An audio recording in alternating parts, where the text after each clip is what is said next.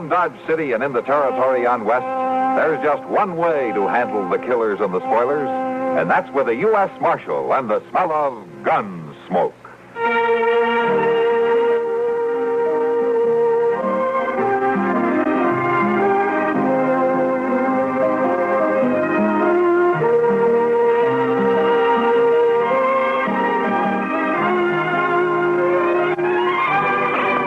Gunsmoke, starring William Conrad, the story of the violence that moved west with young America, and the story of a man who moved with it. I'm that man, Dillon, United States Marshal. The first man they look for and the last they want to meet. It's a chancy job, and it makes a man watchful and a little lonely.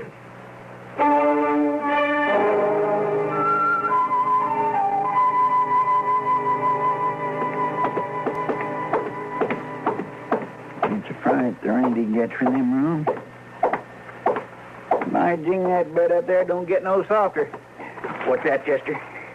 I was just telling you, Mr. Dobie, the bed up in number 4 don't have no more give to it than an old McClellan saddle. Well, now, I don't know. What were you doing up there anyway? I seen that drummer pack his duds out of here, so I knowed he wasn't in there no more, so I went on up. You got no right to go in my rooms. No right at all. Well, now, Mr. Dobie, I've been figuring I might take that room someday, and I was just kind of looking it over. Oh, for heaven's sake, Chester, you're talking a lot of foolishness. You can't afford to stay in the Dodge House. Well, now, it don't hurt none for a man to think about bettering himself, sir. What in the world is that? Oh, it's a fight right outside my hotel. Now, don't upset yourself, Mr. Dobie. You just sit there. I'll go on out and They'll stop. pay any damages. You tell them that. Yeah. All right, old man. Here now. Yeah, old man, I think you better sit down. Here, you young greenhorn. You just quit your jabbering. Here now, here. You leave Charlie be. Yeah, you better mind your own business, Chester. I said move along now. Leave him be. Hey, now, who's shoving here? Go on. Wait a minute. Okay, Chester, okay. Now just simmer down. Don't need to get so hard-nosed. Well, you ought to be ashamed, big fellers like you pushing an old man around. We didn't mean no harm. We was just trying to get him to stop ragging at us, to quit his talking. It don't make no difference to me what you was trying to do. Go on, get. Getting so you can't walk down the street without he stops you and talks your ear off. I said get. Oh, come on, kid. Let's get out of here. You hurt Charlie? No, I ain't hurt. It'd take more than them young buzzards to hurt me. Well, what was they pushing you around for? Oh, I was just trying to tell them something, that's all. Young folks ain't got the gumption to listen when to do 'em the most good. Well, now... Well, they'd have got shot down easy. Shot? Who's going to shoot 'em? Well, anybody they draw on, the way they is handling them guns. I didn't hear no shooting. Of course you didn't. There wasn't none. They was talking about a fast draw. They'd have been shot down, sure. Charlie, was you trying to tell them how to do it? Young ones, they just don't listen. You try to tell them, but they just don't listen. Well, now, you just sit there quiet like. They won't bother you no more. Rio Joe would have got both of them before they even slapped the leather the way they was doing it. Yeah, well, sure, Rio Joe would have outdrew anybody, but that goes back a ways, don't it? Young smart Alex, they won't listen at all. Hey, they kind of winged you in the eye, didn't they? Yeah, I guess maybe they did. There was a few elbows flying around. Well, you better put some beefsteak on it. Man needs his eyesight these days. Seeing's a good part of shooting. Yeah, sure. Well, all right, then. You just sit there, Charlie, now, and you let me know if you get bothered some more. Ain't nobody willing to listen no more, no matter how much you got to tell them. Yeah, well, I'll see you sometime. Now, you take care of yourself, Charlie. Ain't nobody willing to listen at all.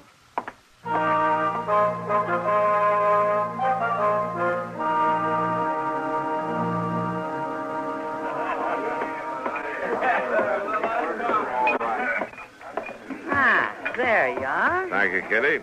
Oh, thank you, Kitty. Can't you sit down with us? Oh, maybe, for a few minutes. Ah, good. I got to check over the whiskey supply with Sam pretty soon. Well, now, I wouldn't want to interfere with that. It'd be a terrible tragedy for Dodge if the saloon ran dry. Yeah, most of these men would rather see the river go dry. Well, you're both sounding pretty high and mighty for a couple of fellas who aren't exactly teetotalers. Oh, just philosophizing, Kitty. Nothing personal. How come Matt's buying you 2 beers, Doc? Because I won 2 games of checkers. That's why. He's slowing up, Kitty. Oh, he's slowing up. Yeah, I've noticed. Oh? Doc, yeah? You mind if I see you for a minute? Well, sure not, Chester. Sit down. Well, no, thank you. I was thinking we might go on over to your office. Chester, look at me. Chester? Hello, Miss Kitty. But you've got a black eye. Here, let me see that, Chester. Well, you sure have, and it's a beaut. Well, yes, sir, I guess it is. Doc, you got something put on it? Man ought to protect his eyesight. Well, it's a little late for that, Chester. You should have ducked. Yeah, where'd you pick that up, Chester? Well, I was just trying to help, that's all. It just don't pay a body to try and do a good deed anymore. Who were you trying to help? That old Charlie, what's his name, sits out in front of the Dodge house talking to anybody who listens. Charlie? Don't tell me he gave you that eye. No, Doc, no, of course not. A couple of young smart alecks was picking on him, and I mixed in it and come out with this. Yeah, it doesn't look like you accomplished much. Now stop teasing him, you two. That was a nice thing you did, Chester. Thank you. I run him off all right. But the old coot's bound to get into more trouble. Oh, how's that? Why, he keeps telling folks what they ought to do, and you know, Miss Dillon, there ain't too many people who wants to listen to an old man like him tell them how to draw a gun. Draw a gun? He's always talking about the gunfighters of olden days, and folks get tired of listening to that. Yeah, well, you better not listen either, Chester. You only got one more eye. Now, don't pay any attention to him, Chester. I'll fix that eye up for you. Yes, a little raw meat, Kitty. That's about the best thing. Yeah, and a few less jokes. I never did know what was so funny about a black eye. Come on, Chester.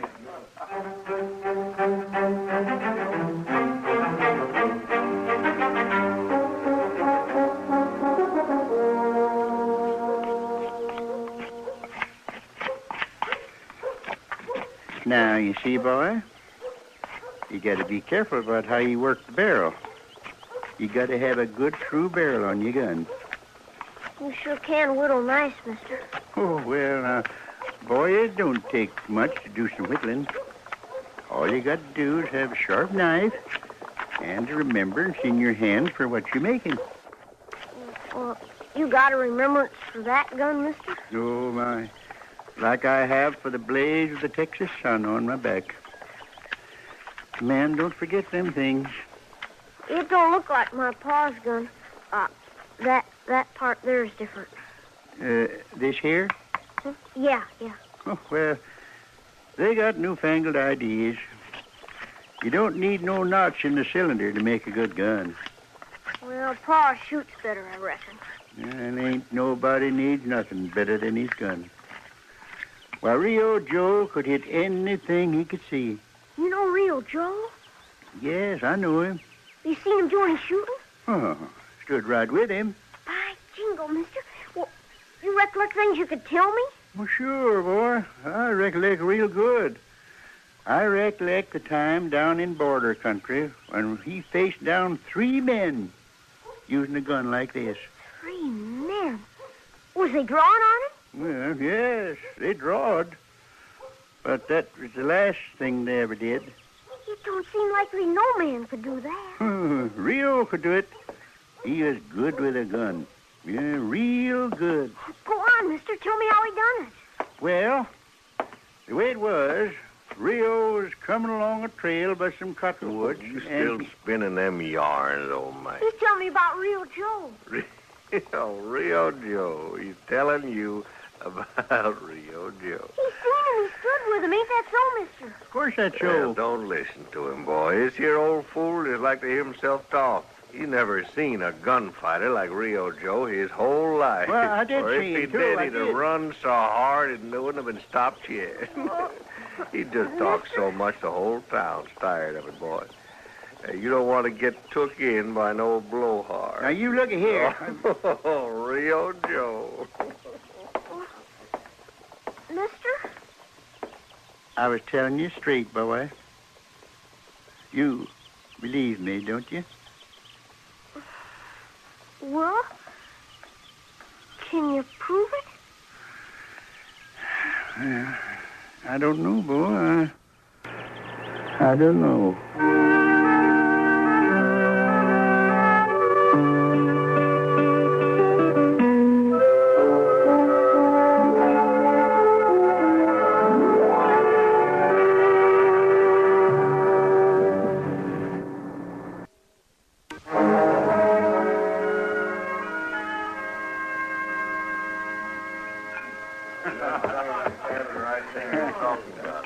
Hey, slide that bottle down this way, will you?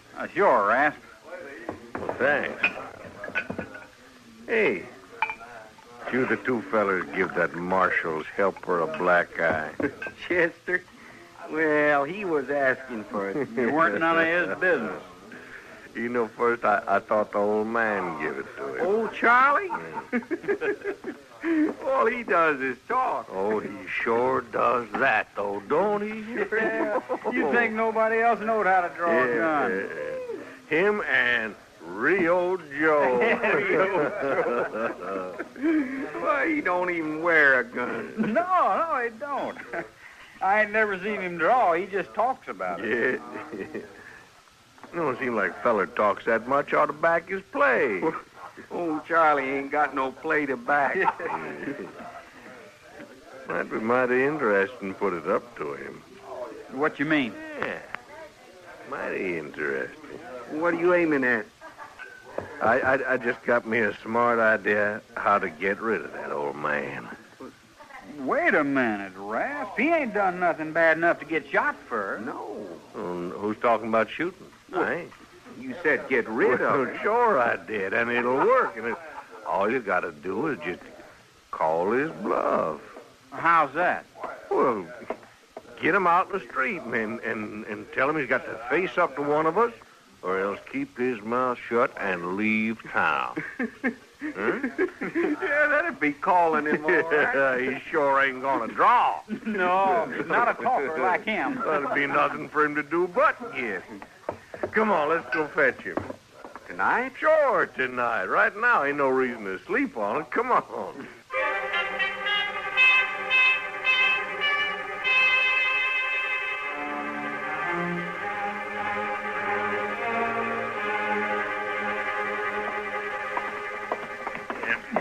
That's it. Come on now. Right down these stairs. Now, wait a minute. Keep your voice down. We got something to show you outside. But it's the middle of the night. Well, it ain't gonna make much difference, old man. Yeah. I drag him right out in the middle of the street. You're not man enough to three up together to get away with this. What you're talking? You ain't got enough guts to wad a shotgun with you. I thought we was going to shut him up, Rasp. He sure is making a lot of noise for an old man standing around in his drawers, ain't he? Bunch of yellow bellies dragging a man from his bed. You just give me a chance to get We're at you. giving you a chance, old man. Down in Texas, we'd have strung you up. Oh, you've been talking mighty big for a man that don't wear no gun. And you're lucky I don't. Well, now, we'll just see about that. We're going to give you one. Huh? We're going to see just how much you learn from Rio Joe. Now, wait a minute. You can't do that. Now, here, let go of Right it. now. Let go of Stand it. back. Let me throw here. Let me throw. Let him go. Oh, Marshal, we was just having some fun with it. Let him go. He sure needed the lesson. He doesn't need any lessons from you. Go on now. Get away from here. Well, there ain't no call to get rough about it, Marshal. Somebody had to shut the old man up. You listen to me. I find you pestering him again. I'll be rough in a way you're going to really understand. Now, you go on and get out of here.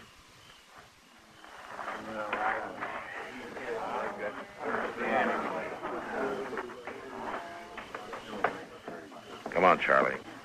We'll go back to your room. You don't need to give me no help, Marshal. I can take care of myself. Sure. I know that, Charlie. I wasn't scared of him. I just stood up to him. Yeah. Come on upstairs. Ain't nobody never got by with nothing like that before. Don't worry about it. It's not going to happen again. I know it ain't, Marshal. I know it ain't. Charlie, you mind if I come in for a few minutes? Huh? Oh, wait. Yes, suit yourself.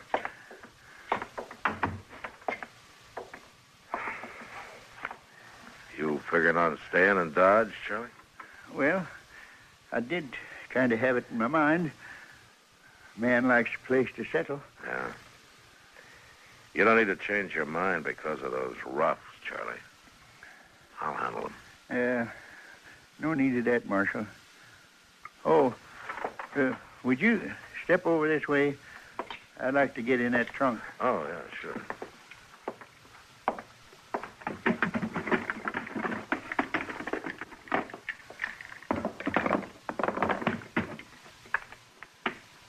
Oh, looks like you've had those guns a long time, Charlie. Yes, I have.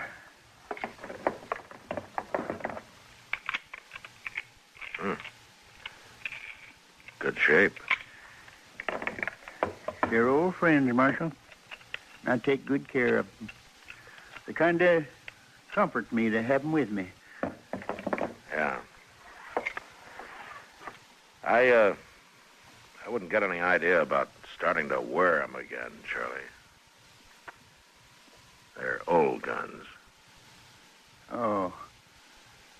And I'm an old man. Is that what you're saying? You're old enough to leave your gunfights behind you.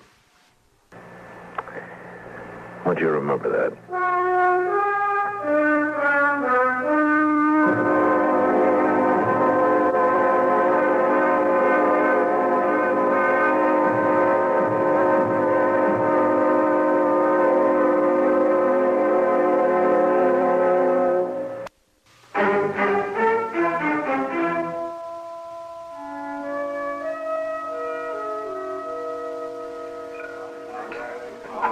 I hope they didn't hurt the old man. No, they didn't hurt him. Not physically, anyway. I guess his pride took a beating. Yeah. It's a terrible thing they did to him. Do you think he's going to leave town now? I don't know, Kitty. I wouldn't blame him if he did. No.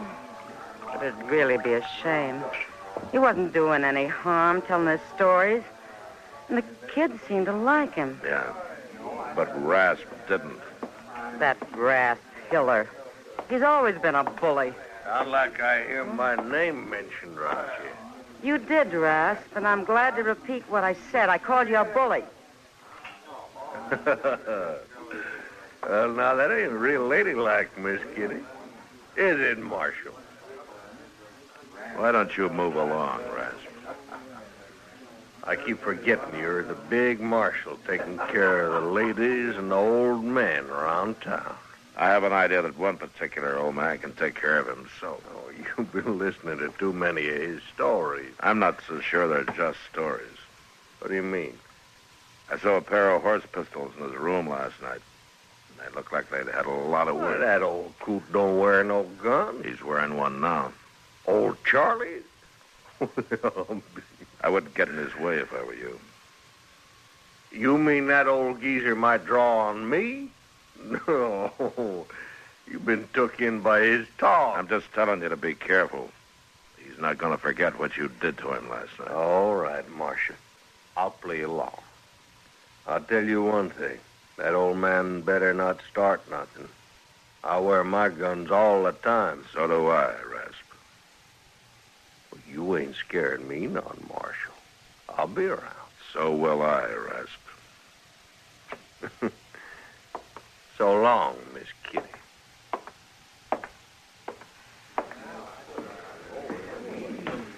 Really think there's going to be trouble, Matt? I don't know, Kitty. Old Charlie was pretty upset. Well, you got to stop it. Don't let him put on those guns and march around till he gets himself killed. I can't take him away from him, Kitty, Why can't you? because he hasn't done anything. Oh, yeah, I forgot. You have to sit and wait until something happens. Till somebody gets killed before you can do anything. Ah, Kitty. Why don't you just go stop this thing now, before someone gets hurt? All right, I'll see what I can do.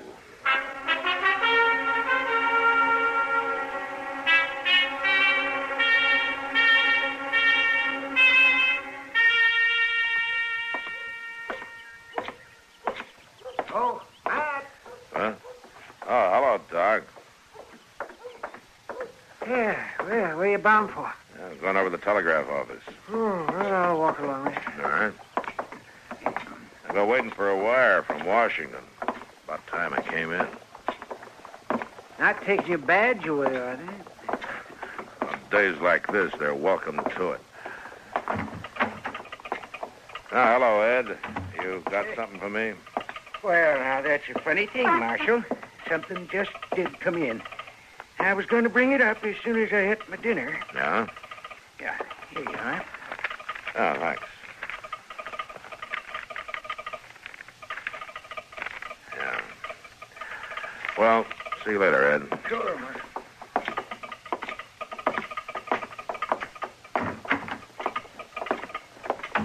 You don't look too happy about what's in that wire, man.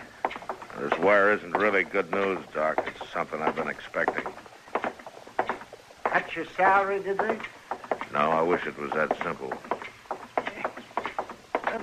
What's our hurry? Where are we going? I want to find old Charlie and take his guns off of him. You mean that wire was about old Charlie? Yeah, I'd ask a couple of questions. You better stick with me, Doc. You may be needed. Yeah, sure.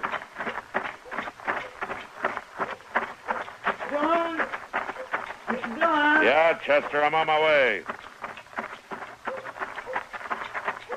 John, it's Rast and old Charlie. Yeah, the wire was too late. What's that? Never mind. You look at Charlie over there, Doc. Sure. I'm pretty sure Rast's dead, Mr. Dillon. Yeah, he's dead. That old man just stood there as cool as could be. Let Rast draw first, Uh-huh. and he shot him down with one of them old pistols. I'm not surprised. Let's go see him.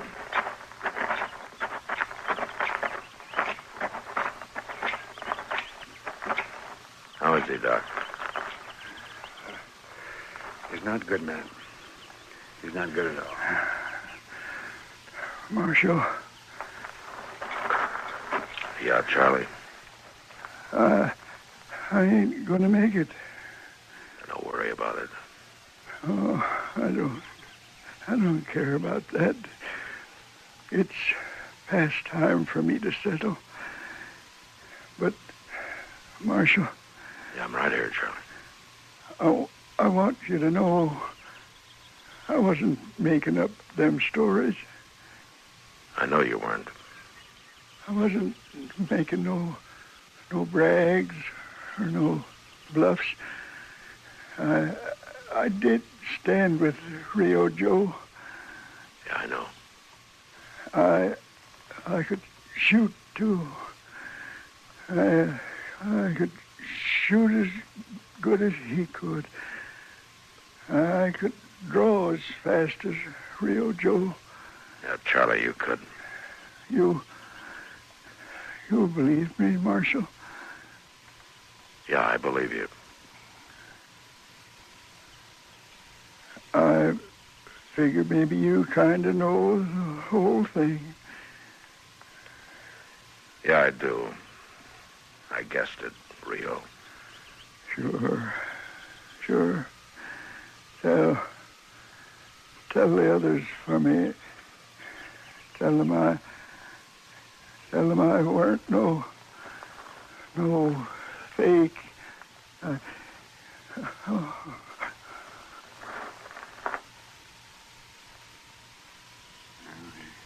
He's gone, man.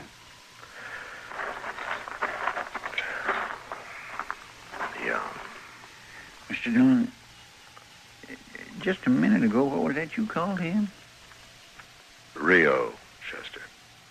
Old Charlie was Rio? Hmm. Oh, that's just terrible. Dying like that. Nobody knowing who you are. I don't know, Chester. I have a hunch Rio'd like it just this way. I'd have had to arrest him otherwise. Rio's been a wanted man for 20 years.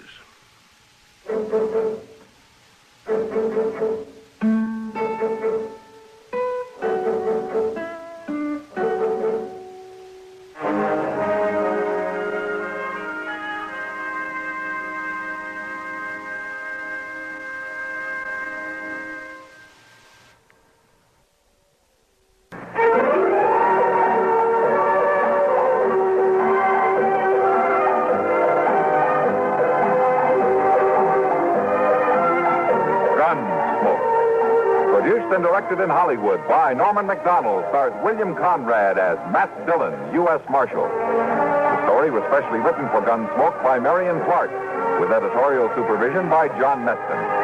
Featured in the cast were Ralph Moody, Lawrence Dobkin, Dick Beale, Sam Edwards, Vic Perrin, and Jack Moyle.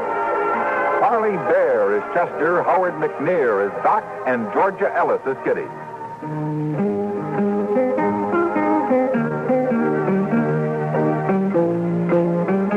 George Walsh inviting you to join us again next week when CBS Radio presents another story of the Western frontier. When Matt Dillon, Chester Proudfoot, Doc, and Kitty, together with all the other hard-living citizens of Dodge, will be with you once more. It's America growing west in the 1870s. It's Gunsmoke.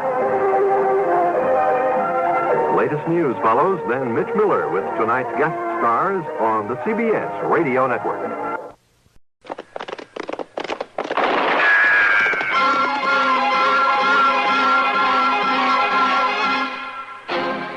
Around Dodge City and in the territory on west, there's just one way to handle the killers and the spoilers, and that's with a U.S. Marshal and the smell of gun smoke.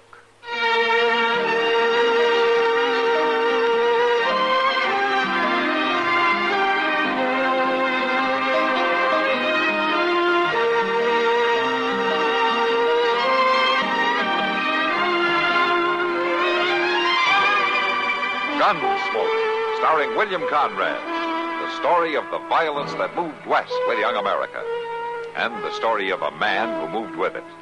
I'm that man, Matt Dillon, United States Marshal.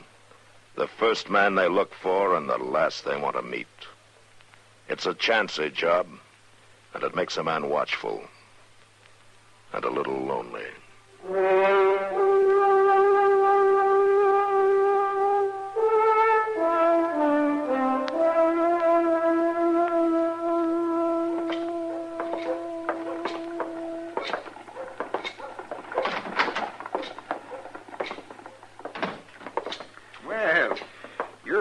Marshal. Chester. How are you, Schuyler? Schuyler. Is young Danny Leeds around? Yeah, room 14, straight down the hall. No, thanks. He checked in last night. Mr. Dillon, you suppose Danny and his pa's had another scrap of some kind? I might have. Old Cater's pretty hard to get along with. I'm surprised the boy's stood it as long as he has. Well, it sure was a funny-sounding note he sent over to the office. What do you make of it? Chester, if I could make anything of it, we wouldn't have to come here asking, would we?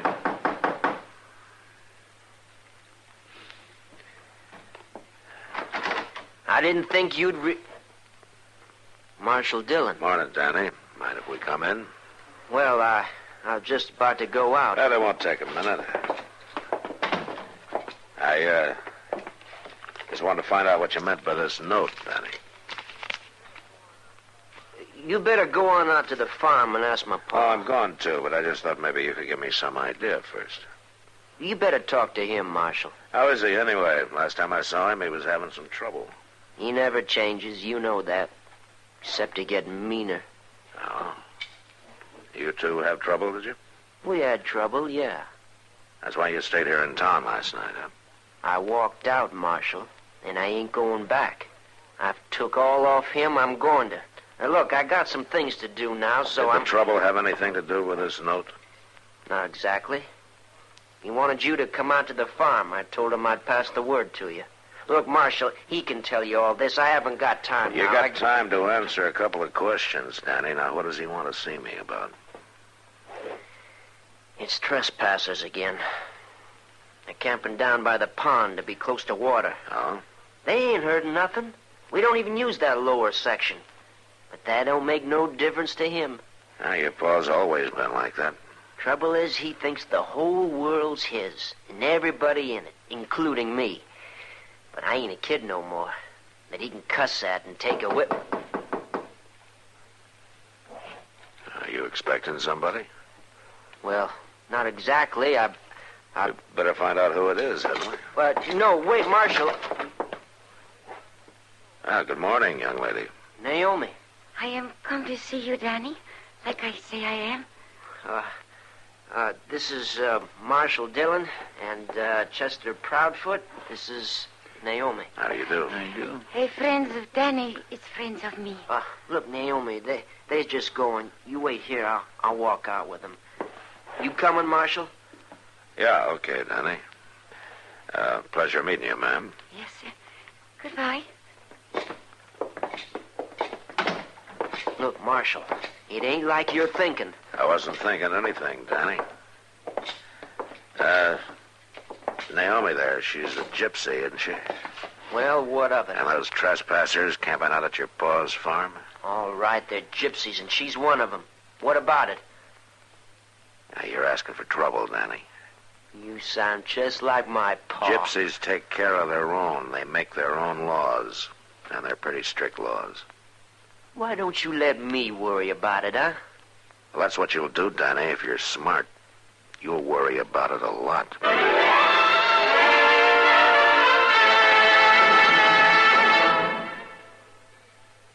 I reckon there's one flag the whole world knows and mostly respects. It's on a stamp here in my album, that the United States Post Office put out in October 1963 to honor the 100th birthday of the International Red Cross. I'll find it here now. Now, maybe you didn't know there are two Red Cross organizations. Both of them started in Geneva, Switzerland, and had headquarters there. But they each do different jobs. Yeah, this stamp shows how one of them helped free anti-Castro Cuban fighters who got captured at the Bay of Pigs.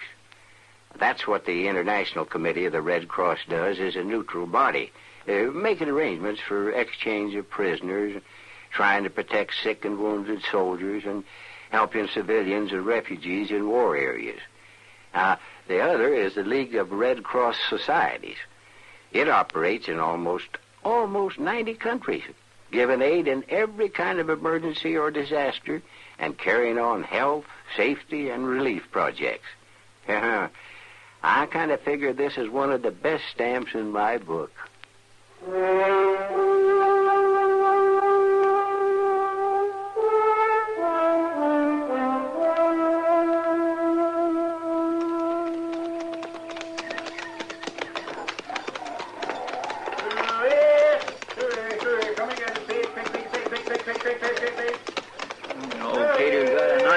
Here, Mr. Dillon?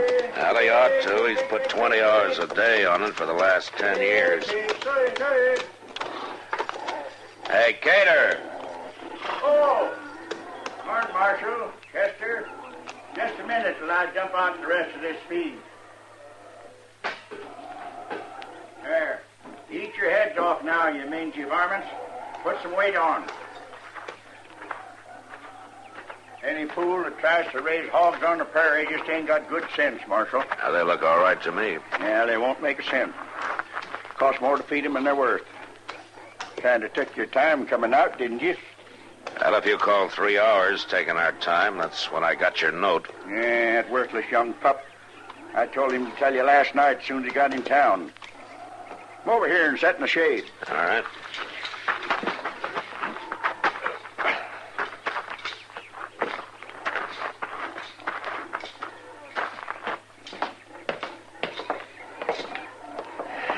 Cater, you and Danny have an argument? I talked, and he listened. He ain't got the gumption to argue. He tells me he's not coming back home. And he'll come back. He'd starve to death if he had to feed himself. Somebody'll yell boo at him in the dark, and he'll come hightailing back fast. I'm afraid I don't agree with you, Cater. Danny always looked to me like a pretty decent kid. He ain't worth the powder to blow him up. And the last straw was when he was too lily-livered to run them trespassers off. Oh, why don't you leave those people alone, Cater? They're figuring to move on by the end of the week anyway. Sure, and take half the farm with them, like as not. I'm missing 5 pullets now. Stole just since they've been there. Now, that might have been a coyote or a weasel, maybe. Yeah, and it might have been that pack of thieving gypsies, too. Marshal, I didn't build this farm by putting up the squatters, and I ain't about to start now. I fought for this land, every square foot of it. And I'll keep right on fighting. Times are different from when they were when you first came to the prairie, Cater. Yeah, people ain't. They're all out to take what you got away from you. You always got to keep outguessing them and out-fighting them. That's what I tried to learn that boy of mine, but he ain't got the backbone of an angleworm. Why, he didn't even take a gun when I sent him over to run them thieving gypsies out. You know, Cater, there are other answers in this world besides guns. Yeah, but it was guns that won this country, and they'll keep on winning it, too. You pack one yourself, don't you, Marshal? Yeah, I use it to enforce the law, but not to settle every personal argument that comes along. Well, then start enforcing the law. Now, you go over there and talk to them gypsies and tell them to get out. I have talked to them. Chester and I just came from there. Did you run them out? They're repairing their wagons, building wheels, and setting hubs. They'll try to pull out sometime tomorrow. Yeah, so they outbluffed you, too, did they? What'd they do? Dangle one of their women in front of you? That's what they done with Danny. No? Yeah, I seen what was going on. He was sweet-eyeing one of them all week. And she was letting him, too. Now, listen a minute, Now, you Peter. look to your duty, Marshal. Stop taking up for them foreigners. Will you listen to me, I said? Now, those people are touchy enough at best. If you go insulting them, you're going to have some real trouble on your hands. Gypsies are bad luck, and I want them out of there. They'll be out by tomorrow evening. And in the meantime, you leave that rifle of yours in the house and stay away from that pond. You understand?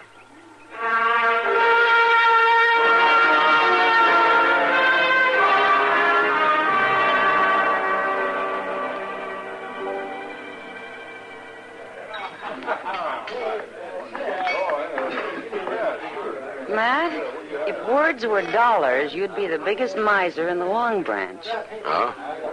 Well, what do you mean, Kitty? Well, you sure haven't been talking. Oh, I'm sorry. And what's worse, you haven't been listening to me. Oh, I thought there was more to it. Okay, what were you saying? Oh, I don't remember. But it's a principle. Girl can't stand being ignored. Ignored? Well, in that dress you're wearing, you'd be pretty hard to ignore. Oh, well, it's not that skimpy. Well, it's the latest thing. Oh, it's fine, Kitty. It's fine.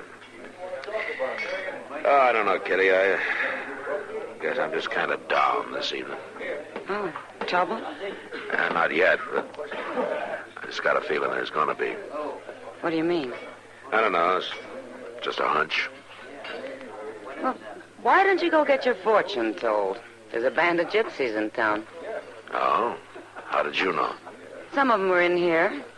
Not drinking or anything, just looking around. Oh, is that so? Did you know young Danny Leeds has got himself a gypsy girl?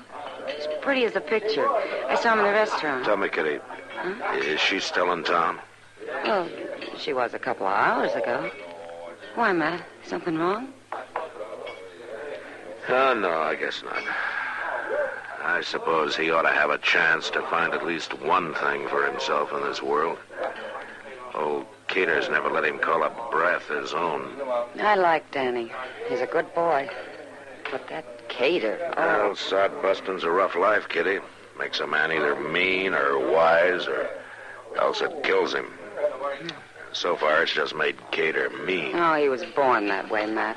All he's got in the world is his son. You'd think he'd treat him decent. Mr. Dillon, you better come on over to the depot. Oh, what is it, Chester? Danny Leach's been hurting real bad. He's unconscious. Huh? All right, I'll meet you there. You go get Doc.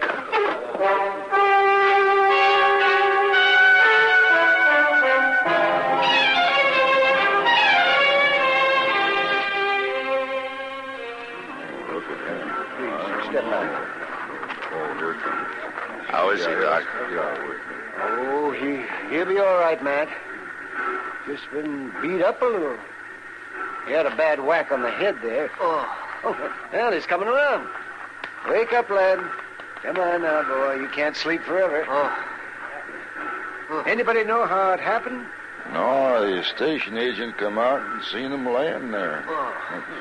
That's it. Come on, Danny, man. Back to the world of the living. What is it? Huh?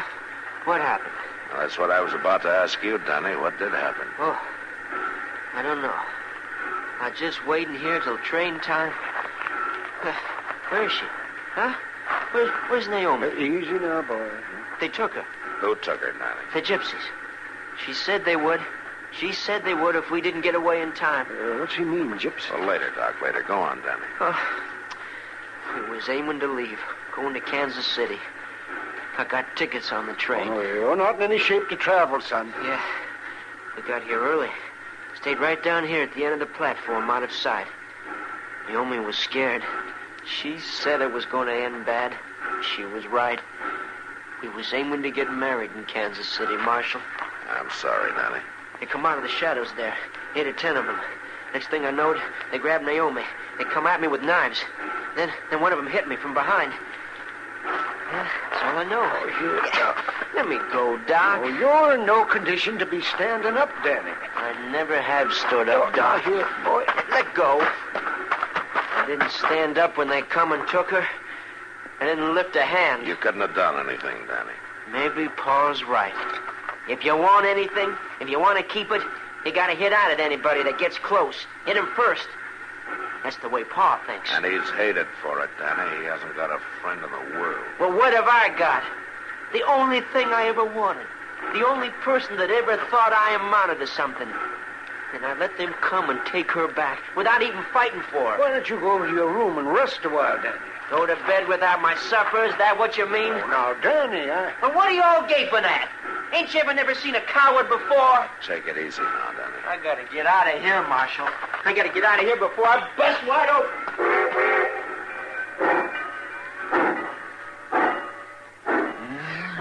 Cussing train's pulling out right on time for once. Yeah. It's too bad this happened. Danny and that girl might have got on fine. What girl are you talking about, Matt? I'd like to know what's going on here once in a while, too. Hey, what's the idea?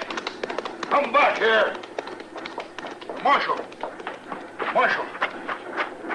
you see that? See what, mister? That young fella, the one that was hurt, he grabbed my gun out of my holster and lit out on that horse like the old Nick was after him. Let's get our horses, Chester.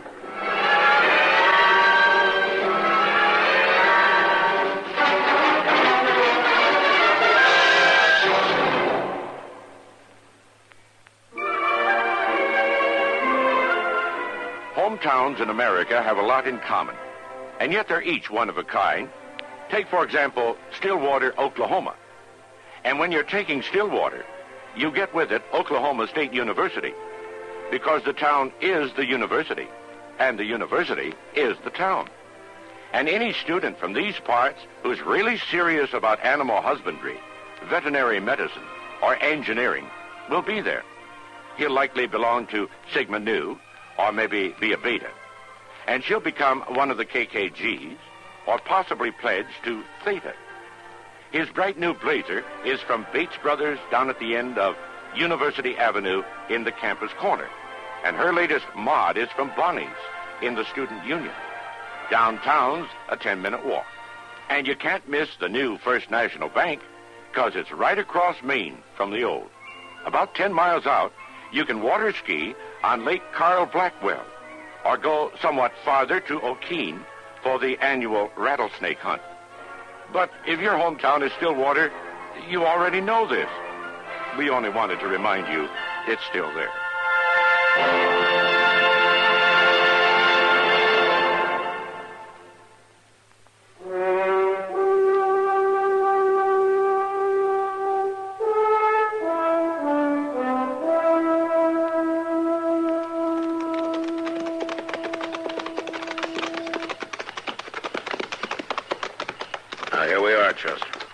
But them gypsies has pulled out, Mr. Dillon. They broke camp and pulled out. Yeah. But I guess that business at the depot got them spooked. But I'd have bet anything that this is where Danny was heading. Maybe we passed him somewhere between here and Dodge. Somebody's over there, Mr. Dillon. In the shadows under them trees there. Yeah. Hey, Danny, is that you? Yeah, it's me, Marshal. Come on, Chester.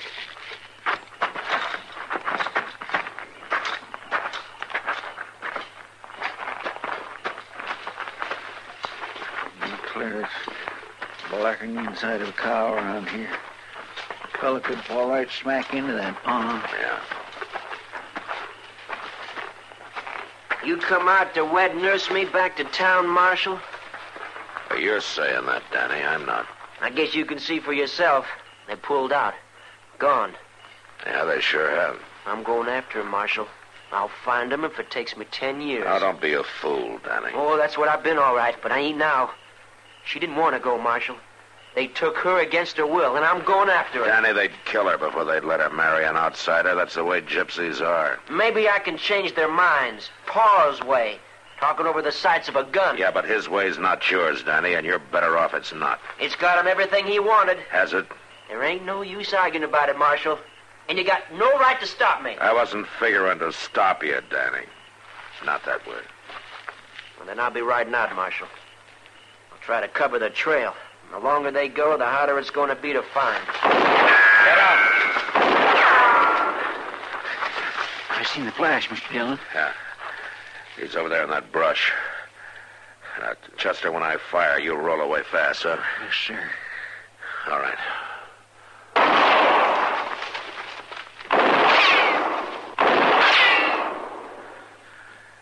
You all right, Mr. Dillon? Yeah, I'm all right. Some of them gypsies must have stayed behind. Yeah, maybe.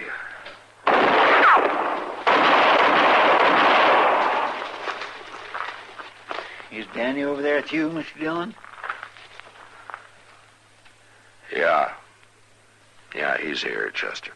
Get on out of there, you thieving varmints, or you'll get more of the same. It's old Cater. Yeah. There's a posse of 100 of us out here in the brush.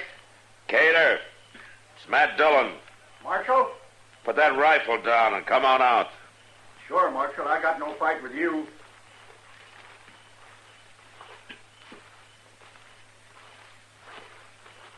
What happened to them gypsies? They pulled out. Maybe you ought to check on it before you started shooting. Well, I heard horses and talk, and I naturally figured it was them. Now, don't plague me about it, Marshal. I paid for it good and proper. What do you mean? You're a pretty good shot in the dark. You put a bullet right through my arm. Now, you're a better shot, Cater. You put one right through your son's head. Yeah, you paid for it, all right.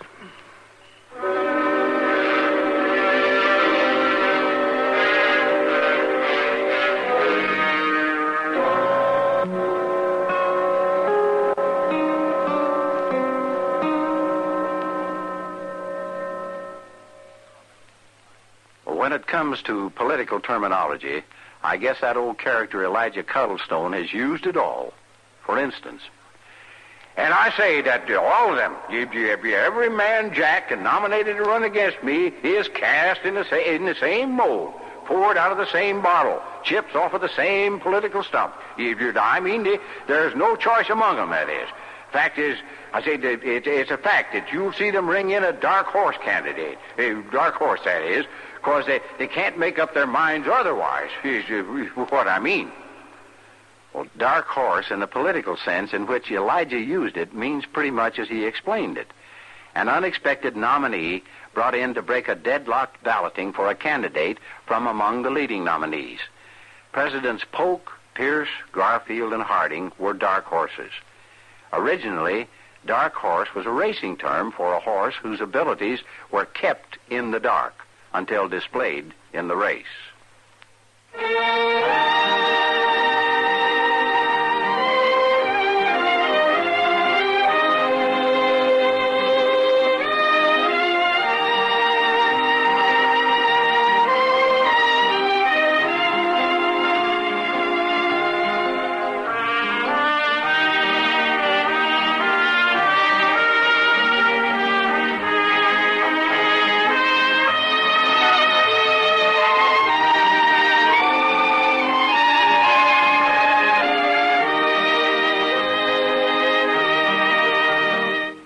Gunsmoke. Produced and directed by Norman McDonald. Stars William Conrad as Matt Dillon, U.S. Marshal. Featured in the cast were Parley Bear as Chester, Howard McNear as Doc, and Georgia Ellis as Kitty. George Walsh speaking.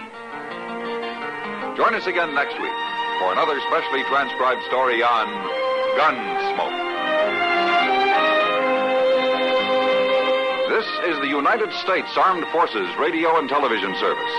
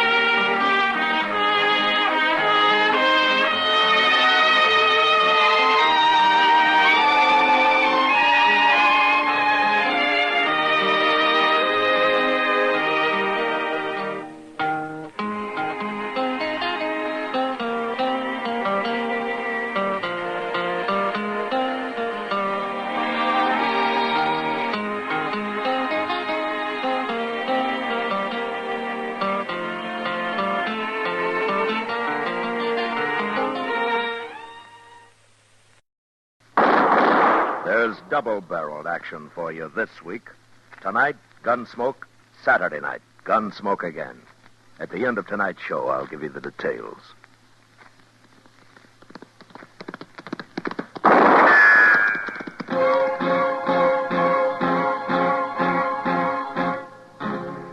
Gunsmoke, brought to you by Chesterfield, America's most popular two-way cigarette. What a pair. Chesterfield King Size at the new low price. Chesterfield Regular. Around Dodge City and in the territory on West, there's just one way to handle the killers and the spoilers, and that's with a U.S. Marshal and the smell of Gunsmoke.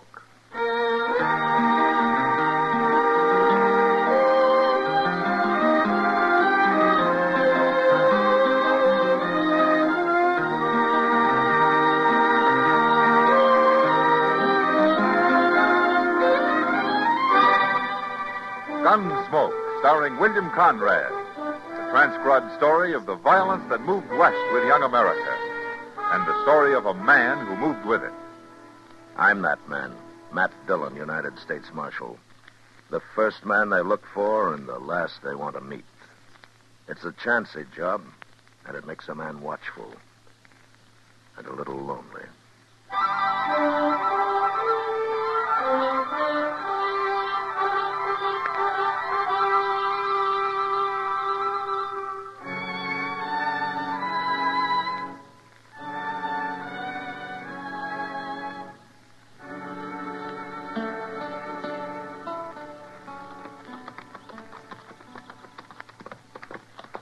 I swear, Mr. Dillon, it seems like we've been riding with that cottonwood grove the last 2 hours. Well, that's because you started thinking about it before you even saw it, Chester. It's water I've been thinking about. I won't never make it to Dodge without water. You'll make it. Not saying I won't. Wait a minute, Chester. Look over there. Who are they? What are they doing in there? Well, the man on the paint horse is Bill Pence, Emmett Bauer's foreman. The other two must be riders of his. Yeah, but that kid they've got... Look, his hands is tied behind his back. They haven't seen us yet, Chester. Let's ride closer. What's Pence taking down his rope for? Well, Mr. Dillon, you know what they're doing? Yeah, only they're not going to do it. They've seen us now.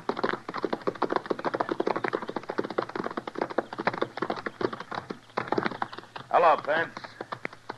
What are you doing out here, Marshal? I'm on my way into Dodge. Does Bowers know what's going on out here? Marshal, I'm foreman of this outfit. Emmett Bowers don't question how I handle things. Whose horse is that kid sitting on? What? The boy there. Is that his horse? Well, yeah, it's his horse. Why? Chester. Yes, sir? Go untie his hands. Here, wait a minute. Go on, Marshal. Chester. And if anybody interferes with you, I'll shoot him. Okay, Mr. Dillon. You're making trouble, Marshal. Pence, you know me. You know I won't stand for lynching. And you know I'll kill you if I have to. Yeah, I think you would. But this still ain't none of your business, Marshal. I caught that boy I don't care to what run you off. caught him trying to do. I'm taking him into Dodge, and if you want to ride in and make your charges against him legally, you'll be there. And you can thank your luck I came by here before you got your own neck in a noose. Because I'd have caught you for this, Pence, and I'd have followed you to California for it. Now, you get out of here. All three of you.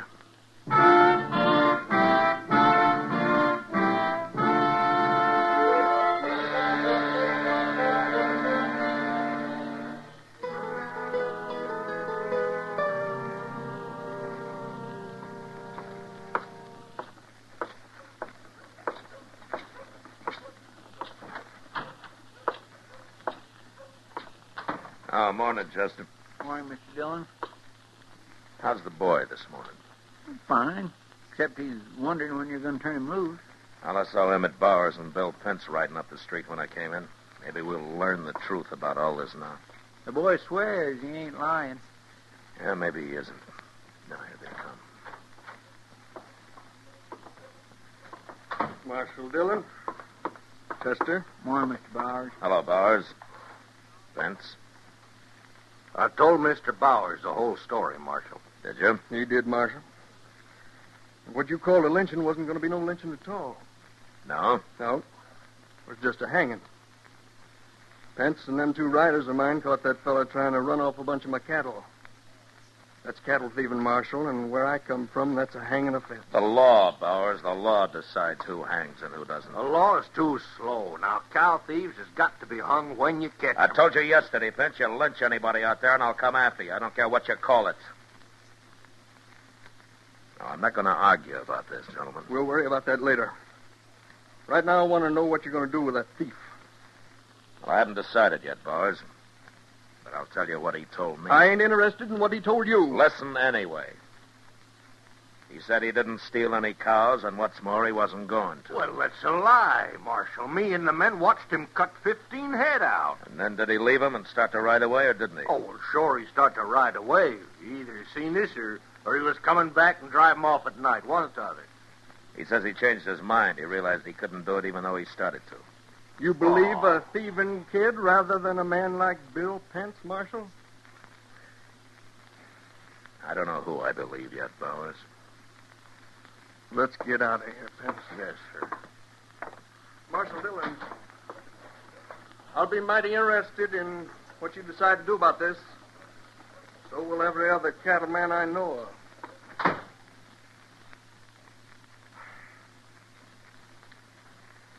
I want to talk to that boy, Chester. He's right back there waiting. Oh, Marshal. Unlock the cell, Chester. Yes, sir.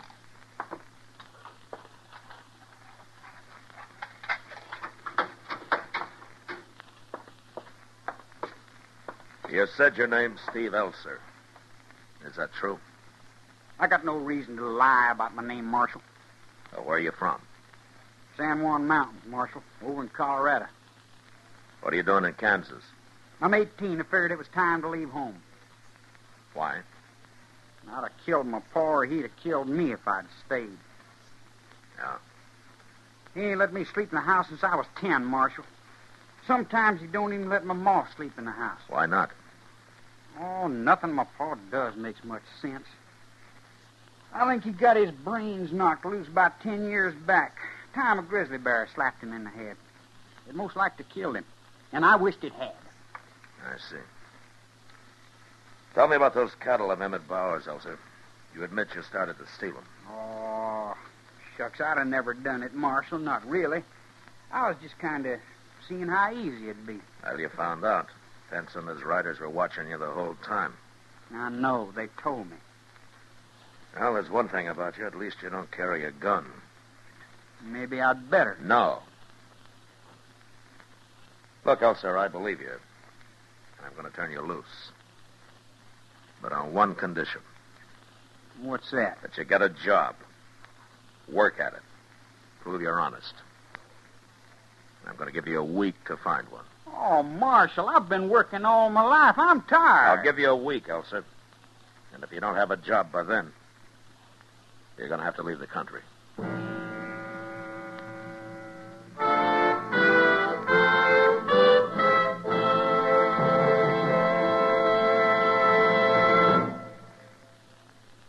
Who do you like in the World Series? New York Giants? Cleveland Indians? Well, I guess that question is on everybody's mind right about now. Of course, the series starts Wednesday at New York's famous Polo Grounds. Then the action moves to Cleveland's great municipal stadium.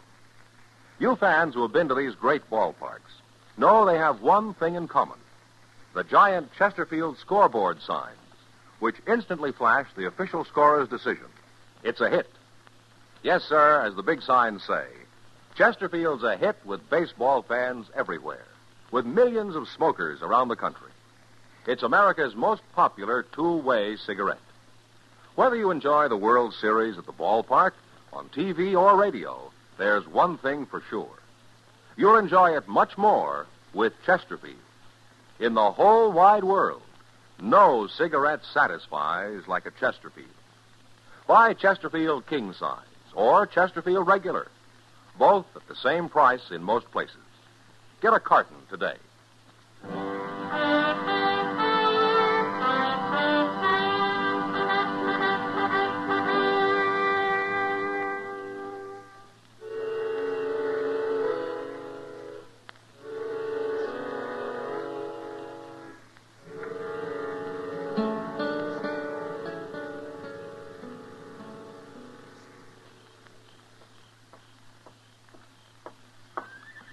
Evening, Matt. Oh, sit down, Doc. Oh, thank you, Matt. My. The street looks pretty quiet tonight. Oh, it's early yet, Doc. Oh, see, Chester was telling me about that boy, Elser. Yeah. I hope I was right turning him loose this morning. Well, Matt, it sounds to me like he's one of those fellows that's just about to go bad. A push one way or the other can make the whole difference. Well, I guess it's worth a chance, Doc. Yeah, most all of us have had a little help somewhere along the way. Otherwise, there'd be nothing but thieves and crooks walking around. I bet you did, Matt. Or you wouldn't be trying to help this boy. Maybe. Yeah, well, anyway, he didn't steal those cows. No, but he came a lot closer to it than a man should, Doc. Mr. Dillon? Yeah. Oh, hello, Doc. Good evening, Chester.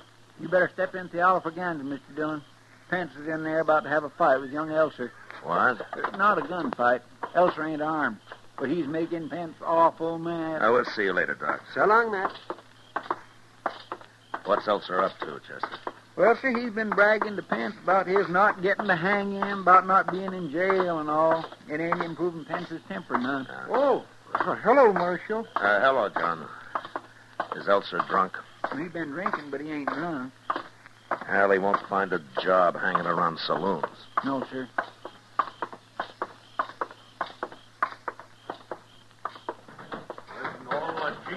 Over there at the bar, Mr. Dillon. Now, you just shut up and get yourself out of here, little thief. I ain't a thief. I ain't a murderer either, Pence. Oh, I told you for the last time, Elser. All right, that's enough, Ben. Don't kick him. Well, then throw him in jail where he belongs, Marshal. I just ain't going to listen to his talk. You don't have to. I'll handle him. You'll handle him. He sure done fine so far. Hit me. I'll kill you for this, Pence. Shut up, Elser. Now get up on your feet. I didn't hurt you, but I sure will next time. And there won't be no marshal around to nurse you, Elser. I didn't come to Dodge to get kicked around. Not no more. Not never. You ain't even got half of what's coming to you, kid. Leave him alone, Pence. Now, you, Elser, I told you to go find a job, you remember? A job? It's a gun I'm going to find me. He wouldn't have hit me if I'd been carrying a gun. You start wearing a gun and I'll throw it in the Arkansas and you went after it. Come over here a minute.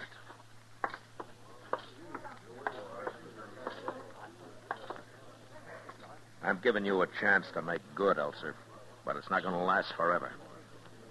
Now you get out of here and start doing something about it.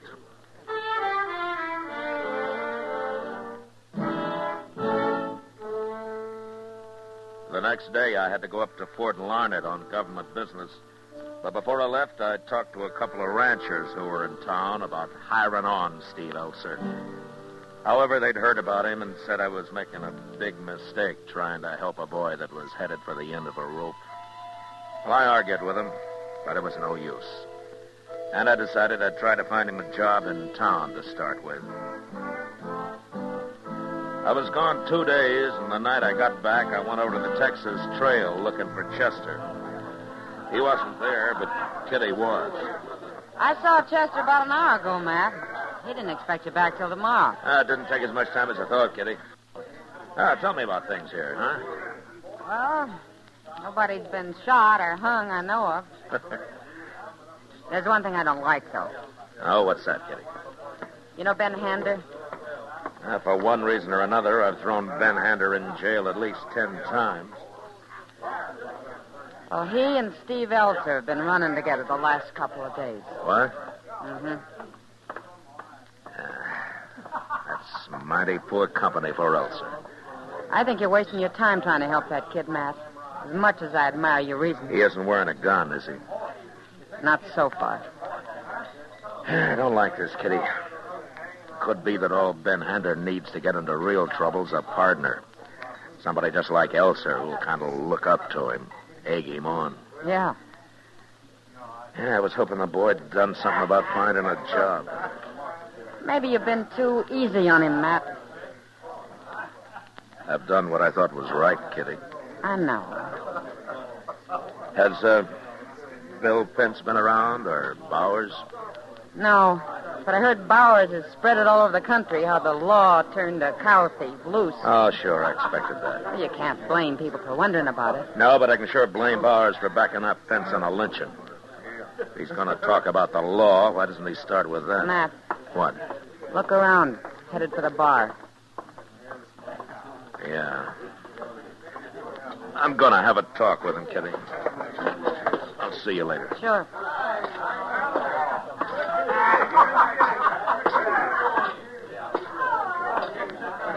Hello, Elser. Oh, Marshal. I heard you was out of town. I got back tonight. You gonna buy us a drink, Marshal? Not likely, Hander. That ain't very friendly.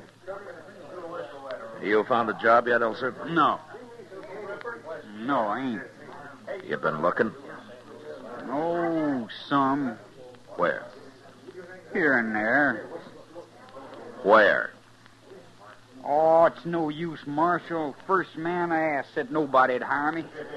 Anyway, there's no lawman's got to have a job. You got to have one. Lay off him, Marshal. He ain't done nothing. Of course ain't. Why is everybody always kicking me around? Oh, you think that's what I'm doing? Everybody is. Makes me ashamed. Nobody'll trust me. Elser, I'll help you find a job tomorrow. Around Dodge somewhere. But I told you nobody... People will trust you as soon as you prove to them that they can. No, they won't. Besides, I don't want no job. I just don't want one. There's no other way, Elser.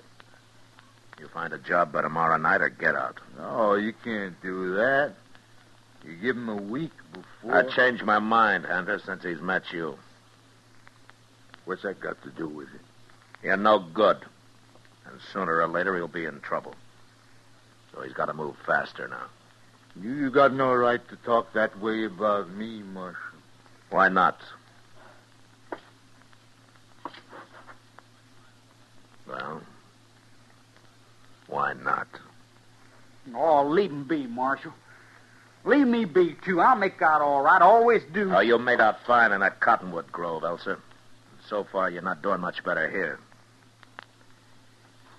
Now, you come see me tomorrow night and you have a job. And if you think I don't mean what I say, you ask Hander here. He knows me.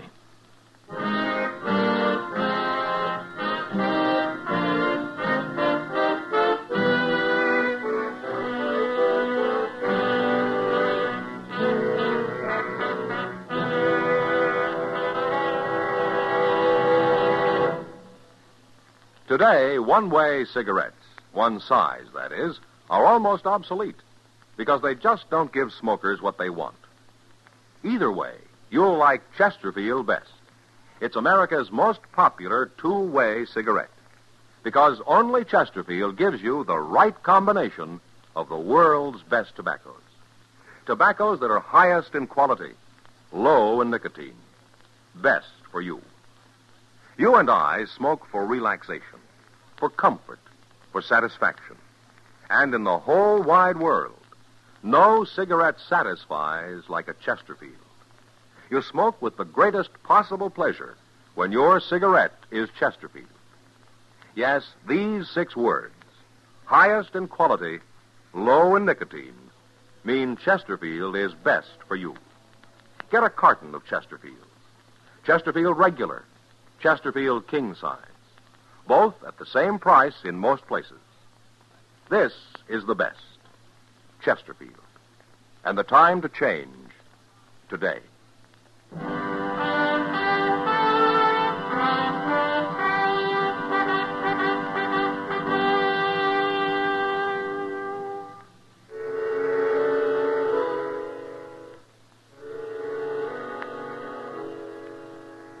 Maybe Kitty was right about my being too easy on young Elser. But as I found out next day, being hard on him didn't work any better. I just had breakfast at a little Mexican place at the edge of town, and I was walking back into the plaza when I noticed a small crowd in front of the Overland Express Company. I started across to find out what was going on when Chester spotted me and came running over. He shot him, Mr. Dillon. He shot the clerk in there. Who shot him? Ben Hander. He tried to hold the place up about 10 minutes ago. Well, where is he? Did he get away? Well, they say some men chased him down to the OK stable, and they've got him trapped in there. All right, come on. I talked to the clerk. Doc's with him now. There was Ben Hander alone, Mr. Dillon. Elser wasn't with him. Huh. He got any money? No, sir. Some men heard shooting, come running across the plaza right away, and Hander got scared and left. I wonder where the boy is. Nobody ain't seen him I talked to. Yeah. How bad's the clerk, Chester? Oh, he took one bullet in the shoulder. It's going to hurt some, but it won't kill him. Look, there they are, Mr. Dillon. 4 or 5 of them, looks like, spread out around the stable area. I guess they must be waiting for you. Good. Hey, that one right there, ain't that Bill Pence? Yeah, it is. Pence? Hey, Bill Pence. Yeah. Well, we got him, Marshal. He's in that stable there. No way for him to leave without getting shot. Okay. I want you and the other men to stay where you are, Pence. I'll go in after him. Well, he's armed, Marshal. Sure. We could set fire to the place. But with horses in there? Oh, I forgot about them. Chester. Yes, sir? Wait here till I yell for you, huh? Well, Mr. Dillon, if it's okay, I'd like to come up to the door with you. All right, sure. If he gets past us, Pence, shoot him. We sure will, Marshal.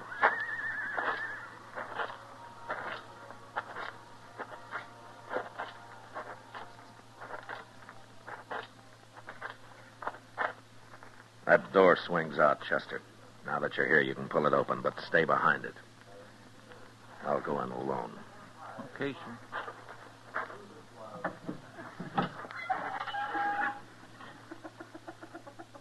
Hander? Hander! It's Marshal Dillon. You stay where you are, Marshal. You can't get away, Hander. There are 5 men waiting out here for you. Now, don't be a fool. That clerk you shot isn't hurt bad.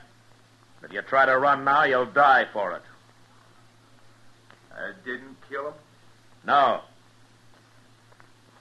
I'm coming in, Hander.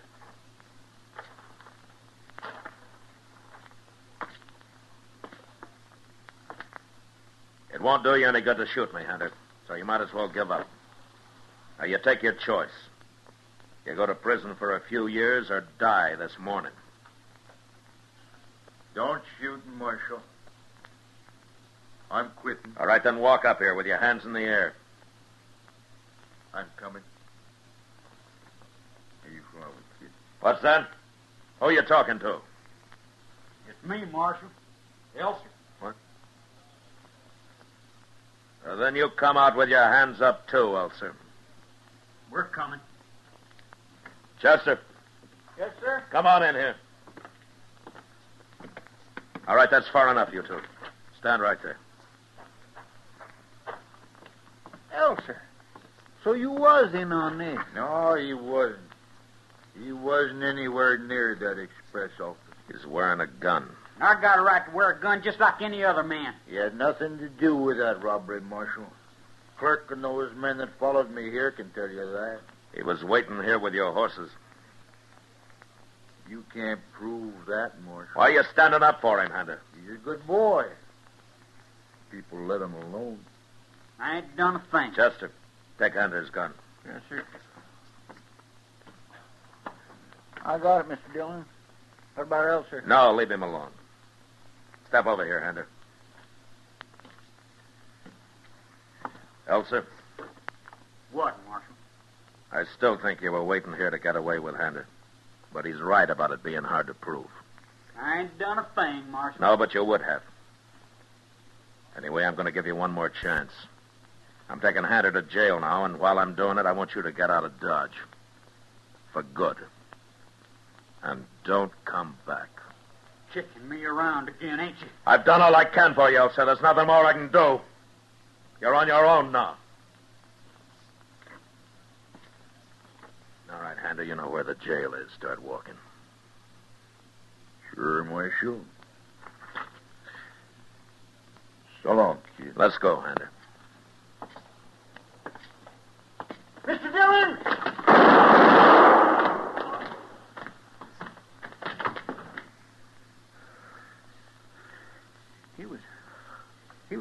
on you, Mr. Dillon. He was going to shoot you in the back.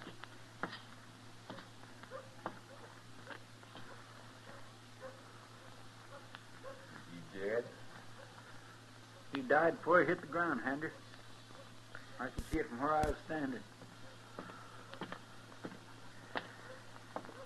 Thanks for warning me, Chester. I was just starting to follow you, and I seen him move out of the corner of my eye. I had a feeling he might try it. You did? That's why I was half ready for it. Anyway, it's the first time I've been right about him. I sure guessed wrong up till now. But it was worth it, Mr. Dillon. Trying to help him, I mean. No, not him, Chester. It was already too late to help him.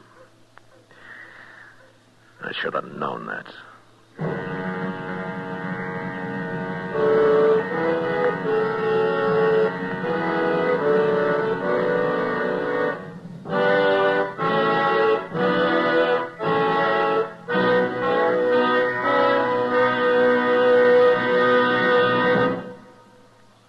And now our star, William Conrad. Thank you, George Fenneman. Ladies and gentlemen, I have two important pieces of news for you. First, as of this Saturday night, October 2nd, Gunsmoke goes back to its original time, where you discovered it and liked it. That's 8 p.m. in most cities, this Saturday and every Saturday. Second, every Monday, Wednesday, and Friday at 9 p.m. Eastern Standard Time, Perry Como will bring you an exciting new program with all of radio and TV's top tunes. That starts next Monday night, October the 4th at 9 p.m. So remember, Gunsmoke every Saturday night, Como every Monday, Wednesday, and Friday.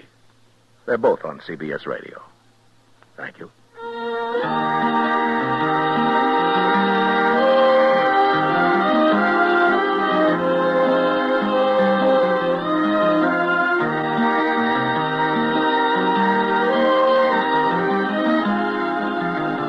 Gunsmoke, transcribed under the direction of Norman MacDonald, stars William Conrad as Matt Dillon, U.S. Marshal. Tonight's story was specially written for Gunsmoke by John Meston, with music composed and conducted by Rex Corey. Featured in the cast were Sam Edwards, Lawrence Dobkin, Joe Cranston, and John Daner. Harley Bear is Chester, Howard McNear is Doc, and Georgia Ellis is Kitty. Join us again this coming Saturday as Matt Dillon, U.S. Marshal, fights to bring law and order out of the wild violence of the West in Gunsmoke.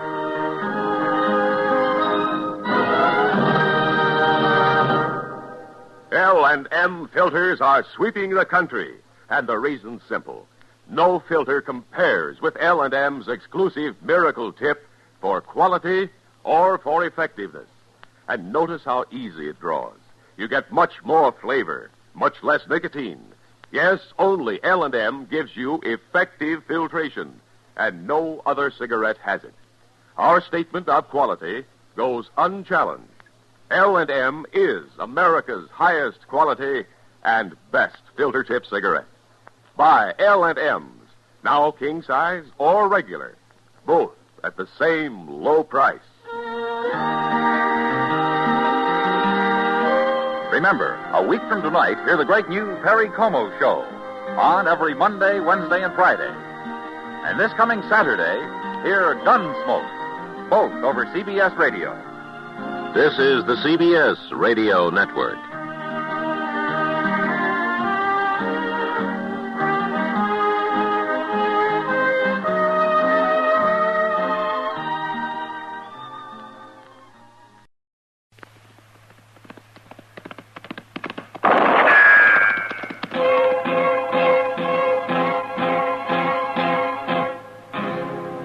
Gunsmoke, brought to you by L&M Filters. This is it. L&M is best. Stands out from all the rest. Around Dodge City and in the territory on West, there's just one way to handle the killers and the spoilers, and that's with a U.S. Marshal and the smell of Gunsmoke.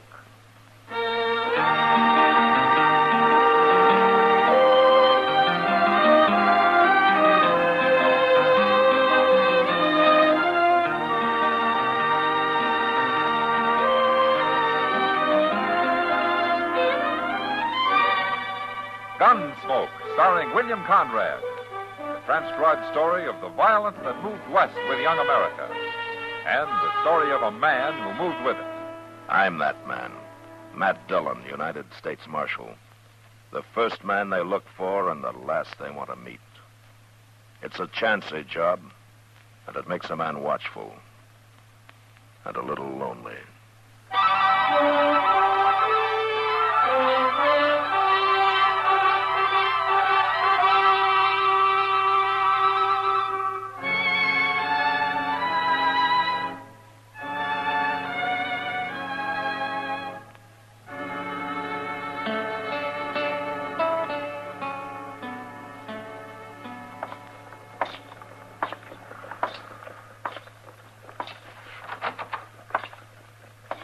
Morning, Mr. Dillon. Chester?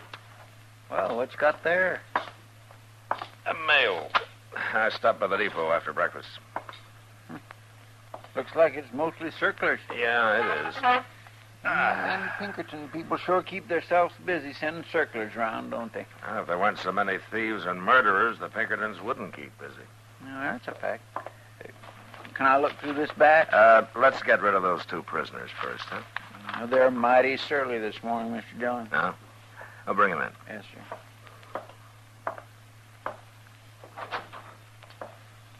All right, you boys have repented and saw the evil of your ways. The law's ready to forgive you.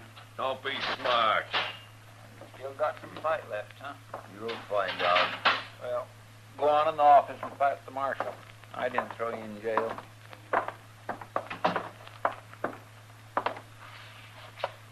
You're an awful rough lawman. Oh? You got a headache?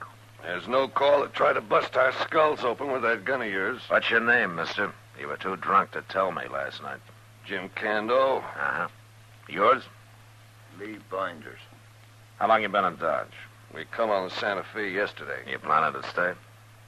I'm not so sure after the welcome you give us. Look, Cando, you were drunk and trying to pick a fight with everybody you saw. I probably saved you from getting killed. Or getting hanged. You didn't have to buffalo me. I wasn't doing nothing. What'd you throw me in jail for? Good luck. Huh? And because you're Cando's friend. That don't make sense. No? Maybe this does. Any more trouble out of either one of you, and I'm going to run you both out of Dodge. You sure keep a tight town, Marshal. Good. You've learned that much. Here. Here are your guns. Now take them and get out.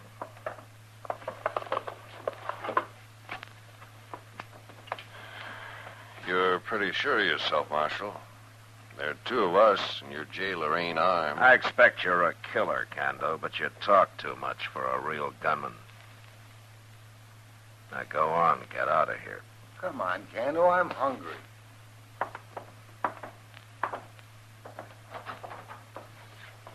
You're going to get killed someday, Marshal. I'll be real glad about it. Mean, ain't he? He isn't an ordinary drunk, Chester. There's something worse than that about him. Oh, he's kind of shifty, all right. He don't look a man in the eye. He was staring at them circulars on your desk more than he was looking at you. Well, there'll be a circular on him before he's through. One thing, Cando's the boss of that pair. That doggone Binders don't seem very bright to me. You know, if it took brains to start trouble, Dodge would be as peaceful a town as Boston. I never been to Boston. No? Now, where did you go? That's too long a ride for me. A lazy man like you will never see the world, Chester. Well, you're forgetting I'm also poor. Well, I keep telling you to save your money. You know, I just don't seem to hang on to it long enough to save any, Mr. Dillon. Don't worry about it, Chester. I'll see that you get a decent burying when the time comes. Here, you can look through these wanted circulars now. I got a letter to write. Thank you.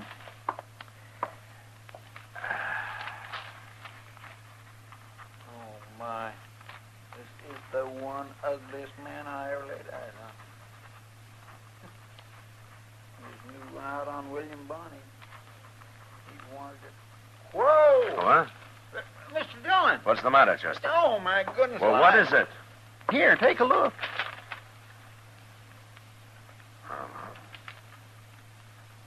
Jim Cando. It's him for sure, ain't it? Yeah, and he didn't even bother to change his name. I didn't read what he's wanted for. Name, James Cando. Alias, none. Nativity, United States. Occupation, highwayman and murderer. Charged with stage robbery and murder near Denver. Took driver, prisoner, and cut his throat. Act committed with help of unknown accomplice. Sent information to William A. Pinkerton, Chicago. No wonder he was staring at them circlers. I must have known there'd be one on him. Yeah. And I had him right here in jail. Well, if he's smart, he's probably on his way out of town already. Well, let's go find out, Chester.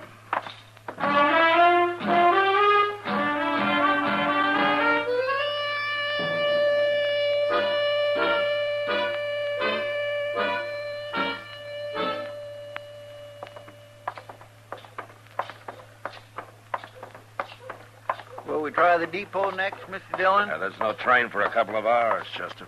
Well, they were still in jail when the stage left, so they must have walked. We haven't looked everywhere. No, sir. But they sure skipped breakfast, unless they're eating in their room somewhere. Wait a minute. What? They're coming out of the stable over there. Well, what's he got 2 horses for? Now, one of them's for Binders. He's probably picking up supplies. You stay here. Yes, sir.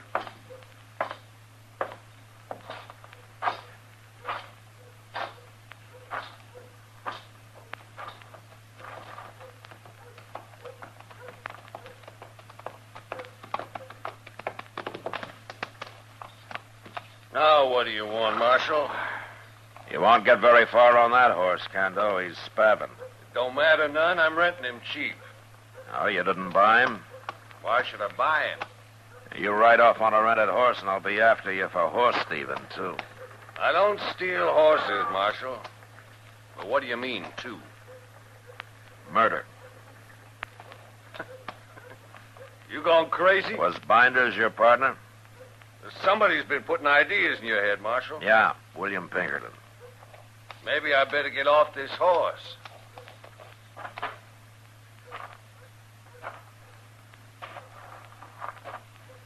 Now, what's this you're talking about, Marshal?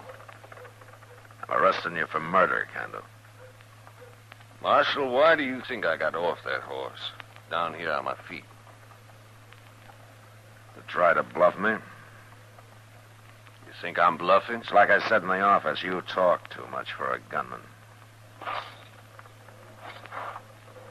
You're nothing but a cutthroat, Cando. Now, I'll take that gun. Take it. What do I care? You can't keep me in jail. Chester. Yes, sir. Cando's changed his mind about leaving town. Take these horses back to the stable.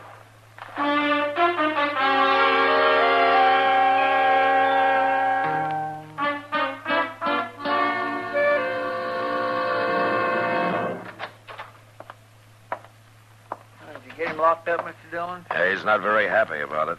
I just run into Lee Binders. He's coming to see Cando in a minute. I wish I could lock him up, too. Sure is a good thing I looked through them wanted circulars, ain't it? Huh?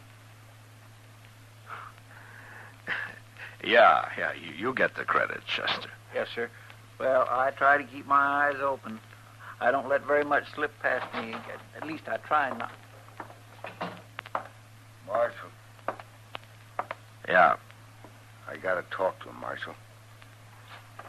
Okay, Binders. I'll go with you. Yes, sir. I sure don't miss much in them circles. I watch the close. You got a visitor, Cando. How'd you know I was here, Binders? Chester told me. Did he tell you why? They got a circler on you. That circular's lying. I ain't been near Denver. How'd you know it said Denver, Cando? You didn't see it. Well, wherever it was supposed to be. What happened? Did Binders hold the driver while you cut his throat, or was it the other way around? It didn't say nothing about me. It said Cando had a partner. They can't prove it was me. No, I guess they can't. Binders? Yeah? I want out of here. Well, sure, Cando. But what can I do? I ain't gonna stay here. You understand what I mean? Sure, I understand. Then do something about it. Well, give me time, Candle. You've had enough time, Binders. Oh, sure, Marshal, sure. I'll be back, Candle. You better be. So long. Well, thanks, Marshal. So long.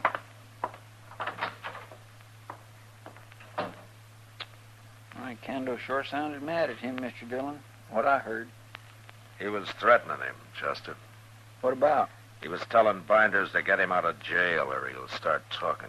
You mean about Binders being his accomplice? Yeah. Well, you think he'll try to bust him out of jail? Well, he's got to. Or he'll end up in jail himself. Yeah. And all because of me. Huh.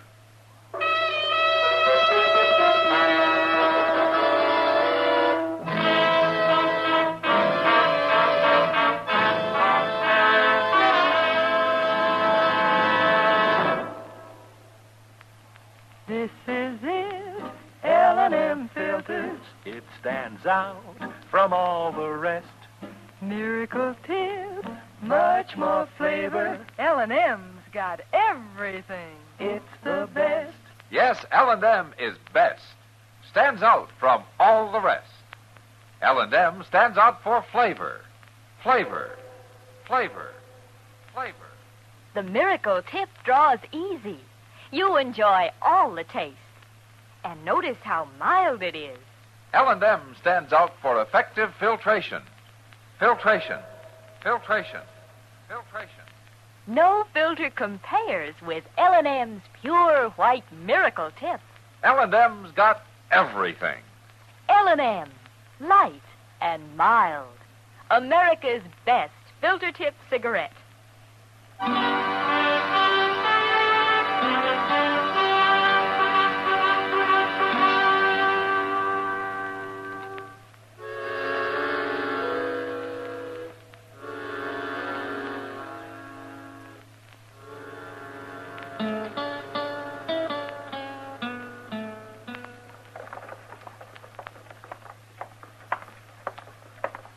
I've been waiting long, Matt? No, that's okay, Doc. Well, a man came in with a bad tooth. I didn't have the heart to make him wait until after we'd had dinner. Oh, did you pull it? I pulled 3 of them. Oh, poor fellow. Oh, poor fellow. No, he sat there and he drank a pint of Tanglefoot whiskey before he'd even let me look at him. Where we go to eat? At Delmonico's? Yeah, that's good. Oh, it is. It's nice day, isn't it? Oh, did Cando get out of jail yet? No, not yet. Mm-hmm. Well, give him time. Binders has only had a couple of days to work on it. We're ready for him. How? I hired 2 shotgun guards to sit outside in front, 1 in back. Say, you're taking this real serious, aren't you, man? Just as serious as they are. They're playing for their lives, Doc. Both of them. Yeah. Well, here we are. Yeah, go ahead. Thank you. Thank you. There's Kitty. Shall we join her? Sure. Hello, Kitty. You waiting for somebody? No. Sit down. Thank you. Oh, my. You'll get a free meal for putting up with us, Kitty. You think I didn't have that in mind, Doc? You finished or you just starting? Oh, I'm having this coffee, Matt. Oh, that's not good for you. You should eat something, Kitty. I don't worry about getting sick. I'm a friend of the local doctor. No. I'm serious, Kitty. Honest. No. I had a big breakfast about 10 o'clock, Doc. Oh, well, that's all right. Then, okay. Where's Chester? He's at the jail, Kitty. One or the other of us stays there 24 hours a day now. Seems to me if you took the key to Candle's cell and threw it away, that's all you'd have to do. Take forever for somebody to saw him out. Well, I've hid the key. Even Chester doesn't know where it is. You don't trust Chester? No, I want to protect him, Kitty, if he's the one who's there when it happens. Oh, I see. I don't know why you go to so much trouble, Matt. Binders doesn't impress me as much of a man. No, both of them are more weasel than lion, Doc. Did I tell you how they killed that man in Colorado? Cut his throat. They ought to hang. Well, if he does raid the jail, Binders is going to need help. Say, that reminds me, Matt. What? You know Jack Haney? Jack Haney? He's in town. Binders was having a drink with him over at the Long Branch a while ago. He was? Uh-huh. Who's Jack Haney? He's a gunman, Doc. From Abilene. Oh, so that's the help Binders has been waiting for. Well, I'm going to go find out right now. He's probably got a room at the Dodge House, Mac. Well, I'll try it, Kitty. Order me a steak, Doc. If I don't get back, you can eat it.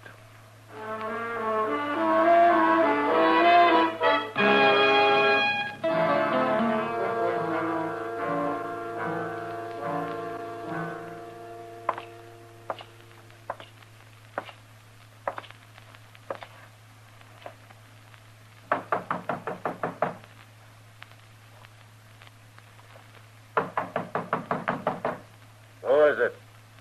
Marshal Dillon, Haney. Open up. Hello, Marshal. I didn't say to come in. What are you doing in Dodge, Haney? Something wrong, Marshal? There might be. I've never caused any trouble here. No, not yet. What are you here for now? Nothing, Marshal. Man needs a change of scenery now and then. I'll be going back to Abilene in a few days. Uh-huh. Lee Binders hire you? Who's Lee Binders? Don't lie to me, Haney. You know him. Okay, I know him. I had a drink with him. I know a lot of people. I said, did he hire you?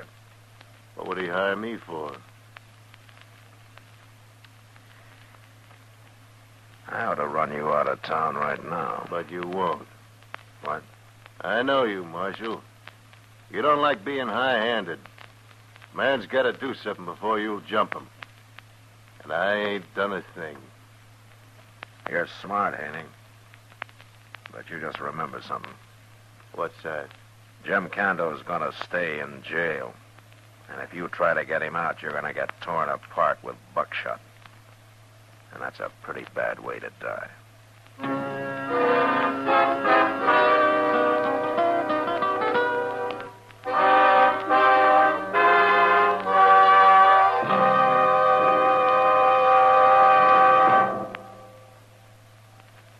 L&M is best. Stands out from all the rest. L&M's got everything. Everything? Everything. Best flavor? L&M stands out for flavor. The miracle tip draws easy. Lets you enjoy all the taste. Best filter? L&M stands out for effective filtration. No filter compares with L&M's pure, white miracle tip for quality or effectiveness. Best tobacco? Highest quality tobaccos. Low nicotine tobaccos. L&M tobaccos. Light and mild. Every way, L&M is best.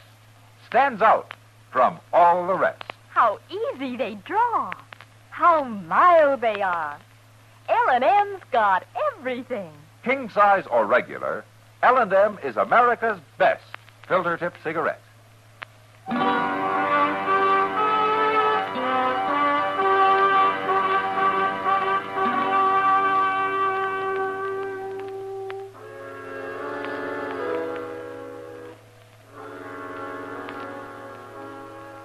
Talking to Jack Haney was a waste of time. But at least I learned for sure that he was working for Lee Binders. After that, there was nothing to do but wait. I heard from Pinkerton, and he said that it'd be a couple of weeks before he could send a man down after Cando. It turned out that there was a reward posted for him, $1,000. Well, that was fine. Unless you were a peace officer. The reward didn't include lawmen. A couple of days passed, and then one night I went down to the jail to spell Chester. I said hello to the two guards in front, and then I went inside. But the office was empty.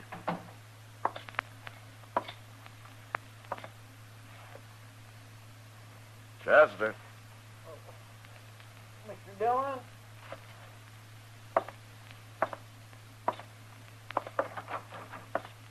Don't move, Marshal. What?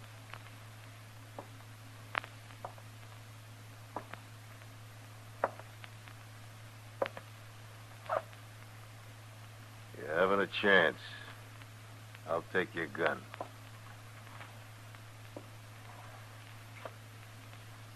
Okay, Binders. I got him.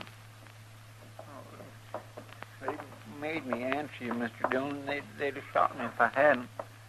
That's okay, Chester. I had to come back here anyway. Oh, get up, Binders. I want to get out of this place. Don't get jumpy, Kando. Everything's going fine. I've been in this cell long enough. Calm down, I tell you. I'll calm down once I'm out of here. I'm doing everything I can. Now shut up. You said that once too often, Binders. For a man locked up in a cage, you talk mighty big. Get me out of here! You two quit arguing and we'll get this done. Did you kill the guard out back, Haney? Hit him on the head. Might have killed him. They had Kando yell for me, Mr. Dillon. I walked right into him. Kando's still locked up, Chester. Don't worry about it. Where's the key to that cell, Marshal? Chester claims he don't know where it's hid. He doesn't know, Binders. Well, it's a good thing you come along. Oh? Is it? Quit fooling around. Find that key, Marshal. You men are no closer to getting Kando out of this jail than if you were over at the Long Branch having a drink. Where's that key? You'll never find it. Tell me, Marshal. Go on. Tell me. No. Shoot him, Haney. What do you think the guards out front will do when they hear us shot? Cut his throat, Binders. They can't hear that. Go ahead, Binders. Get it over with.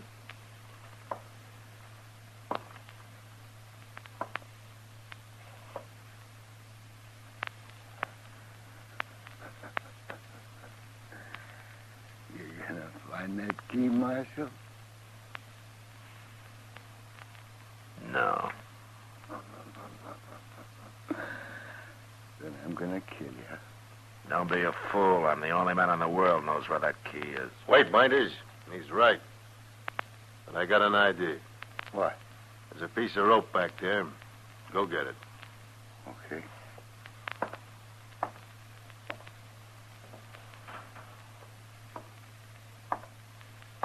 What are you gonna do with it, Haney? Chester, get over by them bars on Kando's cell. Go on.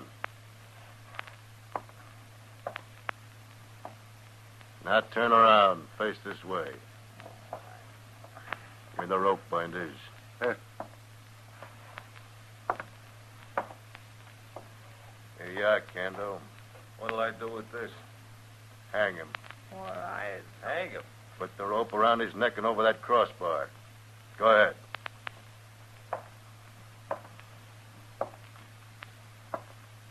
Well, Marshal, how do you like this?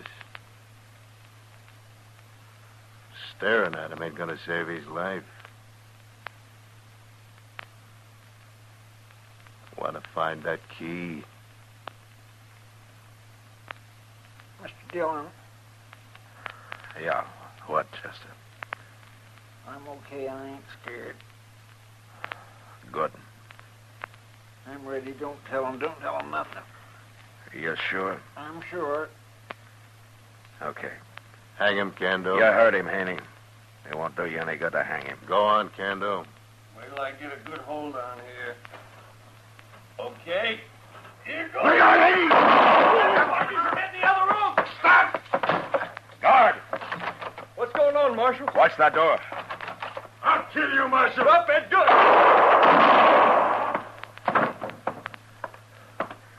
My scattergun tore him half in two. Give me your 6-gun. Yeah. Here. Yeah. I'm going in there after Binders. You men run around back and hurry. Come on, Jim.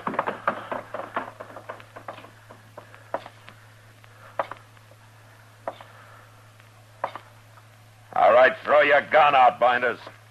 You're trapped. Throw it out now. I give up, Marshal. There's my gun.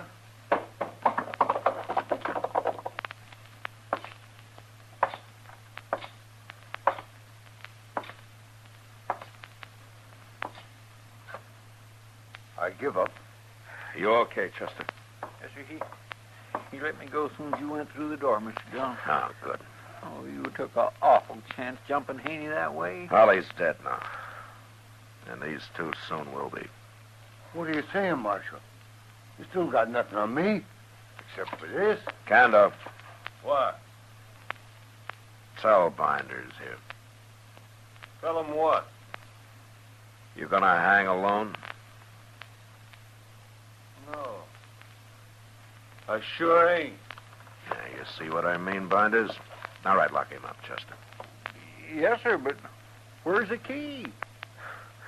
It's hanging on the wall right there by Kando's cell.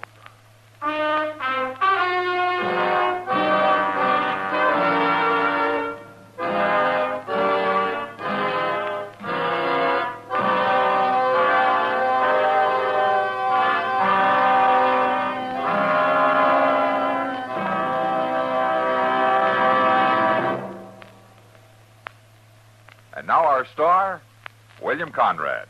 Thank you, George. If you're a filter tip smoker, you should be smoking L&M's. When you try L&M's, the first thing you'll notice is how mild they are, how easy they draw.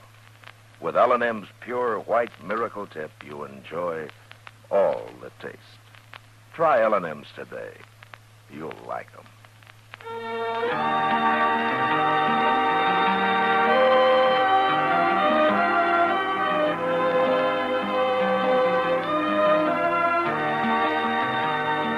Gunsmoke, produced and directed by Norman McDonald, stars William Conrad as Matt Dillon, U.S. Marshal. Our story was specially written for Gunsmoke by John Meston, with music composed and conducted by Rex Corey. Sound patterns by Tom Hanley and Ray Kemper. Featured in the cast were Paul Dubov, Clayton Post, James Nusser, and Joe Cranston. Marley Bear is Chester, Howard McNear is Doc, and Georgia Ellis is Kitty.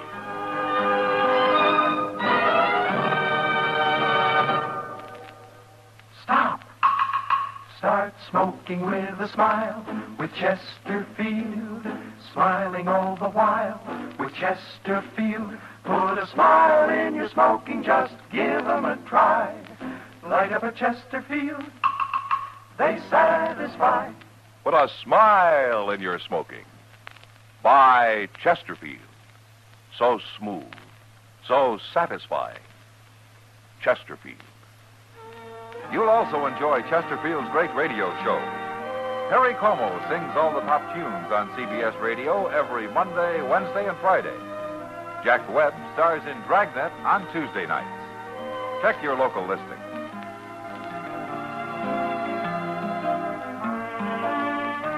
Remember, listen again next week for another transcribed story of the Western frontier when Marshal Matt Dillon, Chester Proudfoot, Doc, and Kitty, together with all the other hard-living citizens of Dodge, will be with you once more.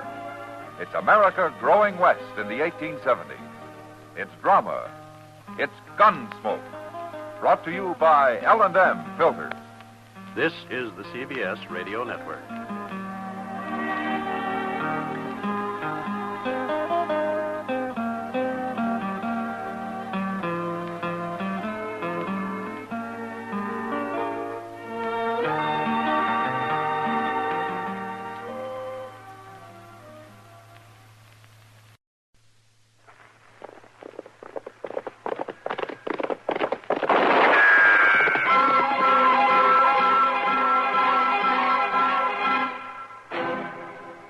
Dodge City and in the territory on west, there's just one way to handle the killers and the spoilers, and that's with a U.S. Marshal and the smell of gun smoke.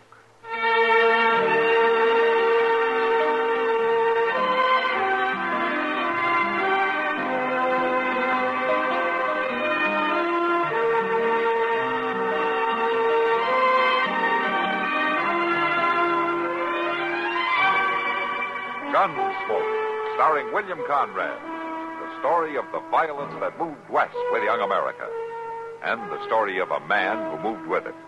I'm that man, Matt Dillon, the United States Marshal. The first man they look for and the last they want to meet. It's a chancy job, and it makes a man watchful and a little lonely.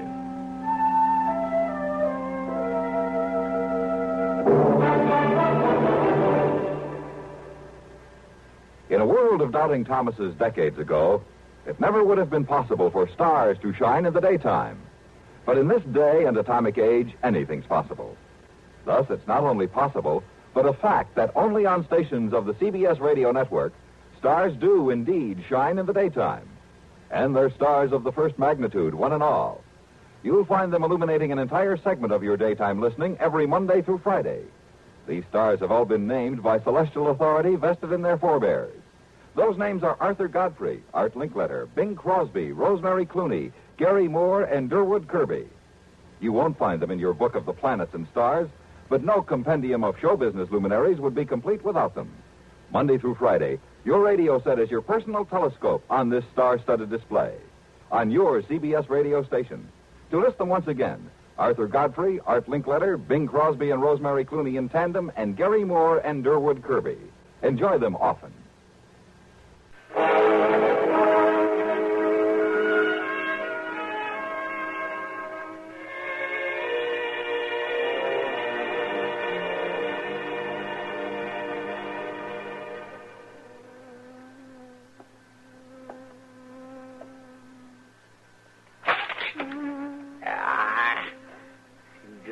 Still so somebody could get at you. Doggone bee buzzing around his head all day, get out of the body's brain. Oh, God, no luck. No, a sting doesn't do him any good either, Chuck. Oh, Mr. Dillon. Well, I tell you, I'd as soon get stung as listen to all that buzzing. Well, let him sting you then and get it over with. No, Mr. Dillon, I can't rightly do that. Why don't you try opening the window? No, I just closed it. That's how he got in the first place. All right.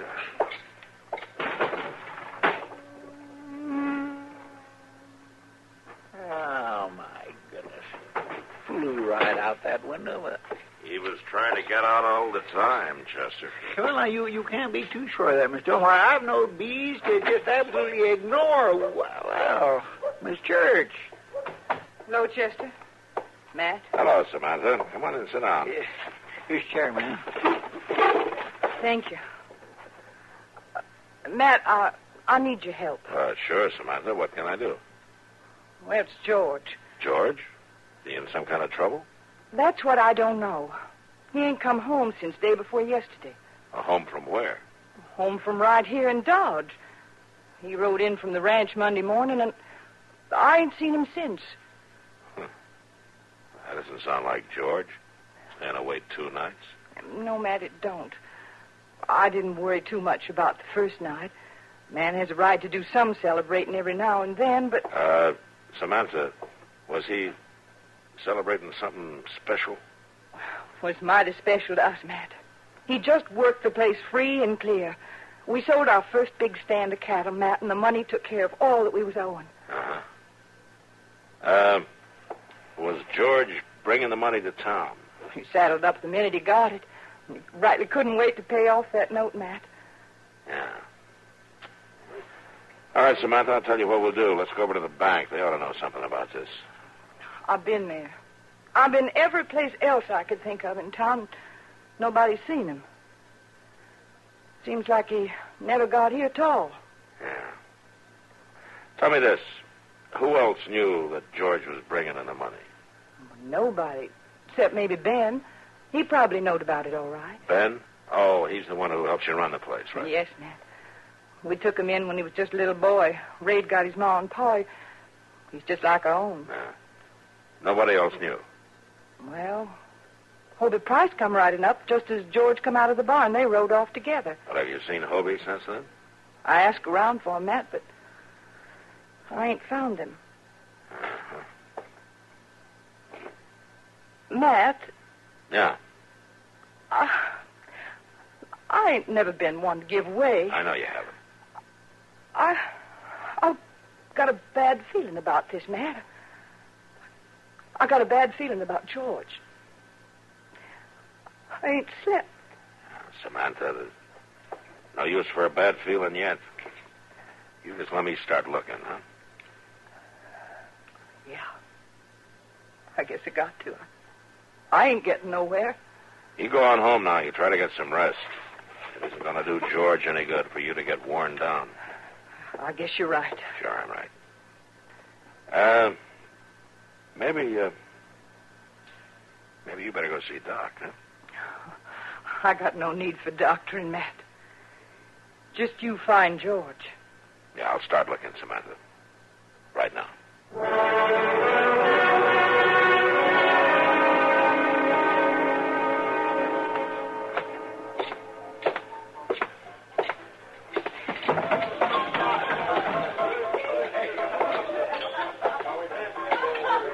Hello, Matt. Hello, Kitty. Sit down. I haven't got time, Kitty. I'm looking for Hobie Price. Hobie Price? Yeah. Has he done something? I'm not sure. You seen him lately? Oh, no, let me see.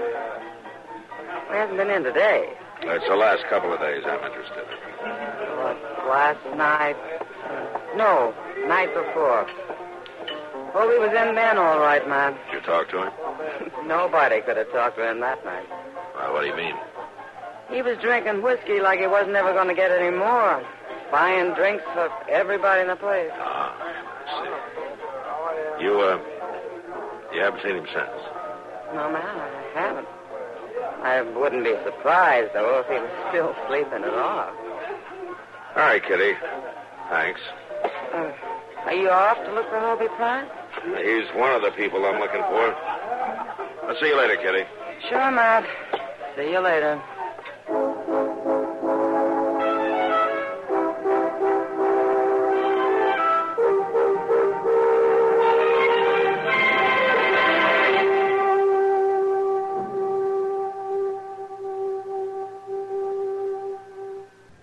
It's no surprise to anybody that the attractive and inexpensive new radios have proved popular. It's no surprise, that is, to anyone who listens to CBS radio.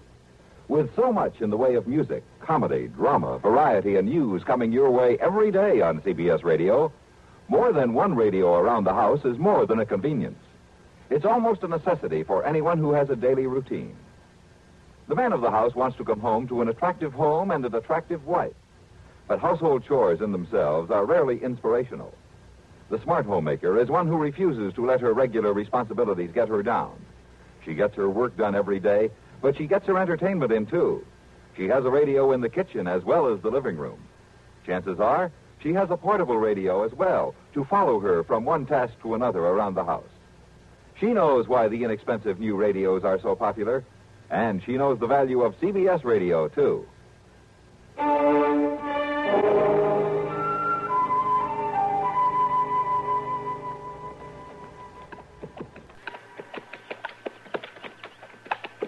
Mr. Dillon?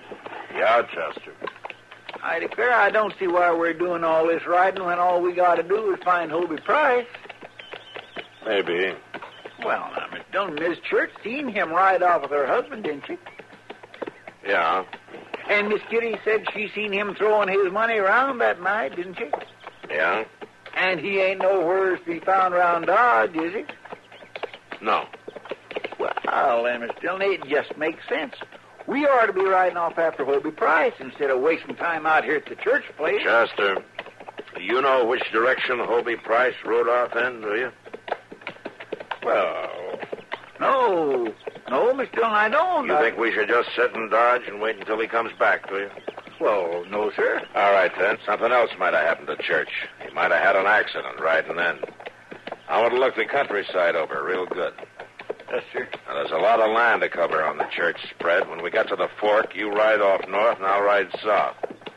We'll meet at the ranch house. All right, Miss Dillon.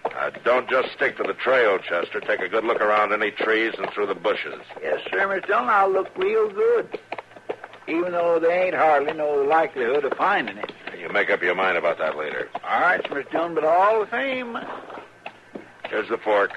All right, you go that way. You sure you won't need me with you? I think I'll be able to handle it, Chester. Why don't you go along now? All right, Miss Dillon. I guess you know what you're doing. Well, I know what I want you to do, anyway. Go on. Get.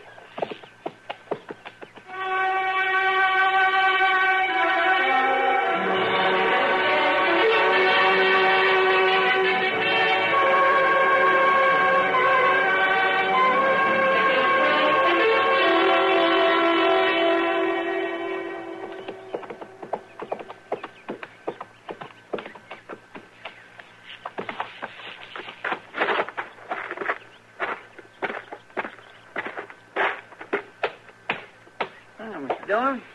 Any luck, Chester? Oh, sir. I didn't find nothing. And I look real good, too. Yeah. All right, come on in. Chester didn't find anything either, Samantha. Oh. Well, thanks for looking anyway, Chester. Oh, yes, ma'am. And I'm sorry I didn't find nothing. Oh, I mean... This is Ben Stanley, Chester Proudfoot. I do. Oh, Chester. We've given the ranch and the road to town a good looking over, and we haven't found a thing. You got any ideas, Ben? No, Marshal, I don't. Mr. Church rode off just like he'd always done. Oh, he set off a bit earlier than usual. Well, yeah, he done that all right. He was mighty anxious to get that money to the banker. Yeah. Did you see him before he left? Well, yes, Marshal, sure I did. I helped him saddle up. He didn't say anything to you special about anybody he was going to see or anything? Only the banker. Seemed like that was the only thing on his mind. Getting the money there and that note paid off. Never sat well with George owing any money. He wanted things free and clear. Yeah. Samantha, did you and George have any kind of trouble lately? You know, like a argument or something? Oh, Matt, if you're thinking he might just have rode off from me, that ain't so. No arguments, huh? Well, I ain't saying George and I never had our differences, because we did, sure enough. We got along, Matt. We was comfortable together. He wouldn't have rode off, would he, Ben? No, ma'am. No, there wasn't ever nothing like that, Marshal. There's no cause for thinking it. All right. Matt, you think you'll find him? Lots of people turn up, Samantha. We'll keep trying.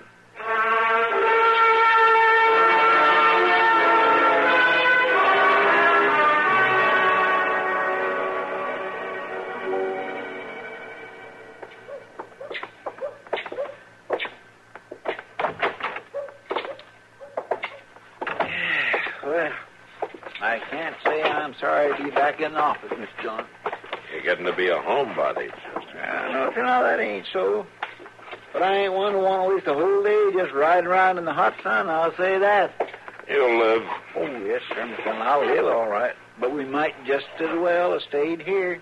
That's the thing that bothers me. Never mind, Chester. Maybe something came in the mail that's worth your while. I sure do hope so.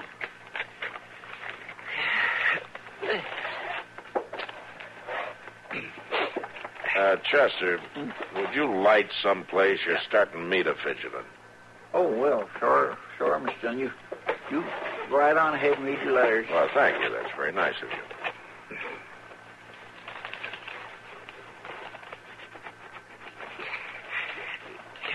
I'm going to itchy places. What? Oh, nothing, Miss John. Nothing at all.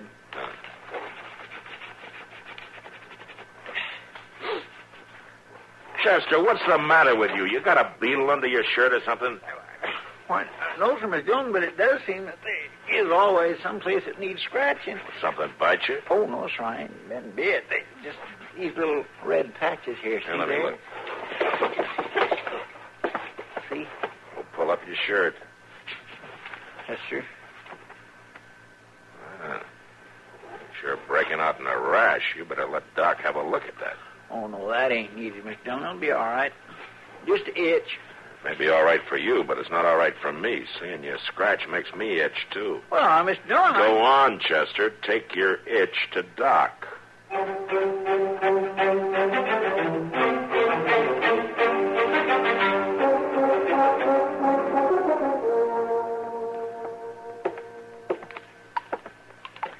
This stuff ought to make you feel better, Chester. Now, hold still.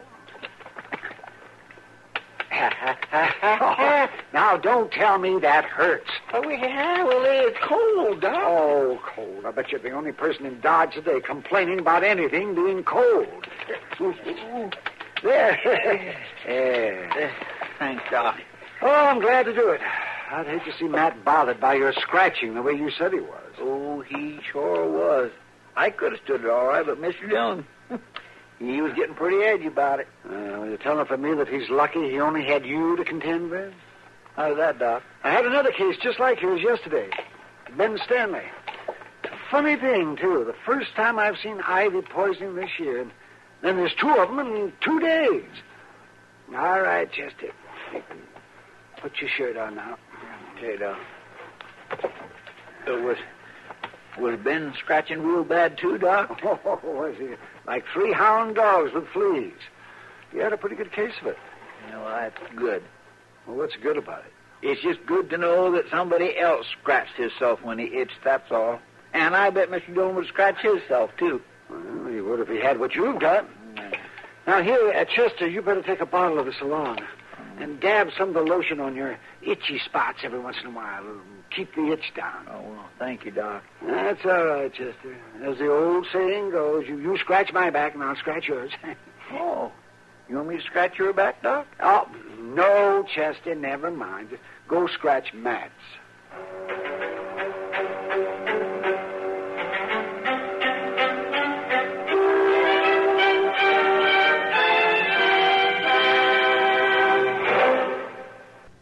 Hi, this is Dennis James with a longtime favorite.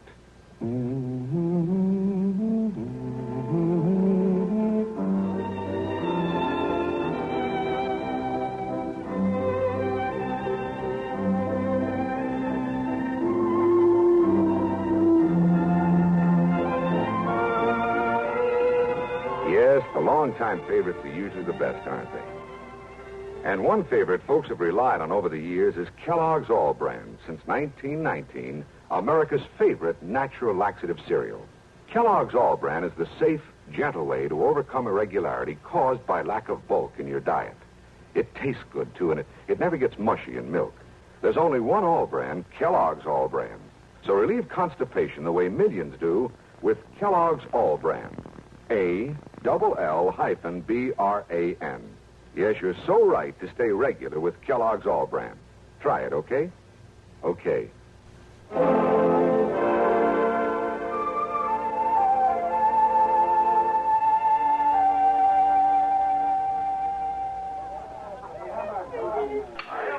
No, Kitty, I didn't find Hobie Price, and I didn't find anything at the church place. Well, you might as well have stayed right here. You're thinking of all the beer I'd have bought. We don't need your business today, Matt. An awful lot of people are drinking an awful lot of beer. Yeah, it's a good day for it. Oh, here comes Chester. Yeah. Miss Dillon, excuse me, Miss Kibble, I got some news for him. That's all right, Chester. What is it, Chester? Well, sir, I passed Moss Grimmick on the street, and he said a fellow rode in this morning and said he'd seen Hobie Price. Where? Larned. Says he's staying at a hotel there, big as you please. Well, that fixes us a nice hot ride for tomorrow. Yes, sir. Oh, I hope you have more luck than you had today. Yeah, me too. You must have seen Doc, Chester. You're standing still. Oh, yes, sir, I did. He gave me some white stuff in a bottle. You're supposed to do your drinking in here, Chester. Oh, no, Miss Kitty, it wasn't a drink. It was to splash on myself to cure me of the itch. Oh. Thank goodness it's working. He was driving me crazy, scratching. Well, you better start worrying about yourself, Miss Dillon. Oh, what do you mean by that? Well, this itch may be something that's going to spread around. You might get it for yourself. Doc took care of Ben Stanley for it just yesterday. Oh, don't be silly, Chester. I never heard of an epidemic of poison ivy. Neither did I. Ben Stanley? Yes, sir. Doc gave him a bottle of the self-same lotion just yesterday. Chester, did you get off your horse when you were riding on the church place this morning? Well, yes, I did. I watered him at the creek that wandered all over the place there, down in them brambles. Real pretty little place there. I'm going to give you a chance to see it again. Well, no, I ain't that anxious. To tell the truth, I'd rather... We'll be riding out there in the morning early. I thought you were going to learn it. Maybe I won't have to, Kitty. Come on, Chester. Let's go get some sleep. All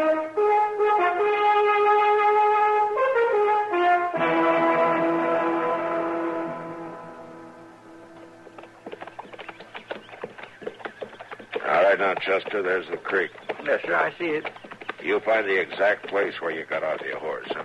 Well, yes, sir, but I don't see how it makes all that difference, so... Well, let me worry about that. Yes, sir. Let me see. We're all along in here someplace. Yes, sir, I remember that dead log. All right. We'll leave the horses here.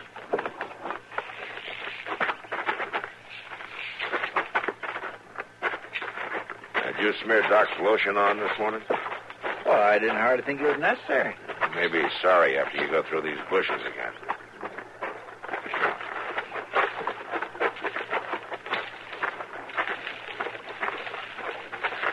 Miss Dillon? Yeah? If George Church was here, I'd have seen him yesterday, wouldn't I? I don't know, Chester. We'll just keep looking for a while. All through these bushes. All right. Chester, Yes, sir? go get a shovel off one of the horses. Yes, sir.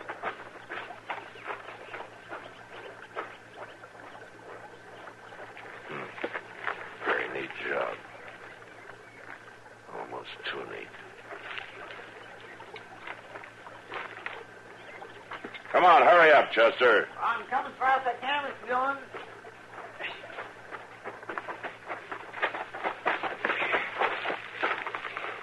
Look down there. Gracious alive. Looks like a grave. Yeah, fresh dug. We better see who's in it. Yes, sir.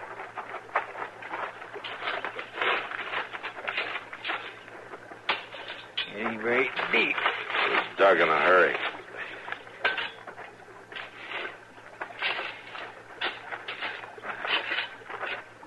Miss Dillon? Yeah, I was afraid of it. You reckon Hobie Price drug him here? Unless he has a case of poison ivy. Oh, Mr. Dillon, you don't think... Yeah, Chester, I think Ben Stanley buried Church's body here and got the itch like you did. That nice young fellow, Mr. Dillon? Well, I could be wrong.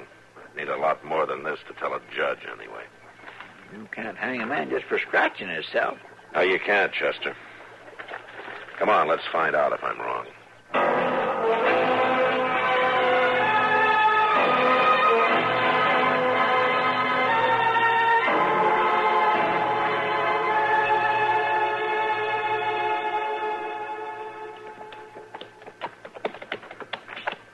Marshal Dillon? Yeah, Ben. If I was you, I'd head south from here. I don't think you're going to find much up ahead. Well, there's a creek up there, isn't there, Chester? Oh, yes, sir. There's a creek there. Our horses will be needing a drink. We might as well ride that way. They can get a drink down this way, too, Marshal. Oh, not that it matters to me. I just want to help you look around. Yeah, thanks. I think we'll just go ahead for a little while.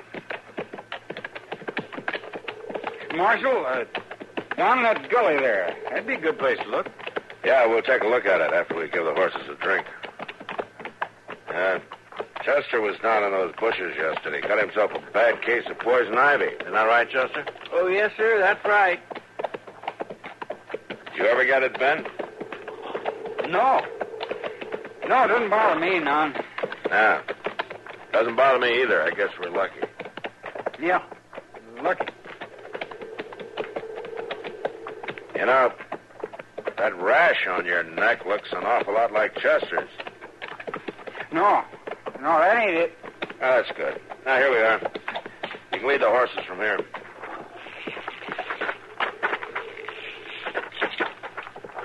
Now, come on, Ben. Get down and give your horse a chance to drink. Sure, Marshal. Sure. You can lead the horses down. Right about here ought to be a good place. No, I ain't going. Miss Dillon's making a run for it. Hold it, Stanley. See that? Dillon, I'll shoot. Come on.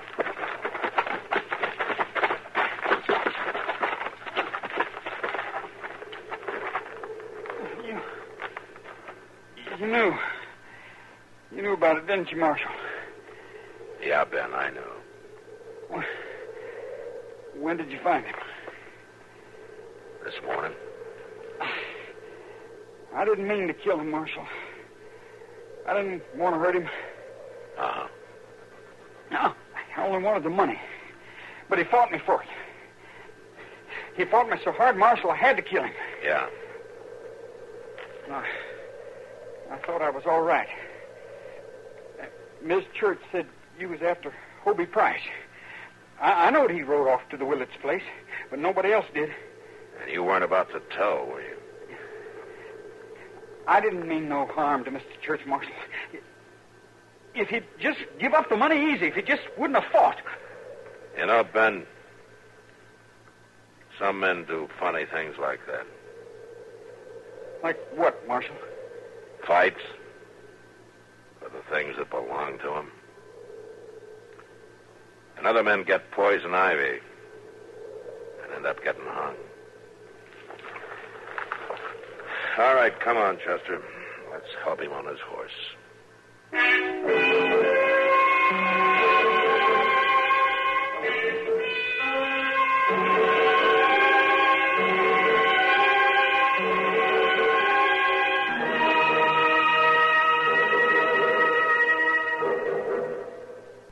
Thousands of copies of the composite forum recommendations of the 1960 White House Conference on Children and Youth have gone out not only to millions of Americans interested in the future of our nation, but to people all over the world. In his address at the opening session of the Golden Anniversary White House Conference on Children and Youth, President Eisenhower said, "You are working with the most precious resources of our nation, a whole generation of Americans who will someday make their country's policies and dispose its great power," end quote. This is why the 670 recommendations published by the White House Conference have such wide interest. Check these recommendations. Write, Superintendent of Documents, Government Printing Office, Washington 25, D.C. Ask for Recommendations, 1960 White House Conference on Children and Youth. The price is 35 cents. Check with your state committee or your national or local organizations to see what you can do to help put these recommendations into practice.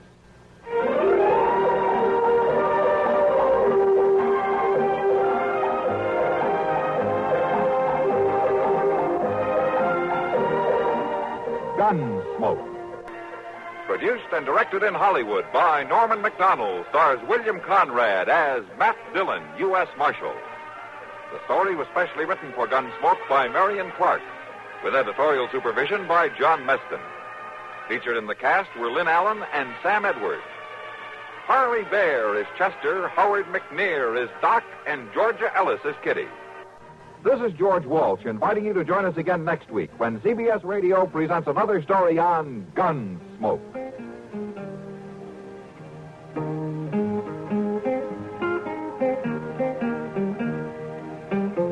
Latest news follows, after which we join the Mitch Miller Show on the CBS Radio Network.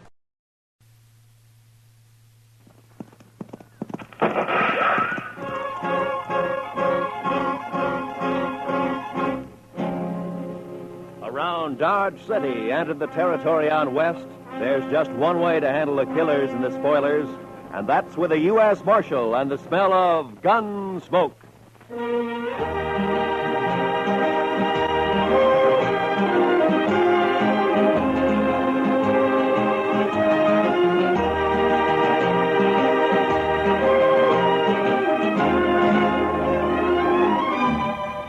Gunsmoke, starring William Conrad. The story of the violence that moved west with young America. The story of a man who moved with it. Matt Dillon, United States Marshal.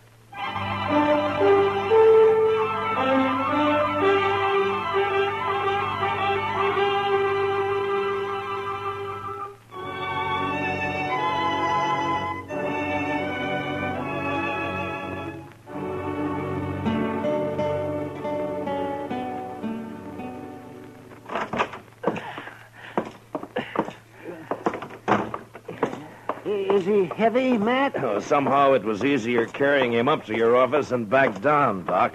Where are you going to put me, Mr. Dillon? Yeah, well, on the couch here, I guess.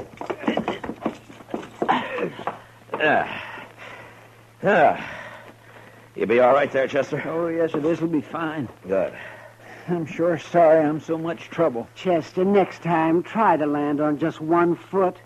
Even if you break a leg. I know. A man's in a terrible fix when he sprains both ankles. He sure is, Doc. I don't know what I'm going to do. I know what you're going to do. You're going to stay right there on that couch, and you're going to sleep there, too. Maybe Doc and I'll bring you in something to eat every day or two. Oh, no. It's better than you deserve. I know. I've been saying over and over to myself, Chester, you fool, you. Well, the wages of sin, Chester. You were lucky to get off as easy as you did. The way I heard it. Come on, Chester. Tell us what really happened, eh? But I did tell you. I was looking out this second-story window, admiring the view, so to speak. And the next thing I knew, I fell. That's all right onto the street. He didn't say whose window, Chester. In Texas, Doctor, a gentleman don't mention such things. You ain't in Texas. Well, sometimes I wish I'd never left. Like now? Yes, like now. Huh. Many a reputation's been ruined by just such loose talk that you're making, Doc. Never mind Doc, Chester. He's jealous, that's all. Oh, jealous? Putting tracks in a man's yard? Not me. Not by a long shot. Why, no, sirree. Oh. Good morning, Marshal. Well, good morning, gentlemen. What can I do for you, gentlemen? Oh, there's Chester. Heard about you, Chester. I heard... Never mind what you heard, Torp. Chester just got thrown from a horse, that's all. Yeah. All right. What is it you want here, gentlemen? Yeah. All right, you tell him, Summers. Well, Marshal, it's about tomorrow night. Oh? So what about tomorrow night? Well, you know, it's the roundup. The sale season's over. There'll be 1,000 cowboys celebrating in Dodge. Well, they always do at the end of the season. What about it? Well, there's going to be more of them this year, and there'll be a lot of homesteaders in town, too. It's going to be worse than ever. Well, I expect that. There could be a lot of trouble, Marshal. Yeah, there could be, Summers. Just what is it you want? Well, we've talked it over, and we want you to get a lot of good, tough men together, maybe about 20 of them, and deputize them. That way, there won't be any trouble. That's what you want, is it? Yes, we do. Look, Summers, my job's to keep the peace around here, and I'm going to do it, but I'll do it in my own way. Oh, I know, Marshal. Now, you but... turn 20 deputies loose in that crowd looking for trouble, and they're going to find it.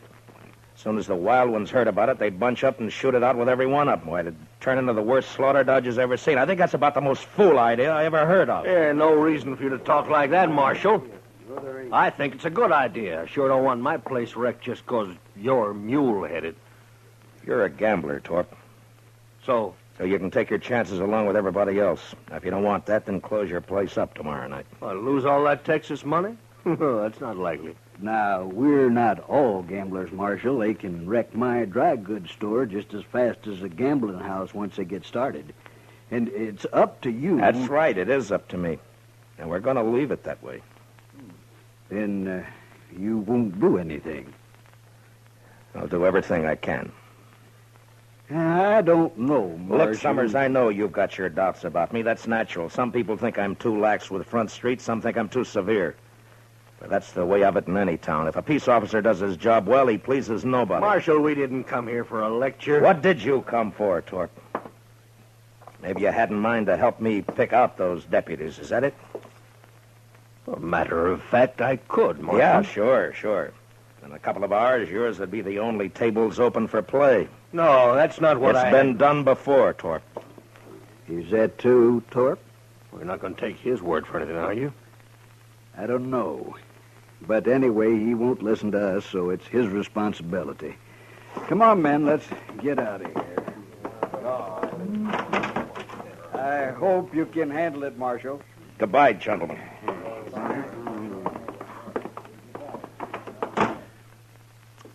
That Torp is no good. He is just plain no good, Mr. Dillon. Well, now, I know one man that got skinned at his place, and Torp gave him back $20 so he wouldn't be broke. Oh? Just how much did this man lose, Doc? Oh, well, $500-600, they said. Then he... Oh, yeah, I see what you mean, man. I'm sure not going to be much good to you tomorrow night, Mr. Dillon. No, you can watch the jail right here, Chester. I know, but you just got to get somebody to help you out on the street. At least one man, anyway. You can't be everywhere at once. Yeah, by tomorrow night, Dodge will be overrun with trail boys and homesteaders, all looking for satisfaction. No, I wouldn't ask any man to face that. I know a few fellows who'd do it, and so do you, Mr. Dillon. Yeah, maybe. But I wouldn't ask anybody. How many were killed last year, man?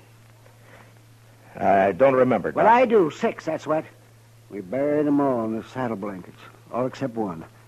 I remember he didn't even own a blanket. Well, then he was sure out of luck all the way around, wasn't he?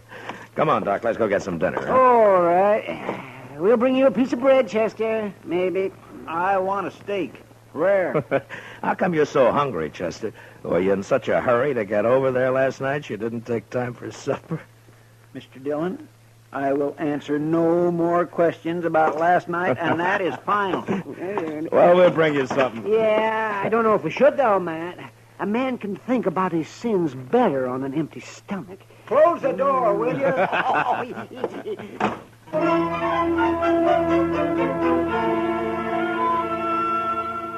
The next morning, I had Mr. Hightower print up some signs for me with a few rules that I made up for the roundup. They were fair and reasonable, and I hoped they'd be accepted without question.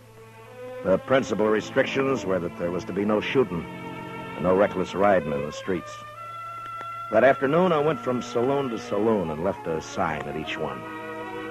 The Texas Trail was my last stop, and there I sat down with Kitty for a short beer. Town's beginning to fill up, Matt. Yeah, it'll be swamped to the dashboard by dark.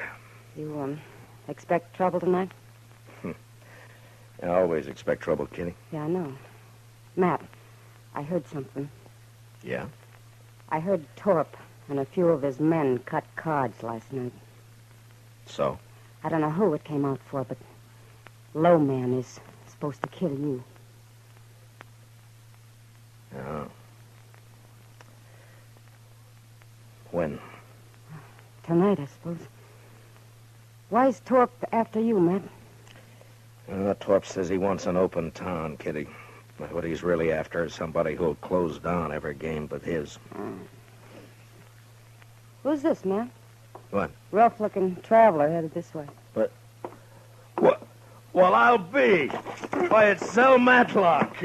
Zell! You old badger. How are you? Zell, it's been a long time. Hey, a long time. Here, man. come on over here. Sit down. Sure. I'd like for you to meet Kitty. Kitty, this is Zell Matlock. This is Kitty. Glad to know you, ma'am. Just rode into Dodge an hour ago. Yeah, it's your first time in it, Zell. Hey, would you like a beer? Huh? Don't mind. Good. I aimed to get drunk tonight, but before I got started, I thought I'd look up the peace officer and shoot him.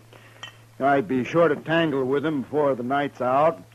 I always figure it's safer to do it sober. So he half means that, kid. So I asked around and found out the man's name is Matt Dillon, United States Marshal. I've seen it all now. Well, I hope you're not disappointed. I'll tell you, Miss Kitty, I knew Matt Dillon before he got civilized. Why, we had to tie his leg up to give him a haircut when he came to town. Don't you believe a word that he says, kid. Yeah, the wilder the colt, the better the horse, Matt. Mm-hmm. But you was all right. The only trouble with you was that fool honest streak you always had.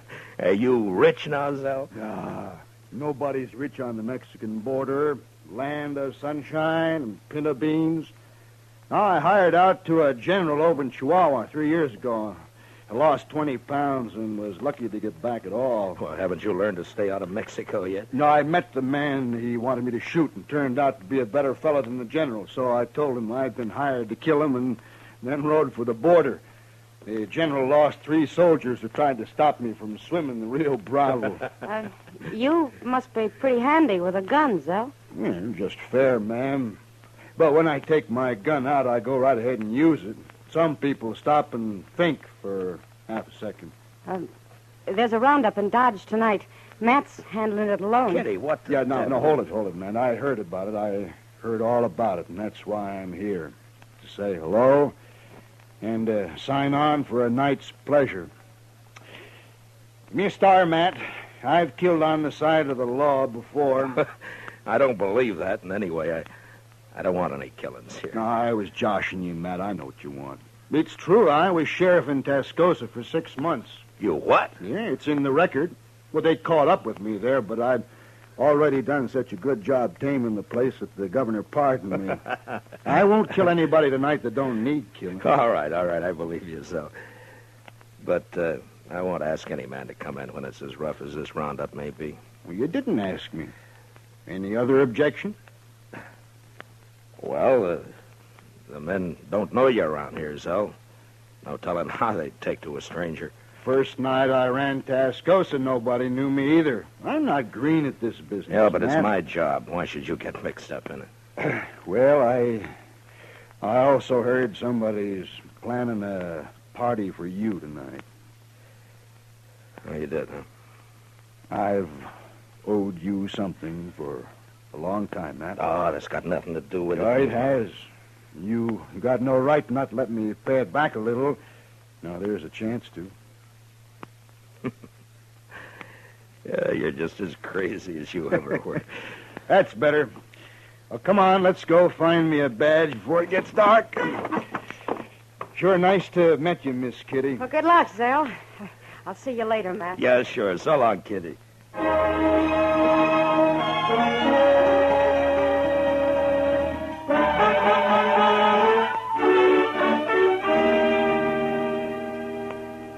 You sure been a long time coming to Dodge, Mr. Matlock. What do you mean, Chester?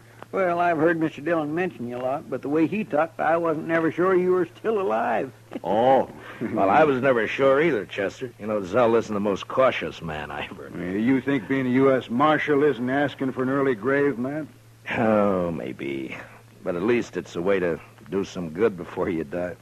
Whether folks think so or not. No, men like Torp, that's all. Oh, no, Chester. Even good men have got a strange twist that makes them suspect any man paid to handle the bad element. Hey, you just can't help thinking that some of its dirt is rubbed off on him. And I never thought about that before, Matt. Sure how it was in Tascosa. They wanted me there all right, but they wanted me to keep my distance, too. It makes a man kind of lonely. Yeah. They just don't know what's good for him, that's all. Instead of a real lawman, they'd rather hire some killer with a lot of notches carved on his gun. Well, there are plenty of them around. You sure are. Bragging kind. I never did like a man who has to notch his gun to keep his courage up. Yeah. My goodness. Look yonder. The street's about full already and it isn't even dark yet. Yeah. Zell, give me a hand here, will you? We'll move Chester's couch away from the window there. All right. There, that should do it. You'll be safer here, Chester, in case somebody gets it in mind to shoot up the jail. Thank you, Mr. Dillon. I can watch both doors from here. Just hand me my gun belt, if you will. Oh, yeah. There you are. Well, come on, Zell. Chester, I'll get somebody at the Dodge House to fetch up some supper, huh? Thank you, sir. And good luck, both of you. So long, I Chester. see you, Chester. Well, how will we work it, Matt? I tell you, Zell, you take this side of the street. I'm going up to the Dodge House, and then I'll be on the other side somewhere. All right. Oh, say, you mind if I go back later and get that Spencer carbine of yours? Make a mighty handy club if I don't have to use it any other way. Sure, Zell. Who they got there?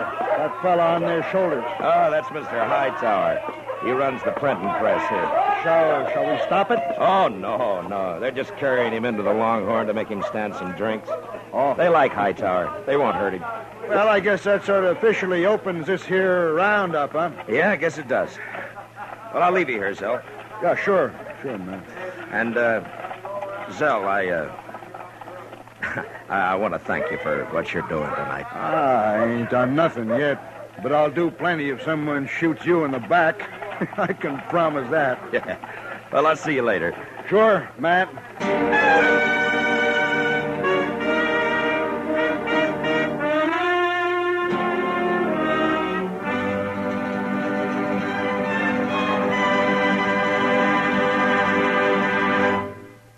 We will return for the second act of Gunsmoke in just a moment. But first, Sunday nights, you are cordially invited to Escape via CBS Radio.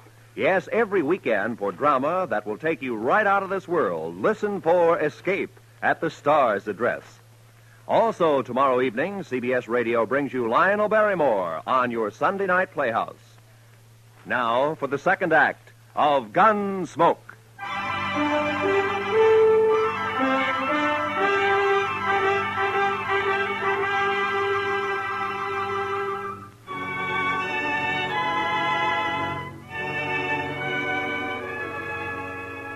When I came out of the Dodge House, Front Street was so full that if anybody had been shot, the crowd would have carried him along like one of the living.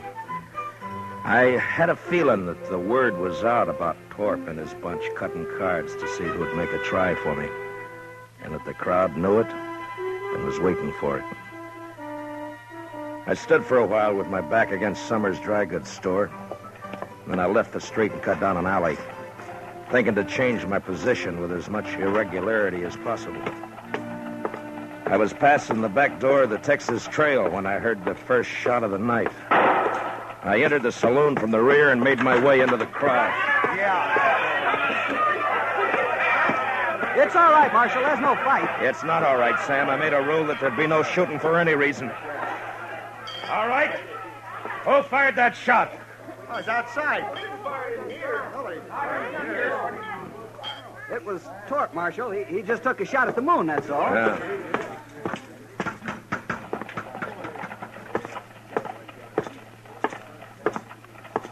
All right, Torp. Put the gun away and come over here. I'm bothering nobody, Marshal, excepting maybe you. Stand back, everybody. I said that's enough, Torp. No, it ain't, Dillon. This time I got the jump on you. You ain't pushing me no more. Torp's bullet just grazed my arm. Then I put one in his head and another in his chest. And at the same time, out of the corner of my eye, I saw a figure with a gun in each hand move out of the shadow of the alley and turn toward me on the boardwalk. And without really looking, I dropped him with one shot. And then I faced the crowd and waited for the next move. But for some reason, none came. Marshal? Yes, Summers. That man you just shot, Marshal. Torp got what he deserved. Yes, I know. It's the other one that So did he. Marshal, you'd better go take a look at that man. He's dying. Who is he? I don't know him, Marshal, but you do. What?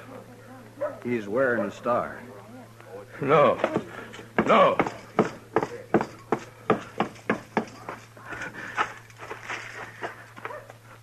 Oh, Sal. Sal. Matt, I think that did it. No, Sal. No.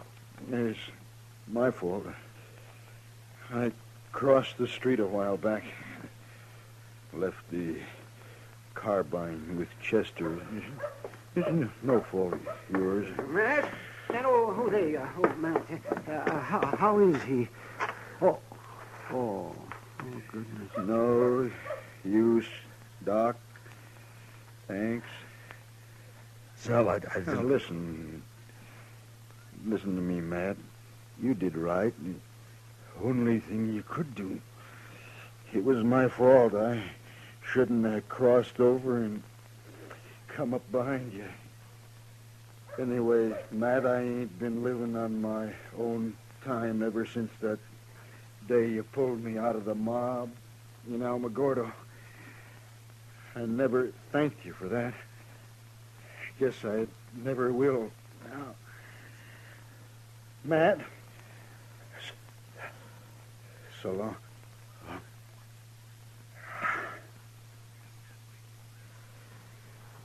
Well, I'll find someone to carry him over to your office, Matt. No. I'll carry him.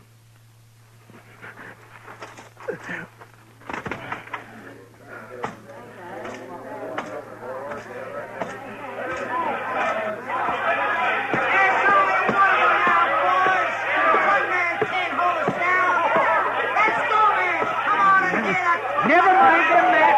They're just windbags.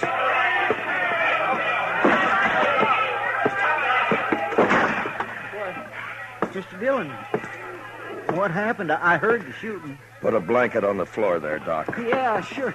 Yeah, spread it out right here. He's dead, Chester. Well, who shot him, sir? I shot him, Chester. I didn't know it was him. I'm sorry, Mr. Dillon. It sounds like they're going to hoorah the town after all, Matt. Sure does. No, they're not. It's going to be kind of hard to stop now, isn't it, Matt? Maybe. You taking a shotgun, Mr. Dillon? Matt, why don't you just let them fight each other? What are you going to do? I'm going to close Front Street. You're going to close... Oh, no, The what? party's over in Dodge. Mr. Dillon, you can't do that. There'll be trouble if I don't. The mob's tasted blood now. They'll shoot you sure as I'm laying here. Will they? All right, I can't stop you, but I sure do wish I could go with you. Yeah, Matt, I'll go. Maybe if they see me, they won't be so quick. Thanks, but this isn't your job, either one of you, but thanks.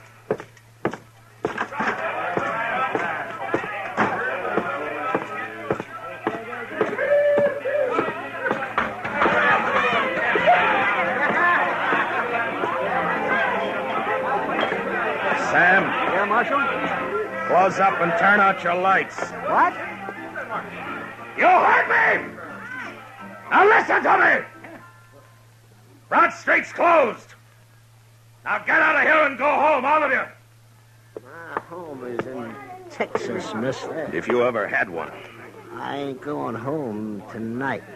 Not tonight, I ain't. Don't interfere, fella. You got no chips in this deal. I could buy in, mister. Now I'll use this shotgun for what it was meant on the next man. Well? All right, Sam, close it up. Yes, sir.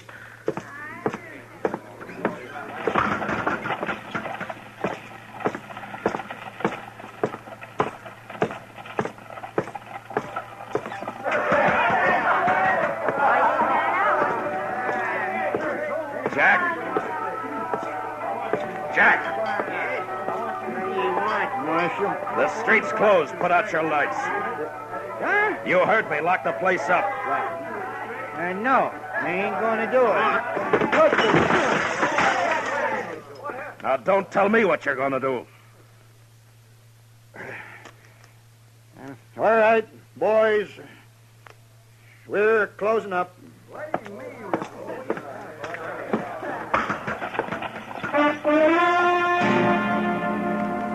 That took care of the Texas Trail and the Longhorn. And I moved on through the Oasis and the Olafraganza, then to the smaller bars that infested the outskirts of town.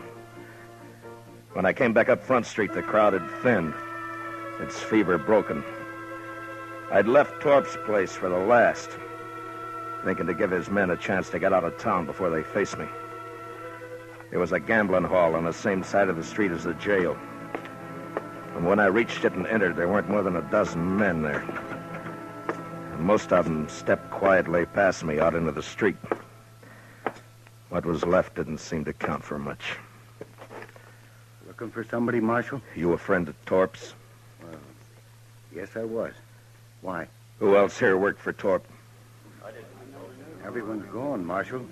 They heard you were all riled up and they left. And you're alone. And still in bad company. I wouldn't ordinarily take that. Well, go ahead, mister. You're calling it. No. Not now. What's stopping you? Oh, if it's the shotgun. Now, does that make it easier for you? I haven't been looking for you, Marshal. You were in on the cut, weren't you? Torp's dead, Marshal. Isn't that enough? Torp? Mister, one of the best men I ever knew died tonight. And I killed him. I'm not a gunman, Marshal. You wouldn't be proud killing me. What does a man like you know about pride? Now, you get out of Dodge, and you get out fast. But I don't... You want to die in this place right now? No, I'm leaving. All right, hurry.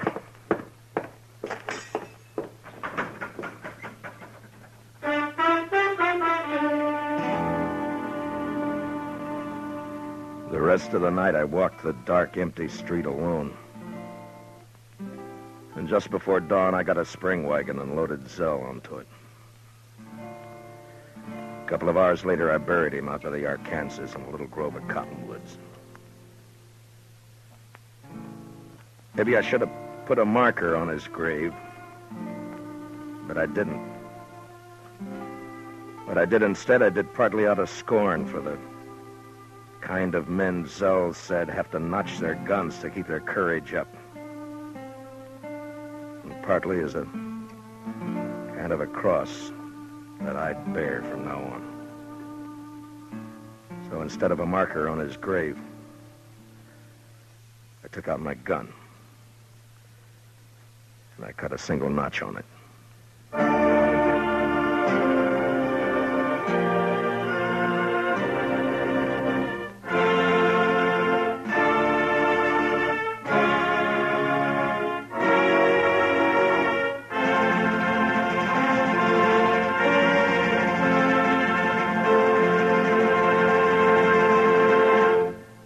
Gunsmoke, under the direction of Norman Macdonald, stars William Conrad as Matt Dillon, U.S. Marshal. Tonight's story was specially written for Gunsmoke by John Meston, with music composed and conducted by Rex Corey. Featured in the cast were John Boehner and Harry Bartell, with Lawrence Dobkin, Lou Krugman, and James Nusser. Parley Bear is Chester, Howard McNear is Doc, and Georgia Ellis is Kitty. Gunsmoke is heard by our troops overseas through the facilities of the Armed Forces Radio Service. Join us again next week as Matt Dillon, U.S. Marshal, fights to bring law and order out of the wild violence of the West in Gunsmoke. Listen to CBS Radio for Spring Byington as December Bride. And say, after you hear December Bride tomorrow night, listen for the important announcement about its new night and time on CBS Radio. This is Roy Rowan speaking. And remember, Amos and Andy are here every Sunday on the CBS Radio Network.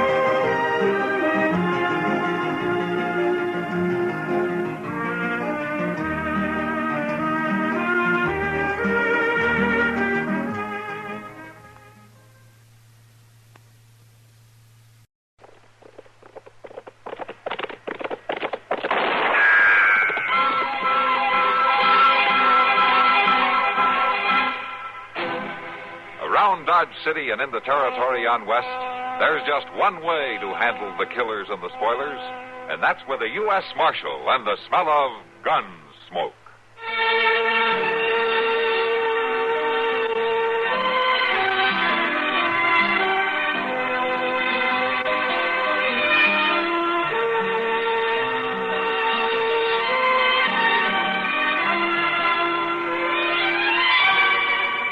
Gunsmoke, starring William Conrad, the story of the violence that moved west with young America, and the story of a man who moved with it.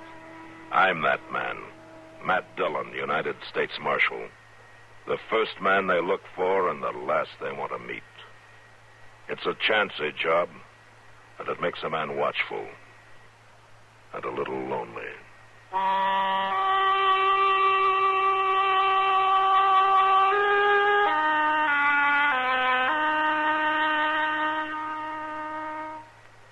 Here's actress Joan Bennett. It's terrible to try to act with a dreadful cold. To feel better quickly, I take 4-way cold tablets, the fast way to relieve nasty cold distress. Yes, tests of 4 leading cold tablets proved 4-way fastest acting of all. Amazing 4-way starts in minutes to relieve aches, pains, headache, reduce fever, calm upset stomach, also overcomes irregularity. When you catch cold, try my way. Take 4-way cold tablets, the fast way to relieve cold distress. 4-way, 29 and 59 cents. And now a word about another fine product of Grove Laboratories. To get rid of embarrassing dandruff in 3 minutes, change to Fitch Dandruff Remover Shampoo.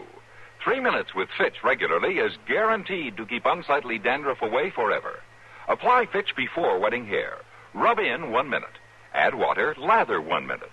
Then rinse 1 minute. Every trace of dandruff goes down the drain. 3 minutes with Fitch and embarrassing dandruff's gone. At the same time, Fitch can brighten hair up to 35%. Get Fitch Dandruff Remover Shampoo today. Hey,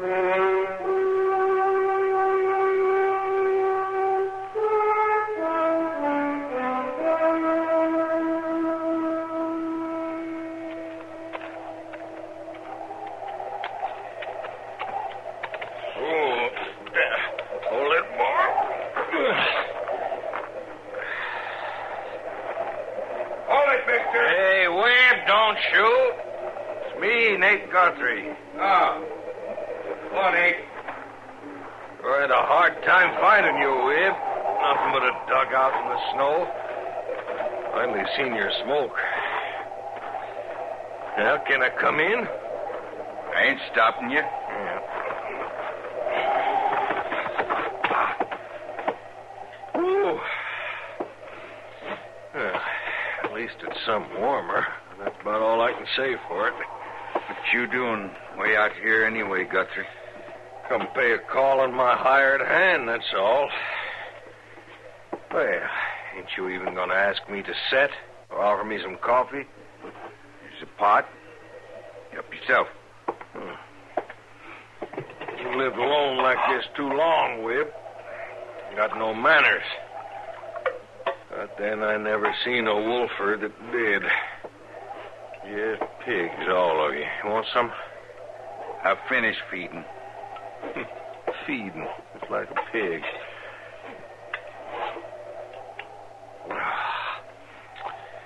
Whew, I needed that.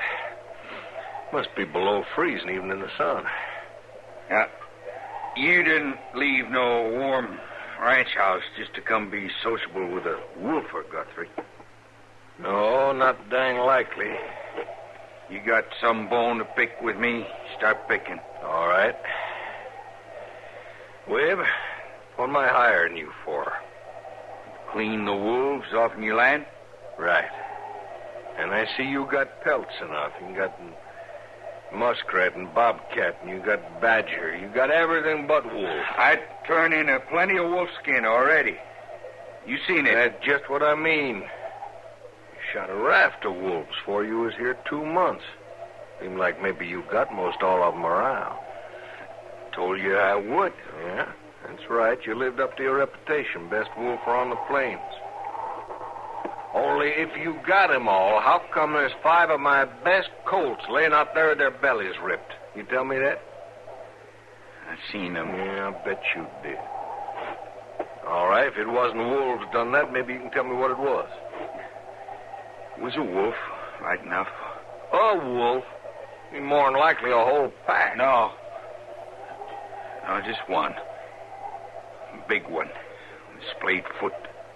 You trying to tell me one wolf done all that? He's big, Guthrie.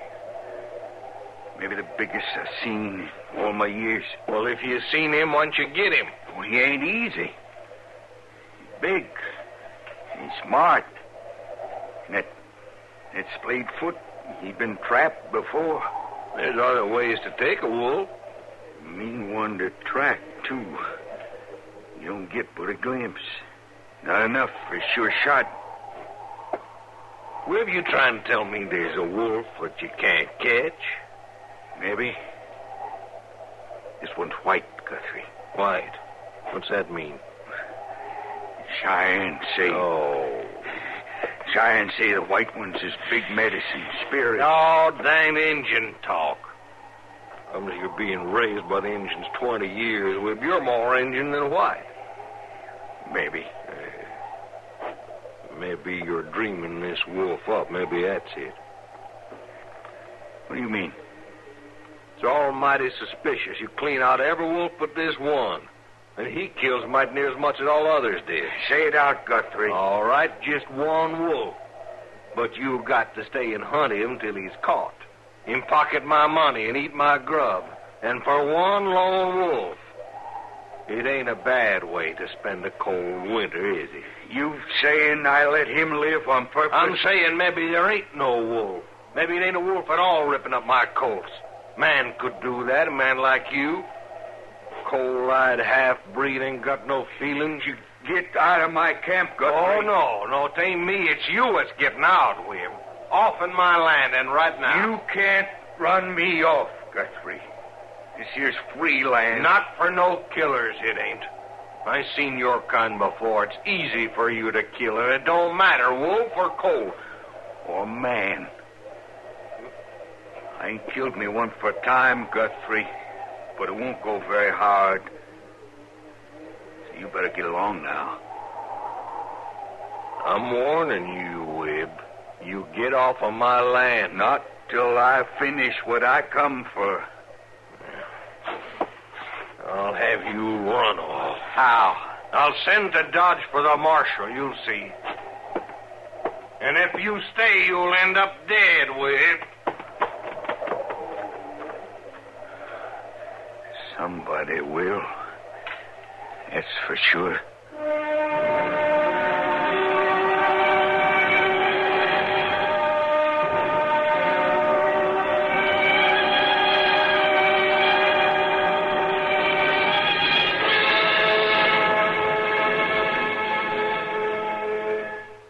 When acid indigestion slows you down, get relief quickly, safely, effectively. Suddenly upset fast with the modern acid that goes everywhere with you. Do you know about the little white tablet in the little green pocket roll? Just a-waiting for the moment when you need 'em to bring your acid indigestion under control. Tums are the little white tablets in the little green pocket roll. Tums for the tummy, Tums. Bring relief quicker than you'd ever guess. Best for any kind of acid distress. Keep 'em handy in the pocket roll. Keep your tummy under Tums control. No acid rebound with modern Tums. Get Tums, 10 cents. 3-roll pack, a quarter. Or the new Tums 6-roll pack with 3 metal carrier, 49 cents.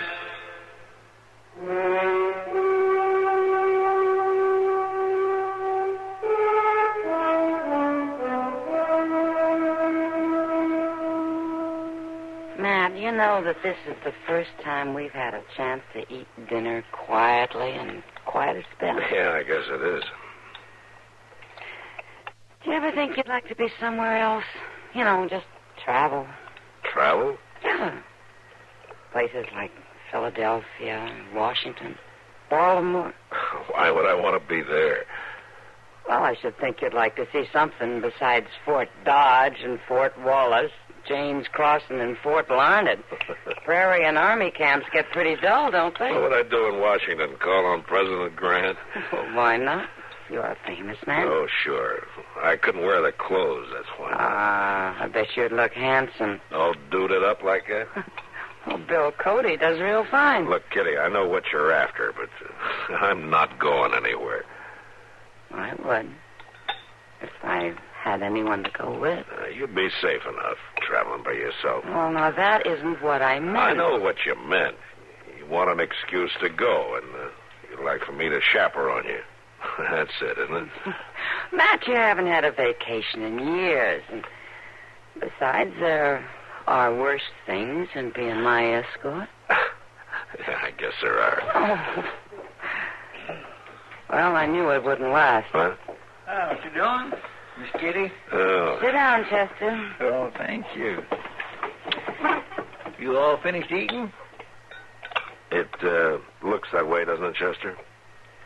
Had stew, huh? And it was good. Antelope or rabbit? Antelope?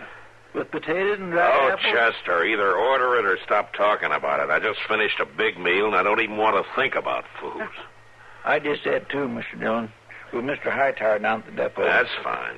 Buffalo steak. That's fine. You know, Mr. Dillon, I sure do wish I was going to Wichita on the train. Everybody wants to go somewhere. What? Matt's been out all during dinner. Never mind him. Now, why do you want to go to Wichita?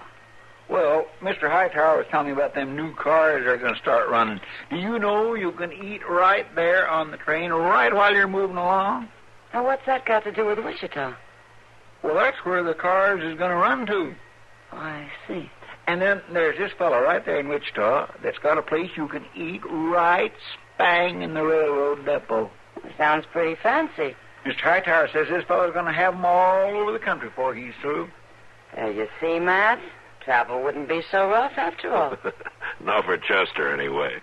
Food before he starts, while he travels, and more when he gets there. Oh. Where are you going to go, Mr. Dillon? I'm not going anywhere, Chester. Oh. Oh, say, I near forgot. There's somebody waiting in the office to see you. I seen him when I come by. Oh, who? That Mr. Guthrie that's got that big spray ad out north of Ford County. Did he say what he wanted? Oh, sure didn't, except he wants to see you. Oh, you tell him I'll be along in a few minutes, huh? Yes, sir. I'll go tell him right now.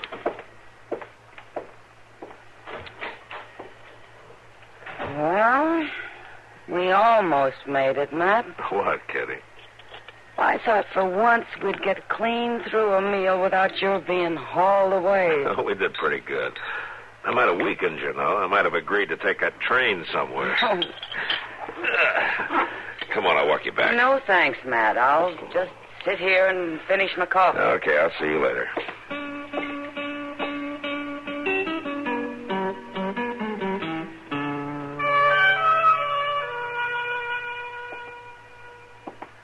I tell you, he's a bad one, Marshal. Maybe so, Mr. Guthrie. Now, just think of that. Webb Edmonds killing them cold. Now, we're not sure about that, Chester. You have any proof it's Webb and not a wolf killing your stock? Well, I don't need no proof. Marshal, you go take one look at that half-breed there in his stinking dugout. You'll see what he is. Now, look, Guthrie, just because a man doesn't keep clean or live in a house, that doesn't make him a killer. But this man is, Marshal. You can see it right in his eyes. They're cold. They're wide open. It's like a snake's. You think you're just looking to measure you for your grave. I need proof, Mr. Guthrie. Unless you can prove that Webb has broken some law, there's nothing I can do. Well, you can run him off of my land. You're using that land, Guthrie, but it's not yours. It's open range. And Webb has every right to camp there if he wants to. I'm warning you, Marshal. You better run him off before there's trouble. And if you're thinking of getting up a party to run him off... It ain't that, Marshal. You can bet my neighbors will be glad to cooperate. They've been losing stock, too. Well, everybody has, Mr. Guthrie. It's been an awful bad year for wolves. You ought to thank Webb for cutting your losses. All right. All right. But it'll be on your head, Marshal. Don't say I didn't warn you. About what, Guthrie? That man hates me, Marshal. He's threatened me. He even said it was just as easy to kill a man as a wolf. Now, you think I'm going to wait for that half-breed to come shoot me in the back? That's murder you're talking about, Mr. Guthrie. I'm talking about self-protection, Marshal.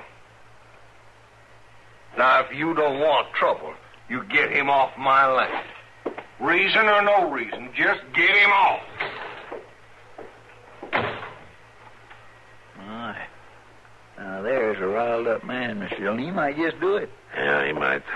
Say, is it really true about Webb being part Cheyenne? Well, I know he doesn't look at Chester, but it's true. He lived with him till he was about 20. Maybe he should have stayed with him. Well, any man wants to get back to his own people. You ask me, Webb Edmonds don't quite fit in with any people, white or Indian. Well, I'll admit being a wolfer isn't a very fancy way to make a living, no matter what, man. Anyway, we better ride out and have a talk with him. In this weather? Would you rather wait till somebody's murdered, Chester? All right, come on.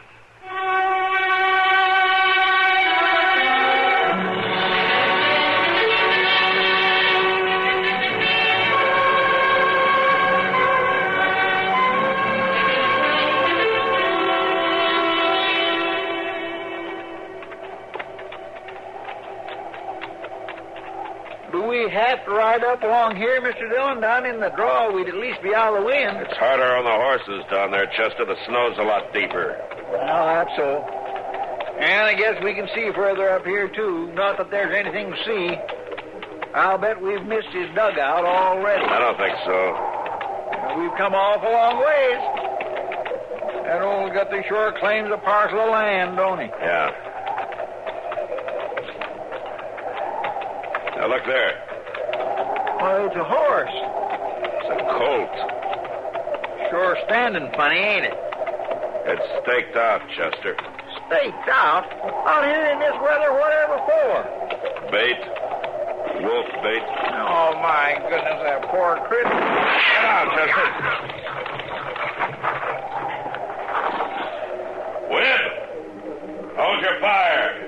Marshal Dillon.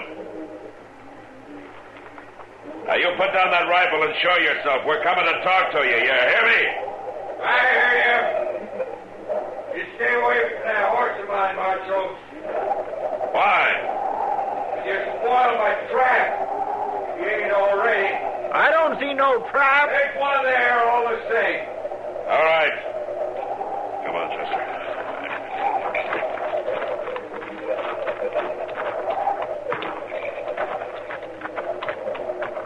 You was heading right for it, Marshal. So you tried to shoot us, huh? But only warning. I wanted to down you, I could have easy enough.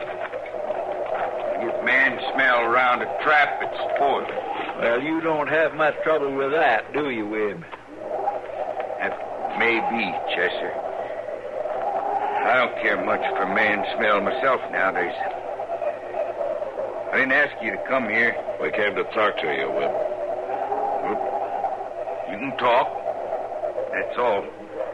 Dugout's over the crest. Follow me. You gonna leave that poor colt tied up to get at? He won't get hurt if the trap works.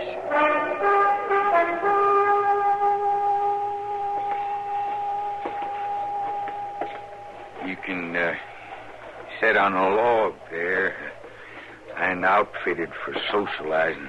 Now, this will do fine. There's coffee. Meat in the pot if you want it. Well, say now. Muskrat meat. Muskrat meat. Coffee, Mr. Dillon? Yeah, thanks, Chester. Well, speak your piece, Marshal. I can tell you right now, I ain't leaving. You're off Guthrie's payroll, Webb. You won't get anything more from him.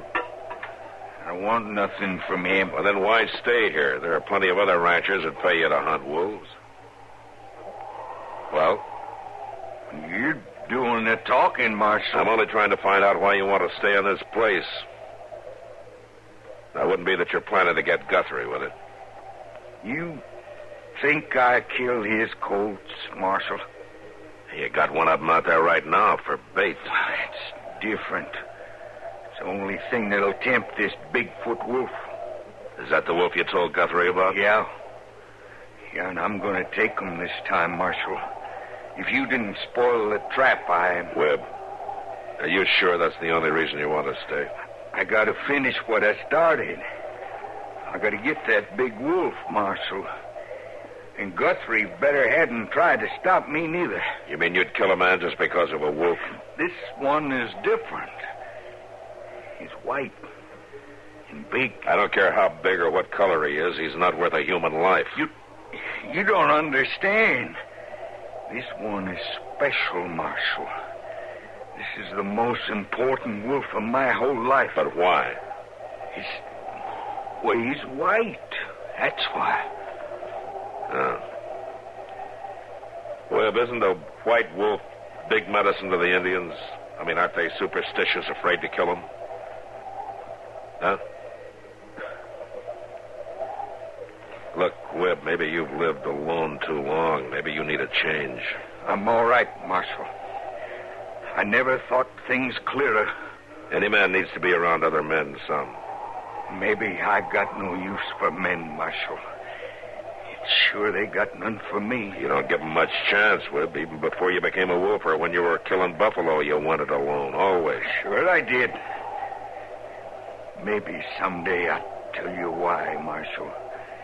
But right now, all I got to say is I ain't leaving here. And if you stay, there'll be a killing. Now, we'll spend the night here, Webb. And in the morning, you're coming back to Dodge with us.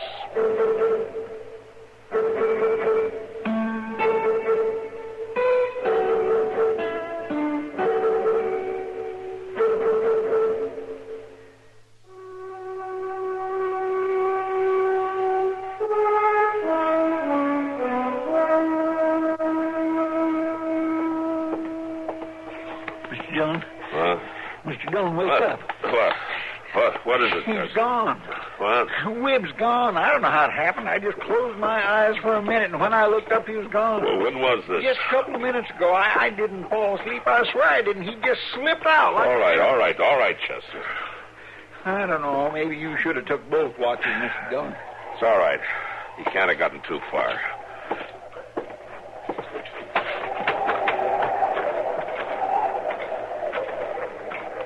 Well, there's our horses. At least he didn't take them. Wait a minute.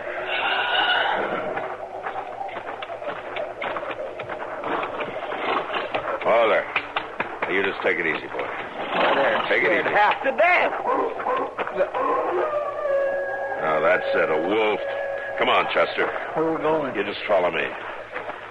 Shouldn't be too hard to spot, Webb. This moonlight on the snow makes it most as bright as day.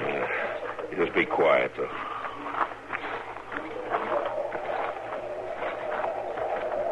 Wait a minute. What is it? Over there. Why, it's Webb. Going down to that trap of his. Yeah. You reckon maybe he's caught that wolf? I don't know. Come on.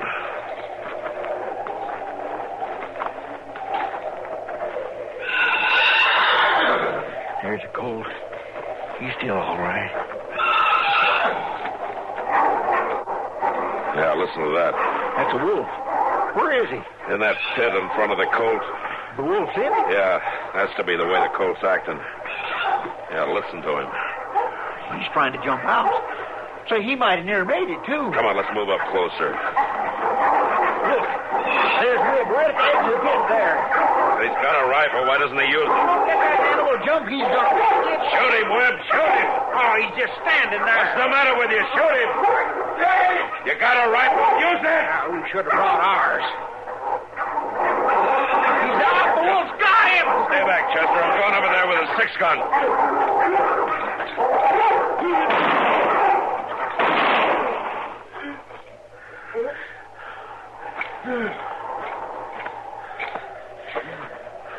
You got him, Mr. Dillon. He's down for good. Yeah. And so's Webb. My goodness, he's bleeding like a stuck hog. Webb. Webb. It's all over. I killed him. Well, then, Mr. Dillon, that wolf tore him up something fierce. Yeah. I'm done for, Marshal. Why didn't you shoot him, Webb? You were standing right there with your rifle. White wolf is big medicine. Well, what did that have to do with it? 20 years with Cheyenne. Tried to go back being the white man. Never could. Stayed on here to kill the white wolf. You mean you wanted to kill that wolf to prove to yourself that you'd stopped thinking like an Indian? Miss Cheyenne never killed a white wolf. The white wolf is strong medicine. I couldn't shoot. I couldn't act like a white man.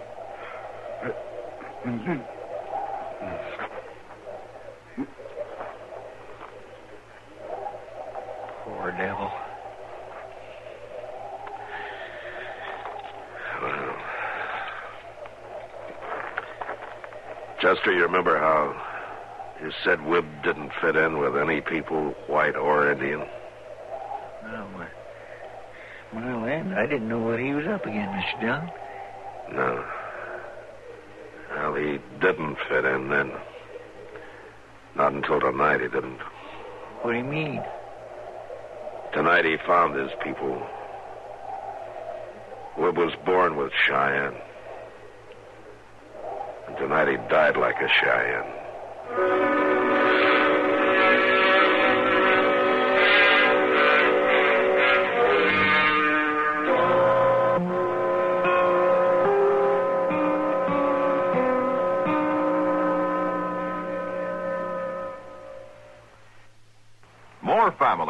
Far more families, use X-Lax than any other laxative.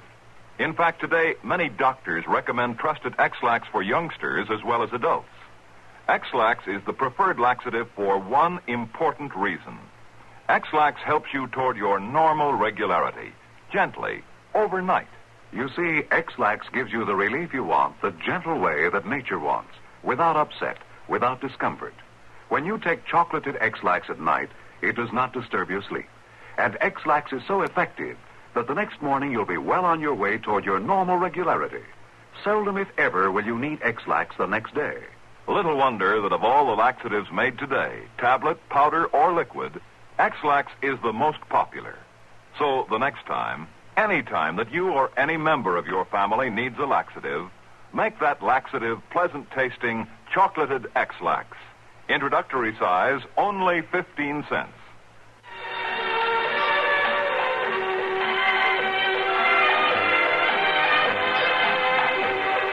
Gunsmoke. Produced and directed by Norman Macdonald, stars William Conrad as Matt Dillon, U.S. Marshal. Harley Bear as Chester, Howard McNear as Doc, and Georgia Ellis as Kitty. This is George Walsh inviting you to join us again next week for another story on Gunsmoke. This is Ed Merle. This is Eric Severide in Washington. This is Robert Trout in New York. This is Blair Clark of CBS News in New York with The World Tonight. That's the news. This is Dallas Townsend in New York. Those are just a few of the voices that bring you the news each day on WBT Radio. You've learned to depend on those men for not only the important facts in a news story, but also a penetrating analysis of those facts. CBS correspondents are stationed throughout the globe to present first-hand reports of national and international developments as they happen. WBT reporters with tape recorders, mobile news studios, and other news facilities maintain a constant watch on the Carolina scene. It's an unbeatable combination, and it makes you, a WBT listener, the best informed radio listener in the world. Keep tab on the times at 1110 on your dial, WBT Charlotte.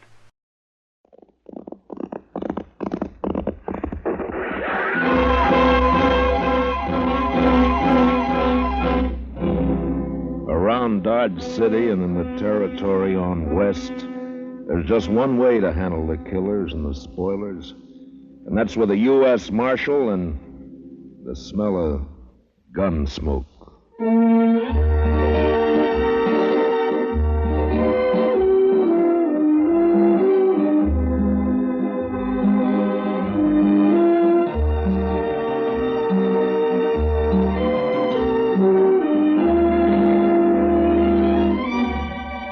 Gunsmoke, starring William Conrad. The story of the violence that moved west with young America. The story of a man who moved with it. Matt Dillon, United States Marshal.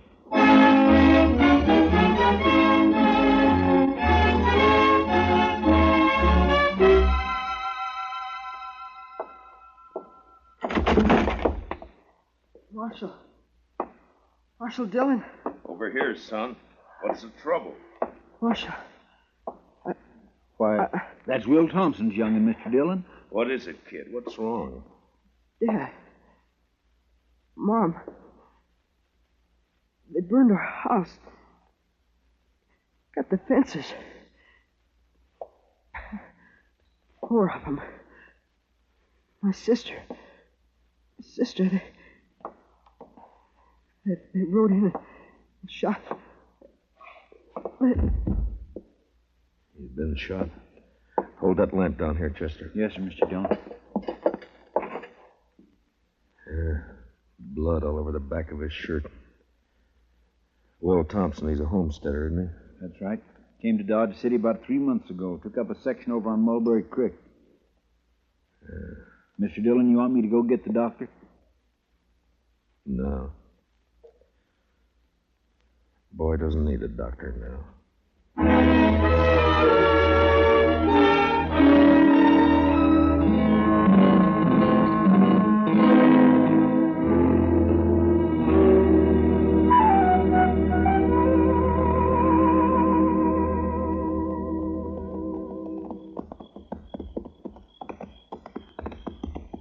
Burned the houses right, Mr. Dillon. It's still burning. Yeah, what's left of it is. Watch yourself now, Chester. Yes, sir. No sign of life, though. Whoever did it's probably long gone by now. No reason to hang around. Now, let's tie up here and look around on foot. Bring up your carbine, Chester. I got it, Mr. Dillon. Yeah, they even fired the corn crib. Now, why would anybody want it? What's there? What is it? It's a dog. Shot. A dog? When they even shoot the dogs, it's a... You see something? Yes, sir. It's Will Thompson.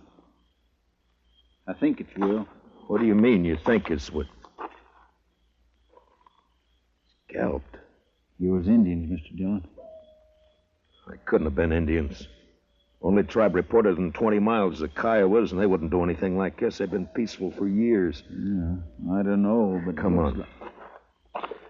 Let's find out what happened to the rest of the family. Yeah.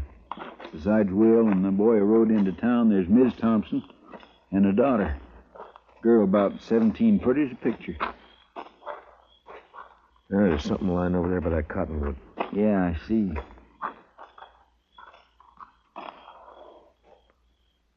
Well, I guess we found Will's wife. She's alive. Yeah, if you can call it that. Scout around and take a look for the daughter, Chester. Yes, Mr. Dillon.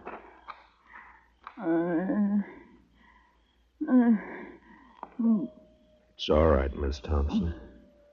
It's all right. It's all right. Mary. My daughter. They took her and dragged her away. Dragged her away. Easy, man. Easy now. I tried to stop them. I held on to one of them. He kicked me loose. And his spur came off. It's here somewhere. It's on the ground somewhere. On the ground. Yeah, I see it. But my daughter. I took her away. My baby. There now. My baby. There now. It's all right. We'll find her, ma'am. We'll find her and then...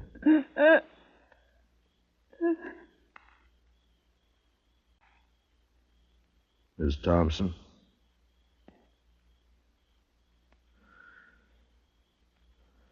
Well, you're better off, ma'am. Mr. Dillon? Yeah. Over here in the Willis. I found her. All right, Chester.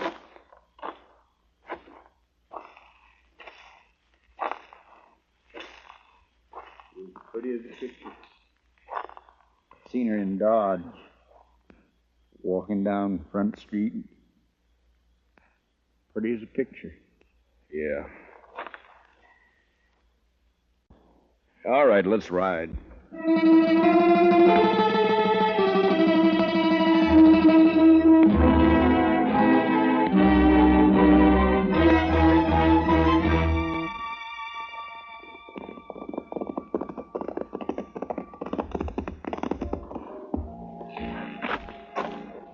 We'll look in the Long Branch first, then if Jalisco Pete's not there, we'll try the other saloons. I bet his boss is here.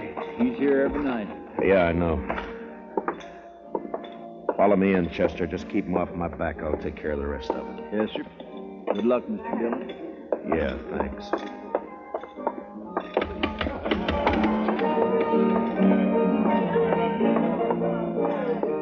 Well, look who's here. Matt Dillon. Hiya, Kitty. What brings you in, sweetie? Business or pleasure? It's not pleasure. Ah. Plenty of other men in Dodge, Kitty. Are there? They come in here, don't they? Sure. They come in. I talk to them, and I drink with them. That's my job. You follow me, Matt? I follow you. I'm off at 2 every night. Kitty, have you seen Jalisco tonight? No. He hasn't been in, Matt. Ben Rourke's sitting over there at a draw table, though. Good, I'll talk to him. I'll see you, Kitty. Sure, Matt. Sure you will. I think I got a himself. All right, boys, here's where money talks. I'm raising another 100 and I'll stand pat. Ben? Huh? Well, it's the marshal himself. I'd like to talk to you, Ben. All right, Matt, talk. Not here. We'll go over there by the bar. I'm sorry, I'm busy. I got a pat hand and a cinch bet. Maybe. This is official, Ben. Meaning? Meaning I want to talk to you. Now, come on. Take over my hand, Donnelly. I'll be right back. All right, Matt, let's have it. What do you want to talk about? One of your cowboys, Ben, Jalisco Pete. What about him? Know where he is? Around somewhere, I guess. Why? I'd like to know if he lost his spur recently. Tonight, in fact. It's pretty, ain't it? Mexican silver, needlepoint rowel, gold inlay. Pete's the only man I know in Dodge who's got a pair like this. All right, I'll see that Pete gets it. He'll appreciate your finding it. I doubt that. I found it lying beside a woman he'd just kicked to death. Will Thompson and his whole family were wiped out a few hours ago by 4 night riders. You know anything about it? How would I know about it? Your boys call you King, Rourke, don't they? Never heard of one of them pulling anything without being sure you'd back him up. Matt, are you claiming I was in on this? You're a cattle rancher, Ben, an open range man. You boys all hate the homesteaders coming in with their plows and fences. Been a lot of fences cut by night riders. Now it's murder. You haven't named me yet, Matt. A couple of months ago, here in the Long Branch, I heard you say you'd get the homesteaders out of Ford County if you had to burn them out. Well, did you? Sometimes a man gets known as a fast gunslinger and it goes to his head. I asked you a question, Ben. Then he gets himself a tin star and goes around bothering people.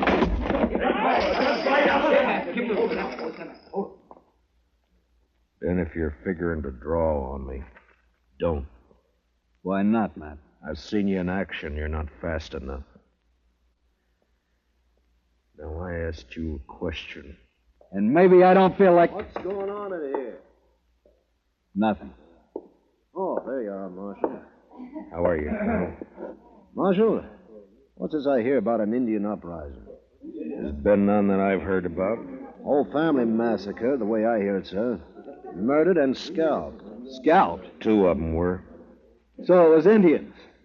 What game are you playing, Matt? Indians don't cut fences, Ben. That's a cattleman's trick. Scalping, too? Could have been an afterthought. It wasn't an Indian who lost that spur. Well, we'll soon find out about it. I'm riding into the Kiowa country with Troop C tonight. I hope you won't do that, Colonel Blake. You know the Kiowas are peaceable enough when you let them alone, but if you push them, they'll fight. True enough, Marshal. We can't let them get away with it. The Indians weren't responsible, Colonel. I got evidence to the contrary. Give me 24 hours and I'll prove it. Well, I certainly don't relish stirring up a tribal war, but... Just 24 hours. Well, all right. Ben, if you know where Jalisco is, you better turn him in. It'll save trouble. When any of my boys need discipline, I take care of it. Not this time. Other people are involved. Homesteaders. Squatting on a measly 320 acres apiece. Ruining the whole country. They got rights, Ben. Who says so? I do.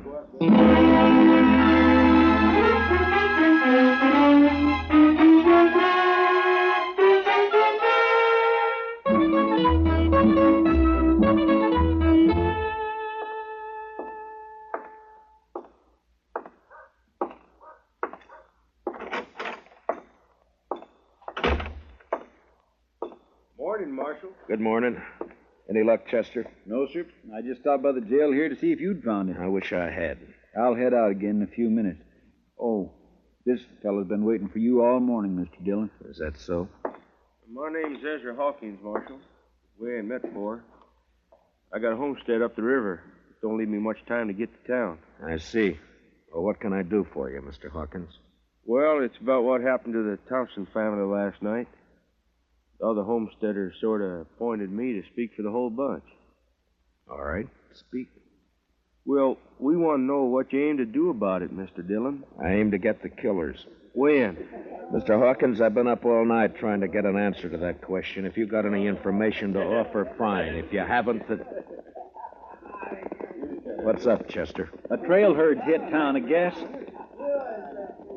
Damn, pull up, boys. Look at that pretty inside. Dodge City Jail. Come on, let's decorate it.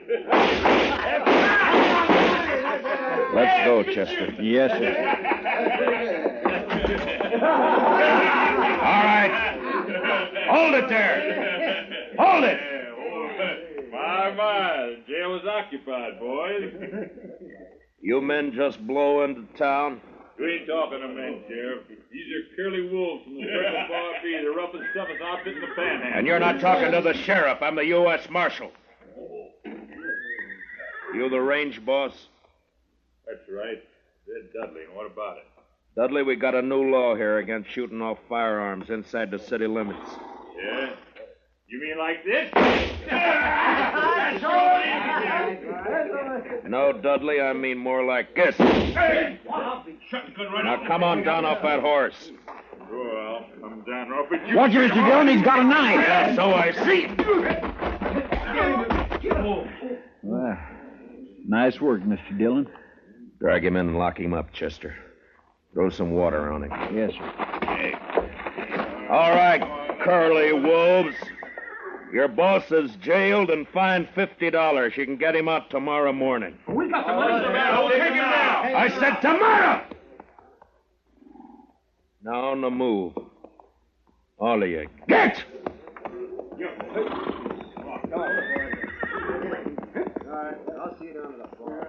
You handle things right fine, Marshal, once you get started. Thanks, Hawkins. Only trouble is some of us homesteaders are getting kind of impatient. The cattle ranch has been treating us pretty bad for too long. The boys are all meeting at my place today. I reckon I can hold them back till tonight. You know what I mean, Marshal. Yeah. I saw it happen in Abilene. Dirty and bloody. I'd hate to see it happen here. Sure, I know what you mean. Range war. Well,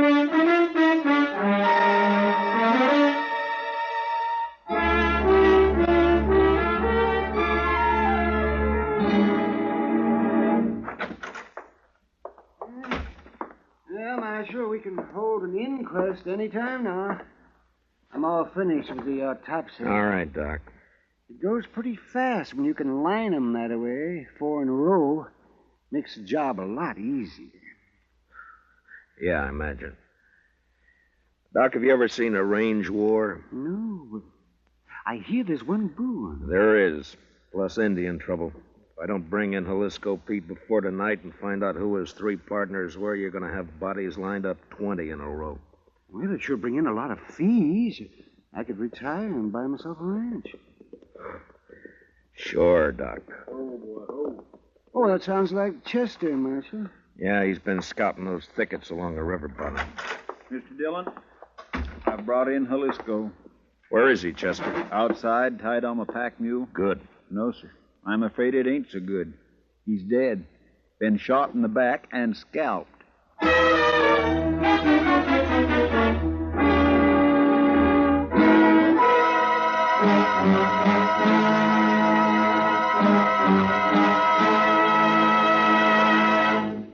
We will return for the second act of Gunsmoke in just a moment, but first, CBS Radio, in cooperation with Time magazine, makes available to you, free of charge, a valuable convention handbook packed with facts and sidelights about American national political conventions.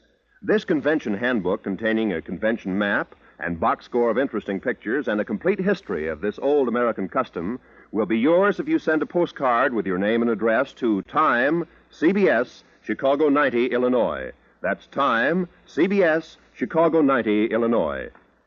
And now, with William Conrad starred as Matt Dillon, here's the second act of Gunsmoke.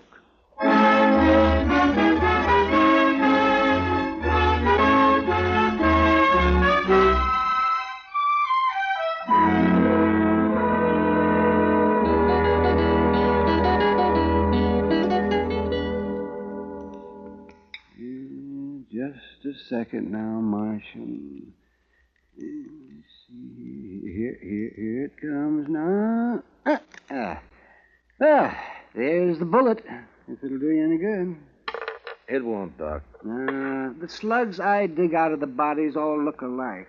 Someday, though, they may figure a way to tell them apart.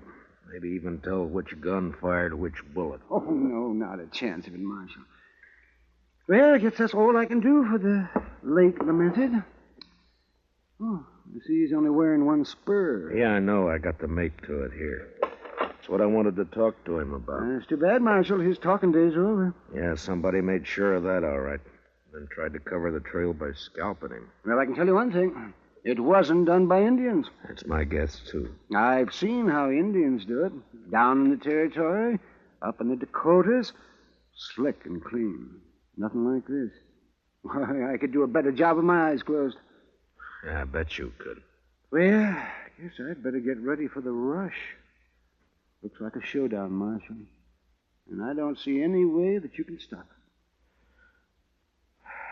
it. Neither do I.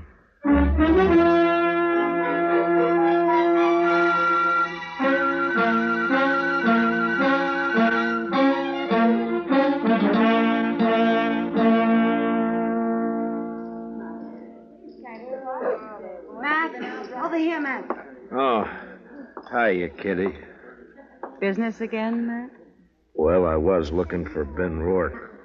He isn't here. He left about an hour ago. Some of his boys came after him. Matt, I waited for you last night. I worked, Kitty. All night? Yeah. There's a bad feeling in the air, Matt. What is it? What's going to happen? I wish I knew. They called all the soldiers from C Troop back to Fort Dodge this afternoon.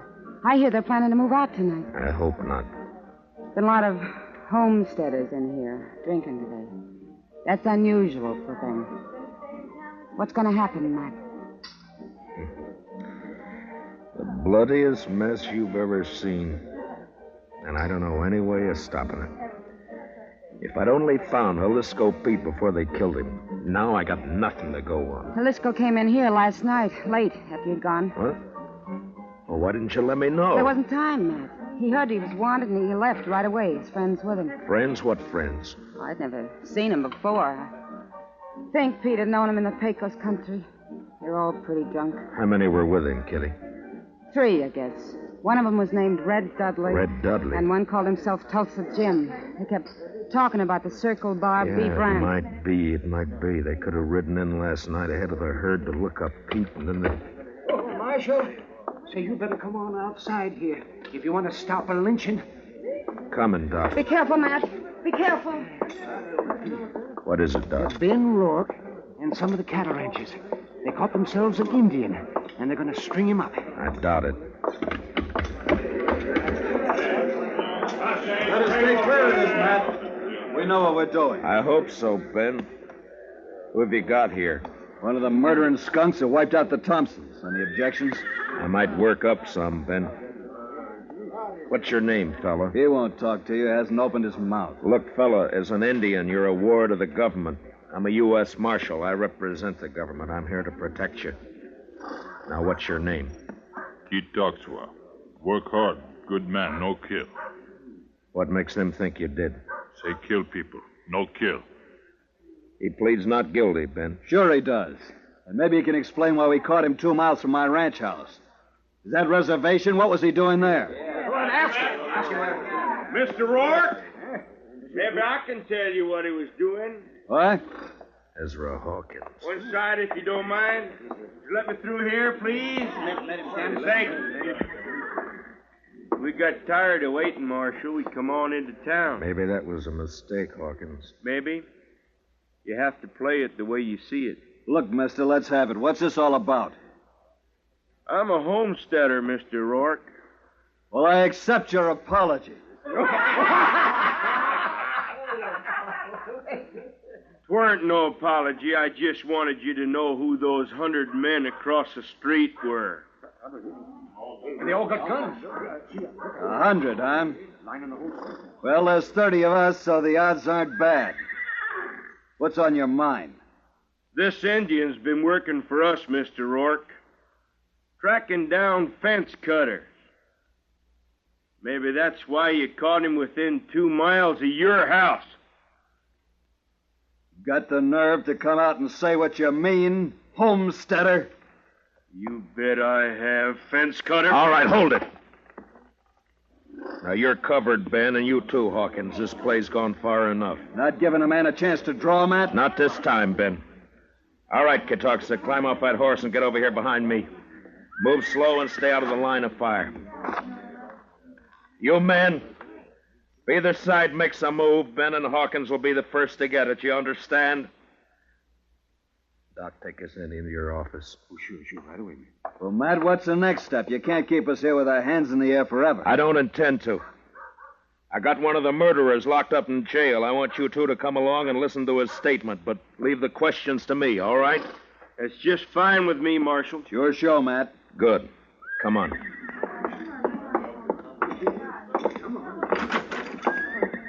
Chester? Chester? Looks kind of deserted, Matt. He may have gone back to the cells to see. Chester? Move on, Joe. Ben, Hawkins. What's the matter, Matt? Here, I'll get that gag off of him. You cut the ropes, Ben. Right. All right, Chester, here we go. Easy now. There. What happened, Chester? Oh, they slipped in and got the drop on me, Mr. Dillon. Took Red Dudley with him. There was two of them, not more than 20 minutes ago. Who were they? Did you know them? Nope. Circle Bar B-boys, I think. They slugged me and thought I was out, but I heard them talking. They were all in with Pete on the Thompson killing. Yeah, I know. And they killed Pete, too. They was afraid you'd make him talk. The question now is, where are they? I know where. The Arkansas rooms. The Arkansas, huh? They planned to hole up there till it got dark. Maybe they've gone by now, though. Maybe not. Want some help, Matt? No, thanks, Ben. It's my job, mine and Chester's. Come on, Chester, let's go.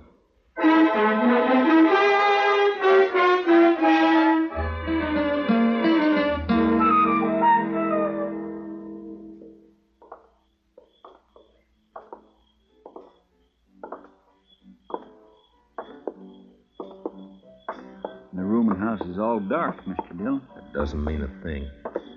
Watch the windows. That's you, Dillon? Drop behind that water trough here. Use your carbine. It's more accurate. Yes, sir. All right, Dudley.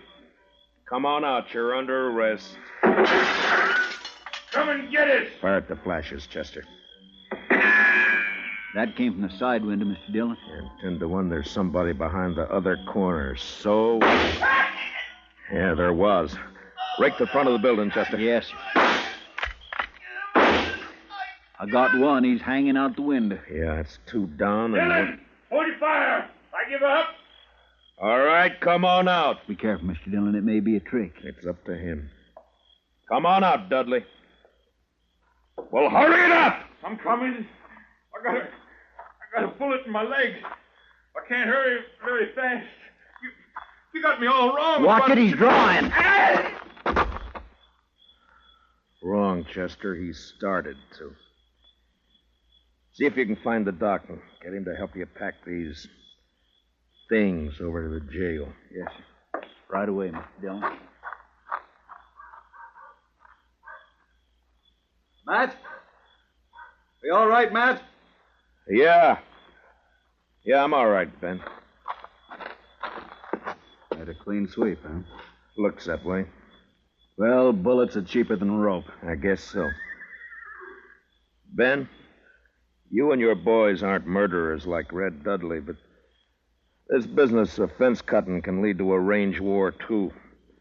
Like it or not, homesteading's here to stay. There's more of them coming in on every train. I know all that. Those cattlemen built this country, Matt. A few more years now, they'll have us fenced out of it. Times change, Ben. There's range still left out west, New Mexico, Arizona. Yes, I know. Some of us have been thinking about it. Matt, they'll fence you out, too, you know. Yeah, I guess they will. Well, when that time comes, I'll move on. If I'm still around. Farms and families. Next thing they'll do is set up courts and bring the law in here. Law's here now, Ben. In Dodge City, I'm the law.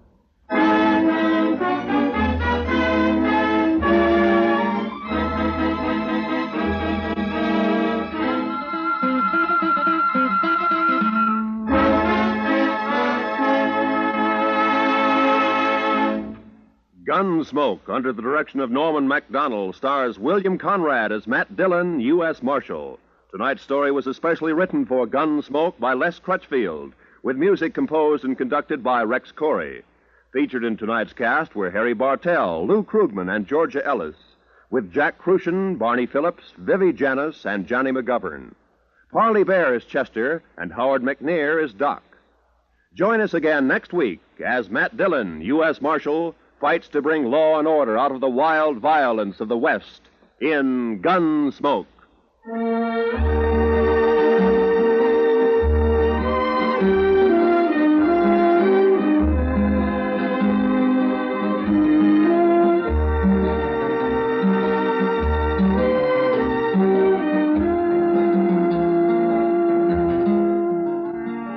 Jungle Legacy is the name of tonight's adventure with Tarzan. Listen as Tarzan, Lord of the Jungle, faces a band of unscrupulous men who seek a uranium deposit in Tarzan's realm, through which they hope to rule the world. Don't miss Jungle Legacy tonight, when most of these same CBS radio stations bring you Tarzan. It's packed with thrills, packed with action, packed with tense atmosphere. This is Roy Rowan speaking. Remember...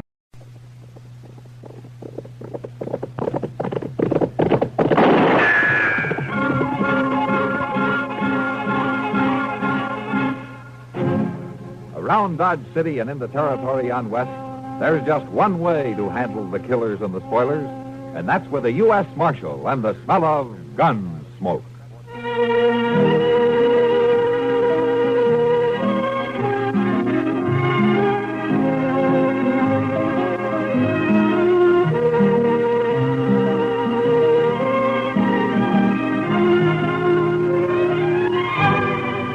Gunsmoke, starring William Conrad, the story of the violence that moved west with young America, and the story of a man who moved with it. I'm that man, Matt Dillon, United States Marshal. The first man they look for and the last they want to meet. It's a chancy job, and it makes a man watchful and a little lonely.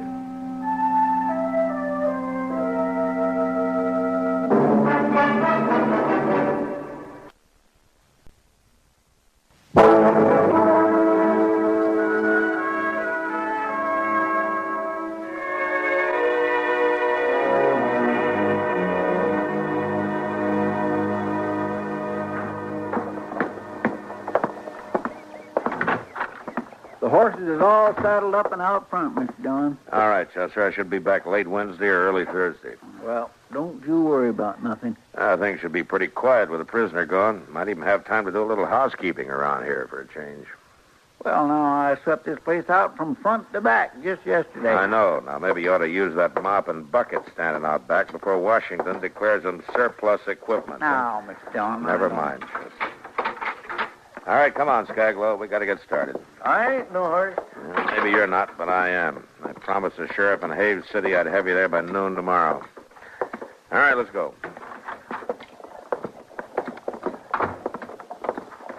Mount up. Ain't you going to take the cuffs off? Uh-huh. At noon tomorrow. Now get up in that saddle.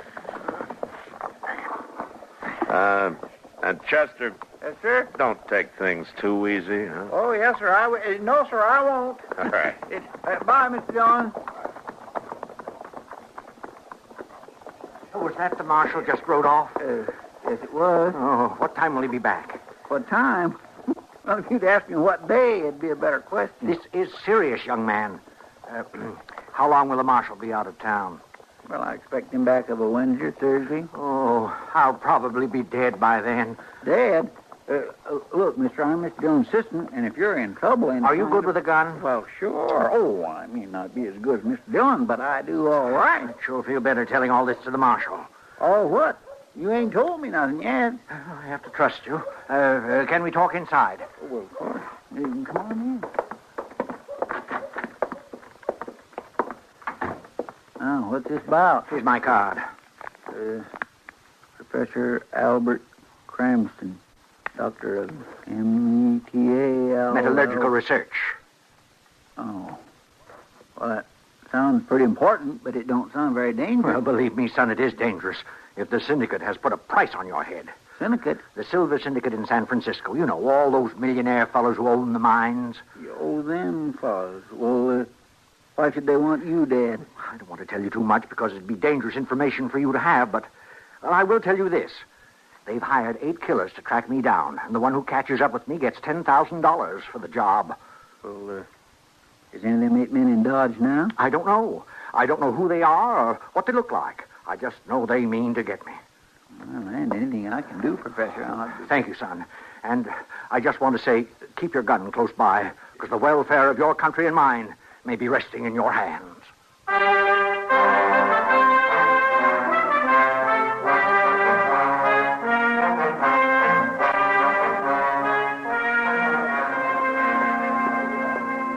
Well, Delmar, Wilbert. Somehow I never thought I'd see you two drinking at the same table. Sit down, Miss Kitty. Sure. Join us for a farewell drink. I'd love to, but only if you'll let the Long Branch stand this round. Oh. Sam, Yeah. 2 whiskeys, 1 beer. Right away, Miss Kitty. I understand Mr. Durgan bought out your shop, Wilbur. That's right, for $1,500. And you're leaving Dodge in the morning? You're right again, for San Francisco. And to be perfectly honest, about the only thing I'll miss is dropping in here to the Long Branch. Here's drinks, Miss Kitty. Thanks, Sam. Miss Kitty. Hmm? See that little old fella by the bar there? In the stovepipe hat? The kind of fussy-looking little man? Yeah. What about him? He keeps borrowing dimes from the customers. Sam, you know we don't allow panhandling in here. Oh, but he pays them back. What? Yeah, 3 times now I've seen him. He borrows a dime, he leaves, comes back, buys a drink with a silver dollar, takes his change, and pays back the dime. Well, you worry about it, Sam. I'm going upstairs for a while. I got some bills to go over. Excuse me, boy. Sure, Miss Kitty, sure. And if I don't see you before you leave, Wilbert, good luck. Well, thank you, Miss Kitty. Did you hear what Sam said about that little fella? Yeah. Sure sounds crazy. Why would anybody do that? I think we're going to find out. Oh, excuse me, gentlemen. I wonder if either of you would be so kind as to lend me a 10-cent piece. Why, I think that could be arranged, don't you, Wilbert? Yeah, I think so. Here you are. Oh, thank you. I'll return it shortly. I wonder where that little geezer's going. I don't know. Well, Sam said he keeps coming back with a silver dollar. Maybe we ought to follow him. Maybe we ought to.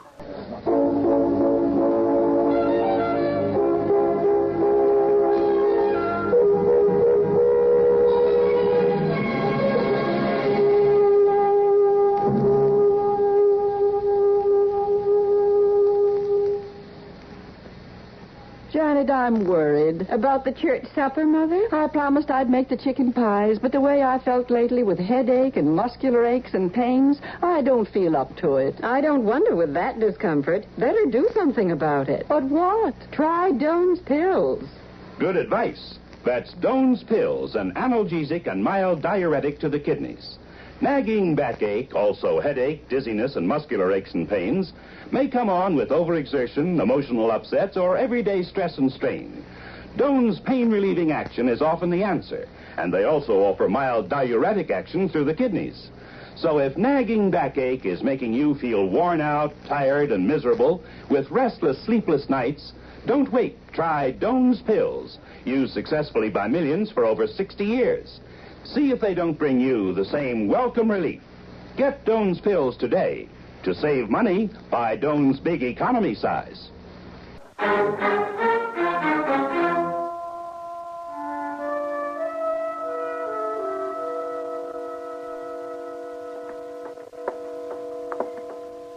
Is that him? Yeah. Now, let's don't follow too close. Wait. Where's he going? Well, he's going in my shop. Your shop?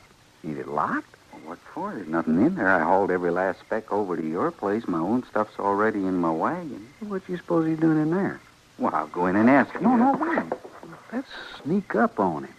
We might find out something. I didn't board up the side window between the buildings. Maybe we can see him through there.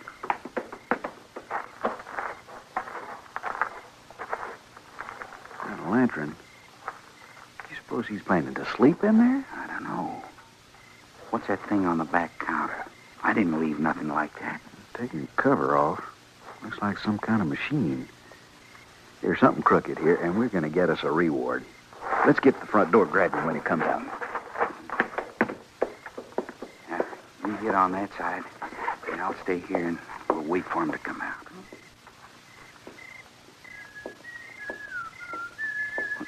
That's Chester. We got to get rid of him. Why? Because if he's in on it, there won't be no reward. Oh, you know what? Durgam and Gatsby. Chester? Yep, Chester. Just taking a last look at the old shop. Oh, yeah, that's right. You're leaving town tomorrow. Well, I sure do wish you luck, Wilbert. Thanks, Chester. Well, Chester, I suppose you have to get on with your rounds, being a peace officer and all. Things is kindly quiet tonight, so mostly what I'm doing is getting me a little exercise before I go to bed. Well, good night, Chester. Good night. Good night, Chester. When we grab this fella, try to cover his mouth so he can't yell. He's coming. Get ready.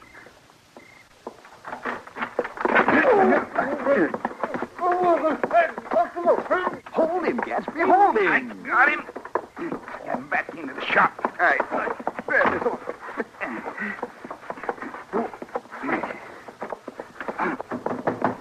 Delmer!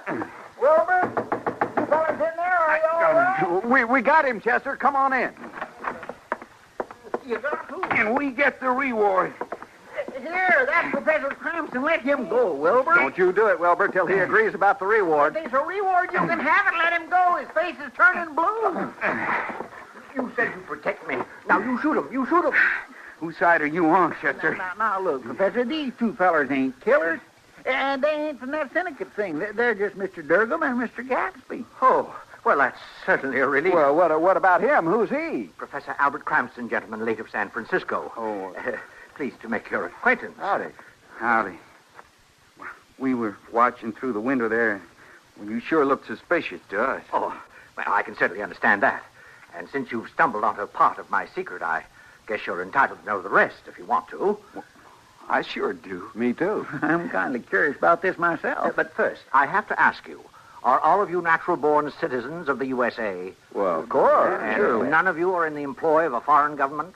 You mean like Europe or France or one of them towns? That's what I mean. What, now, that's silly. Well, I won't even have nothing to do with foreigners. Me neither. Well, I've got to ask those questions. And one more. If the good of our duly constituted government depended on your keeping a secret, would you die instead of revealing it? Sure. Yeah, of course. All right. Now, I want you to watch this carefully, gentlemen, so you'll be convinced in your own minds of the importance of this little device. I'll explain it to you step by step as I go along, and if you have any questions, don't hesitate. You just speak right up. Well, man, this is all so mysterious. Like, what does that thing do? You won't believe your eyes, Mr. Proudfoot. Would one of you contribute a dime to this demonstration? I got one. I got one. I got it down here somewhere. I'll take all three of them, and then you each have a permanent memento, a reminder that you were among the first to witness the results of my discovery. I'll use your dime first, Mr. Proudfoot. Chester. Oh, all right, Chester. Now, put the dime in this funnel here at the top. Now, you count to three, slowly. 1, 2, 3. Fine. Now, I give the crank 4 complete turns.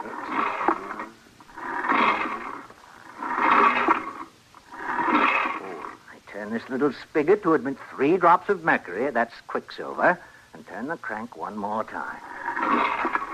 And there we are. Now, you see that lever there, Chester, on the bottom toward the front? Yes, sir. What about it? Oh, reach over and pull it. Well, now, I ain't sure. No, it won't hurt you. Just pull it. Do it. Well, I know, but... No. Well, I declare. That's a silver dollar. I told you you wouldn't believe it. You can take that cartwheel to the bank tomorrow, and they'll tell you it's real. Oh, it's real enough, but But how is it done? Oh, it's really very simple once you understand the physical principle. It has to do with what I call induced porosity. Once you make that dime porous, like a sponge, all you have to do is introduce a little quicksilver to fill in the holes, and the chemical process of expansion is automatic. Well, that's clear enough. Oh, yeah. Sure. Yeah, but why do you have to use dimes? I'm glad you asked that question. You see, the ratio of the weight of 1 dime to 3 drops of mercury produces an expansion of exactly 10. Well. You follow me? That means this particular formula in this machine extends silver in size and weight in multiples of 10. Oh. So, the logical raw material is the little thin dime. Why, if you used half dollars or even quarters, the end product would be clumsy, large, and bulky. Of course. Besides, who ever heard of a $5 silver piece? Why, a couple of those would weigh you down like a pack mule. Oh, you're sure right there. No, you couldn't have them any bigger than $1. Why, anybody can see that. Now, anything else you don't understand? Oh, no. How about you fellows? No, it's real clear to me. Me too, but... But what? I would like to see that thing work again. So would I. All right. But this time, you turn the crank, Mr. Gatsby. 4 times? Yes, but not till I tell you to. You ready? Yep. All right, now put in the dime. 1, 2, 3. Now. What? Now, turn it. Oh.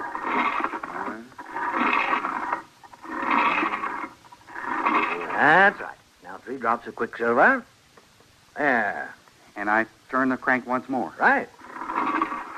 Well, you boys catch on fast. Is it ready now? It should be. Pull the lever. I'll be doggone, I did it. Well, that sure is surprising. It sure is.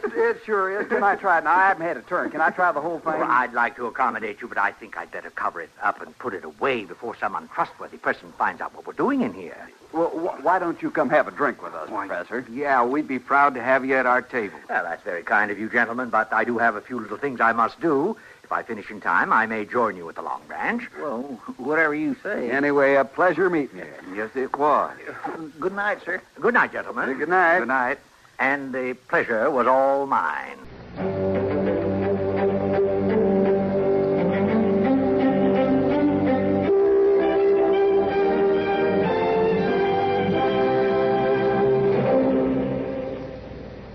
Hi, this is Dennis James. Say, remember way back when this melody was popular?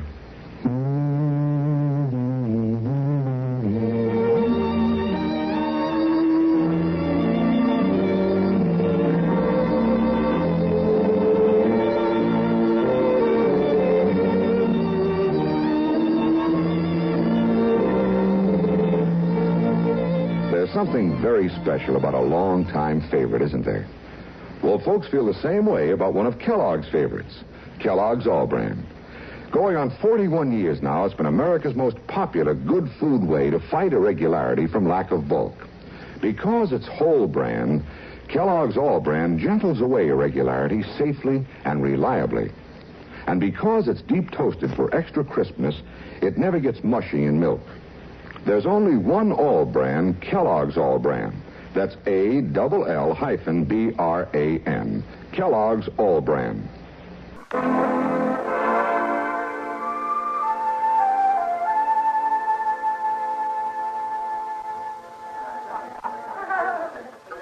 I just can't get over it. Neither can I. You know, if a fella could just own one of them machines. Or maybe even rent it for just a month. Well, think all the good you could do. Yeah, well, you could build churches. And help the poor people. It sure would be wonderful. And after you did all those things, you could even take a little for yourself. Well, there's no reason not to. If a fella didn't get greedy, that is. That's right. You suppose he would sell it? Oh, I doubt that. I couldn't do nothing about it even if he would. You don't suppose he'd consider $1,500? 15,000 be more like it. Yeah. Anyway, I don't think so. Oh, gentlemen, I can't tell you how glad I am that you're still here. What's the matter? Something's come up. May I sit down, please? Of course. Go right ahead. Yeah. What's come up? I just got word that they know where I am. The Silver Syndicate? The Silver Syndicate. And their killers are closing in. How many are they? I don't know. Could be just one, could be all of them. Oh, I sure do wish Mr. Dillon was here. But he isn't. So I've had to come to a decision. I'm taking the train east early tomorrow, 8 o'clock. But I need your help, all of you. What do you want us to do? I want you gentlemen to destroy the Silver Extender. Destroy it? You mean bust? I mean blow it to bits. So there isn't the slightest chance of anyone piecing it together and figuring out how it was made. That'd be a terrible thing. It sure would. Just a minute, gentlemen. I understand your concern, but it's not quite as bad as it sounds. How's that? Well, if I get to Washington alive, I can build another. If I don't, not only will I be dead, but my discovery will be lost to the government. I begin to see what you mean. Well, yeah. If you can make up another, and when you get there, you'd be an awful lot safer traveling without this one. Then I can count on your help. Oh, sure. In what way? Well, I've told you I want to destroy the machine. But when you're dealing with Washington, you can't do things just like that. No, sir. Now, see if you can understand my problem. Now, let's say you're the government. You know I have this machine. I've told you I'm bringing it to you. Then I show up without it. You ask me where it is, and I say I blew it up. And you say to me, prove it. Prove you didn't sell it to somebody. But I can't prove it. So you convict me of treason, put me up against a wall facing a firing squad. That's the end of Professor Cranston. Oh, man, that'd be awful. Why, it sure would, but what can we do? You can be witnesses. Witnesses? If 3 honest citizens signed an affidavit that they saw the machine blown up, they'd have to believe me. Would you be willing to do that? That's certainly not asking very much. No, especially since you were so nice about sharing your secret. Well, I was planning to pull out early tomorrow, but there ain't no reason I can't wait till we're finished witnessing. Oh, you can wait that. Now, there's one other thing. What's that? Well, I've got it all crated, and only the 4 of us know where it is, so I'm sure it'll be safe there till morning. Now, can I count on you? Of course you can. We'll do it just like you said. I don't know how to thank you, gentlemen, but when I tell the government what you've done for your country, you can be sure the U.S. Treasury will find some way of rewarding you for your services. Well, I'll be at the Dodge House if any of you need me.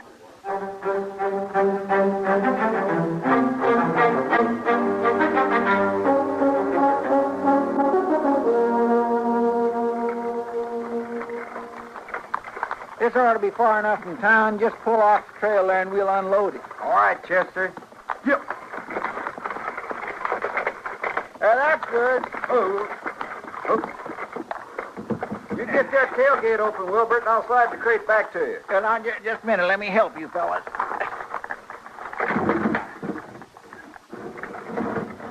That's far enough. You and me can lift it down, Chester. Oh, I got the dynamite all bundled in under the seat here. Yeah. Now, look, we can just prop up one end of this rock and slide the bundles right underneath. Here. Oh, that should work just fine. Yeah. Fits real nice and snug, don't it? If you want to uncoil a roll of fuse, Wilbert, I'll turn wagon around and drive back down the trail. All right. I figured 20 feet of this would give us plenty of time to get out of the way. Oh, sure. String it out. We'll light it and keep right on moving. Think this is far enough for a wagon? Yeah, that's good. Well, it's all of it, Chester. You ready to move? Anytime. Here goes, then. Come on. I'm coming.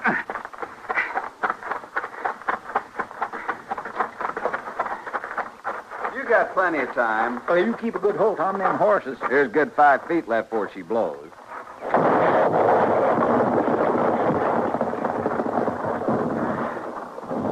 Smithereens. Yep, that did it. By jing, ain't nobody going to get the professor's machine now. Oh, he sure won't.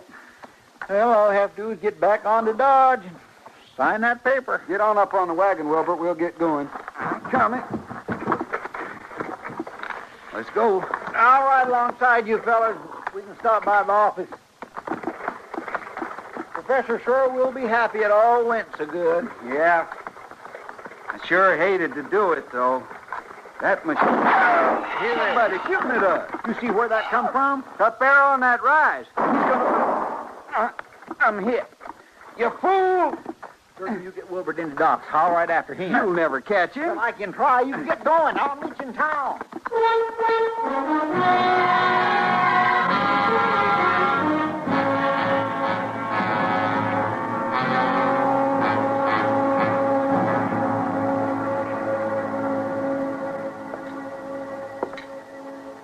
I'm not blaming you, Chester. The professor has taken in people a lot brighter than you are. Well, if he'd have tried to sell that machine, I would have got suspicious, but he didn't. Out on a thing like this, people sell themselves. And you can be sure he got through to somebody. Or Gatsby and Durgan wouldn't be laying up in Doc's office with each other's bullets in them. Well, it all sure went over my head. Machines like that have been fooling people since the first day men stopped trading buckskins for flour and started using money. And as long as there's a man alive looking for something for nothing, it'll go right on working. Suppose. Matt, Yeah, Doc. if you want to talk to Durgan, you better do it now. All right, come on, Chester. What about Gatsby? He never came out of it. Died a half an hour ago. No, my. Yeah, sure doesn't make much sense, does it? Few killings do. Oh, that you, Marshal? Yeah, that's right. You're not laughing at me, are you? No, I'm not laughing. Something you want to tell me? Not much to tell. The stakes were big, but I lost. Just what were the stakes? Didn't Chester tell you? And he told me about the silver extender. He said you blew that up. That's what Chester was supposed to think. It's what I was supposed to think. But I knew better. Then it wasn't in that crate. Nah, just scrap iron. Gatsby had the machine. What? Sure. After we left the Long Branch last night, Gatsby snuck back and made a deal with the professor. Bought that machine with my money. Wouldn't go partners. Used the money I gave him and wouldn't go partners. Why, Marshal, 100 men could have got rich with that thing just using it an hour a day. He had to have it all. Couldn't share. Where is it now? If I tell you, will you promise to blow it up? Is that what you want? That's what I want. It's under the work counter in the back of my store. You know, a thing like that may be all right for the government, but it ain't for the people. The professor should have known that. Well, I think maybe he did. What do you mean? Nothing. Anything else you want me to know? That's about all, except about the gunman on the hill that hit Gatsby. What about him? I didn't hire him. Gatsby did. To shoot me. He just picked a man with a bad aim. So Gatsby got it in the shoulder. I think that's kind of funny. Gatsby tell you this? He did. When? Soon as Chester rode off after the gunman. Pulled his own gun to do the job himself. Then you shot him self-defense. You might say that, yeah, but I'll be honest with you, though, Marshal. Yeah? I was planning to kill Gatsby anyway. You won't forget your promise. No, I'll blow up the machine. You want me to send Doc back in? No reason to. Yeah. So long, Marshal. So long, Durgan. Did you tell him, Mr. Dillon? About the silver extender? You know, Chester, I didn't have the heart. I don't think I would either. No. Even when he's wrong, if a man has to die, he likes to feel he's died for something. And if he dies for nothing, I don't want to be the one to let him know.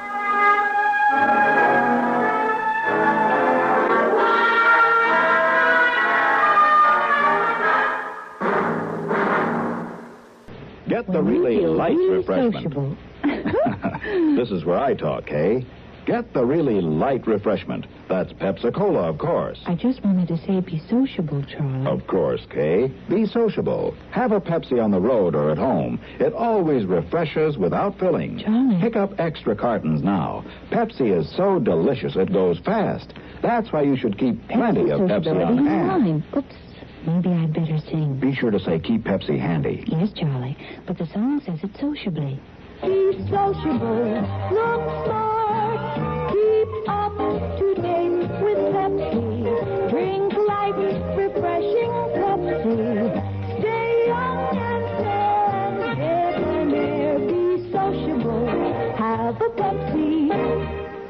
What Kay means is get plenty of Pepsi next time you shop. Well, yes.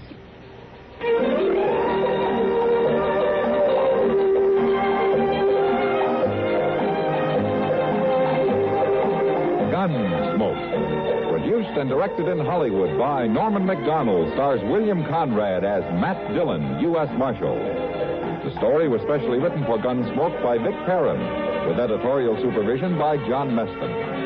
Featured in the cast were Joseph Kearns, Vic Perrin, Harry Bartell, and Jack Moyles. Harley Bear is Chester, Howard McNear is Doc, and Georgia Ellis is Kitty.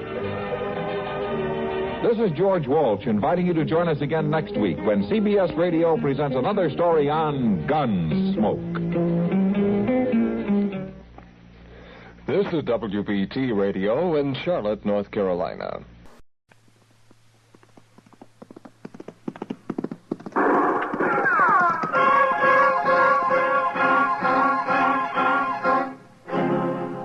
Around Dodge City and in the territory on West, there's just one way to handle the killers and the spoilers, and that's with the U.S. Marshal and the smell of gun smoke.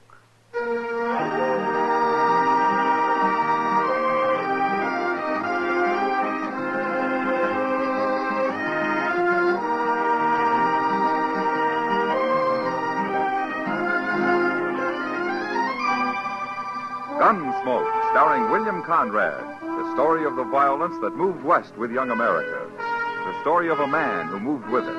Matt Dillon, United States Marshal.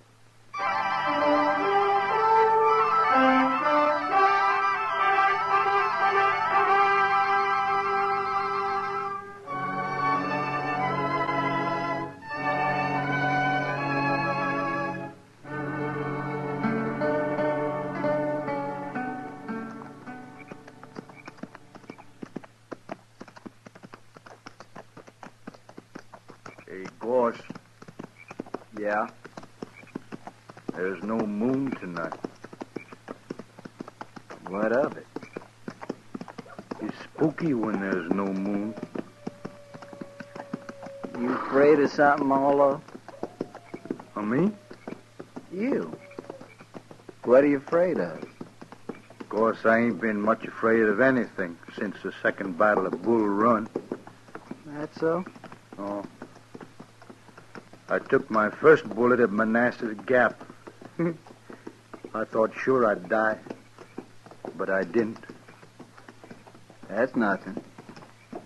When I got shot on the Chattahoochee River over in Georgia, I knew I wouldn't die. How'd you know? I just knew, that's all. Weren't you afraid? Afraid of what? Dying. I've never been afraid to die. Well, I'm not afraid. Not anymore. Not since Bull Run. And what's all this about there being no moon, Arlo? I said I'm not afraid to die. I didn't say I'm not afraid of anything. Oh, shut up. Okay.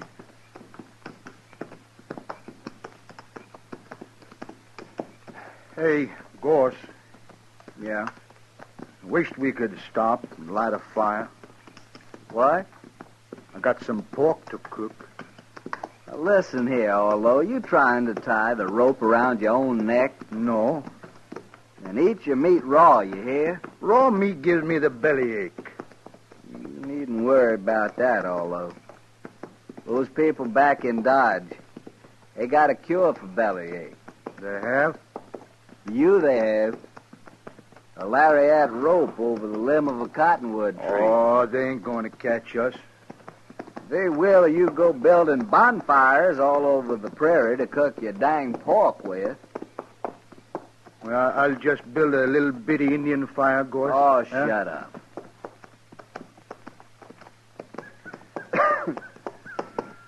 Arlo? Look over there. Where? Over there. At the foot of that little rise. I don't see nothing. That cabin, you do too see. Oh, that. What about it? There's no light in it, you fool, and there's no smoke. It's deserted. Well, that's good, ain't it, Gorse? Nobody to tell the posse which way we went. How do you know they got a posse? Well, they should have. Anyways, we'll sleep in that cabin.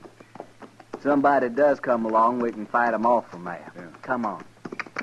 Come on. Come on.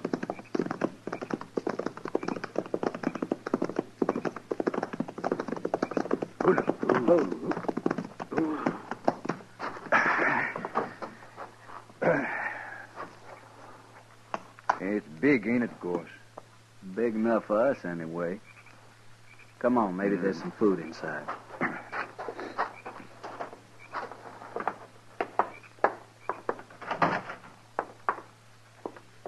Hey, wait. There's a horse in here. He must have got in and the door blew shut, poor thing. Well, get him out. Yeah. Easy, boy. Easy now, son. Easy, boy. I got him. Now, outside, fella, outside. Come on. Yeah. Hey, that's funny. What's funny? That horse, he's all wet with lather. Lather? Hold it right there. Hey, there's somebody in there. Now get your hands up. What? You're framed in the door and you'll die if you make a wrong move. Now turn around and stand there. Now take your guns.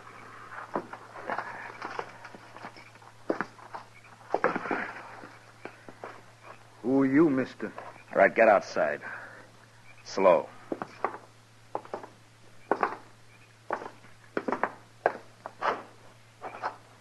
All right, that's far enough. Now you can turn around. All right, you, what's your name? Orlo. Orlo what? Just Orlo. And you? William Goss, but I don't use the William. I'll remember that. Look, mister, we don't mean no harm. We just thought your cabin was deserted and we could sleep in there tonight.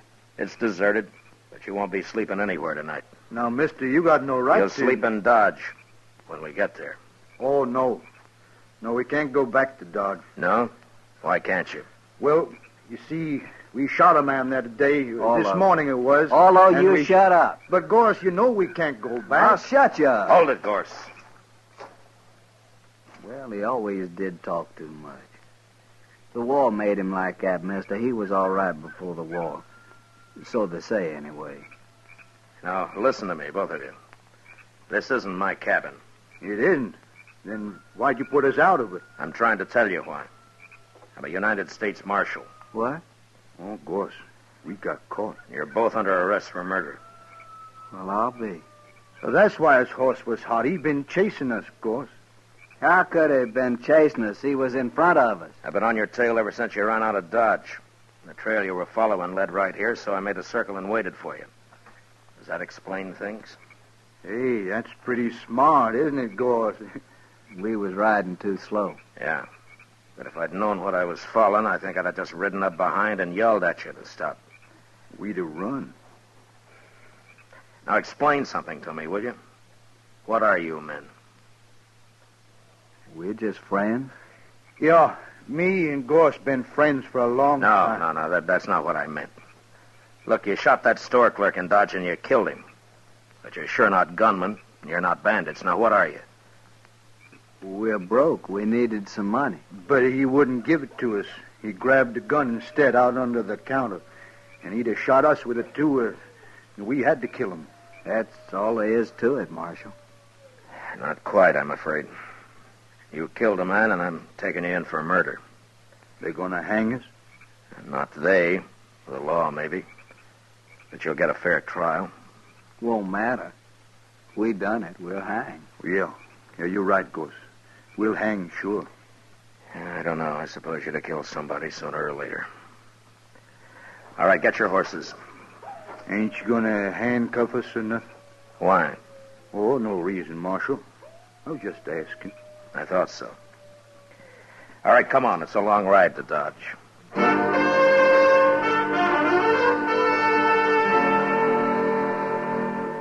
It took all night to ride back to Dodge, but I didn't have to watch my prisoners any more than if they'd been a couple of riders I'd thrown in with on the trail. Maybe it was all their years in the war, in the Army, that made them do whatever I, as a marshal, told them to do. The idea of not obeying me never occurred to them. Next morning, I had Chester lock him up, and then I went off to get some sleep.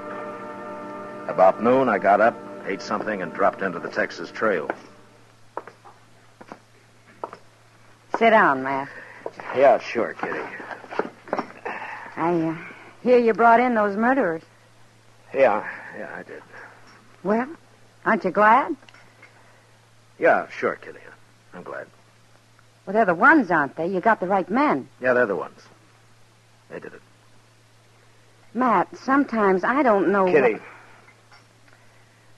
they're just a couple of not very bright men who've had too much war.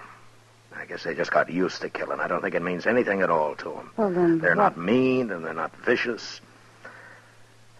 They're just kind of loco. Well, that's what makes them dangerous, I guess. Marshal Dillon? Yeah. I hear you brought in 2 men this morning, Gorse and Orlo. No? How do you know their names? Well, everybody does by now. Yeah, I suppose so. They didn't do it, Marshal. What? They're innocent. They didn't kill that clerk. Who are you, mister? My name is Blaine, George Blaine. All right, Blaine, what's this all about? Oh, what I said, Marshal. They're innocent. You see, I and Ned and Lou, well, over there at the bar, we saw them just leaving Kelly's stable when that shooting took place. Would you swear to that in court? Why, sure, Marshal. How come you arrested them anyway? Well, I'll tell you, Blaine. They shot a man. Nobody saw that killing. Look, I don't know who you are or what your interest in this is, but they admit killing that clerk. So why don't you just go back and join your friends at the bar and forget about it, huh? No, Marshal, we won't forget about it. You shouldn't have arrested those men. And what's more, we're going to see to it they don't stay arrested. Oh? You want to see to it right now, Mr. Blaine? No. No, there are other men around here interested in justice, Marshal. And I think we'll talk to them first. Don't do it, Blaine. Don't get anything like that started here in Dodge. See you later, Marshal. Who is he, Kitty? I don't know, Matt. He and his 2 friends came in on the Santa Fe from St. Louis a couple of days ago. That's all I know. I wonder what they got in mind. Oh, they've been drinking. It's just talk, Matt. Yeah, maybe. I'll see you later, Kitty. So long. Hurry back, Matt.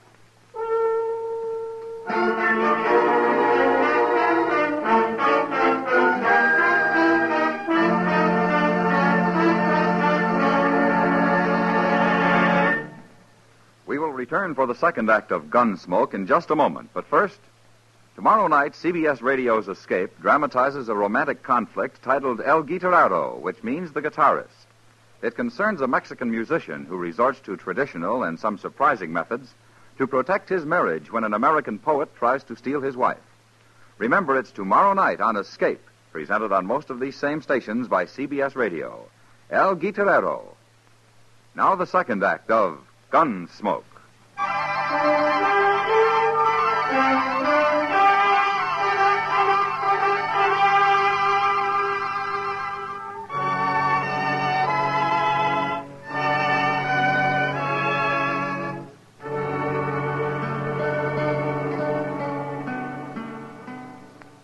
No, sir, Mr. Dillon, that fella come here, but I wouldn't let him talk to prisoners. Was he alone, or did he have his 2 friends with him, Chester? Oh, he was alone, sir. But I did notice a couple of men waiting around outside now that you mention it. You, haven't heard anything about this Blaine or his friends the last day or so, have you? No, sir. Nobody's mentioned them. Around me, anyway. Well, it sure stumps me. You think maybe they're going to cause trouble, Mr. Dillon? I don't know, Chester. They might try, but it'd be easier to stop if I knew what was behind it. Yes, sir. Yeah, mobs have tried to open this jail before, but to lynch somebody, not to turn them loose. Mighty curious, all right. Well, Chester, I'm going to have a talk with the prisoners. Maybe they might know something. Well, it's worth a try, sir. Yeah.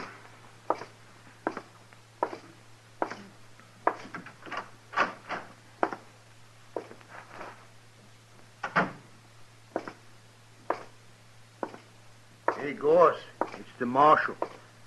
Hello, Marshal. Hello, Orlo. Gorse. How are you, Marshal?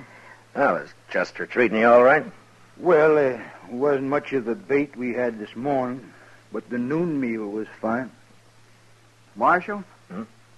We get supper, too? Of course you do. And when they gonna hang us, Marshal? Well, Orlo, you haven't been tried yet. Nothing's going to happen until you have a trial.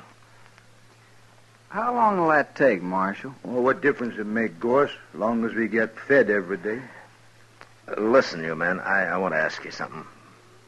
Sure, Marshal. Have you ever heard of a man named Blaine? He's tall, has black hair. Blaine. Wasn't that the fella's name who was here this morning, Orlo? Yeah, that's right. Blaine. Here this morning? Chester said he kept him out of here. Oh, he come around back, outside, talked through the window there. Seemed like a nice fella. Sort of crazy, though. Now, why do you say that, Orlo? What do he want? Oh, he kept saying he had witnesses and all like that. Said we're innocent. We shouldn't be in here. Well, what'd you tell him? Well, we told him how you caught us and what we did and all. We told him there wasn't any witnesses we could see. Just us. And that clerk, but we killed him. Sure, but Blaine was saying him and his friends saw us down by some corral or something. I don't know. He was all mixed up. Tell me, have either one of you ever seen this Blaine before? Oh, no, Marshal. Never laid eyes on him. And that's the truth. That's right, Marshal. Me and Goss, we never tell lies. Yeah, I know. Did Blaine tell you what he's going to do? What his plans are? Nary a word, Marshal. Except he did say for us to set up a holler that we didn't kill that fella. Oh, he's crazy, that Blaine. I couldn't get his drift at all. Well, I'll tell you what it is, Orlo. For some reason that I don't know, Blaine wants you two out of jail. He may come here with a mob and try and get you out. Well, he can't do that. We're under arrest here. Yeah, I know. But he might try. What'll we do about it, Marshal? Nothing, Gorse, nothing. I'll handle it. You sure, Marshal? Let me know if you need anything, huh? Oh, we're fine, Marshal. Thanks just the same. Sure. Okay. I'll see you later, then.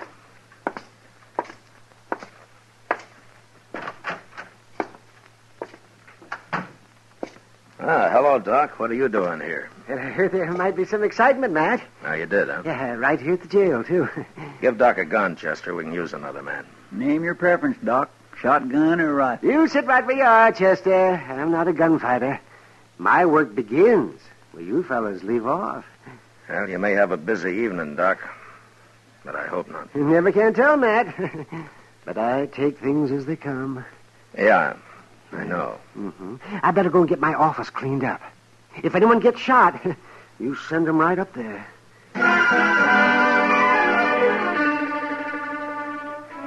It doesn't improve a man's temper to spend the afternoon sitting around and waiting for a mob to form.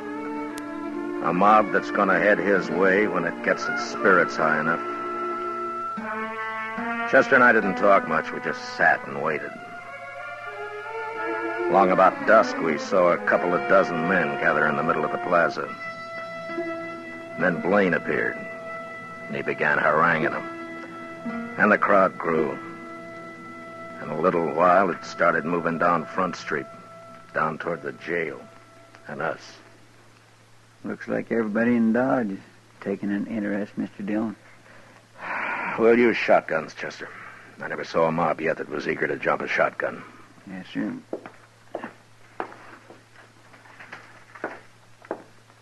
Here's yours, Mr. Dillon. Yeah, thanks. Well, let's go meet them outside, Chester. All right, sir.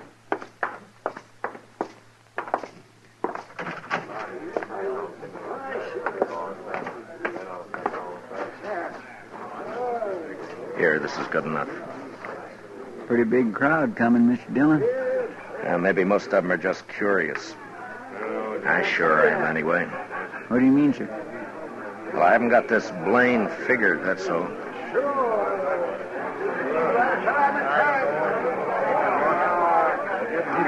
All right, hold it, man. Hold it, man. I'll see if I can talk some sense into the marshal first. Well, Marshal, I was right. There seem to be a lot of men in Dodge interested in justice. We want Orlo and Gorse out of that jail, Marshal. We want them freed. Aren't you going to say anything, Marshal? I don't see your two partners, Blaine, whatever their names are. Don't you worry about them, Marshal. Now, you tell us. You going to turn those prisoners loose, or do you want us to do it?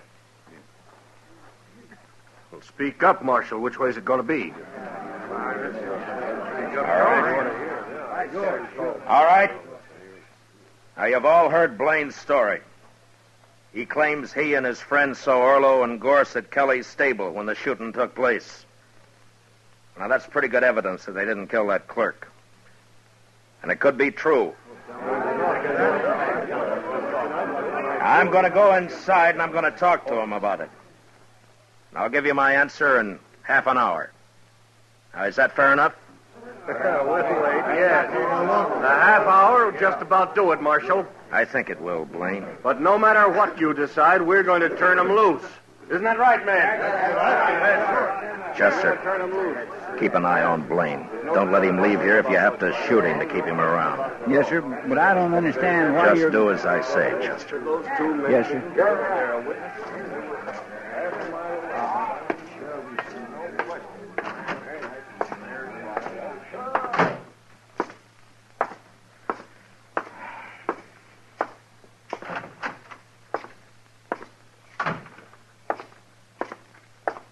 What's doing, Marshal? I don't know, Gorse, but I just might find out. This Dodge is a mighty strange place, wanting to turn prisoners loose. Yeah. I'll be back soon.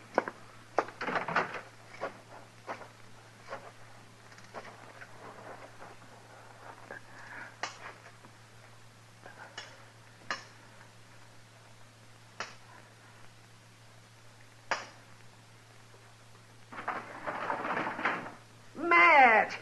What are you up to? You're going to break my window with those rocks. Get on here, Doc. I need you, and hurry. Huh? Oh, why, sure, Matt. Stand under the window here, and I'll climb down on top of you. It's only a few feet. Okay. Ah. All right, come on, hurry. Yeah, well, what's this all about, Matt? Where we're going? We're going to the express company first. Well, what for? It's closed. Maybe not. It's not quite 6. Everybody in Dodge is out there in the street. I was watching from my front window. Not quite everybody, Doc. Blaine's two friends aren't there. Yeah, right. Well, what do you I'm mean? working on a hunch, Doc. If I'm right, I want you as a witness. And we'll go back and show that mob what fools they are. Yeah, whatever you say, Matt. But I haven't got a gun. Don't worry, I'll do the shooting.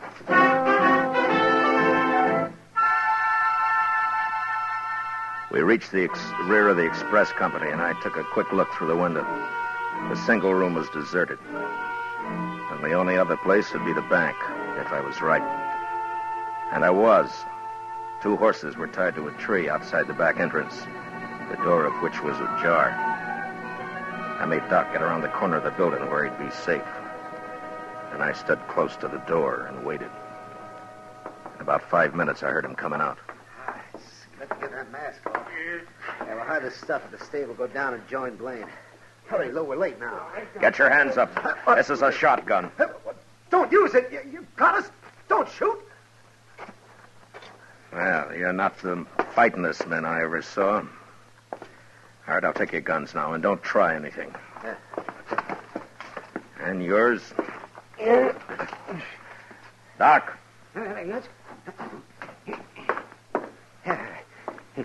Well, what do you know? Blaine's partners. You sure guessed right, Matt. Now, who's inside? We didn't hurt him, Marshal. Just tied him up. Who, I said? Well, that old man, the banker. All right, go take a look at him, Doc. Take those money bags with you. But be quick, we haven't got much time.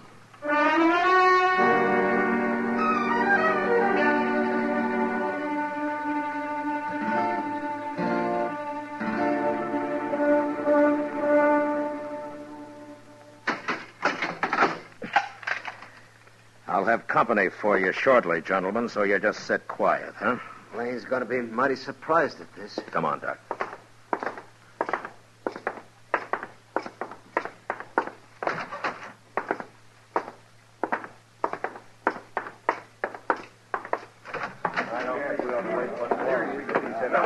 My gracious, I thought you was never going to come out, Mr. Dillon. Well, Marshal, are you going to be smart? Are you going to turn him loose? You're under arrest, Blaine. What? Marshal, don't be a fool. You aren't arresting anybody. Is he, man? Tell him who I just locked up, Doc. All right. That's right, man. Marshal just arrested Blaine's two friends. What? You make one move and I'll cut you in half, Blaine. All right, go ahead, Doc. I was right there with him. Caught him up the street, raiding the bank. They're locked up inside right now. Well, they're no friends of mine. We've been drinking together, that's all. And besides, I wasn't anywhere near that bank. I was right here. Yeah. You men saw me here. And you got nearly everybody else in town here, too, Blaine. So your partners could work unmolested. Take his gun, Chester. Yes, sir. All right. All right. All right, you men. Now, you've made fools enough of yourselves for one evening.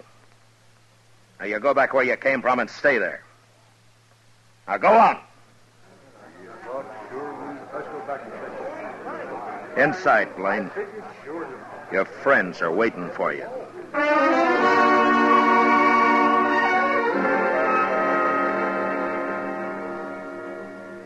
I never did find out just who Blaine was.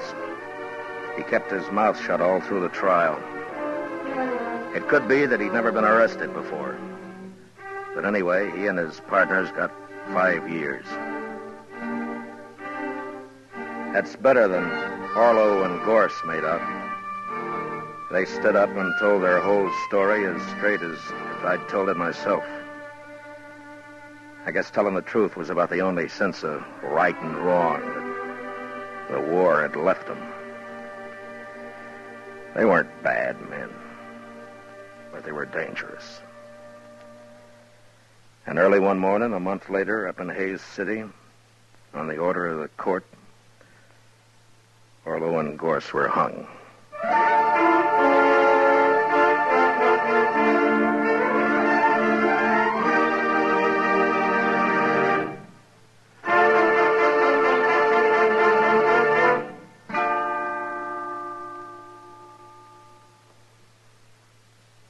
Gunsmoke, under the direction of Norman Macdonald, stars William Conrad as Matt Dillon, U.S. Marshal. Tonight's story was specially written for Gunsmoke by John Meston, with music composed and conducted by Rex Corey. Featured in the cast were John Daner and Harry Bartell, with Lawrence Dobkin and Lou Krugman. Parley Bear as Chester, Howard McNear as Doc, and Georgia Ellis as Kitty. Gunsmoke is heard by our troops overseas through the facilities of the Armed Forces Radio Service. Join us again next week as Matt Dillon, U.S. Marshal, fights to bring law and order out of the wild violence of the West in Gunsmoke.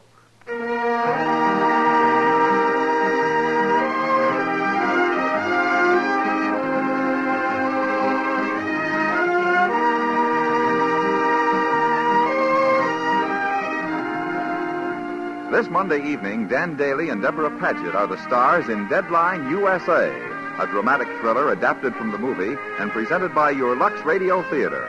It's an action-filled story of a newspaper man's struggle against hoodlum elements in his community, one that leads to dangerous reprisals on the part of the mobsters. Remember, this Monday night over most of these same stations, CBS Radio offers Deadline USA on your Lux Radio Theater. George Walsh speaking. America is cooking with 14 million kitchen radios and listens most to the CBS Radio Network.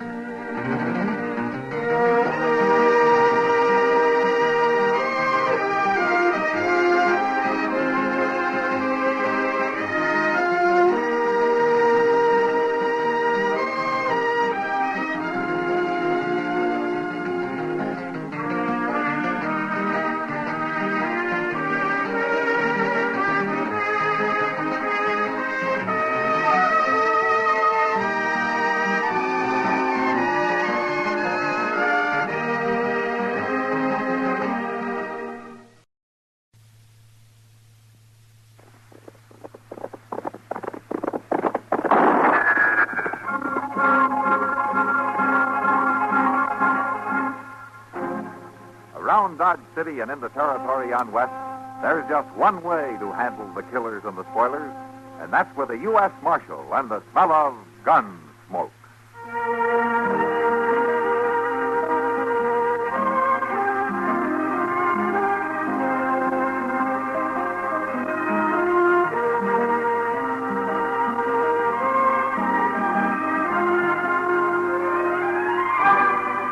Gunsmoke, starring William Conrad, the story of the violence that moved west with young America, and the story of a man who moved with it. I'm that man, Matt Dillon, United States Marshal. The first man they look for and the last they want to meet. It's a chancy job, and it makes a man watchful and a little lonely.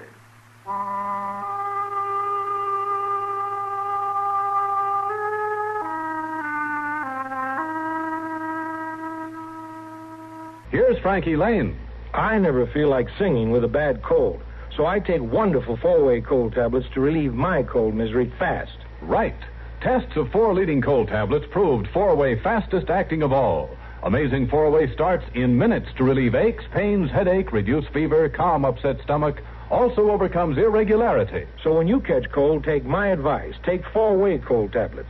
It's the fast way to relieve those nasty cold miseries and feel better quickly. Four-way, 29 and 59 cents. And now a word about another fine product of Grove Laboratories. Does dandruff dull your hair, leave scalp itchy? Get Fitch Dandruff Remover Shampoo and get rid of unsightly dandruff in 3 minutes. 3 minutes with Fitch regularly is guaranteed to keep embarrassing dandruff away forever.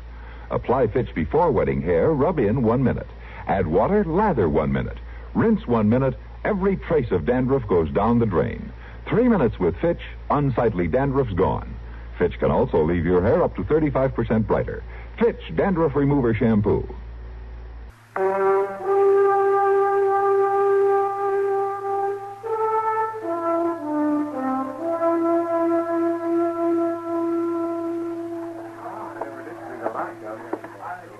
Barkeep, short whiskey and a small beer. Yes, sir.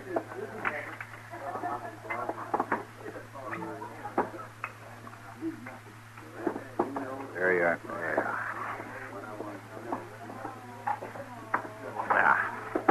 My name's Hank Fergus. They tell me you're Zeno Smith. Yeah, that's right, young fella. Well, they tell me Zeno Smith's got a big reputation for handling a gun. Well, I didn't ask for it. But you got it. That's what's important. It's not such a good thing to have, Fergus. And why not? 'Cause it attracts young fools like you to try me out and get themselves killed. But if I don't get killed, I'll kill you instead. Well, then you'll have yourself a pretty fair start as a gunman. You'll have had your last peaceful night's sleep. I don't mind. Now, look, Fergus. I just want to have a quiet drink and then go to bed. I'm worn out. Now, leave me be, will you? You see that big picture of Valley Forge they got hung on the wall down there? You see them wires holding it up? I'm not interested, I tell you. You watched.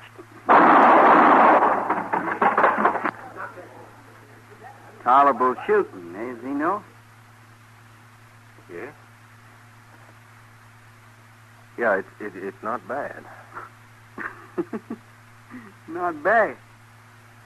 Let's see you do better. Fergus, I told you, I'm worn out.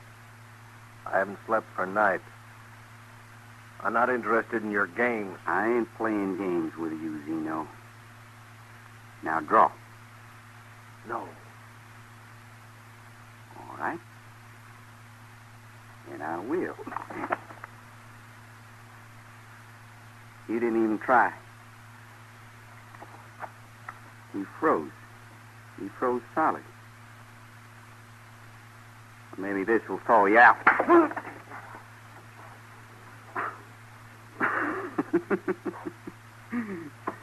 Look at him, everybody. The great Zeno Smith, crawling like a snake. And I done it.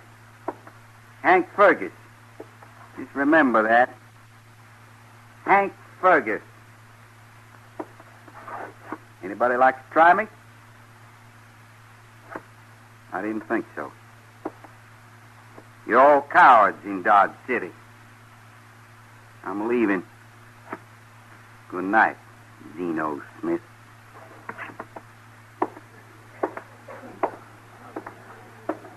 Barkeep. Yes, sir. Barkeep, give me a whole bottle of whiskey. A full one, right up to the top.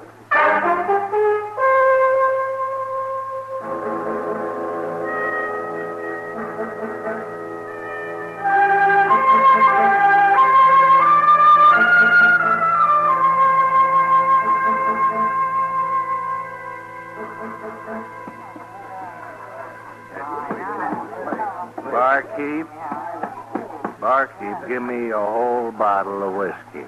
A full one, right up to the top. Zeno? See? Don't you think you've had enough for tonight? Oh, I got the money to pay for it, Miss Kitty. You see? I didn't mean got that, the money. Zeno. Let him drink, Kitty. He never causes any trouble. Oh, Matt? All right, Zeno. Go ahead. Mm-hmm. Barkeep, here's the money. Barkeep, now get the bottle out. You're a big help, Matt. You can't stop Zeno Smith from drinking, Kitty. He'll sober up in a day or so. Yeah, maybe for a whole week. Now, he's been doing it for years. Yeah, about 10, they tell me.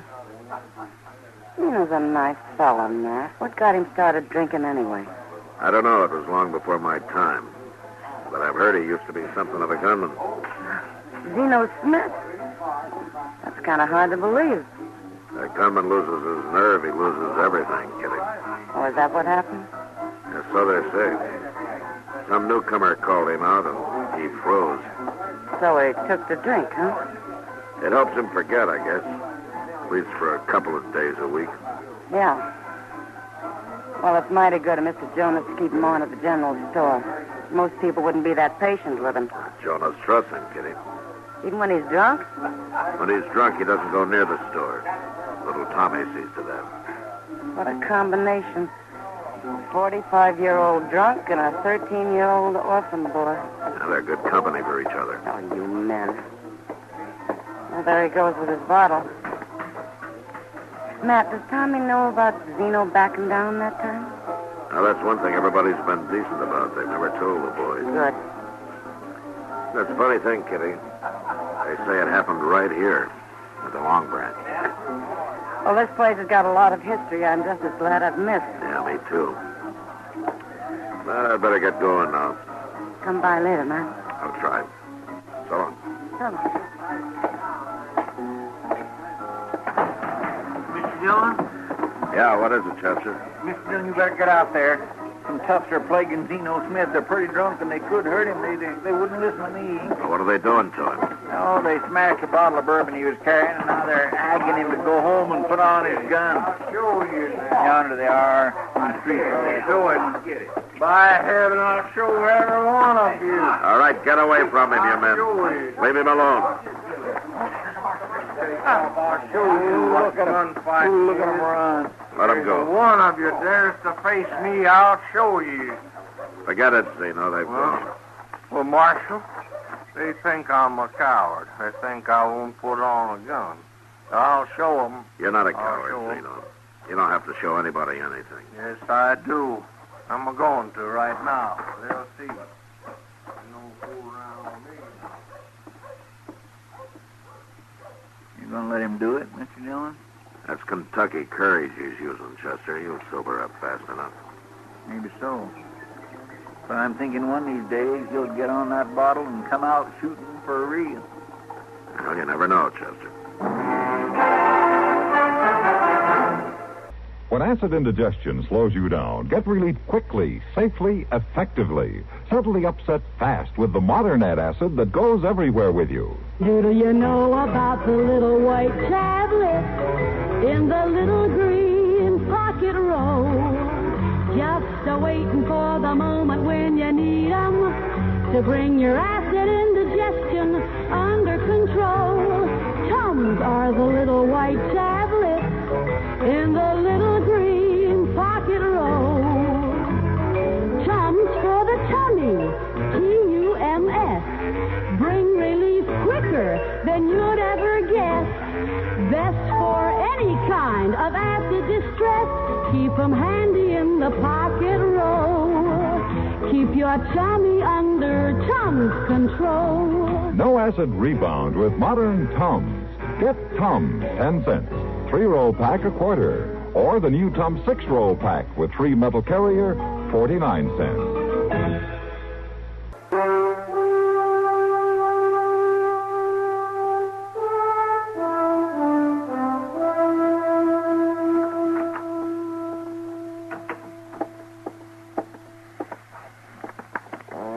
Zeno. Come on. Wake up. Oh, Tommy. You've got to get to work, Zeno. Mr. Jonas is asking for you over at the general store. Oh, no. Oh, I can't work today, boy. Oh, my head's got an axe stuck in it. You was awful drunk when you come home last night, Zeno. You was even looking for your gun. Huh? I was? I hid it, Zeno. It's under the mattress. You was talking about some fellas, Zeno, how you was going to take your gun and face them. Oh, yeah. Yeah, I remember. Oh, I'm sick, Tommy. But you got to go to work. You spent all your money last night. Well, there's food in the house. I'll get some money next week. Next week? Well, my birthday's tomorrow, Zeno. You promised me a pair of boots. Don't you remember? I forgot. I'll get him, Tommy. I promise I will. But how? You're broke. You can't work today. Mr. Jonas won't advance you no money. You leave it to me, Tommy. You're going to have your boots. I promise. Sure, Zeno. I'll fix you some coffee. Oh, Tommy, boy, I'm just no good. No good for anything.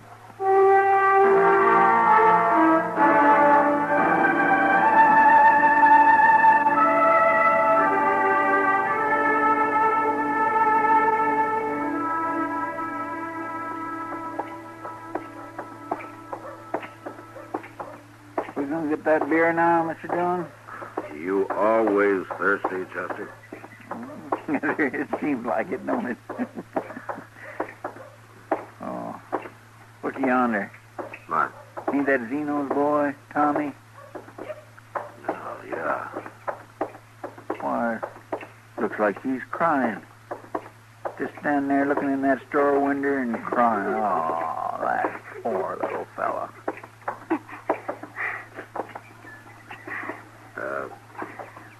Tommy? What's wrong? Nothing, Marshal. Nothing. Ought to be something wrong. Well, what is it? Zeno promised me a pair of them boots in the window there. Tomorrow's my birthday. Oh. He's homesick. He can't even work. Well, Tommy, we don't always get what we want. But Zeno's generally pretty good to you. He's probably feeling mighty sorry about this. Sure, maybe he'll get you some boots next year. Next year's too late. I'll be 14 tomorrow, and I'm going to get me a job at the stable so that I can learn to ride and make a living for myself. You're going to be 14 tomorrow, huh? Well, you're practically a man then, Tommy. Men have to learn to take hard knocks. You're right, Marshal. I've been seeing us daily. I'm okay now. Sure you are. Well, I got to get back to Zeno now. He may need me. So long, Marshal. Chester? Bye. He's an awful good boy, ain't he, Mr. John? He's going to make out all right, Chester. Well, what you say, let's get our beer in the Lady Gay, huh? Okay, sir. Said I'd pay you later, barkeep. Can't you trust me for one little whiskey? No. I got half a mind to put another hole in your nose. Stay back, Chester. Yes, sir. 10 years since I've been in this town. It stinks just as bad as it ever did. You got a complaint, mister? Oh. You're the marshal. So? Well, I'm Hank Fergus, Marshal. You make that sound like I should know you. You never heard of me? No. Well, I have been in California quite a spell. Uh-huh. Well, this is Dodge, Fergus, and I run Dodge. And gunmen with big reputations come and go a lot here. But mostly they go. Look, Marshal, I don't aim to cause no trouble. I'll tell you the honest truth. I'm heading for St. Louis, and I kind of went broke on the way. Thought I'd stop by Dodge and make me a little money gambling, that's all. Sure. I'm broke. It's the truth, Marshal. Well, being broke sure ain't nothing new around here. I'm most generally always broke. Marshal, I hope you're convinced of my peaceful aim. I'll let you know when I'm not, Fergus. I'll let you know real fast. You sure don't make it easy for a man, do you? I'm not paid to make it easy for men like you. Goodbye, Marshal.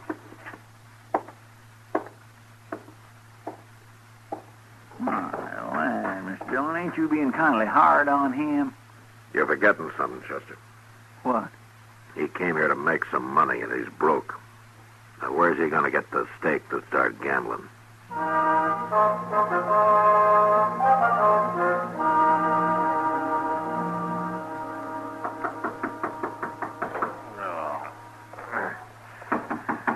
Oh, come in, come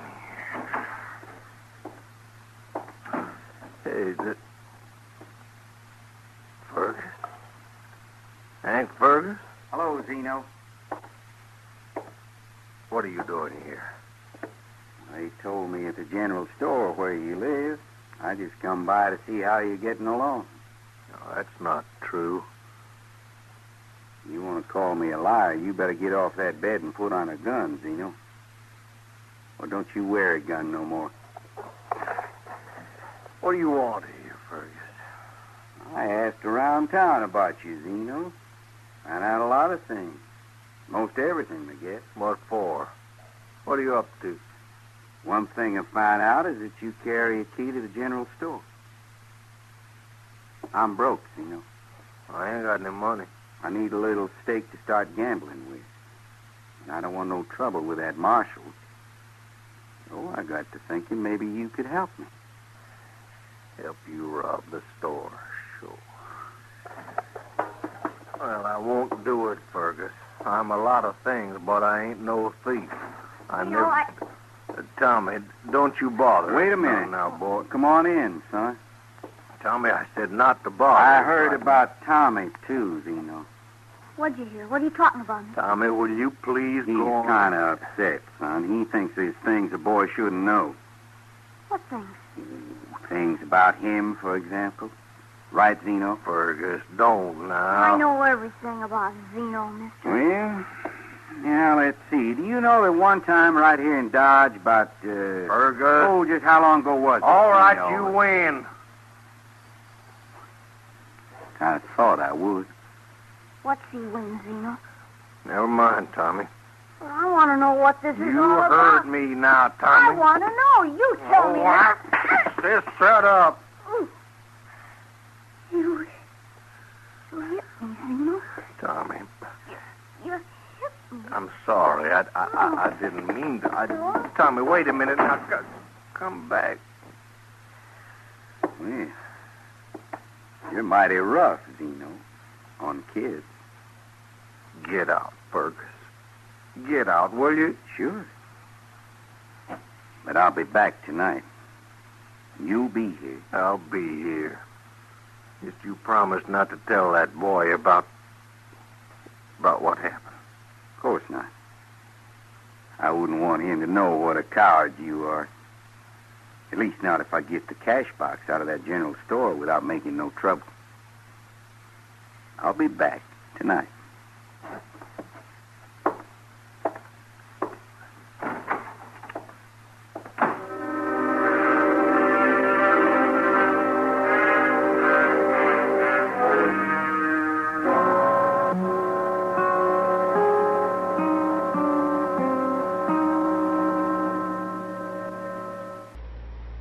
Join CBS Radio's Amos and Andy Music Hall for a hilarious combination of music and fun. 5 nights a week, you'll enjoy the wonderful characterizations of these beloved comedy favorites. Amos and Andy also invite some of the biggest names in show business to their music hall to join the super-duper goings-on. The doors of their grand ballroom of the Lodge of the Mystic Knights of the Sea are open every Monday through Friday evening on most of these same CBS radio stations. Laugh along with Amos and Andy and the Kingfish, who will bring you a whole ballroom filled with the music of America's top song hits. The antics of these famous fun makers will put you in a light-hearted mood as they get light-headed about everything from high finance to romance. Get together with your whole family and live it up with the comedy, music, and fun you'll find at the Amos and Andy Music Hall. You don't have to jot down the date or tie a string around your finger to remember this invitation. All you have to do is keep your dial set where it is on CBS Radio, which is the address of the Amos and Andy Music Hall 5 times a week.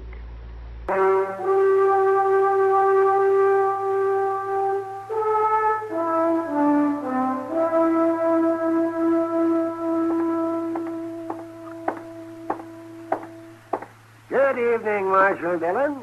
Huh? You been drinking again, Doc? Oh, little glass of wine maketh glad the heart. There hasn't been a glass of wine in Dodge since the flood, Doc. Sit down. Thank you. I presume you refer to the flood Noah weathered so skillfully? I do. Great man, Noah. Sure. Without him, there wouldn't be all the gunmen and murderers and horse thieves and plain common bums walking around the earth. Yes, that's true. But there wouldn't be you or me either. Well, I'm not too much impressed, Doc. Now, look here. See that boy's up kind of late. Marshal Dillon. Hello, Doc. Tommy. Hello, Tommy. Marshal, I gotta talk to you. Oh, what's on your mind? I had to come to you, Marshal. I've been thinking on it for hours. You gotta stop it. Stop what? That man there, that Fergus. I waited outside the door and I heard him talking. He's got something on Zeno, Marshal. And he's gonna make him help rob the cash box out of the general store. What? Tonight. You gotta stop it, Marshal. I'll get over there right now, Tommy. Now, wait a minute, Matt. I saw Zeno buying a bottle of liquor a few hours ago. He's probably dead drunk by now. Then you come along, too, Doc. We'll sober him up and find out what this is all about.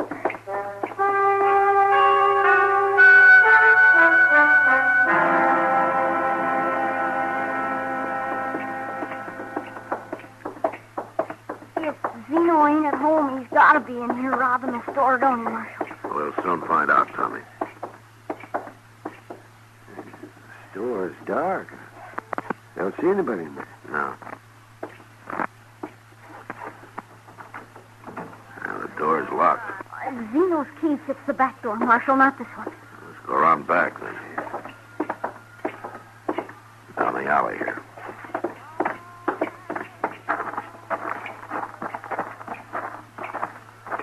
When did you last see Zeno, Tommy? Oh, this afternoon, Doc, when he hit me and run out. Quiet now.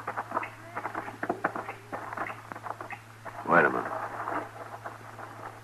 What's that? It's Zeno. Here, stay back, Tommy. You do as I say. Okay, Marshal.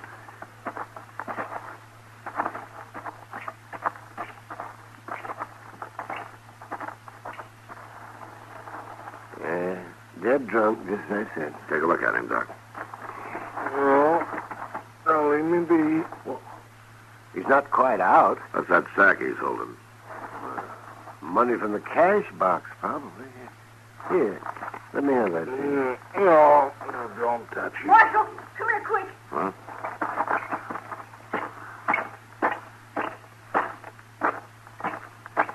Look, I've seen him laying here. Well, who is it, Tommy? It's that man, Fergus. By golly, it is. He's dead, Tommy. Dead. There's nothing on him. No money in from the cash box. No. And Zeno's got it. He took it. I'm afraid it kind of looks that way, Tommy. Oh, gee, Marshal. I'm sorry, Tommy. Come on.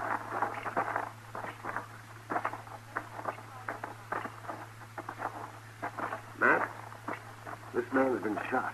What? Zeno shot. Right through the lungs. He's filling up bad. Oh, no. No. Zeno. Zeno. Here's a gun I found on him, Matt. Let's leave him alone, Doc. Sure, Mr. It's Tommy.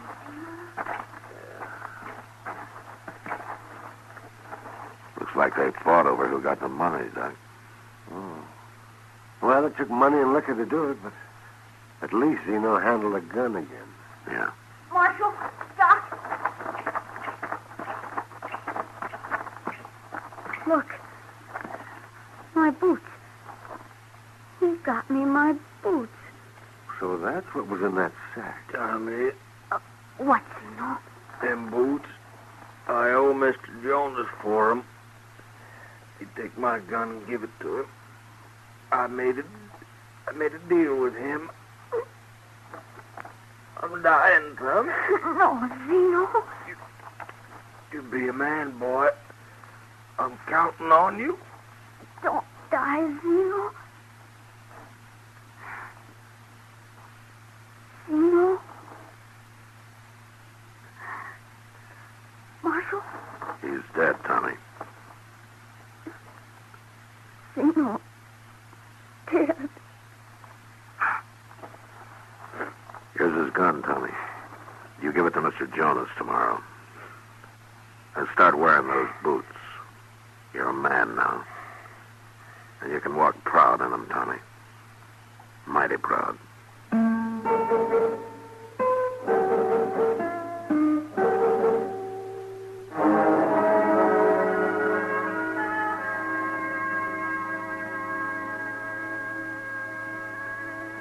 Cannon thundered and rockets flared over the barricades in the Battle of New Orleans, and Andrew Jackson won a great victory for the United States. There was only one thing askew with the victory. A month before, United States and British envoys in Europe had signed a treaty ending the war. 2,000 men died at New Orleans because they didn't know their countries were at peace. That, of course, was in 1815, when news traveled by sailing ship. Today, if a shot is fired in the Middle East, Lowell Thomas has the whole story for you by dinner time. If a conference is held in Europe, a CBS News correspondent tells you its highlights on the World News Roundup within hours. Start this week to hear the World News Roundup and Lowell Thomas regularly. Both programs are heard Monday through Friday on CBS Radio over most of these same stations.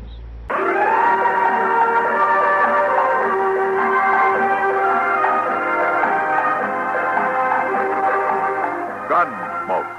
Produced and directed by Norman McDonald, stars William Conrad as Matt Dillon, U.S. Marshal. The story was specially written for Gunsmoke by John Meston. Featured in the cast were Lawrence Dobkin, Vic Perrin, and Richard Beale. Harley Bear is Chester, Howard McNear is Doc, and Georgia Ellis is Kitty.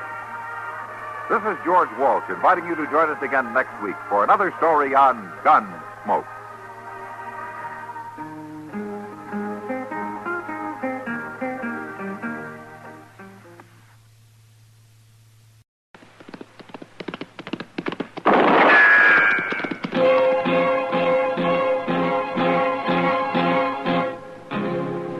Gunsmoke, brought to you by L&M Filters. This is it. L&M is best, stands out from all the rest.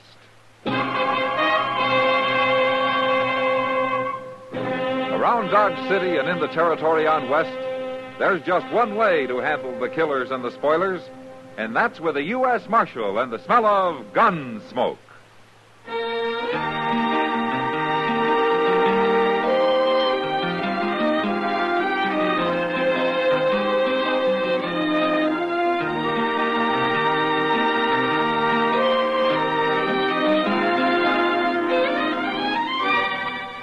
Gunsmoke, starring William Conrad.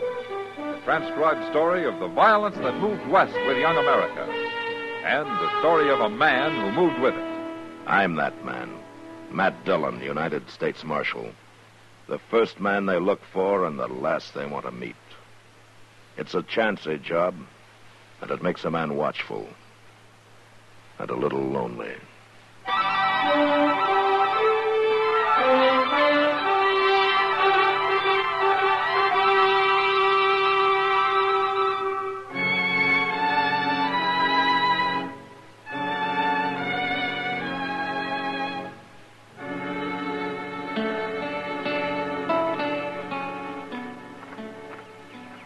Hey, Doc. Oh, hello, Chester. Come on over and sit down. Well, I guess it won't hurt for a minute or two just to sit here. Oh, might as well be sitting out here on the street as loafing around your office. No, that's loafing. Oh, Say, now, if wait I a could minute. tell you what I didn't do. mean nothing, Doc. I wasn't even thinking. Well, I can believe that. What's bothering you, Chester? Mr. Dillon. What? I'm kind of worried about him, Doc. You are? Why? Well, look. Here it is near dark, and he ain't showed up yet. I don't even know where he is. Well, I think Matt can take care of himself, Chester. Sure, but usually he leaves a note or something, Doc. Well, a man doesn't have to do things the same way all the time. I know now, that. for instance, it's like Mrs. Hull the other day. She came to ask me how to get her baby to sleep at night. Now, for example, what would you have told her? Oh, no. Now, you just think now, Chester. After all, you were a baby once. How'd your mother get you to sleep? She didn't have no trouble. Well, the usual way is to rock the baby. But you know what I told Mrs. Hull to do? Doc, I really ain't interested. Well, you're in going to baby. hear it anyway. I told her to take the baby and smear its little fingers with thick molasses. What? Yes, and then I told her to give it a half a dozen chicken feathers. What for? Well, I figured he'd pluck the feathers from hand to hand until he fell asleep. And then if it woke up again, all she had to do was to give it some more molasses and feathers. Well, seems to me that'd only make the little baby mad. Oh, man, that shows how much you know about babies, Chester. Oh, my goodness gracious. Can't we talk about something else, Doc? I said you start something. Hey, this wait a time. minute. There's Mr. Dillon. Where? Riding up the street there, leading that horse with a pack on it. Oh, yeah. Doc, look. What? That ain't no pack he's got tied on that horse. No, that isn't. That's a man. A dead one. Yes. Who do you suppose it is?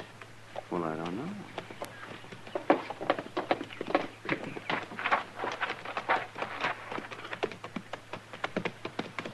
Hi, Mr. Dillon. Hello, Chester. Doc. Hello, man. Who you got there? Mel Hornby. Mel Hornby? I went out to ask him some questions about that sodbuster that got murdered last month. Oh, Jake Reeves? Yeah. But Hornby took offense, and he tried to kill me. We think he had something to do with the Reeves murder, man? He did it, Doc. He admitted it just before he died. A big rancher like old Mel Hornby killing a poor, half-starved little homesteader? Now, they had an argument about something, and Hornby's temper got the best of him. The way it did today. But how come you brought the body to Dodge, Matt? I should think Mrs. Hornby'd want him out there. I didn't find him at home, Doc. He was way out on the prairie handling some stock. I'll get a wagon in the morning and take him back. Take him? Oh, I don't envy you.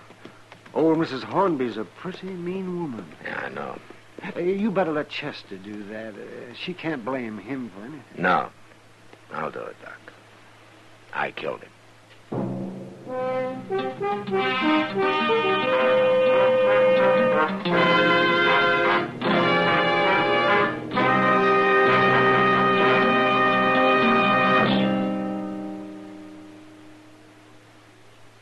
This is it, L&M filters. It stands out from all the rest.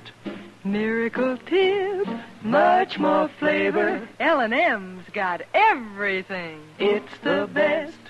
L&M is best. Stands out from all the rest. L&M's got everything. Everything? Everything. Best flavor? L&M stands out for flavor. The Miracle Tip draws easy. Lets you enjoy all the taste. Best filter? L&M stands out for effective filtration. No filter compares with L&M's pure white Miracle Tip for quality or effectiveness. Best tobaccos? Highest quality tobaccos. Low nicotine tobaccos. L&M tobaccos. Light and mild. Every way, L&M is best. Stands out from all the rest. How easy they draw. How mild they are. L&M is sweeping the country. It's America's best filter tip cigarette.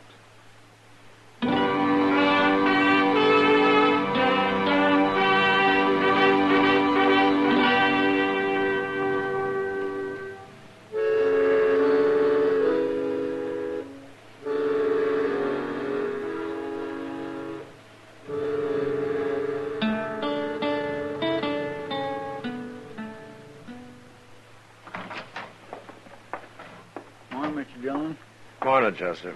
I hired a team and wagon for you. It's standing outside. No, thanks. Near 10 o'clock already? Yeah, well, I'll get started here. There you are, Marshal. Miss Hornby? Where's my husband? You got him here? Won't you sit down, ma'am? I've been sitting down since dawn on a saddle. My husband didn't come home last night, and I figured it had something to do with you. You found him, didn't you? Yes, ma'am. I found him. Well, where is he? You got him in jail on some fool charge? I want to know what's going on, Marshal. I should have made you tell me when you come by. Miss Hornby, your husband's dead. What? He tried to kill me. You shot him? I had to. You killed my husband? I wanted to talk to him about Jake Reeves. But as soon as I mentioned Reeves' name, he went for his gun. I'm sorry it happened that way, ma'am. I don't believe you. Why would he do that? What'd he care about Jake Reeves? He killed him, Miss Hornby. I didn't know that, but he admitted it before he died. Is that true? Yes, and that's true. Well, he should have had a trial. He'd have got off. Who cares about a man like Reeves? You murdered my husband, Marshal. He didn't have a chance against you. He had a gun, and he tried to kill me with it, ma'am. Too bad he didn't. But you're going to die anyway, Marshal. What? I said you're going to die. I've got money. I'm going to hire you killed. Now, wait a minute, ma'am. $1,000, that ought to do it, and you can't stop me. There ain't a thing in the world you can do about it. All right. All right. Who are you going to hire? Oh, so you can be watching for him or maybe go right out after him? No. Ain't going to work that way, Marshal. It ain't one man I'm going to hire. It's a whole army of men. You won't have a chance any more than my husband did. Now, where's his body? I'm going to get him buried and then go to work on getting you killed.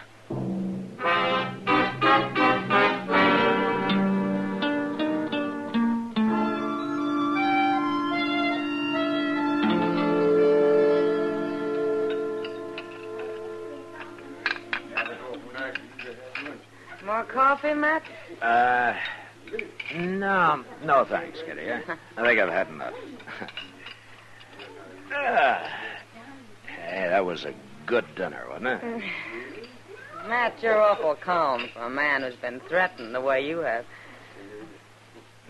Miss Hornby? Don't you think she meant what she said yesterday?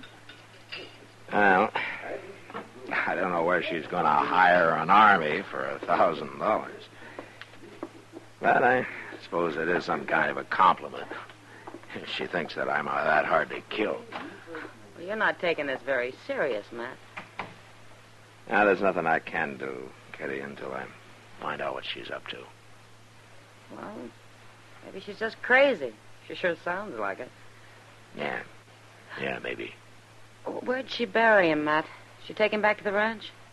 No. Now she buried him up on Boot Hill. Boot Hill? She said if that's the way he got killed, that's the place he was going to get buried. Sounds like she was mad at him. I think it was shame, Kitty. She wasn't very proud of her husband getting shot down like an ordinary lawbreaker. That's a pretty easy word for a murderer. I don't think his killing Jake Reeves meant a thing to her, Kitty. Why, he might as well have shot a horse for all she cared. All she cares about herself. Mr. Dillon. Hello, Miss Kitty. Hello, Chester. Sit down and have some coffee. All set, but there ain't no time for no coffee. What's that poster you got, Chester? That's what I come to find you about, Mr. Dillon. I tore this poster off the board down at the depot. But there's more of them. Fellow there told me she's putting them up all over Dodge. What? Here, you read it.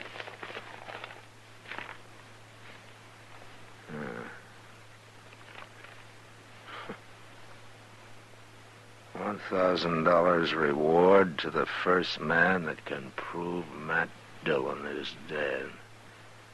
He doesn't have to prove anything else. Money is in safe at Dodge House and will be paid in cash immediately. Signed, Mrs. Mel Hornby. Matt, she can't get by with that. You can put her in jail. You sure can. And I'll go around and tear down the rest of them posters. Mr. No, Dillon. no, Chester. Too many people have read them by now. And some of them are probably already thinking about it. And put her in jail till she takes it back, Matt. Make her print up some more saying it isn't true. You think she'd do that, Kitty? Miss Hornby? Matt, you're going to have every greedy bum in Dodge out trying to ambush you. Yeah. Yeah, Kitty. A whole army of them.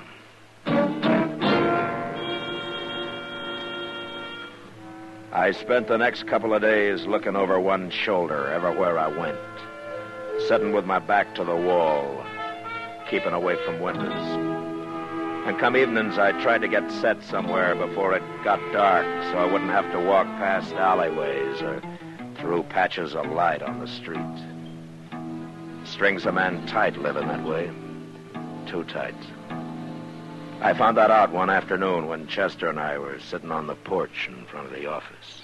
I locked the door out back, Mr. Dillon. At least ain't nobody going to come up on you that way. Oh, good, Chester. Wouldn't you be better off sitting inside? Out here, I can see what's going on.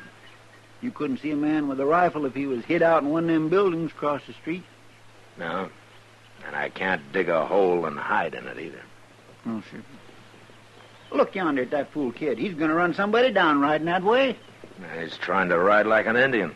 Look how low he's bent. Hey, he's got a gun in his hand. Hey, Doc Chester!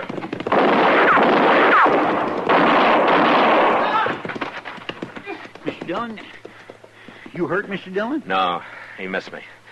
But he was shooting mighty close. Well, you got him. Yeah, I got him.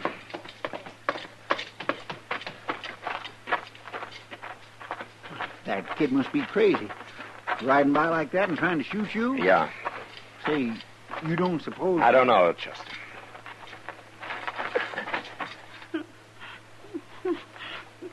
He's still alive.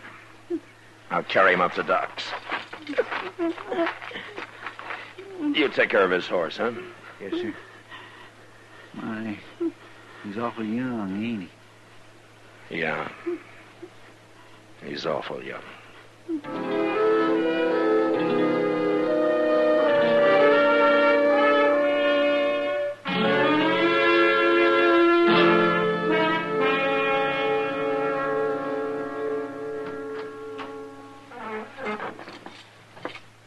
How is he, Doc? Come on in, Matt. He's conscious now, but I don't know how long it'll last. Is he gonna die? You better hurry if you want to talk to him, Matt. Oh. Okay.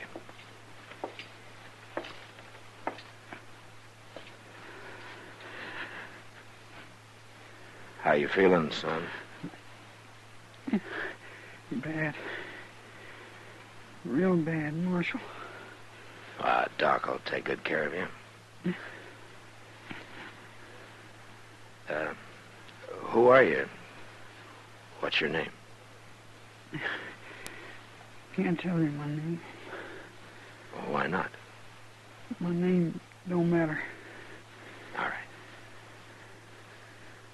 But you tried to shoot me. Why? Reward. $1,000. We needed that money. We needed it bad. Who needed it? I seen you sitting there.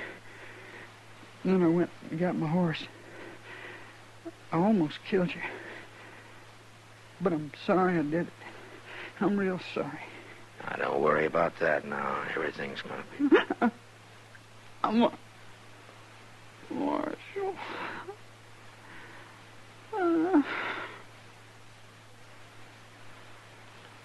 Son?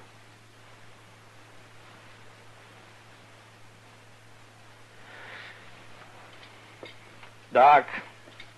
I'm right here, Matt. He's dead. Nobody could have saved him. No. How old would you say he was, Doc? Oh, 15, maybe. It's not your fault, Matt. I killed him. No, Matt. I'm going over to the Dodge House, Doc. Mrs. Hornby? Yeah.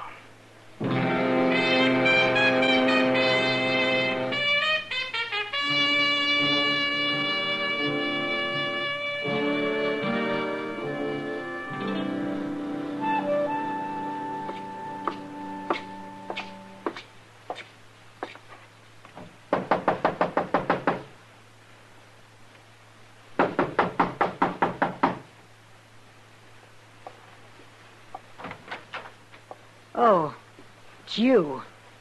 I thought it was somebody come for the money. Somebody almost dead, Miss Hornby. That so? I killed him. You kill a lot of people, don't you, Marshal? When I have to. Well, maybe the next one will get you. Maybe. What'd you come to see me for? I thought maybe I could get you to change your mind. What's the matter, Marshal? Getting scared? Well, I don't enjoy knowing somebody might shoot me any minute. Ah. But I don't like the idea that I might have to shoot somebody any minute either. Well, shouldn't bother a man like you. I told you your husband tried to kill me. Don't you understand that? I don't care about understanding it. You know who you hired this afternoon? It don't matter. Except I wish he'd been a better gunman. He wasn't a man, Mrs. Hornby. He was a boy. 15. He was poor. He needed the money for somebody else. I don't even know his name. I thought you killed him. How do you know he did it for the money? He didn't die right off. Oh. Well, how does it make you feel, Miss Hornby? The next one won't be a boy, Marshal. Or the one after that. Miss Hornby. What? You're a terrible, selfish old woman.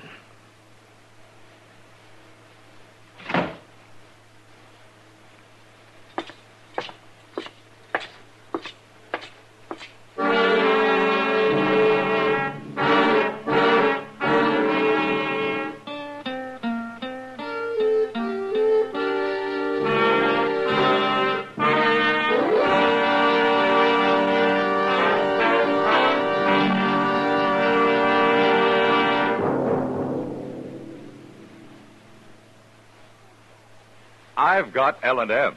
I've got L&M. I've got L&M. And L&M's got everything. Best filter. No filter compares with L&M's pure white miracle tip for quality or effectiveness. Best flavor. The miracle tip draws easy. Lets you enjoy all the taste. Best tobaccos. Highest quality tobaccos. Low nicotine tobaccos. L&M tobaccos. Light and mild. Today, buy L&M. It's sweeping the country because it's America's best filter tip cigarette. Yes, today, why don't you get L&M? Because L&M's got everything. This is it. L&M filters. L&M's got everything. It's the best.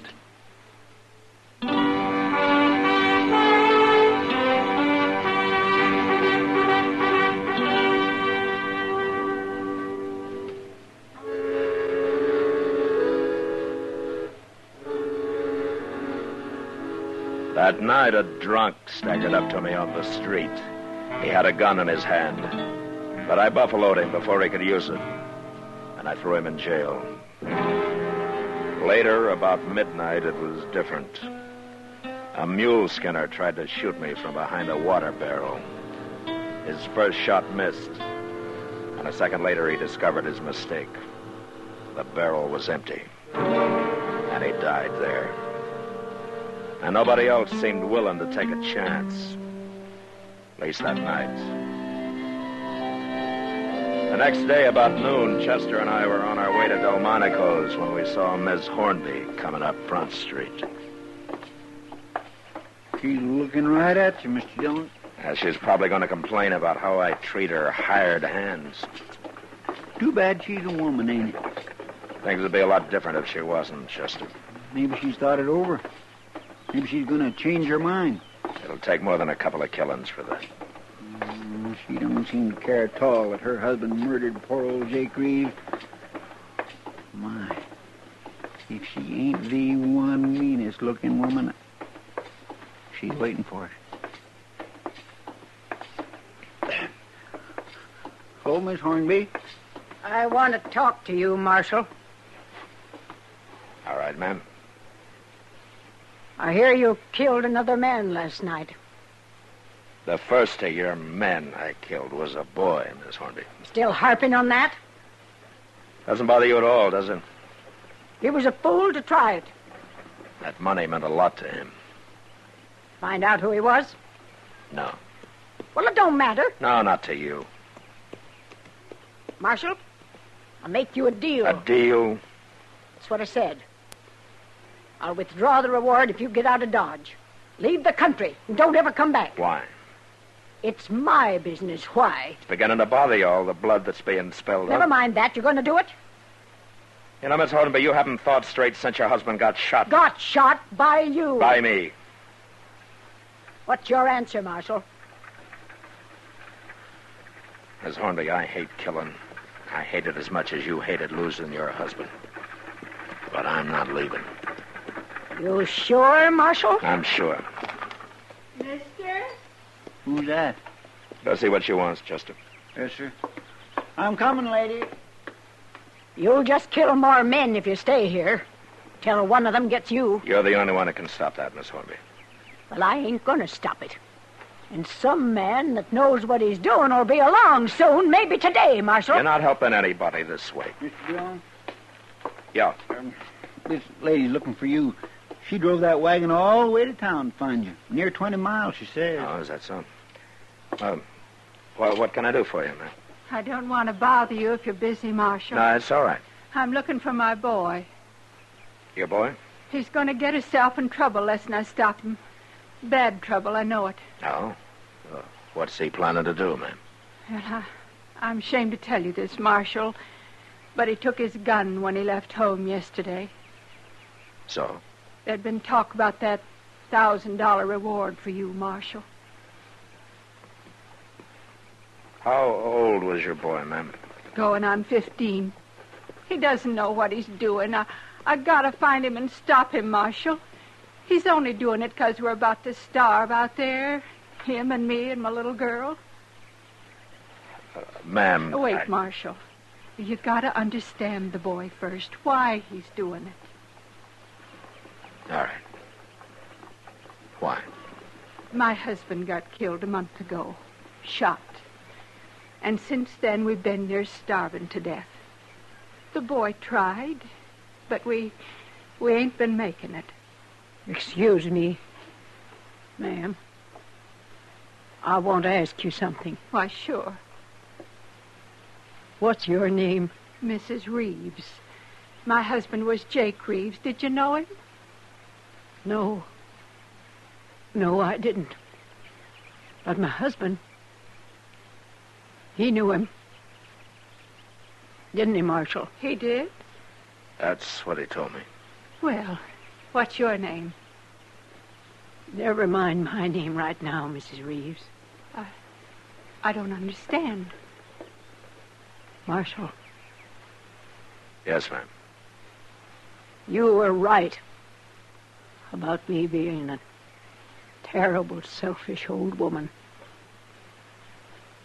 But would you do something for me? I think so. There'll be an envelope at the Dodge House. It'll be in your name. You know what to do with it. Yes, ma'am, I think I know. I'm going home now. Goodbye, Mrs. Reeves. Goodbye.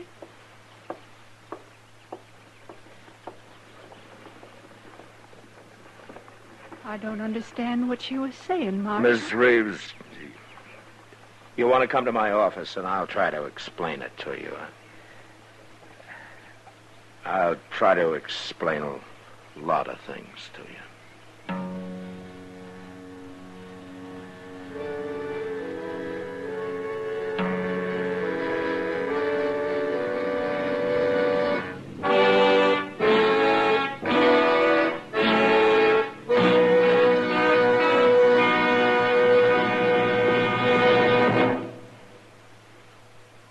And now our star, William Conrad. Thank you, George. Mild and plenty quick on the draw. That's L&M for you. And the pure white miracle tip on the business end of every L&M filters out everything but the taste of the world's finest tobaccos. All you have to do is pick up a carton of L&M's and you'll see what I mean. L&M stands out from all the rest.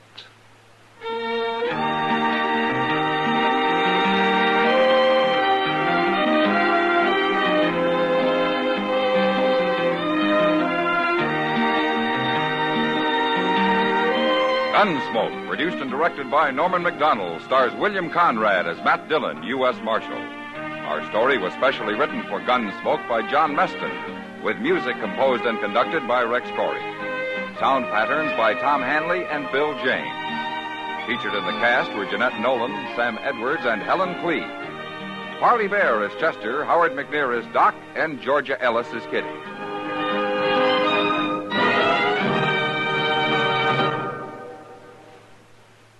Stop!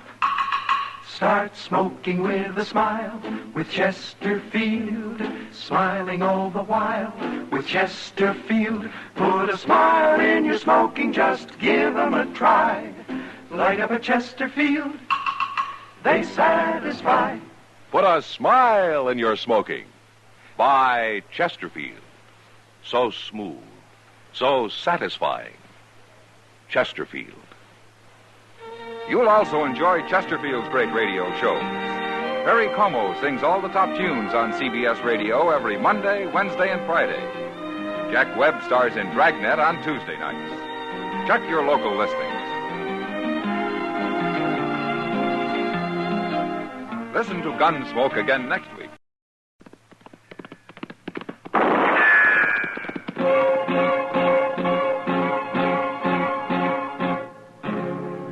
Gunsmoke, brought to you by L&M Filters.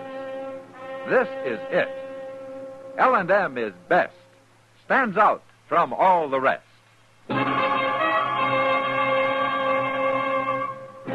Around Dodge City and in the territory on West, there's just one way to handle the killers and the spoilers, and that's with a U.S. Marshal and the smell of Gunsmoke.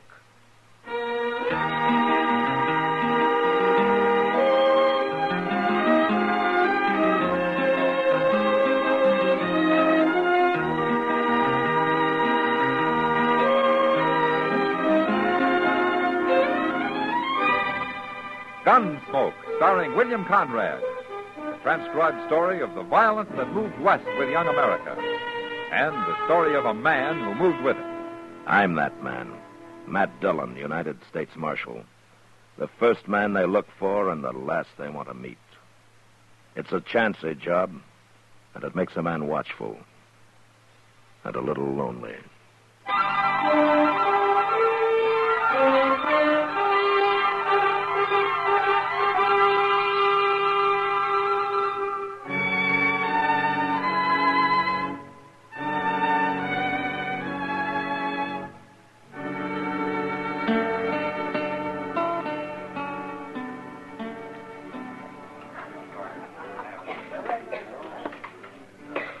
Barkeep.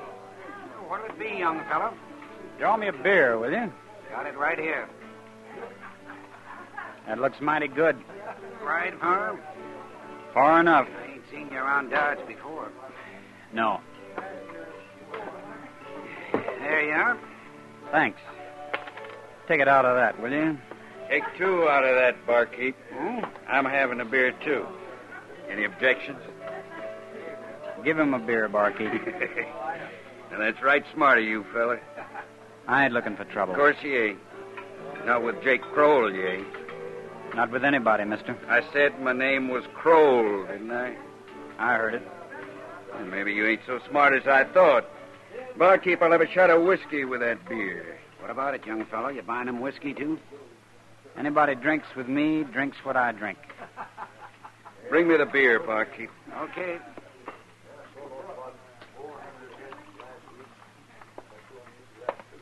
There you are. Now, young fella, I'm going to show you what happens to people that don't do as I tell them. Watch how I drink your beer. Sticky wet, ain't it, young fella? Yeah. Yeah, it is. Hit me, huh? Now I'm going to have to kill you.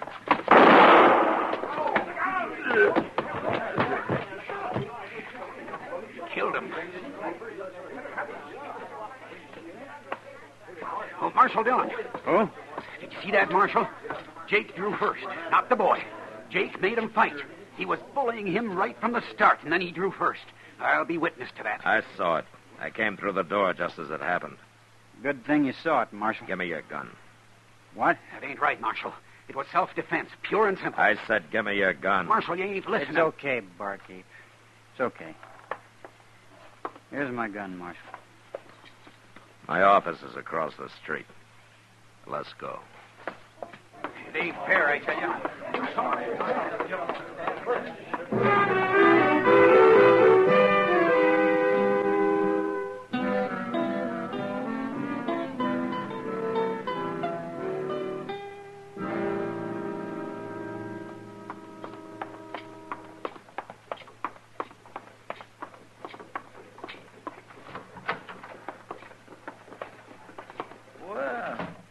Who's this you got, Mr. Dillon? I don't know, Chester. I heard the shot. Did he fire it? Yeah. Sit on there, fella.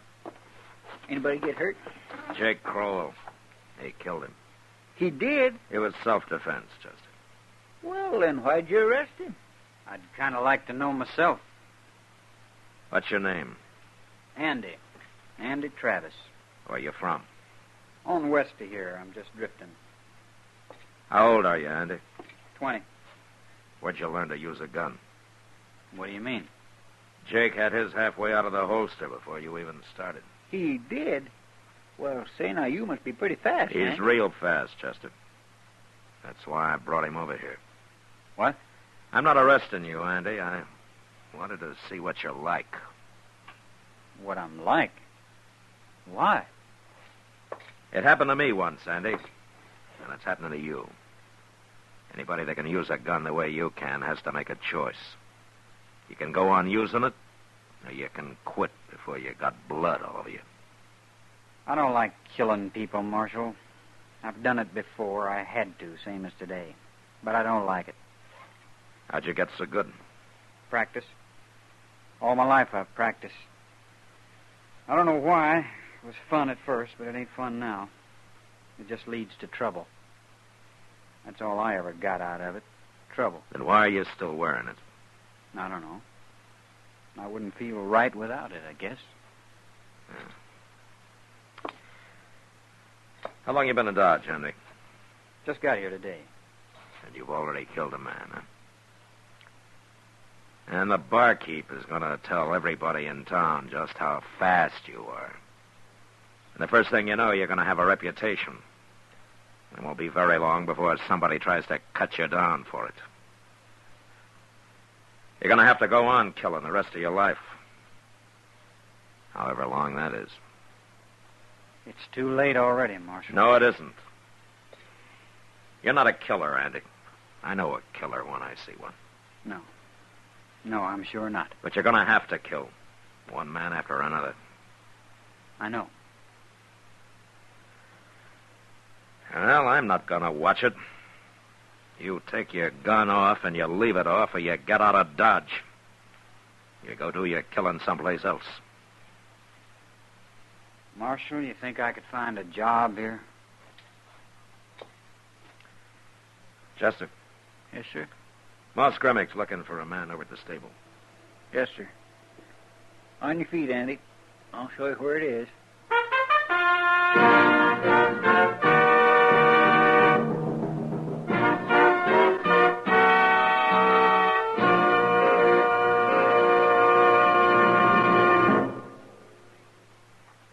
This is it, L&M filters. It stands out from all the rest.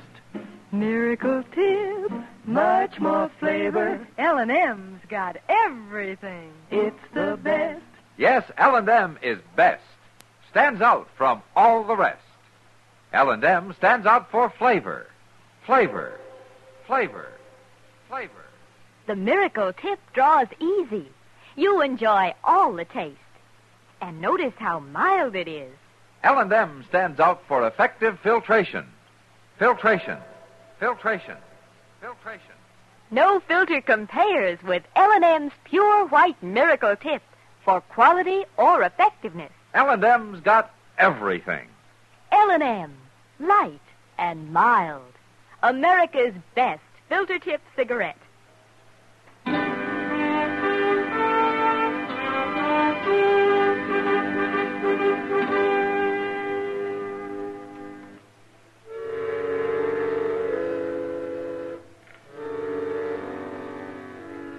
Andy didn't say anything. He just got up and followed Chester out of the office, leaving his gun with me. I unloaded it, threw it in a drawer. And I hoped it'd stay there forever. After a few weeks had passed and it was still there, I began to think that maybe it would. Andy worked out fine at the stable. Everybody liked him. And Moss Grimmick soon trusted him enough to let him run things by himself, while Moss started to get in more fishing than he had in years. Sometimes Chester went with Moss, and having Chester out of the office gave me a chance to catch up on some paperwork.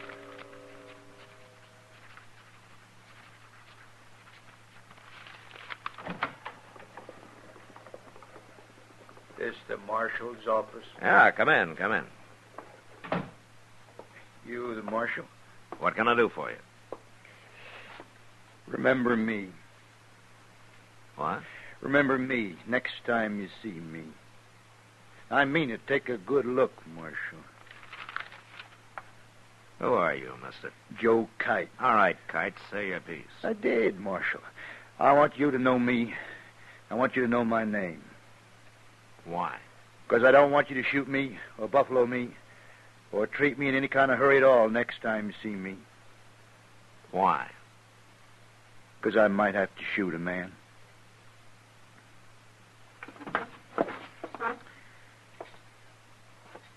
What are you talking about? I can't tell you now. I'll tell you after I've done it. Are you drunk? Plumb serious, Marshal. There's no need for you to get all fretted up. I'm not going to do anything wrong. Shooting people around here is wrong, mister. Kite. Joe Kite, Marshal. What are you trying to tell me? That I may have to shoot somebody. But if I do, there won't be nothing wrong about it. And I want you to know in case you come running up with your finger on the trigger of a shotgun or something. You look like a bar bum to me, Kite. I doubt if you even own a gun. Oh, I'm going to get one, Marshal. I see you wearing a gun, and I'll take it off you and throw it away. Now, Marshal, that's no way to Get talk. out of here. All right. But you're going to talk different, Marshal. Keep moving. You'll see. You just wait.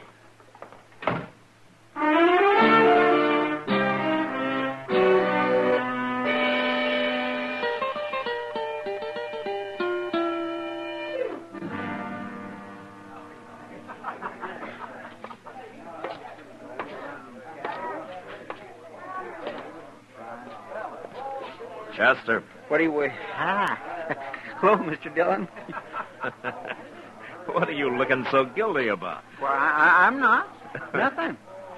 A man spends all day out fishing. He deserves a little beer afterwards, doesn't he? Yes, sir. Where's Moss Grimmick? Well, he went back to the stable so Andy could get away for a while. Andy's sitting over there with Miss Kitty. Oh. Did you catch any fish? Yes, sir. Yes, we did. We got a whole sack full, Mr. Dillon. All catfish. Good. Well, you finish your beer, Chester. I'll be back in a few minutes. Okay, sir.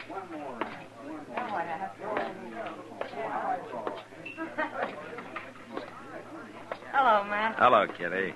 Andy. Oh, Marshal. Take a chair. Thank you. I hear your boss is loaded with catfish, Andy. He's over at the stable now, trying to give them away to anybody who'll have them. Well, if he and Chester are going to keep on, we ought to fix up a fish muddle one of these days. A fish muddle? I never heard of that, Miss Kitty. Oh, then you've never been in Kentucky, Andy. I've seen them making in 20-gallon batches down there. It's Oh, kind of a fish stew, I guess. But it's awful good. Say, I'd like to try that. Let's do it, huh? Uh-huh. Next week sometime. First day Moss and Chester can guarantee the fish. I'll tell them about it. I better get back to the stable now. See you later, Miss Kitty. Okay, Andy. So long, Marshal. So long, Andy. He's an awful nice boy, Matt. Yeah, I think he's going to make out fine, Kitty.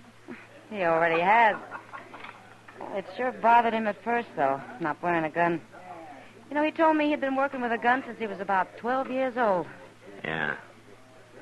You know, he's a natural, Kitty. Some men can practice all their lives and never be any good. Well, it's sure nice to know one man that wants to live peaceful. Yeah. He's mighty lucky he ran into you, isn't he? What's that? You better stay in here, Kitty. Don't worry. Everybody but Chester, stay right where you are. You want me to guard the door, Mr. Dillon? No, follow me.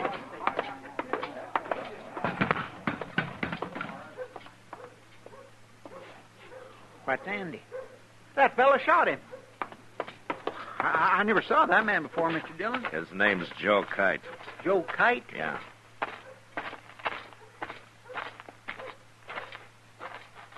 Hello, Marshal. You gonna use that gun again, Kite? No, of course I ain't. That's too bad. I kind of wish you wouldn't. Oh, I told you, Marshal, I didn't do nothing wrong. Now, Marshal, no. Marshal, no. Marshal! Mr. Dillon, Andy's still breathing.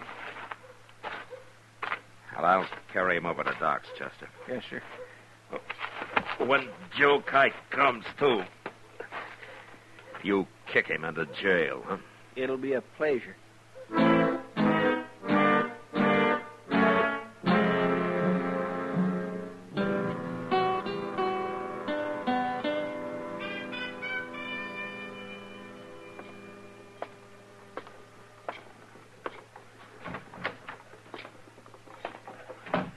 How's Andy feeling, Mr. Dillon? Doc doesn't think he has much chance, Chester. Won't even let me talk to him. Clean murder. That's what it was. Did Kite say anything? He started to, but I told him to shut his head or I'd buffalo him. Well, I'll talk to him now.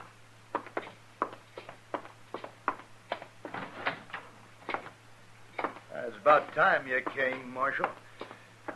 You had no reason to lock me up. You had no reason to hit me either. I told you what might happen. Well, unlock it and let me out of here. You'll get out of there when you go to trial. That's where you're wrong, Marshal. You're going to let me out of here now. Why did you murder him, Kite? I didn't murder him. I told him I was going to take him in, and he resisted. Take him in? I was going to march him right in here and turn him over to you, Marshal. You talking about? His name isn't Andy Travis, Marshal. It's Andy Haycox. So, of course, you didn't know it or you'd have arrested him yourself. I couldn't tell you before this or I'd have lost the reward. $1,000, Marshal. That's what he's worth. And I get it. You don't believe me? You ever hear the Fisher gang up around Laramie? Well, Andy Haycox is one of them. And they're all worth $1,000 apiece, dead or alive. I just come down from Wyoming. They got their pictures up all over. Sure lucky I recognize them, ain't I? You're lucky, Kite. You're real lucky. If Andy had been carrying a gun, you'd be dead. If he'd have been carrying a gun? He took it off his first day in Dodge, and he hasn't worn one since. I don't believe you. Don't you? No, it ain't true. No, he had it under his coat. I stopped him, and I told him to come with me, and why. And then he started to grab for his gun, and I had to shoot him. An outlaw like... Of course he had a gun. I'll ask Andy what he did. If he lives long enough to tell me. He'll lie. You going to take the word of an outlaw against mine? Chester. Yes, sir. I'm going out for a while. I'll be back shortly. What, you mean you ain't going to turn me loose? You're going to leave me in here? You got no right to do that. If he gets too noisy, Chester, club him.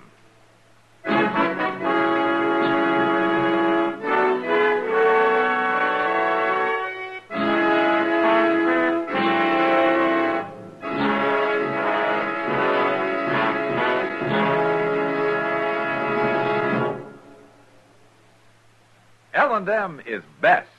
Stands out from all the rest. L&M's got everything. Everything? everything. Best flavor? L&M stands out for flavor. The miracle tip draws easy, lets you enjoy all the taste. Best filter? L&M stands out for effective filtration. No filter compares with L&M's pure, white miracle tip for quality or effectiveness.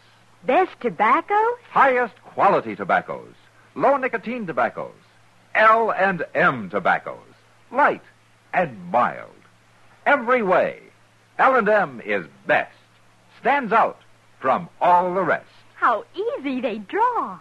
How mild they are. L&M's got everything. King size or regular, L&M is America's best filter tip cigarette.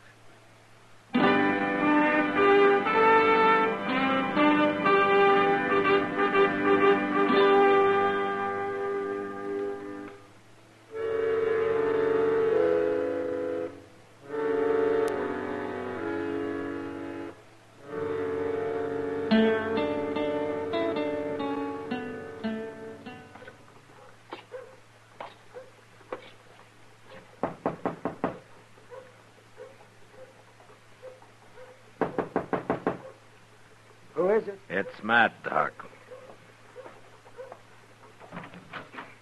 Come in, Matt. Come in.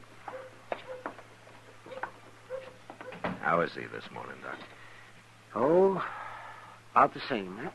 A little talking hurt him. And if you don't get him excited, talk too long, I guess it won't matter. It won't matter.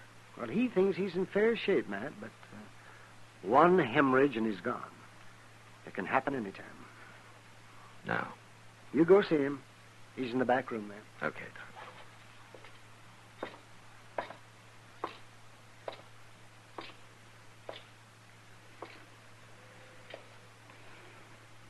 Hello, Andy. Marshal, Well, I hear you feel pretty good. I still got a bullet in me. Oh, well, Doc will take it out as soon as he can. It wouldn't be there if I hadn't forgot I wasn't carrying a gun. I just naturally went for it, and it wasn't there, so he shot me. Yeah. I guess he's told you about me, Marshal. He said that you're wanted up in Laramie. Dead or alive. That's what them posters said.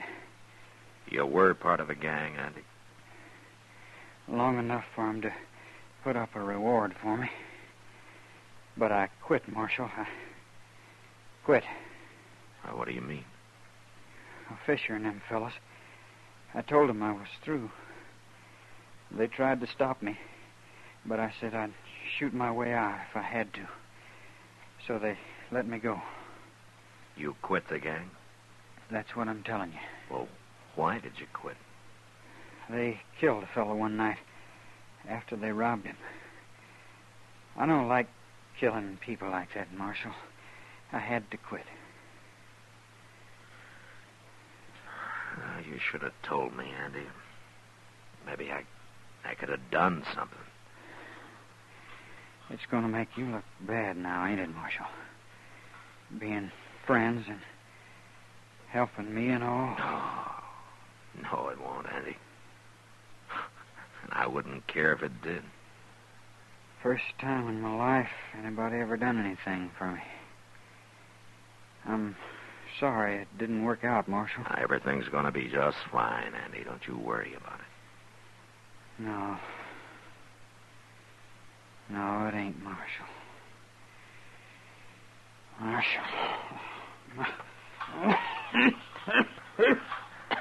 Doc. Doc, come in here, will you?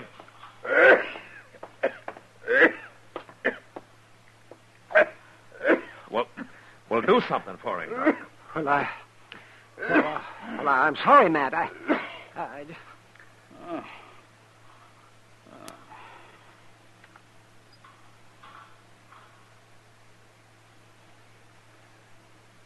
He's dead, Matt. Matt?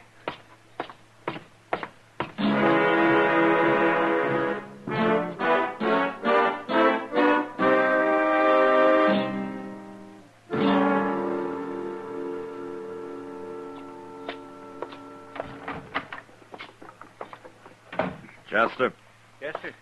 bring Joe Kite in here. Okay, Mr. Dillon. All right, out of your cage, Kite. The marshal wants you. About time I got out of here. Oh, shut up and go on and off. Change your mind. Huh, Marshal? Singing a different tune now, huh?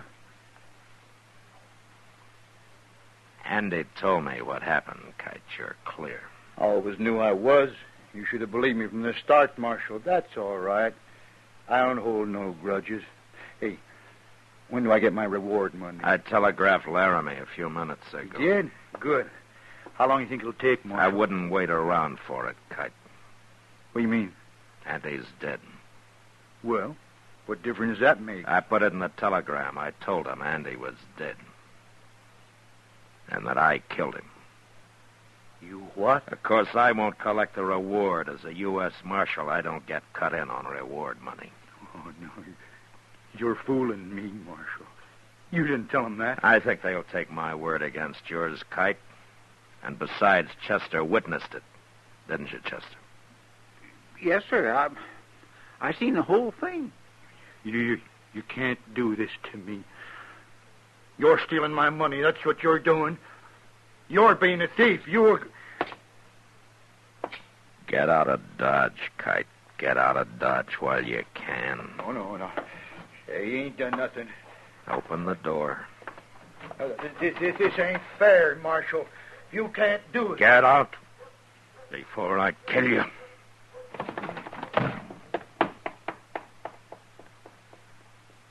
Mr. Dillon, I'm sure sorry to hear about Andy.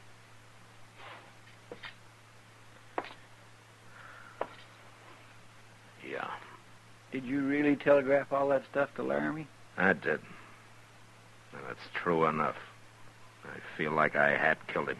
Oh, no, sir. And what's worse, Chester, because of me, he couldn't even die fighting. I hope I have better luck when my time comes.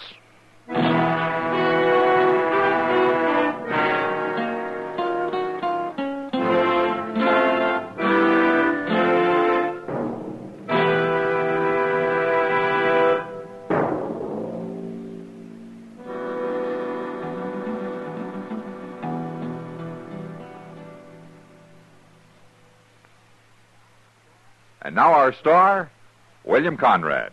Thank you, George. You filter tip smokers. When you change to L&M filters, the first thing you'll notice is how mild they are, how easy they draw. Yes, L&M's pure white miracle tip lets you enjoy all the taste. No filter compares with it for quality or effectiveness. Try L&M's right now. They're great.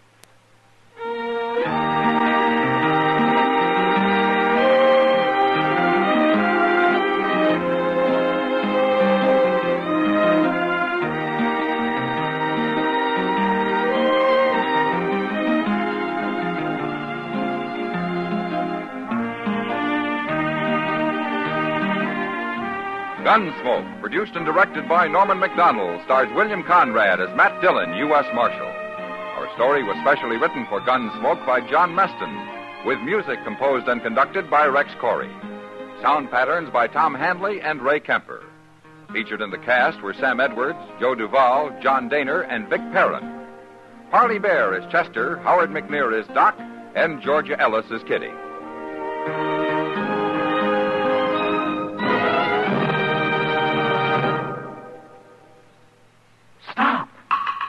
Start smoking with a smile, with Chesterfield, smiling all the while, with Chesterfield. Put a smile in your smoking, just give 'em a try.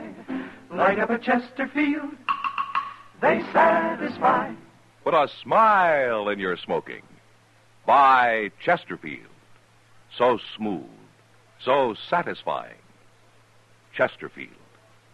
You'll also enjoy Chesterfield's great radio show.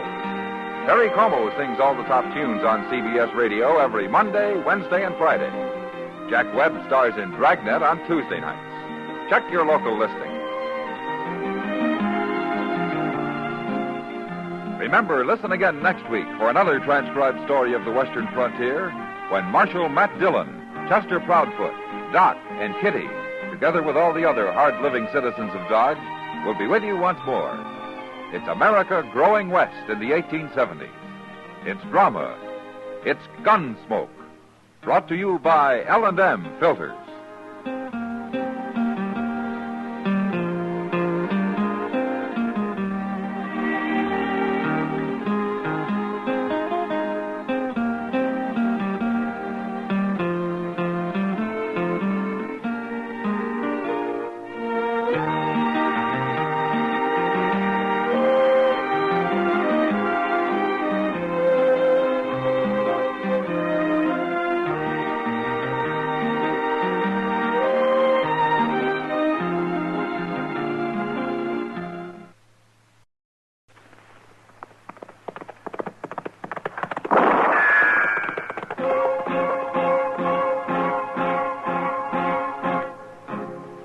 Gunsmoke, brought to you by L&M Filters with the miracle tip.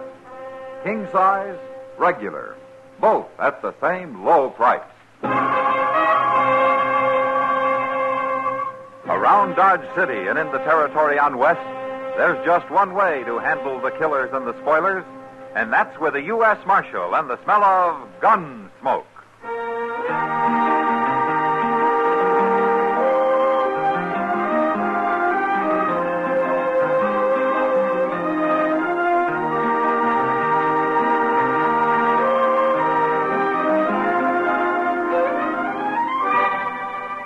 Gunsmoke, starring William Conrad, the transcribed story of the violence that moved west with young America, and the story of a man who moved with it.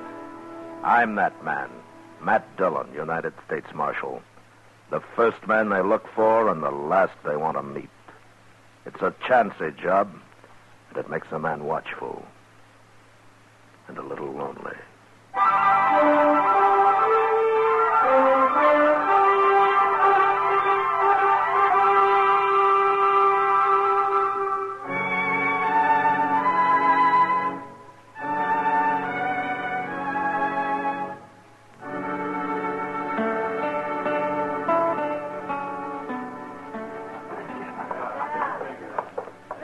Out this way, Dave. Follow me. You sure nobody cares, Holly? If they did, you'd fight for me, wouldn't you? Sure.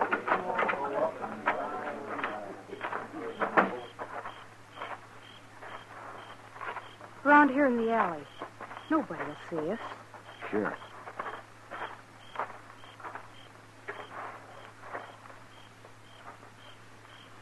Dave. Holly, you're awful pretty. Am I, Dave?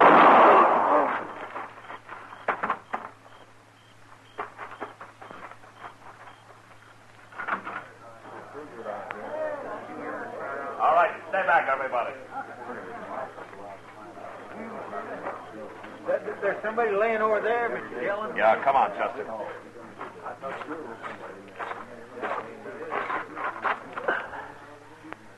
That's Dave Thorpe, Chester. Want me to have a look around, Mr. Dillon? Whoever did it ran down the alley into the street. You're just one of the crowd out there by now. Is Dave dead? No, he's breathing. I saw Doc in the saloon there. What's he doing? He's coming. Well, go keep that crowd back, huh? Yes, sir. I will. Dave. All right. Hey, let me through. Dave. Let me through here, please. Yeah. Hey, Dave, can you talk? Let's see. Dave Thorpe, huh? Somebody shot him, Matt. Yeah. Let me see here. Oh, yes, he got shot all right. Who did it, Matt? Well, if you can bring him to, maybe we'll find out. No, not this man. He's bleeding to death, Matt. There's nothing I can do to stop it. Can you tell how it happened, Doc? I mean, where the bullet went in? Oh, you don't need a doctor for that, Matt. His gun's still in his holster. Well, maybe somebody outdrew him. Oh, yeah, I didn't think about that. Let me see here. It couldn't have been much of a fight, Matt. He was shot in the back. And the bullet came out right here. Where he's bleeding. Can you get him to talk, Doc? Oh, he's too far gone, Matt. Well, there's nothing anybody can do for him now. That makes a man feel pretty helpless. To stand here and watch somebody bleed to death. Yeah. Probably doesn't even know who shot him. Maybe not. But he'd know who might want to. Every time there's a new moon, somebody gets murdered around here. We'll get through it. Oh, here comes his brother. What happened, Marshal? How is he? He's unconscious, Joe. He's dying. You done all you can for him, Doc. There isn't anything I can do, Joe. The bullet went through his lung. Marshal, I can't understand it. Who'd shoot him down like this? Well, I was hoping you might have an idea, Joe. My brother ain't got an enemy in the whole country. Never heard a man say a word against him. Thorpe? Huh? Your brother's dead. Well, it ain't right, Marshal. It just ain't right. Not Dave. Joe, listen to me. Think hard now, will you? Somebody shot him. What? Somebody was his enemy. No, nobody I know. Not unless it was some murdering riffraff just killed him to be killing. You got to find out who did it, Marshal. Well, I'd like to. You Joe. better do it. Nobody's gonna murder my brother and get by with it. It's a mighty poor thing when a decent man like Dave can get shot down. Nobody does nothing about it. I figure to do everything I can. I don't Joe. care if you got to take Dodge City apart, Marshal. You better find that killer.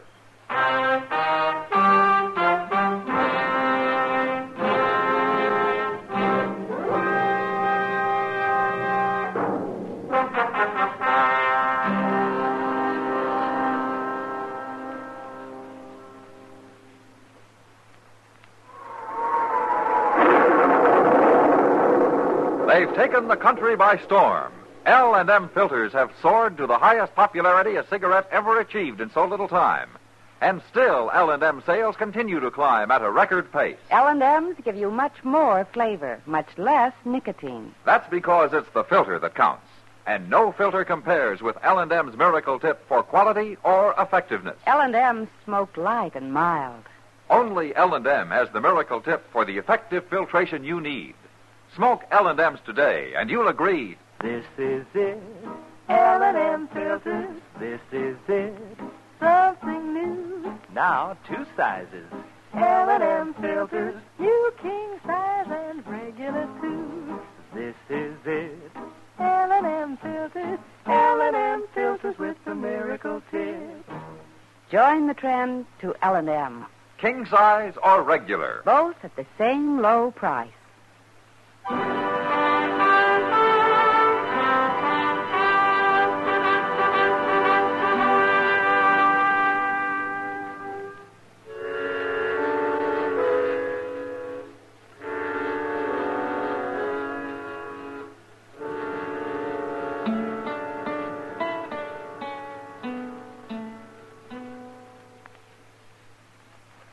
All them empty cells out back, Mr. Jones, I sure do wish we could fill one of them. Well, it's not likely, Chester. Not tonight, anyway. I sure didn't care much about the way Joe Thorpe was going on about you not doing nothing. What do you expect of a man? Well, he was upset about his brother, Chester. They've always been pretty close. Well, there's no cause for him talking the way he was. Oh, he'll get over it.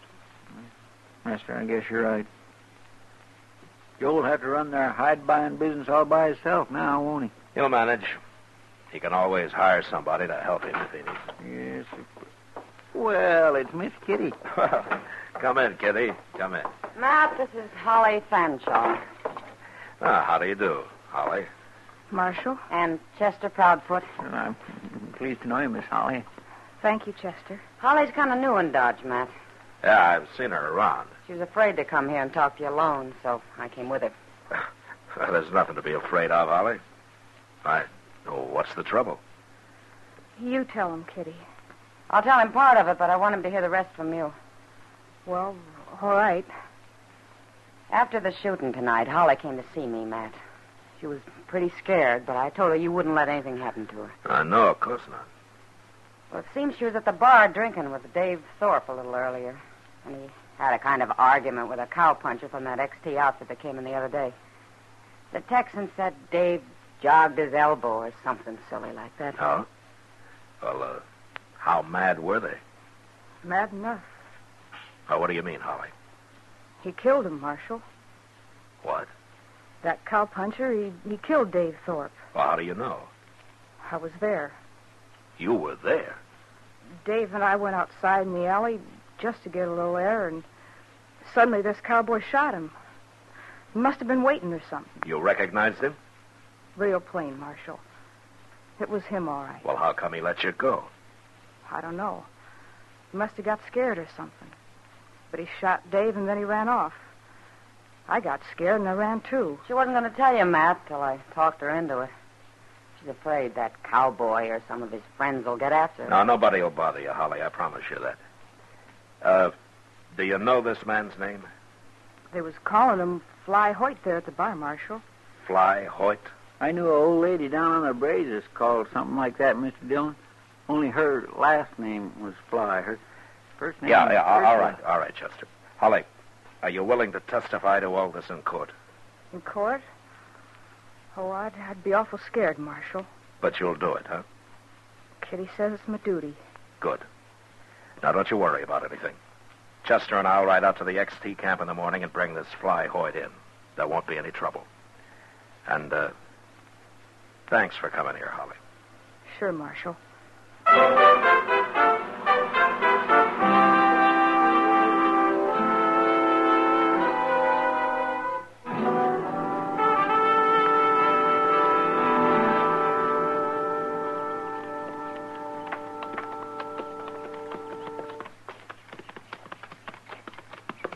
That's XT camp up ahead, Mr. Dillon.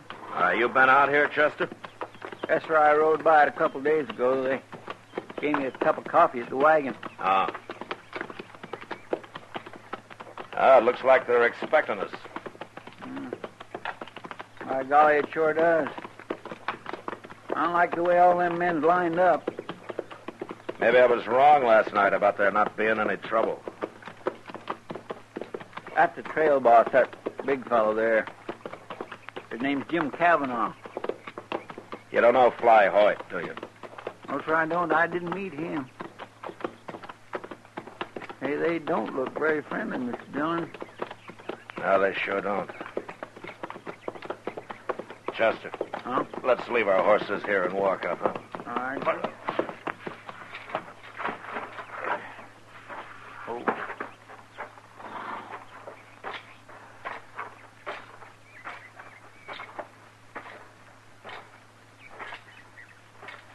Morning, Marshal.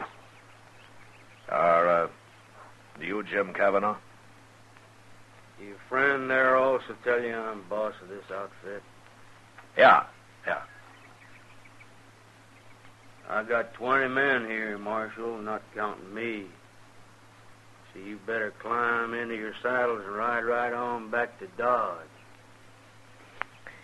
You know what I came for? That gal Holly got to talking last night late.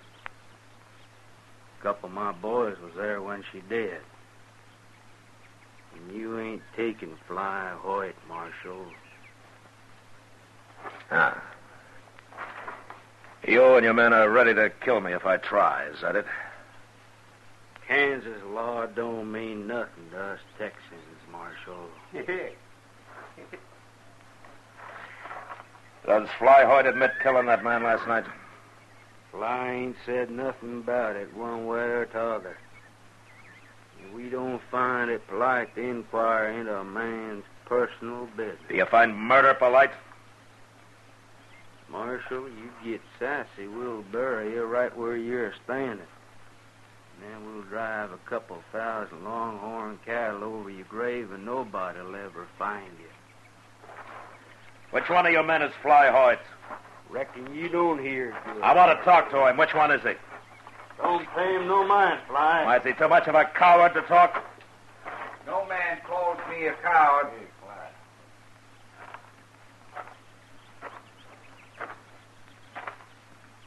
I'm Fly Hoyt, Marshal. You darn fool, Hoyt. I ain't afraid. What was it you want to talk about, Marshal? Well, if it's not inquiring too closely into your personal business, I'd like to know if you admit killing Dave Thorpe last night. I didn't kill him. A girl called Holly Fanshaw says you did. She says she saw you. She's lying. She says you had an argument with Thorpe at the bar earlier. That's true. I remember the girl. Oh, where were you when the shooting took place, then? No place that'd do me any good. Now, Fly, that ain't so. Thanks, Jim. But I have to do this my own way. The boys here'd lie for me, Marshal. They'd swear to anything I wanted them to. But the truth is, I was alone when I heard that shot. I'd left the saloon, and I was up the street there all alone. You admit that? I got no alibi. But you say you didn't kill Dave Thorpe. I never killed a man in my life. I don't believe in it. Does Holly Fanshawe have any reason to lie about you? First time I ever saw her was last night, Marshal. But I'm sure curious about her now. Oh? I'm rough in my ways sometimes, Marshal. But I ain't no killer. And I ain't no liar. How are you going to prove it? Well, Marshal, I'd ride into Dodge with you. What for? I'd like to have me a talk with this Holly Fanshawe. Then maybe I can prove it. She was worried you and some of your friends might come after her. I'd sooner blind a horse than lay a hand on a woman, Marshal. And that's the truth. Okay, Fly, let's get going.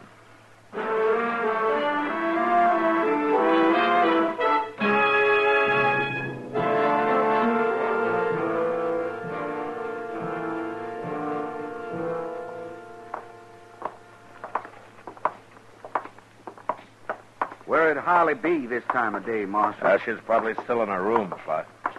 I don't know where that is. Oh, she's in the same room and house as Miss Kitty. She told me so. Oh, good. I'll show you where it is, Fly. I want to talk to Kitty anyway. Hey, Mr. Dillon, look. Here comes Joe Thorpe. Joe Thorpe? Yeah. It's Dave's brother. Oh. Good morning, Marshal. Morning, Joe. Didn't take you very long after all, Marshal. Heard the whole story. Yeah, Holly Fanshawe's quite a talker. Yeah. Well, it's Fly Hoyt, ain't it? Yeah, I remember seeing you, Hoyt. Do you? I was down the bar ways from you and Dave. He was a good man, Hoyt. I'm looking forward to your hanging. I'm still wearing a gun, mister. Marshal, how come you didn't disarm him? I haven't arrested him, Joe. What? He says he didn't do it. Who cares what he says? The girl saw him. Yeah, I know. Fly's here now to talk to her about that. What do you mean? He wants to know why she said it was him. Well, of course it was him. She saw him. Girl's got no reason to lie about it. Marshal, she witnessed the killing. She's identified the killer. That's good enough for me. Well, it's not for me. Okay, Marshal. Okay, then. You won't enforce the law here. I'll do it. What do you mean by that? My brother had plenty of friends here in Dodge. I'll get them all together. We'll come after him. We'll take on his whole outfit if we have to. You try that and I'll throw you in jail. I mean, when I say you arrest this man, Marshal, there's going to be trouble. I'm not arresting him and I'm ready for your trouble. Well, you're going to get it, all right.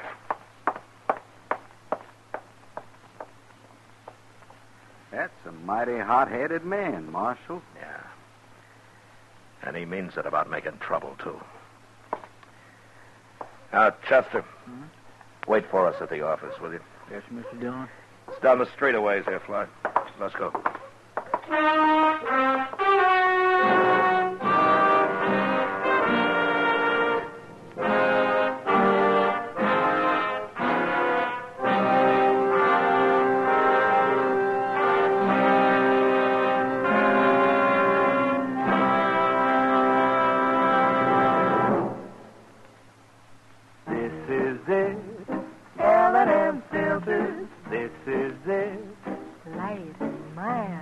Much more flavor, L&M filters, much less nicotine, light and mild.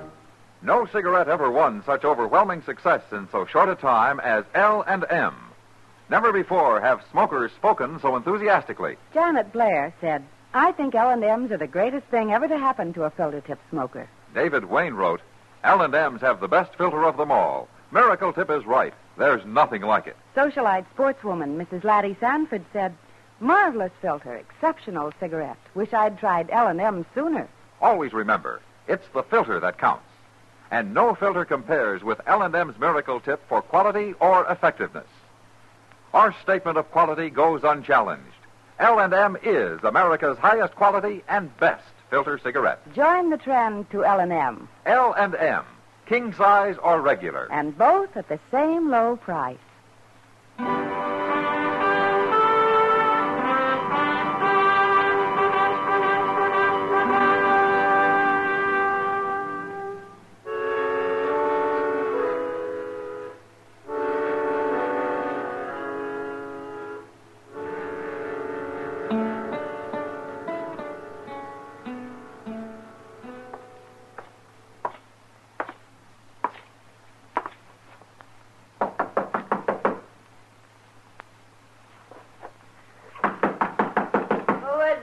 It's Matt, Kitty. Well, this is a surprise. Come on in, Matt. Oh, thank you.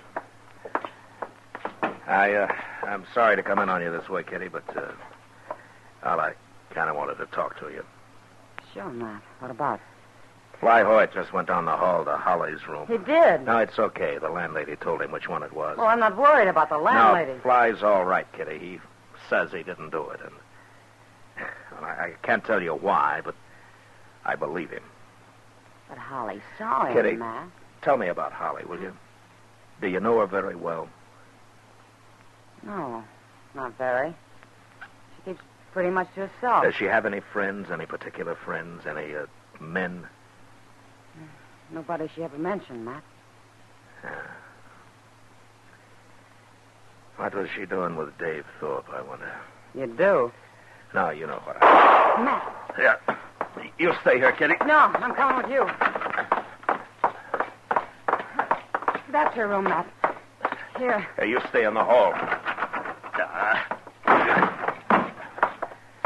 All right, I'll take that gun, Fly. Is she dead, Matt? Don't look at her, Kitty. Oh, Matt.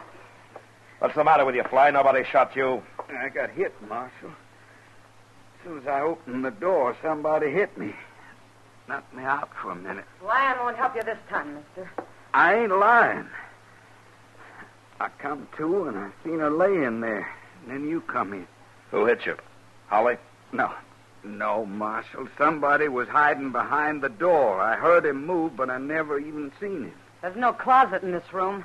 Where's he hiding now, on the wall? Oh, the window's open. Maybe somebody was here. Well, he's gone now. My gun, Marshal. Did he use that? That's been fired. Smart.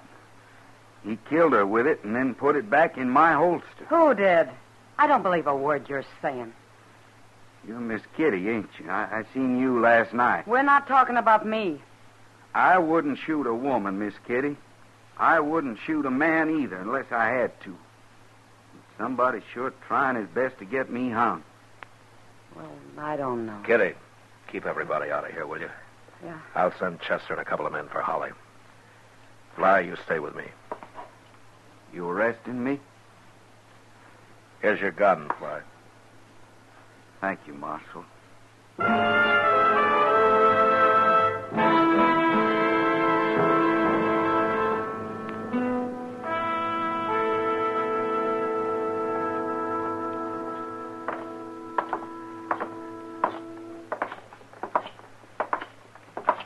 This is my office here, Fly. Let's see if Chester's still around. I'll help him if you want, Marshal. Now you can get somebody else. Well, what are you doing here, Joe? Waiting for you. I want to talk to you, Marshal. Okay. Chester, Holly Fanshaw's been killed over in her room. Killed? How'd she get killed? She was shot. Go get Doc, will you? And somebody to help you. Yes, sir. Wait a minute. What happened, Marshal? Somebody slugged Fly when he went into her room. Then he used his gun to shoot her.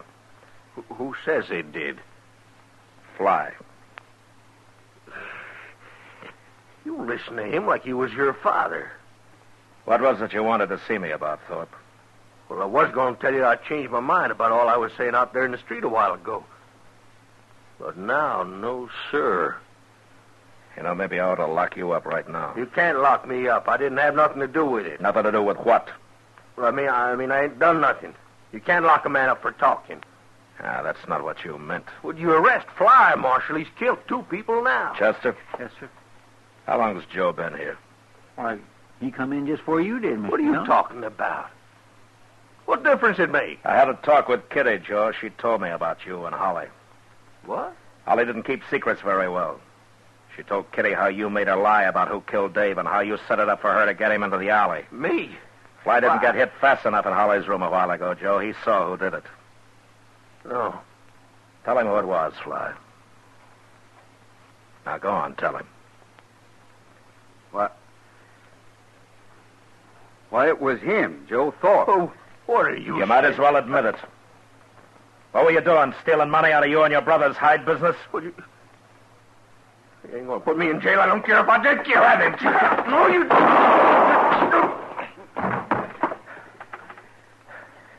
You okay, Chester? Yes, sir. I held his arm so as he couldn't get his gun up. It went off right on the floor there. Well, you did fine. He might have killed somebody else otherwise. Marshal, What? I don't understand this. I didn't see him in Holly's room. I said I did just because I figured you wanted me to. Well, I did want you to, Fly. Did Holly really tell Kitty about how Joe killed his brother and all? No. Holly didn't talk to anybody about that. That or the fact that she was in thick with Joe. Well, how'd you know then? I didn't. But when he said he didn't have anything to do with it, I got an idea and decided to chance bluffing him. If he hadn't panicked, he probably'd have been okay. You just made it all up, huh? Yeah. But I made it up right. That's what happened. Mighty poor man who'll shoot his own brother, ain't it? His own brother and a woman. He pretty near got by with it, Marshal. Yeah, but when he picked you to blame it on, he picked the wrong man, Fly. You know, there are a lot of men I don't suppose I'd have believed. But that was his big mistake. I believed you. Well, I swear. Marshal, wait till I get home and tell him about a Kansas lawman I met. Nobody'll ever believe me again.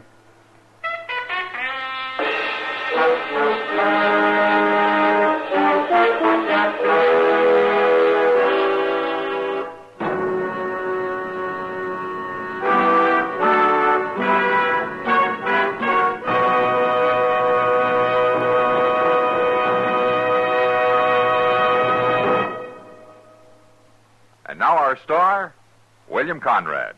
Friends, the fact that L&M filters are sweeping the country is one good reason why I'd like to talk to you filter smokers who haven't tried them yet.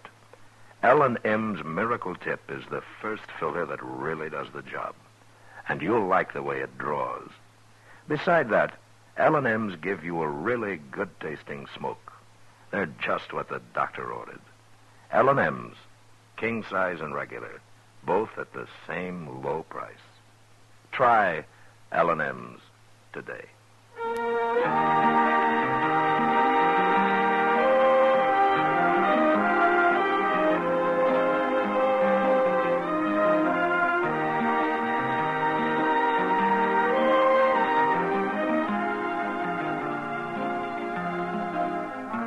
Gunsmoke, transcribed under the direction of Norman McDonald, stars William Conrad as Matt Dillon, U.S. Marshal.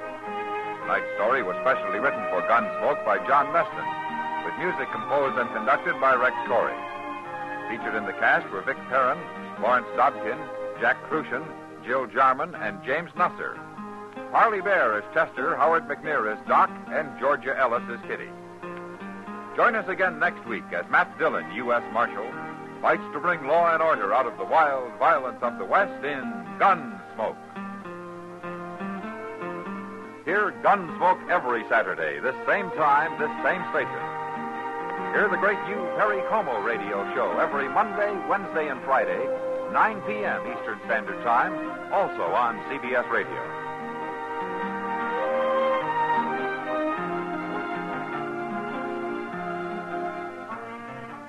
This is the CBS Radio Network.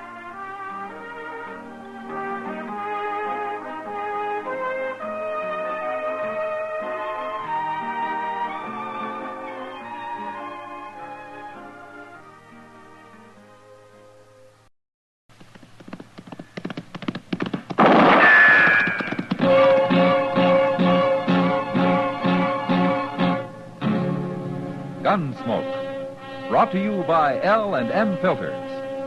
This is it. L&M is best. Stands out from all the rest. Around Dodge City and in the territory on West, there's just one way to handle the killers and the spoilers, and that's with a U.S. Marshal and the smell of gun smoke.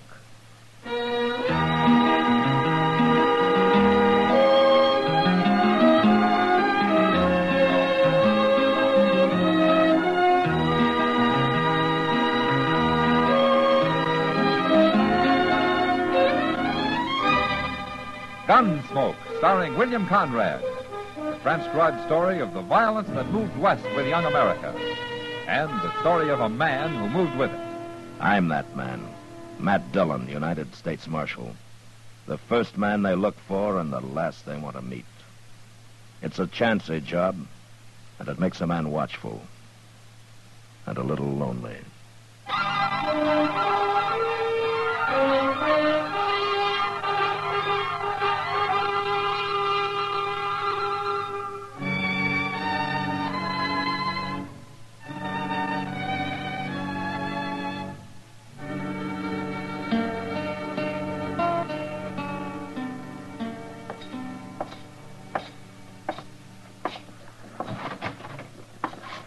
Marshal Dillon, come in, Marshal, come in. Hello, Teeters.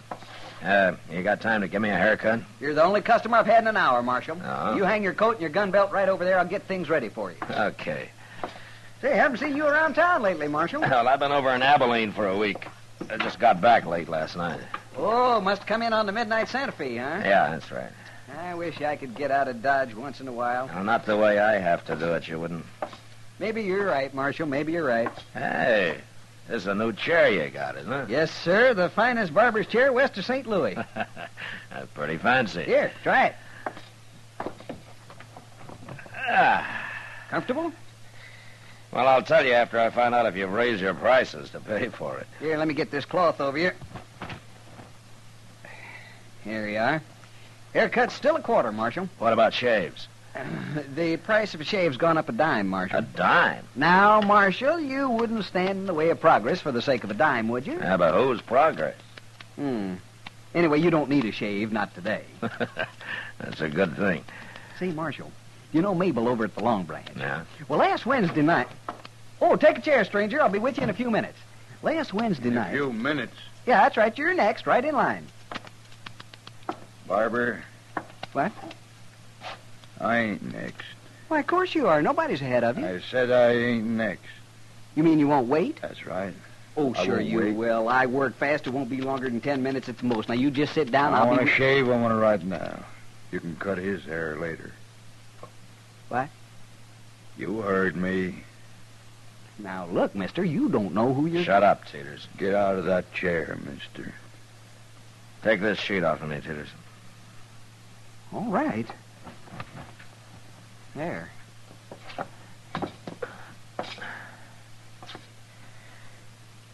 Okay, mister, I'm out. Then move. I want to sit down. You don't understand. I don't understand what. I didn't get out of that chair so as you could have it. You're going to be troublesome, ain't you? I am. And there isn't much you can do about it. Isn't there? You don't see very well, mister. What? I'm not wearing a gun. It's hanging on the wall over there. You going to shoot an unarmed man in front of a witness? Go get your gun. Put it on. No. Do it. You licked, mister. How you going to make me do it? Shoot me? Put your gun on. I don't like killings, but if you don't turn around and walk out that door, I'm going to half-kill you with my fists. Now get moving. All right. You got me this time, but next time you'll be wearing a gun. It'll be some different then.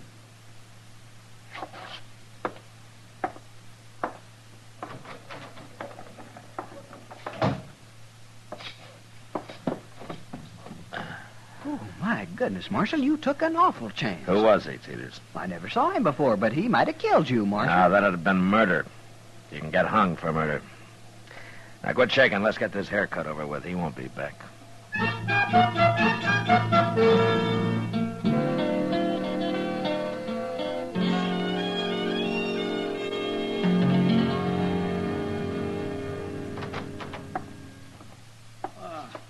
Hello, Mr. Dillon. Hello, Chester. I was looking for you. Well, I've been right here in the office the past half hour. Yes, sir, I know. I went past the barber shop. Teeters told me. And he told me how you handle that fellow, too. Oh, did he? Teeters described him to me, Mr. Dillon, and I know who he is. You do? He come here about a week ago, just after you went to Abilene. Well, what's his name? Springer. Nate Springer. What? Yes, sir, that's right, Mr. Dillon. You sure that was Nate Springer? I couldn't have been nobody else. Why? You said you don't know him? I've heard about him. You have? Where? All over.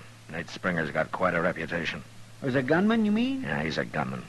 They say he's the most nerveless gunman that ever lived. He's all ice. Bat Masterson told me once that out in Arizona, a man got the drop on him and Springer started to laugh. The man asked him what he was laughing about, and Springer said he'd never had before, and he didn't want to die without seeing what it was like. Oh, forevermore. What happened? It's kind of hard to shoot a man who's enjoying his first laugh. Yeah. My. Well, I'll be darned. What do you suppose he's doing in Dodge? Springer's a killer. A paid killer. That's all he's ever done anywhere. Then why don't you go arrest him? Well, he's not wanted that I know of. There are no circulars out on him. Well, but you can't wait till he kills somebody. No. And I can't put him in jail till he does.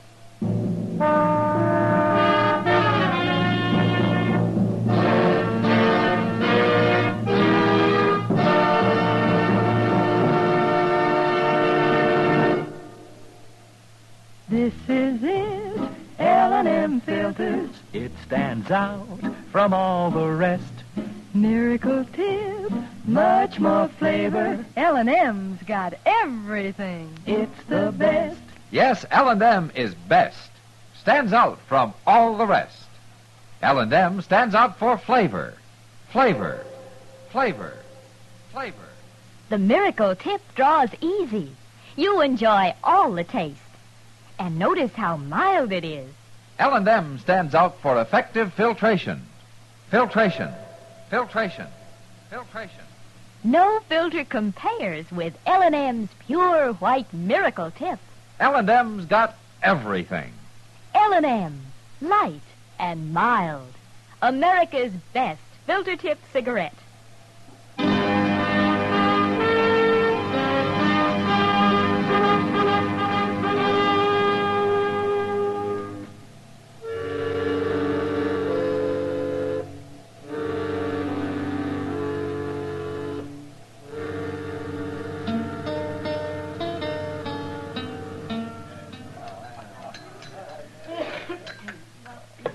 Oh, my. You got time for another cup of coffee, Matt? Well, I'll take time, Doc. That's good. Here you are, there. Thank you. Well, things pretty wild up in Abilene? Well, it's still a camp with a hair on, Doc. Worse than Dodge? No, I wouldn't say that. And I'll stay here. Oh, why? You're usually complaining about Dodge. I'm thinking about business, Matt. Business. What's there to do in a peaceful town? Oh, aside from delivering a baby now and then and setting a broken leg. You know, sometimes you sound pretty bloodthirsty, Doc. I don't do the shooting, Matt. It's men like that Nate Springer you were telling me about. He's sitting over there in the corner, Doc. He is? Well, where? There. Alone with his back to the wall. Oh. Oh, yes. Oh, yes. Oh, my, he looks like a killer, all right. He is. Yeah. You see how he keeps turning around? I mean, it's like he thinks everybody in this room's his enemy. Man like that doesn't have friends. Well, he's getting up, man. He's coming this way. Yeah. He hasn't finished his dinner. You better turn around, Doc. Okay. But you keep your eye on him. I don't like that man. Hey, you. Me? What was you staring at me for? I wasn't staring at you. No man stares at me without a reason. I don't like it. I want to know why you was doing it. Oh, now look here, mister. You're getting yourself all upset over nothing. Well, you ruin your dinner working yourself up this Tell way. me why you was staring at me. I'll put a hole in you. I'll do it. Well, you're awful jumpy for a big gunman. Tell me, I said. Hold it, Springer. You getting into this, mister? I am. Who are you, anyway? Matt Dillon. Dillon? That's right. I knew I'd run into you sooner or later. Oh, why? My line of work, there's always some lawman wanting to interfere. Sure. And it'll happen here, Springer. You kill anybody. Fair fight's fair fight, ain't it? Not when you're paid to pick a fight with a man. Like I said, Marshal, I knew I'd run into you. Springer, when I find out who you're after, I can probably find out who's paying you. And I'll jail you and him both. You're going to lose a lot of sleep trying to find out, Marshal. I can stand it. You're the one that needs sleep, Springer, a lot of it. Without any bad dreams.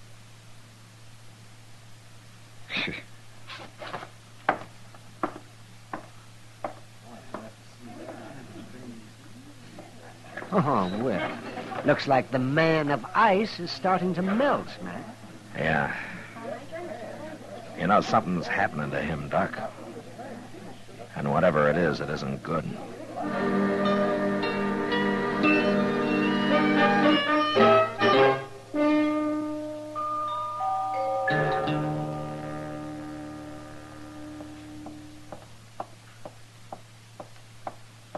Kitty. Huh? Oh, I didn't see you, Matt. Yeah, sit down, if you got time. Oh, I don't have to go to work till after sundown. Good. Guess I might as well sit here and watch Front Street with you as do anything else. Little air is good for you. Ah, and a lot of it'd be even better. Well, you ought to buy a horse, Kitty. Take a ride up the river every day or so. I'm too broke, Matt. Well, I'll lend you one. I got a little bay that's pretty gentle. Oh, imagine having more than one horse. That's about all the government gives me, Kitty. A couple of cheap horses. I seen you riding your own. Well, I gotta keep him in shape in case I decide to quit. The day you quit, that horse will be as old as a man. I hope you're right, Kitty. Hey, look, Matt. What? Walking down the middle of the street. Yeah, Springer. Now, who'd expect a man like Springer to have a little yellow dog? I don't know the dog's his, Kitty. Maybe he's just following him. He's right at his heel. I don't think Springer knows it. Oh, he's trying to sniff at him. Matt, he shot him. Poor little dog, he didn't do anything. I'll be back, Kitty.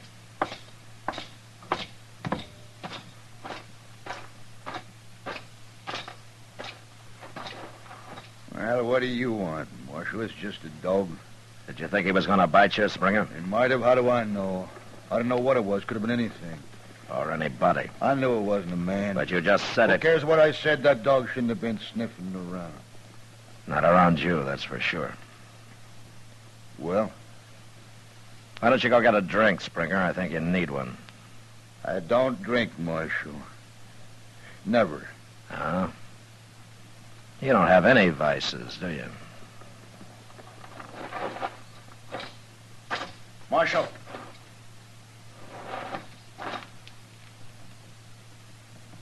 Nothing. Go ahead.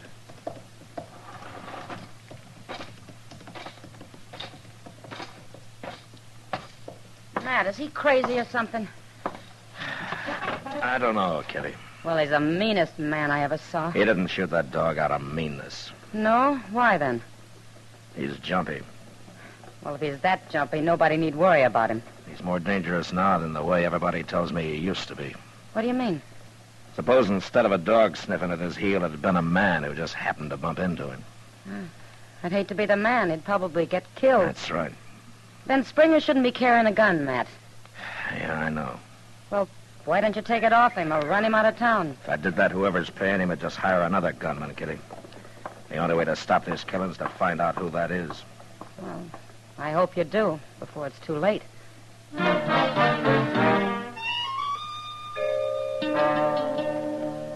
That night, I had Chester follow Springer around, keep an eye on him. But all he did was to buck the faro bank for a few hours and then go to bed earlier than the most respectable citizens. The next day, Chester went back to trailing him while I sat in the office and tried to figure a way to trap him into telling me who'd hired him. By mid-afternoon, I was no further than when I'd started. The only idea I had was to choke it out of him.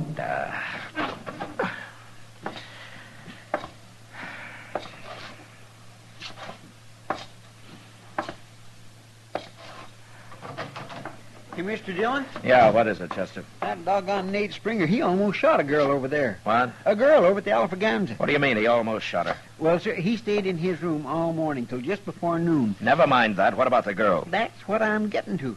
And then just after noon, he went over to the Alfraganza and started gambling.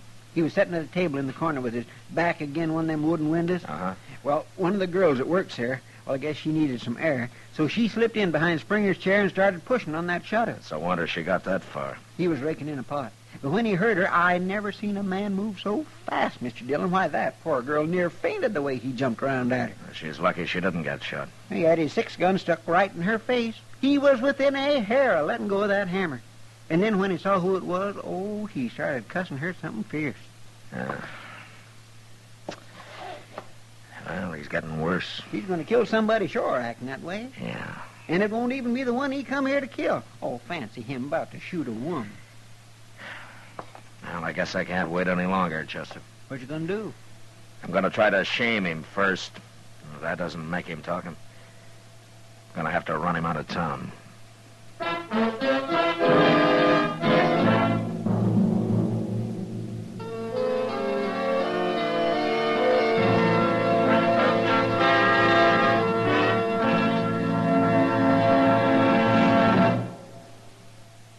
L&M is best. Stands out from all the rest. L&M's got everything. Everything? Everything. Best flavor? L&M stands out for flavor. The miracle tip draws easy. Lets you enjoy all the taste. Best filter? L&M stands out for effective filtration. No filter compares with L&M's pure white miracle tip for quality or effectiveness. Best tobacco? Highest quality tobaccos. Low nicotine tobaccos. L&M tobaccos. Light and mild. Every way, L&M is best.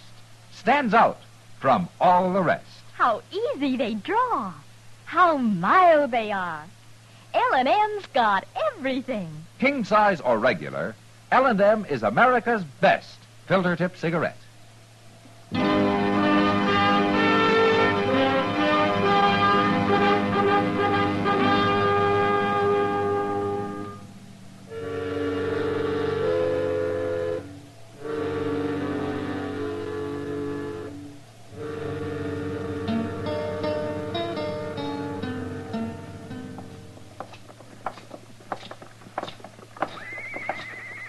Mr. Dillon, I can't help thinking all your friends who told you about Nate Springer was mighty poor judges. He's about the uncoolest gunman I ever saw. I agree about that, Chester. Who told you about him last? I don't remember. Been 2 or 3 years. Well, maybe it was just a lot of rumor. You know how talk gets started sometimes. Wyatt Earp was the first man who told me about him. Oh? Look, when we get inside here, you go to the bar and stay there, huh? Yes, sir.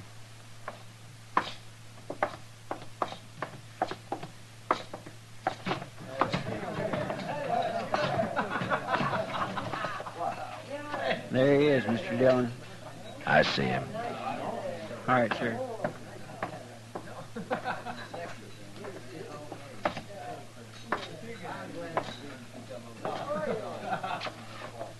Springer? Springer, come over here.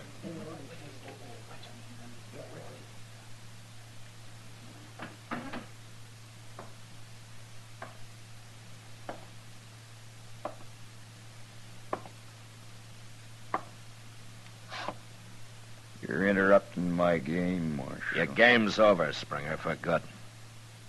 What does that mean? Get out of Dodge.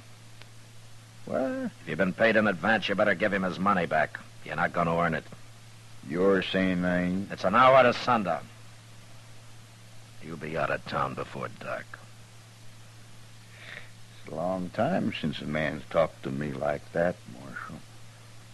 How long's it been since a dog scared you into shooting him? Or since you drew on a woman, huh?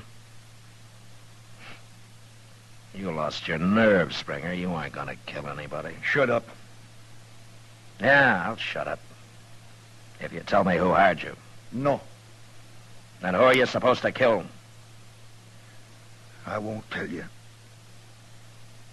Okay, I didn't think you would. But you be out before dark, Springer. And don't ever come back. Ever.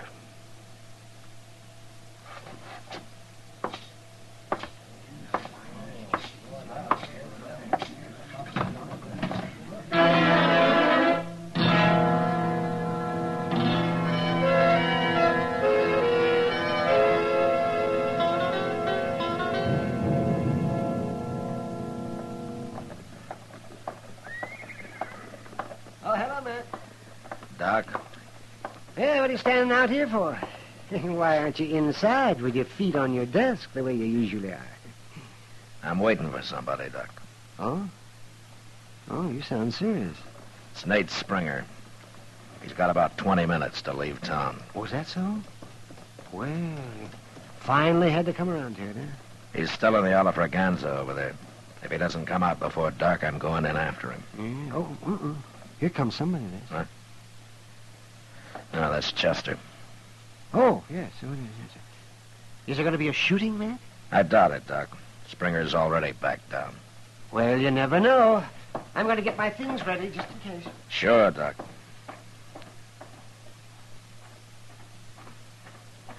Hey, Mr. Dillon, I thought I'd better come tell you. What, Chester? Springer's been bellied up to that bar for the last half hour. He has? He's been taking on one glass after another. Doc was right. You never know. What? He's getting ready to use his gun, Chester. And I'm going over and stop him. Hey, look. He just come out. Yeah. He's headed this way. You stay here.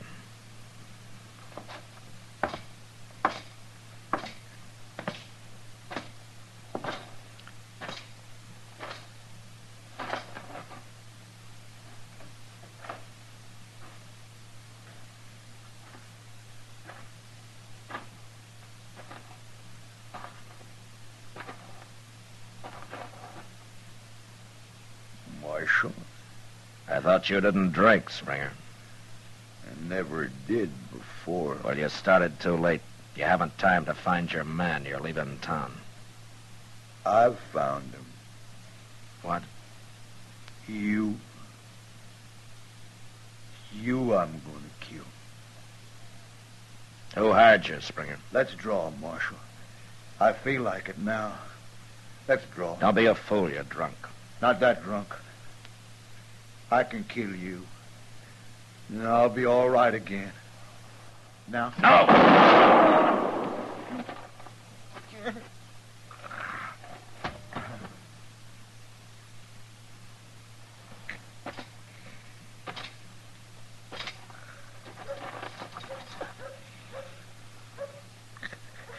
You shouldn't have tried it, Springer. I had to. Why? Yuma prison. 2 years. I come out scared. Lost my nerve in that prison. Then why did you take this job? I had to. Who hired you, Springer? I did, Marshal. I hired me. I had to face somebody like you to get my nerve back. Don't you understand? Yeah. Yeah, I understand. It didn't work. No. And I paid everything I had for it. It cost me everything in the world.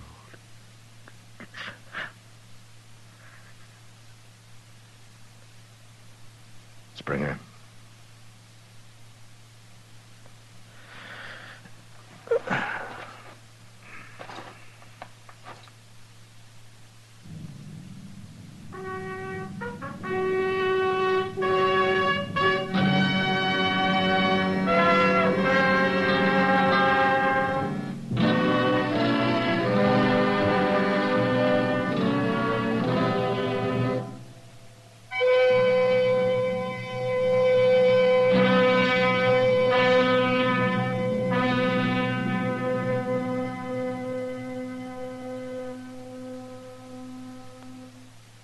And now our star, William Conrad. Thank you, George.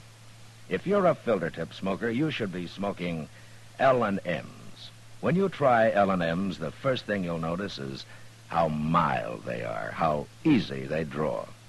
With L&M's pure white miracle tip, you enjoy all the taste. Try L&M's today. You'll like them.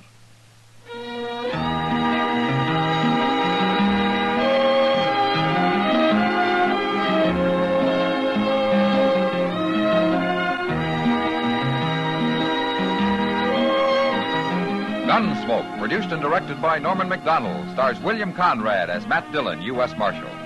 Our story was specially written for Gunsmoke by John Meston, with music composed and conducted by Rex Corey. Sound patterns by Tom Hanley and Ray Kemper. Featured in the cast were John Daner and Harry Bartell. Parley Bear is Chester, Howard McNear is Doc, and Georgia Ellis is Kitty.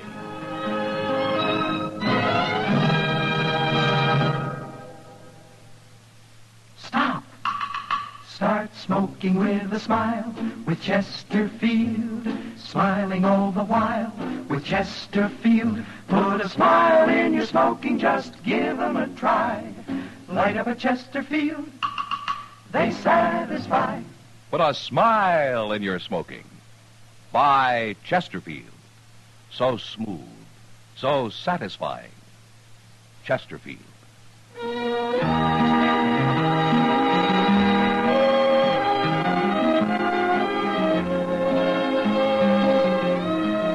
You'll also enjoy Chesterfield's great radio shows.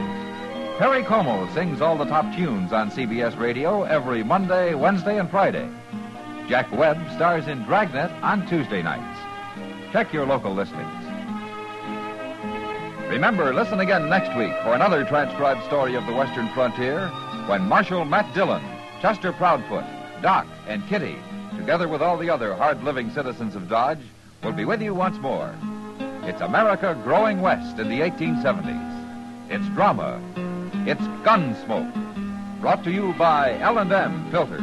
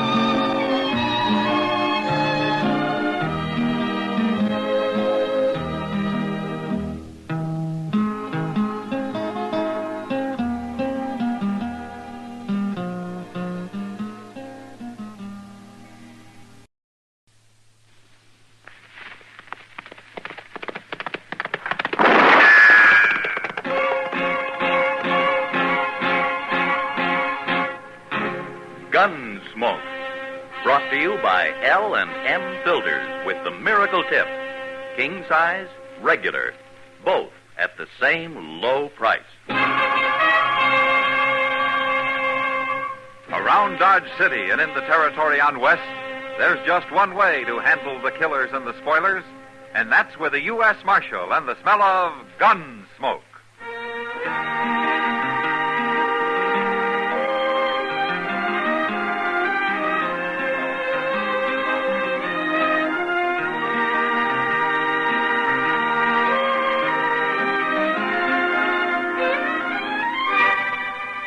Gunsmoke, starring William Conrad, the transcribed story of the violence that moved west with young America, and the story of a man who moved with it.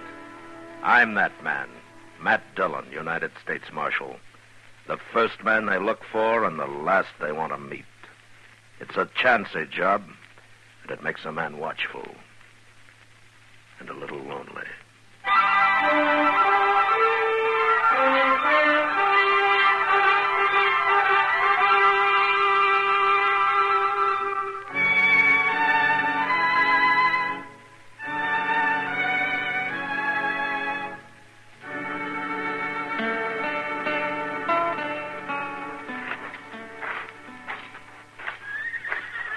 Say, look in the window over there. In the restaurant, Mr. Dillon. What? Doc's got himself a girl. What? Well, I'll be... I never saw her before, Chester. He's waving at us. He wants us to come in. Oh, all right. Look, you come in and say hello and then go on out of the telegraph office, huh? Might be important. Okay, sir. That girl must be a real good friend, Mr. Dillon, if Doc's buying her dinner. Yeah, if he is. Well, he better be. Hey, she ain't half ugly. I wouldn't put it exactly that way to her. Hello there, Matt. Chester. Hello, Doc. Well, Abby, this is Marshal Dillon. And Chester Proudfoot. Abby Twilling. How do you do, gentlemen? Miss Twilling. How do you do? Sit down. Well, thank you, Doc. Well, I'll be back directly, Doc. I got to go across to the depot. There's a telegraph waiting for Mr. Dillon. I'll be here, Chester. Okay, sir. I'll hurry. Doc's been telling me about you, Marshal. Oh? Oh, now, don't look at me like that now, Matt. And she wants to know all about Dodge. And I've been trying to tell her what to expect. Well, in Dodge, you can expect almost anything, Miss Twilling. So I hear. But Abby's seen her share of violence, Matt. She was a nurse in the war. Oh? Well, that's how I met Doc. We worked in the same hospital for nearly a year. Oh, best doggone nurse I ever saw. Yeah, I'm trying to talk her into settling down here. Oh, Dodge could use somebody like her. Are you moving on, Miss Twilling? Why, I haven't any plans, Marshal. I've been working in St. Louis, but it's lonely, and I got restless and decided to ride the Santa Fe as far west as it goes. I'm on sort of a vacation, you might say. Somebody on the train mentioned my name, and she looked me up right off. Well, it's been a long time, Doc. Oh, yeah, too long. Oh, you stay here, Abby. We'll keep you busy. Oh, yes, and who knows, maybe we'll even find you a husband. Oh, my, I'm sorry. Oh, that's all right, Doc. You see, my husband was killed in the war, Marshal, the first year. That's why I went into nursing. Oh, I see. Well, I think I'd better get back to the hotel. Yeah, I'll take you, Abby. Yes. You're going to wait here for Chester, Matt? Oh, he's coming now. It is a pleasure to meet you, Miss Twilling. Thank you, Marshal. Good night. Good night. I'll see you later, Doc. Sure, Matt. This way, Abby. Well, Chester. Miss Twilling, Doc. Well, I got it, Mr. Dillon. Here you are. Oh, thanks, Chester. Sit down while I read it. Who's it from? Oh, it's from Wyatt Earp out in Arizona. It is? Is he coming here? No. No, it says, Coney Thorne released from state prison last week. I hear he's looking for you, so you better go on wearing that gun a while longer. Good luck, W. Earp. Who's Coney Thorne, Mr. Dillon? What's he want of you? I expect he wants to kill me, Chester. What? What for? Well, I arrested him out in Arizona a long time ago. He was one of the suspects in the stage holdup. So I had to bring him in, even though I thought he had nothing to do with it. Well, then why'd he go to prison? Well, I wasn't on the jury, Chester. And anyway, I left that part of the country before he was tried. I heard later that he was sent to prison. Well, you didn't have nothing to do with it. Now, I arrested him. And according to this telegram, he thinks I had a lot to do with it. And he's really coming here, huh? Coney Thorne wasn't a bad man, Chester. But prison may have changed him some. Yeah, he'll probably be here next week sometime.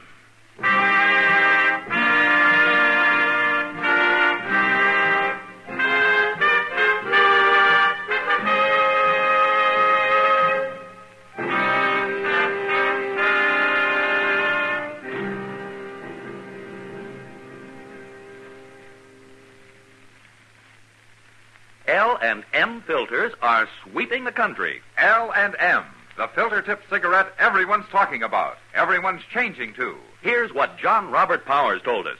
I never realized a filter cigarette could taste this good, and at the same time filter so much more effectively. I'm convinced this is it. And Patricia Morrison says, I changed to L&M filters, and I'm so glad I did. Because here's a filter cigarette that really tastes the way a cigarette should. David Wayne wrote, L&M's have the best filter of them all. Miracle Tip is right. There's nothing like it. Yes, L&M filters are truly sweeping the country, breaking more sales records every day. The reason? It's the filter that counts, and no filter compares with L&M's Miracle Tip. Notice how easy it draws. You get much more flavor, much less nicotine.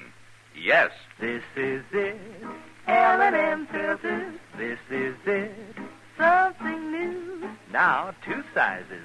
L&M filters, new king size and regular too. This is it, L&M filters. L&M filters with the Miracle Tip. So join the trend to L&M. King size, regular, both at the same low price.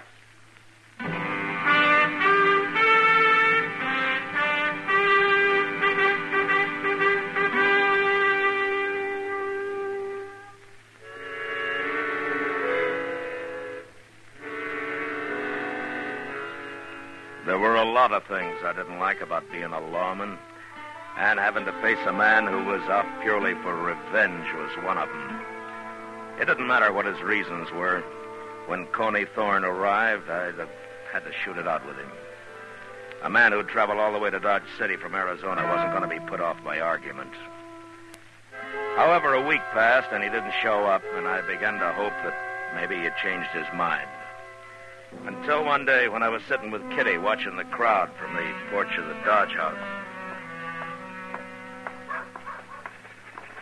Well, must be supper time. Here comes the noon stage. The way he's driving those horses, he shouldn't be late. He's never been on time yet unless there was an Indian scare going on. Not many passengers. 3. No, another one getting out. Yeah. All strangers. No, not all of them, Kitty. Not to me. What? That last man I got out. I've been waiting for him. Coney Thorne. I might as well get this over with right now. Look, Kitty, you better go inside, huh? Yeah, I sure will. Good luck, Matt. Yeah.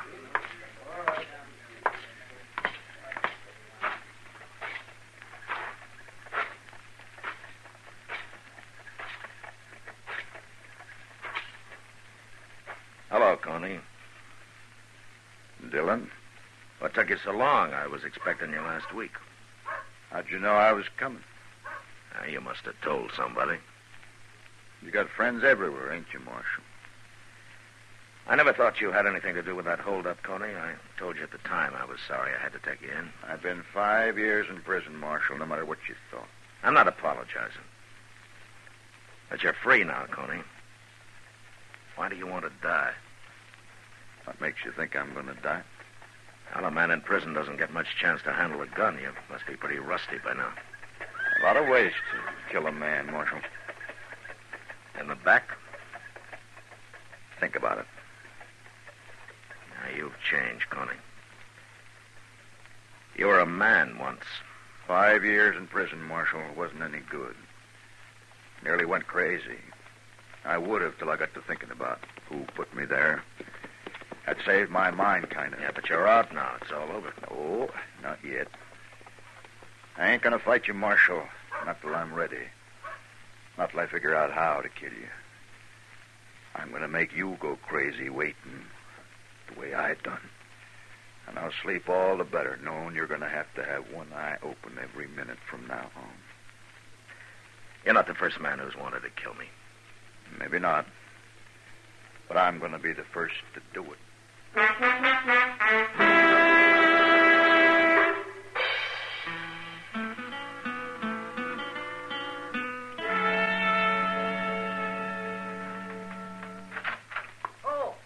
Good morning, man.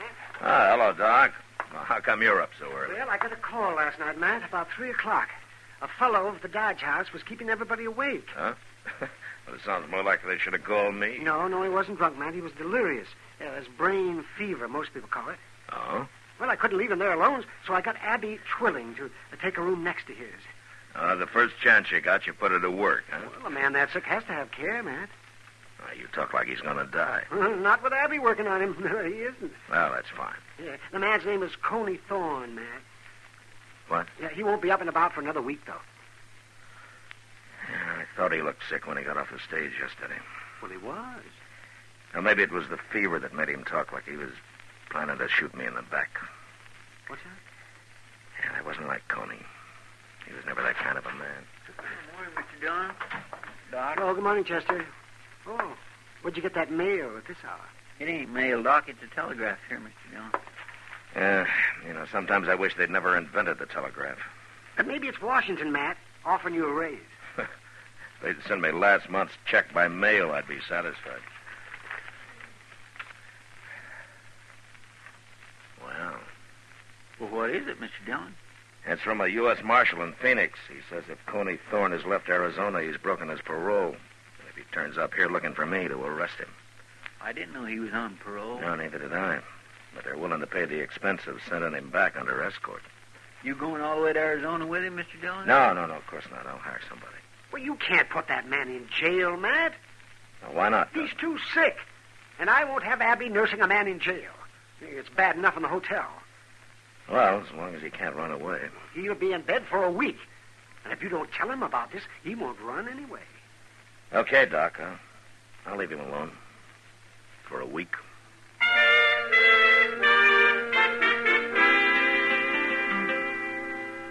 I kept track of Coney's progress through Doc.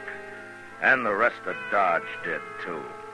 Everybody in town knew he'd come there to shoot me, and it seemed like they were all waiting for him to get well and try it. And there were a number of men who would have been right happy if he'd done it. I waited for over a week, and he was still in bed. So finally, I went over to the hotel to have a talk with him.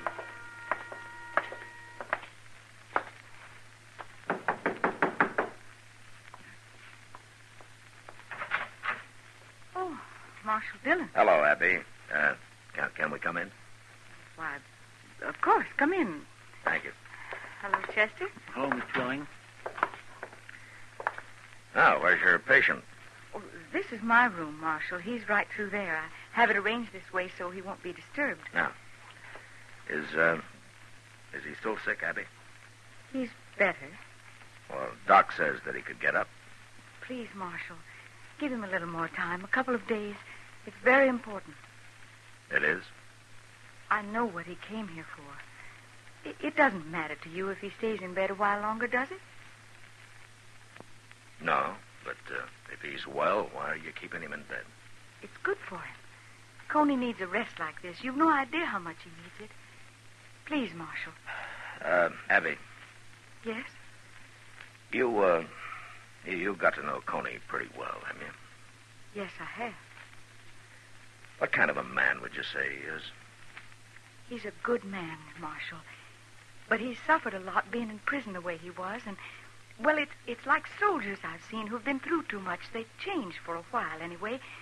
But if they're given a chance, the right kind of a chance, they find their way back sometimes. That's what you're doing, giving him a chance, huh? I'm trying, Marshal. Well, how does he feel about it? I'm not sure yet. Chester.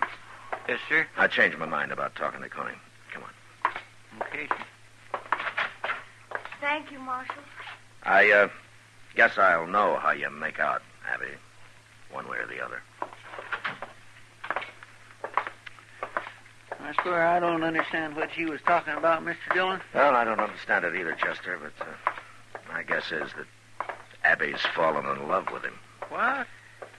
That don't make sense. That seldom does. That doesn't keep it from happening. No, sir. My, kind of scary, ain't it? Well, Abby's a little scared. She's not sure about Coney. But anyway, he trusts her enough to have told her about being out on parole. That's why she figured I'd heard about it and had come to arrest him. What you gonna do? Well, Abby asked for a couple of more days, Chester. I think she deserves them.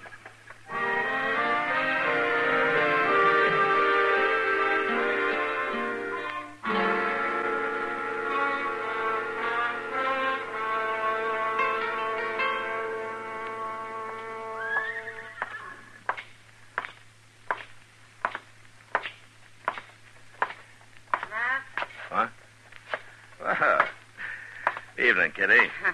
I just come in to say hello. Oh, the air's better out here, Matt. I never saw that saloon so crowded as it is tonight. Oh, a couple of new herds arrived today. Yeah, I know. I've danced with every cowboy that came with him. I had to get out of there while I could still walk. Well, as long as they're dancing, they're not fighting. Oh? You ever dance with one of them, Matt? Is it that bad? Oh, Mr. Dillon? Oh, Miss Kitty. Evening, Chester. Mr. Dillon, right across the street there. I just seen Coney Thorne. What? Well, where was he headed? He was knocking on the front door of the stage office, and nobody didn't answer, so he went around back. Oh. I'll see you later, Kitty. Sure. Looks like Coney's trying to run off, Mr. Dillon. There's no stage till tomorrow morning, Chester. Besides, he doesn't know I'm going to arrest him. Well, at least he didn't come gunning for you as soon as he got out of bed. Well, maybe he wants to be sure of a seat on the stage first. You said he went around to the back of the office? Yes, sir, right up the alley here. Yeah. Look, you better stay back a little, huh? Being in bed so long might have made Coney a little nervous. Well, yes, sir.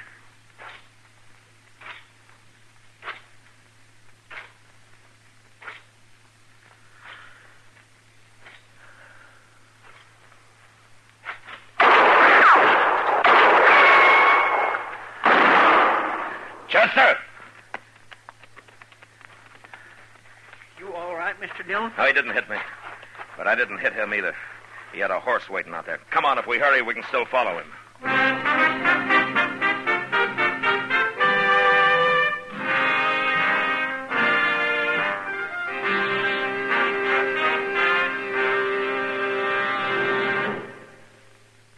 This is it, L&M filters. This is it, something new. Now 2 sizes. L&M filters, new king size and regular too. This is it, L&M filters. L&M filters with the miracle tip. L&M filters are sweeping the country, breaking more sales records every day. The reason? It's the filter that counts. And no filter compares with L&M's Miracle Tip for quality or effectiveness. And notice how easy it draws. You get much more flavor, much less nicotine. Effective filtration. Our statement of quality goes unchallenged. L&M is America's highest quality and best filter tip cigarette. Buy L&M king size. Buy L&M regular. Buy L&M's by the carton. King size, regular, both at the same low price. L&M, light and mild.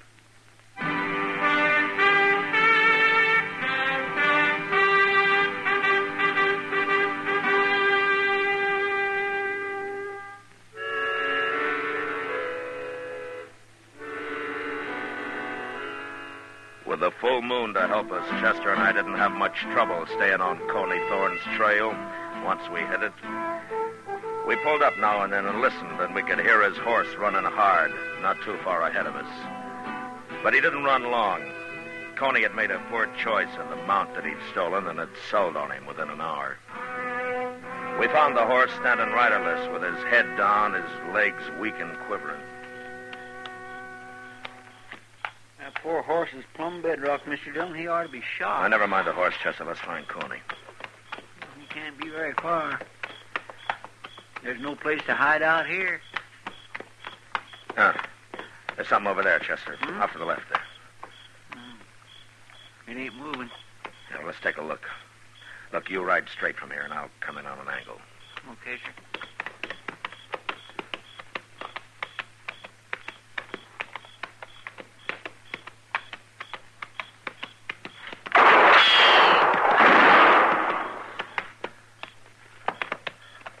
All right, ride in, Chester, but be careful.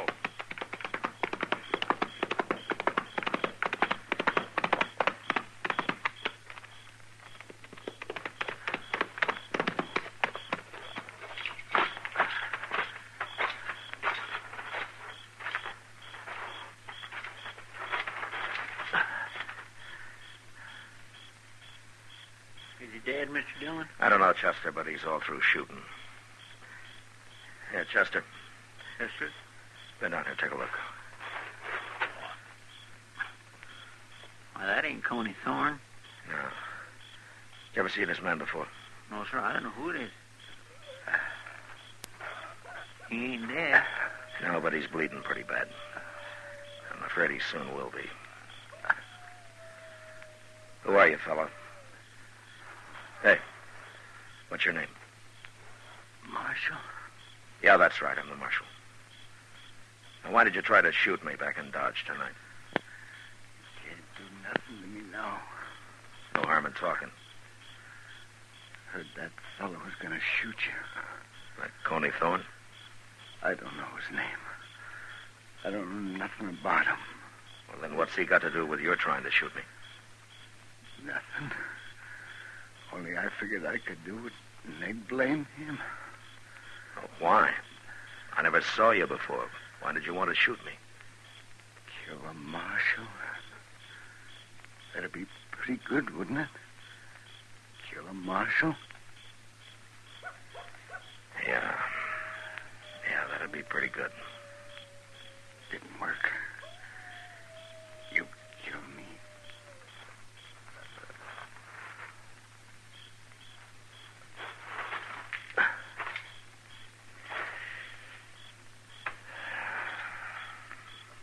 He's dead, ain't he? Yeah, he's dead. A darn fool. What good would shooting you have done him? Well, it made him feel better for some reason, Chester. But why? I don't know. That's the idea of shooting a marshal and getting away with it, I guess. He didn't have any more sensible a reason. No, sir. Well, let's get him buried. It'll be daylight before we get back to Dodge, as it is. I still got to find Coney.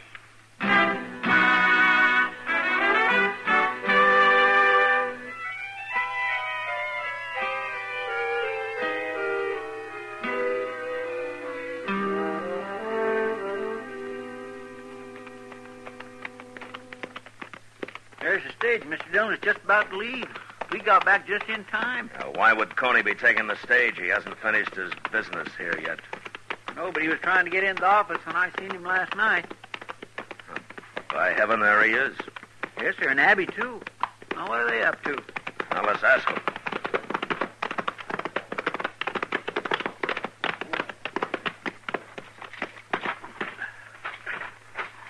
Let him stand, Chester. Yes, sir. Now, don't you do a thing, Coney. It'll be all right, I tell you. Why do you have to come back now? Good morning. Good morning, Marshal. You, going someplace, Coney? I heard about last night, Marshal. But it wasn't me shot at you. You know it wasn't. I found the man that did it. I ain't gonna kill you. That's all over, Marshal. It is? It was like being crazy, Marshal, for a long time. And I got the fever, and Abby was there talking to me all the time, taking care of me. Now, somehow, I ain't mad at nobody. Well, I'm glad to hear that, Coney. Being in prison so long when I was innocent, it was bad, Marshal. Yeah. Look, Coney, you shouldn't have left Arizona. You broke your parole.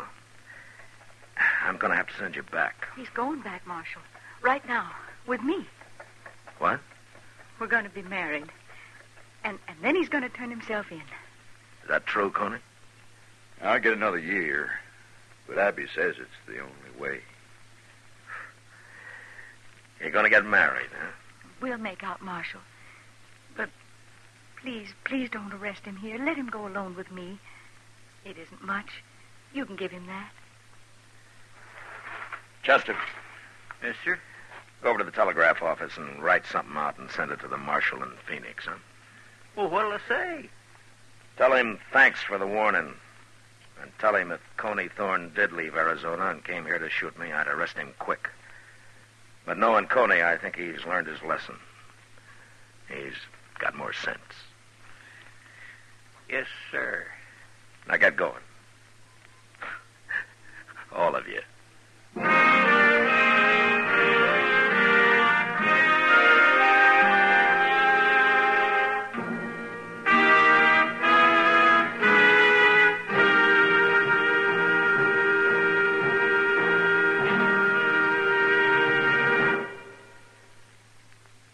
now our star, William Conrad. Thank you. If you're a filter tip smoker, you should be smoking L&M's. Everyone agrees L&M's are just what the doctor ordered. The first filter that really does the job and a real good taste to go with it. Maybe you'll prefer L&M's king size, as I do. But either size, I know you'll like them, and I know you'll stick with them. L&M's. Try them.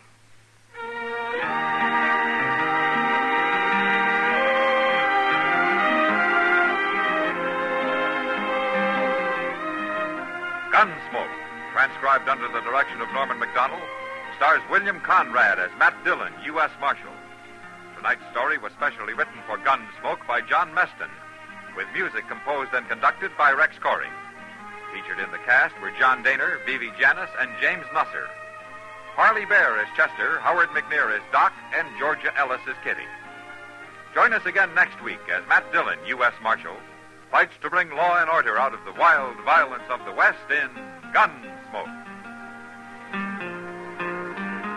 The makers of L&M filters also present for your television pleasure the new Stu Irwin Show. It's a happy half hour with June and Stu Irwin, which begins October 20th in most cities. Please check your local television listings for time and channel for L&M's Stu Irwin Show. Hear Gunsmoke every Saturday, this same time, this same station.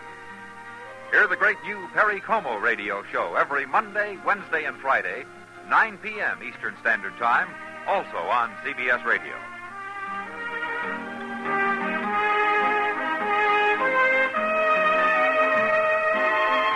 This is the CBS Radio Network.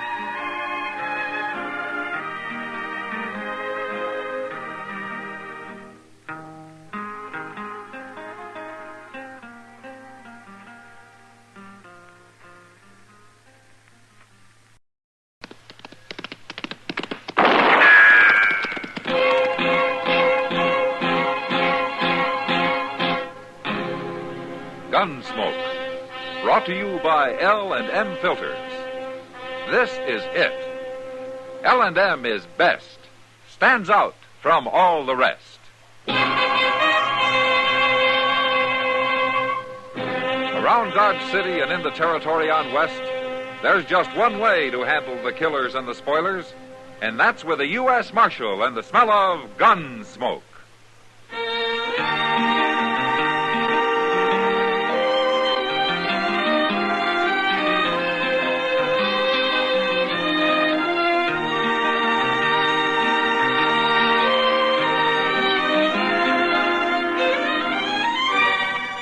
Gunsmoke, starring William Conrad. The transcribed story of the violence that moved west with young America. And the story of a man who moved with it. I'm that man. Matt Dillon, United States Marshal. The first man they look for and the last they want to meet.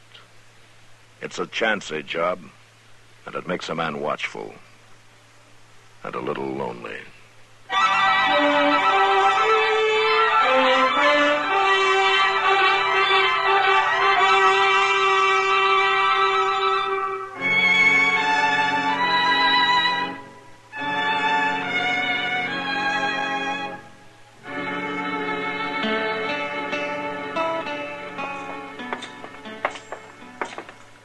Well, the train's already in, Mr. Dillon. Ah, good. But I thought we was early. Well, now we won't have to wait so long for the mail to be sorted, Chester. Hey, ain't that Miss Kitty? Oh, where? Over yonder, talking to that big fella. That looks like Hank Grote. Oh, now, what would she be doing with a man like him? He ain't fit for a hog pen. You go get the mail, Chester. All right, sir.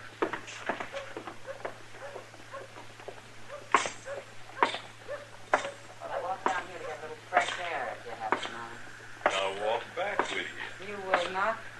Why not? You'll kill the air around you, Grote. I'd suffocate. Well, now, you can't talk to me that Take way. your hand off her. What? Oh. What are you nosing in for, Marshal? You're lucky he is. I was about to jab this parasol in your eye. That'd be just like one of your kind. Get out of here, Grote. Go on, before I kill you. You mean it, don't you? You would kill me. Good thing you're wearing a gun, Marshal. And you better go on wearing it, too. I'm sorry I got you into this, Matt. No, you didn't get me into it, Kitty. Besides, I don't think there's a man in Dodge that wouldn't appreciate a chance to put a hole in Hank Groot. Well, the sooner the better. Hey, who's the girl with Chester? What?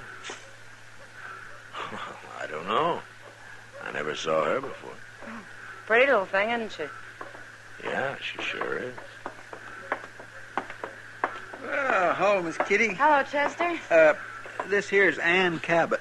How do you do, Ann? How do you do, Kitty? And this is the man you're looking for. This is Marshal Dillon. Hello, Marshal. Ah, it's a pleasure, Miss Cabot. Anne, please. All right. Chester says you were looking for me. I think so. As the U.S. Marshal in Dodge, you seem the logical person to help me. Well, I'll be glad to help you if I can. I've come from Connecticut, Marshal. Oh? I'm looking for Jack Schomer. Jack Schomer. You know him? Well, Wait a minute, Chester. Yeah, we know him, man. He's here. Well, no, not at the moment. He had to ride up north somewhere. Oh. But he'll be back. Oh, yeah, I think so. Look, I'll tell you what, Ann. I'll try to get word to him that you're here. I think I can do that. Oh, thank you, Marshal, but... Well, he's not expecting me. Maybe I just better wait. It might upset him otherwise. Well, sure. Why don't you do that? You got a place to stay? No, I haven't. Well, there's an extra room over where I live. Is there? Well, I work at the Long Branch, and it's a saloon on Front Street. Oh. But the rooms aren't too close. Quiet there. Nobody will bother you. Thank you, Kitty. Well, come on, then. We'll find somebody to carry your things over. I think Matt and Chester are going to be busy. Yeah, we are. Goodbye, Miss Cabot. Goodbye, Ann. Goodbye. I'll talk to you later, Matt. Okay. It's not very far. You can walk from one end of this town to the other in about 5 minutes. Oh, my goodness, Mr. Dillon. Jack Schomer. Let's go find him, Chester. That poor girl. We'll take Doc with us. Maybe he can do something.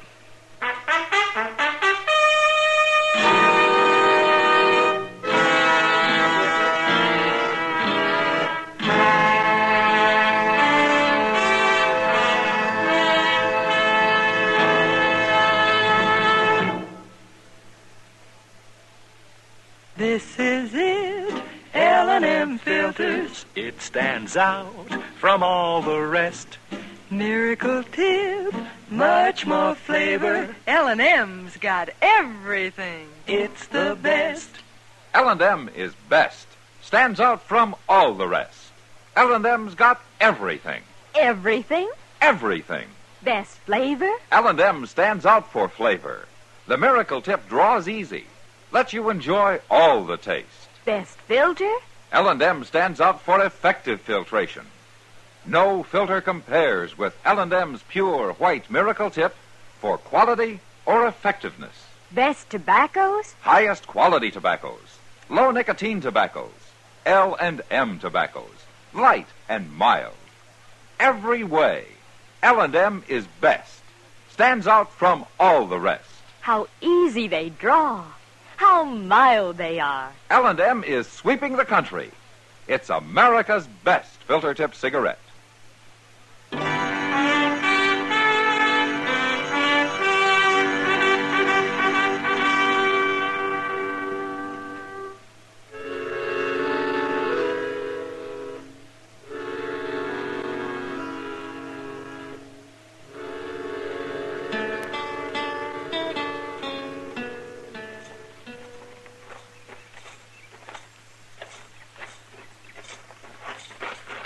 That is the meanest-looking shack I ever saw, Matt.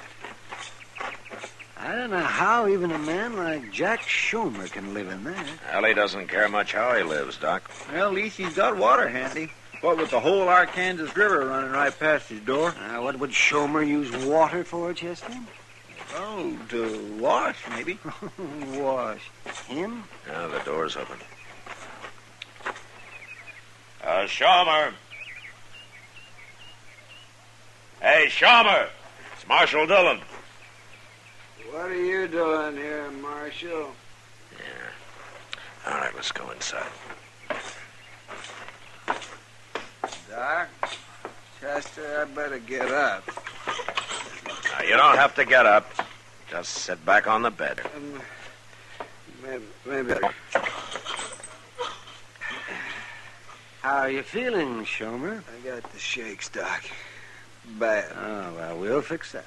Well, what are you doing here? I don't understand. Don't worry about it, Shomer. We'll explain it to you when your head's clear.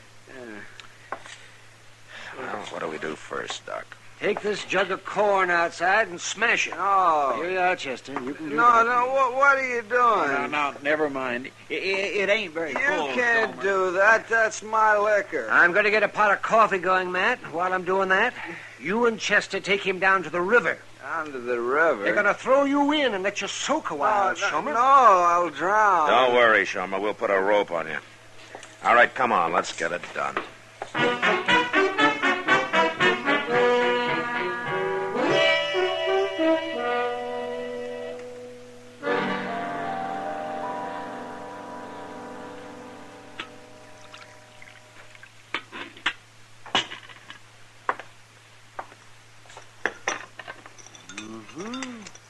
Have some more coffee, Shomer.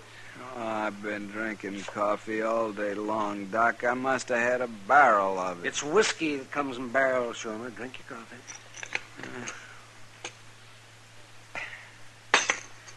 I'm floating. Shomer, you're pretty sober now. So what are you going to do? I can't face her, Marshal. I'd give anything to see her, but I can't do it. I'm no good for her the way I am now. What happened to you, Shomer? What went wrong? The land. The land went wrong, or I went wrong on it. I don't know. Anyway, it beat me, Doc.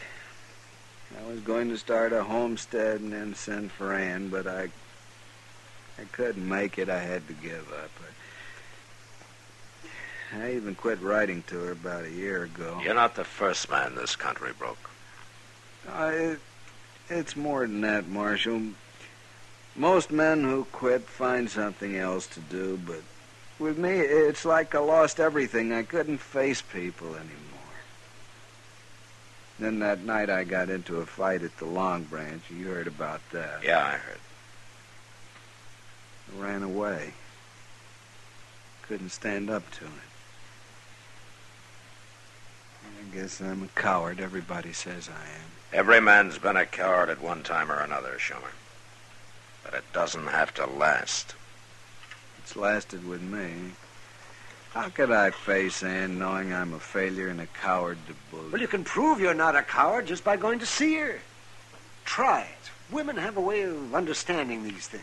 Well, I don't know, Doc. All right, Shomer. We'll tell her you're in the horse trading business. That's why you're out of town. But you'll have to tell her the truth. If you see her. I'm only half a man. Well, it's up to you. You think on it. But don't take too long.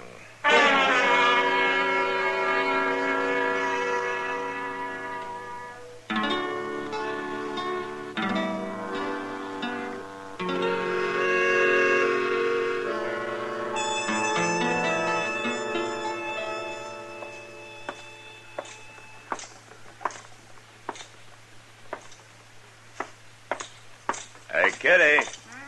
Hey, Kitty. Hello, Matt. Ann and I have been looking the town over, such as it is. Oh, well, what do you think of Dodge, Ann? Well, at least it's not as wild as I expected. I keep telling her the real troublemakers don't even get up till sundown.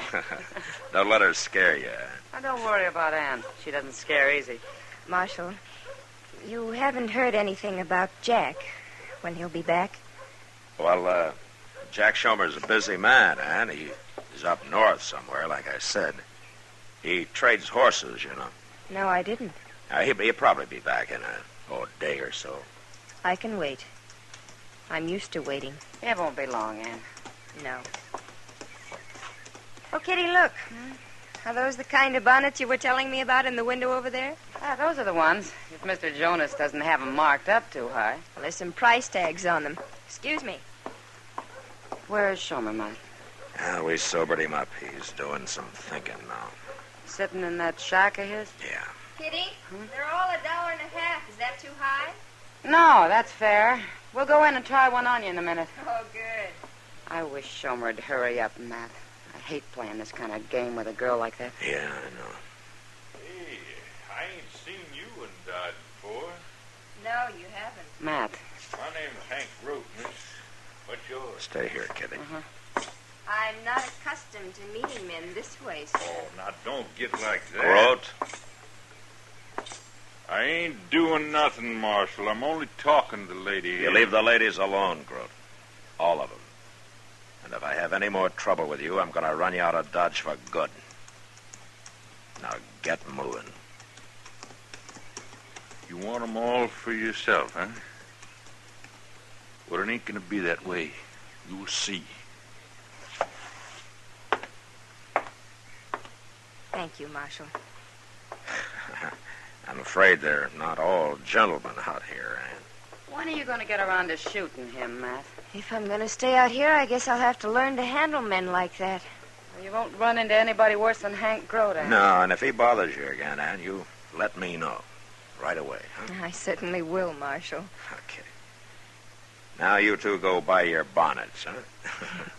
Goodbye, Marshal. Goodbye, Matt. Goodbye.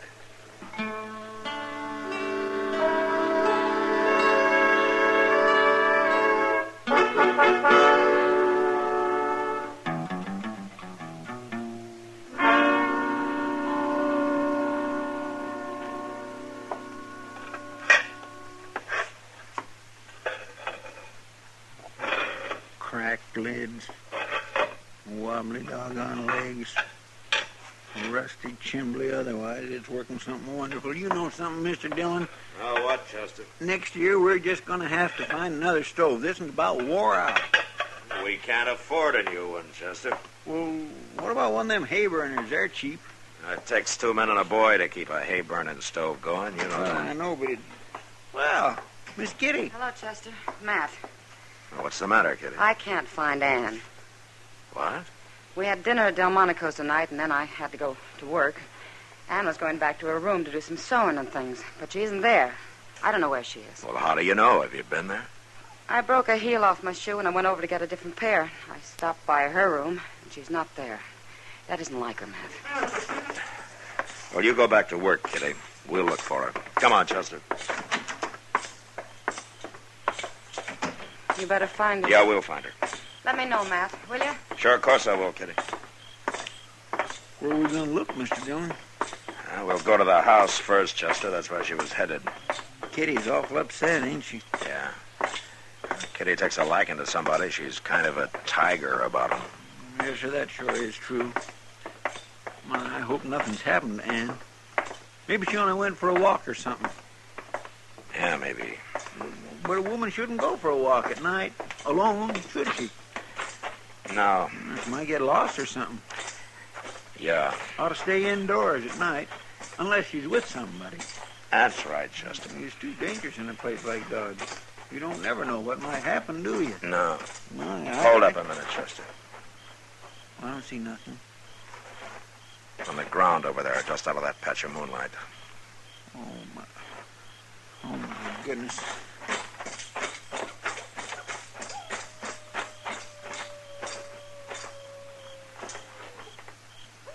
It's Ann Cabot. She's been hurt or something. Yeah. Ann. Hey, Ann. Yeah, she's unconscious, Chester. What happened to her? I don't know. I'm going to carry her up to Doc's. You go tell Kitty, huh? Yes, sir.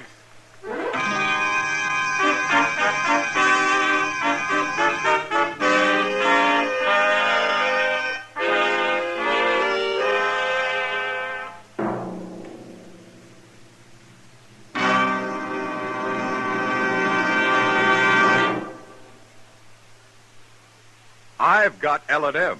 I've got L&M. I've got L&M. And L&M's got everything. Best filter. No filter compares with L&M's pure, white Miracle Tip for quality or effectiveness. Best flavor. The Miracle Tip draws easy. Lets you enjoy all the taste. Best tobaccos. Highest quality tobaccos. Low nicotine tobaccos. L&M tobaccos. Light and mild. Today, buy L&M. It's sweeping the country because it's America's best filter tip cigarette. Yes, today, why don't you get L&M? Because L&M's got everything. This is it. L&M filters. L&M's got everything. It's the best.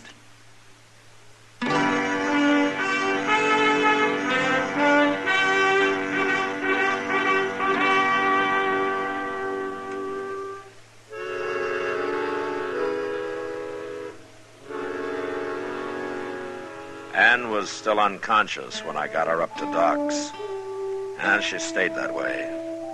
He examined her, but he couldn't find anything wrong. There wasn't a scratch on her. Her hair was mussed up some, but we figured that happened when she fell. Kitty and Doc spent the night watching her and waiting. About at noon the next day, Ann was still unconscious. And there didn't seem to be a thing anybody could do about it. Chester and I stayed out of the way and did our waiting downstairs in the office.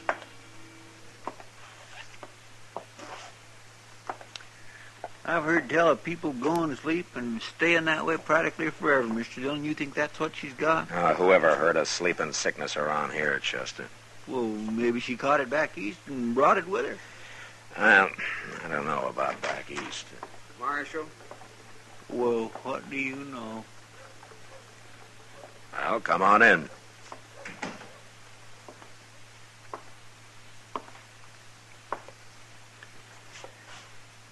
It's no use, Marshal. What? I came to tell you I can't do it. Oh? I'm going to go away. Maybe you can tell her I got killed or something. No, I haven't been drinking. Not a drop since you and Doc and Chester came down there. Shomer, there's something. Pat, I wanted to tell you that... Yeah, what is it, Doc? Well, Jack Shomer. Hello, Doc. It's a good thing you're here, Shomer. What? He doesn't know about her yet, Doc. Oh, no, what? We found Ann lying unconscious on the street last night, and she's been that way ever since. She came to a few minutes ago, Matt. Oh? She say anything? Yes. It seems Hank Grote stopped her and tried to talk to her. She slapped him, made him so mad he hit her. What? He must have done it with the flat of his hand. But it gave her a concussion. He's a mighty powerful man. Hank Grote hit Ann? I'll go get him, Doc. Well, wait a minute, and I'll go with you, Mr. Dillon. I just want to lock the door out back here. All right. I saw Grote going into the Texas Trail next door. Oh, good. I'm going back to Ann. She's in bad shape. Yeah, Doctor. Mr. Dillon, can you give me a hand out here? Yeah, I'm coming, Chester. Because the door is warped, Mr. Dillon. You'll have to shove onto it so that I can get it locked. Okay.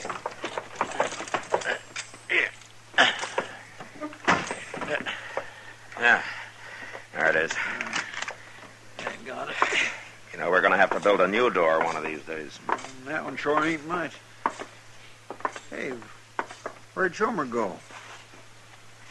I don't know. Mr. Dillon, my gun's gone. What? My 6 gun. It was on the cot here just a minute ago. Are you sure? Of course I'm sure. Shomer must have taken it. Him? What for? To go after Hank Grote with. Come on.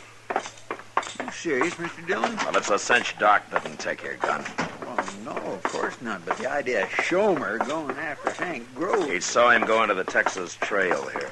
And this is the last place I'd look for Shomer. Well, maybe.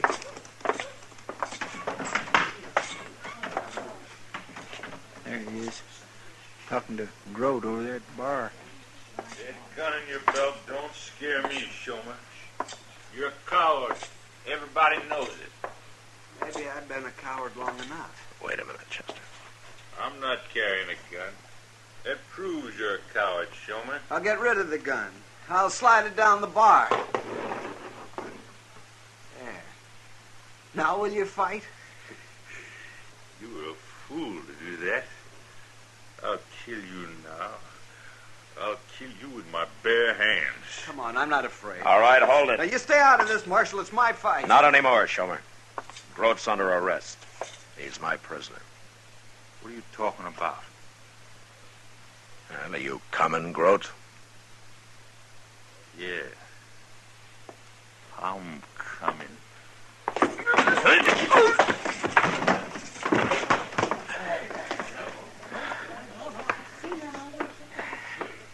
My goodness, Mr. Dillon, you ruin your 6-gun using it that way. Here, take it, Chester. When Groat comes to, bring him to jail, huh? We'll be up to docks. I think Shomer's ready to talk to Ann now.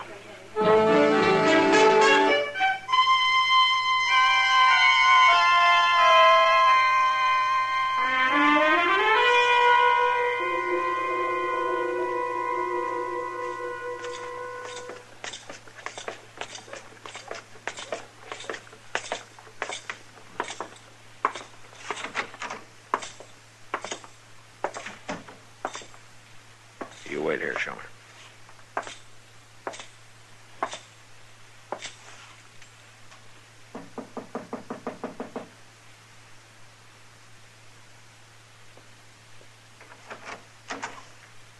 Oh. Hello, Matt. Shomer? Where's Ann, Doc?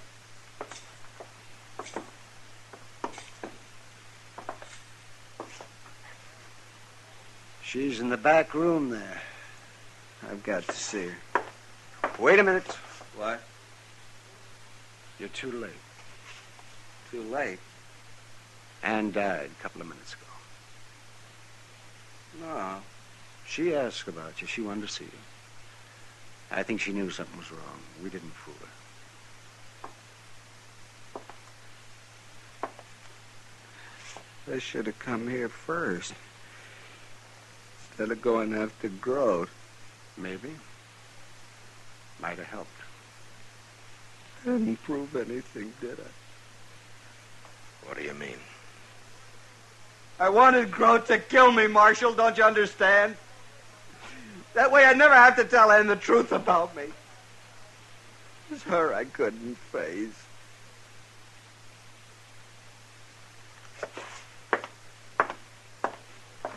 Where you going, Shomer? Where do you think, Doc? We're going to get a drink.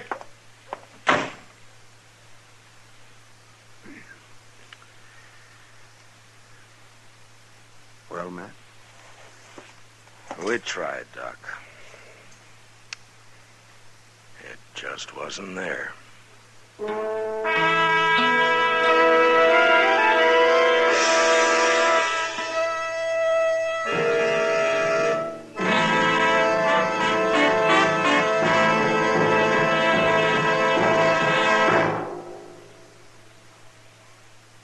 And now our star, William Conrad. Thank you, George.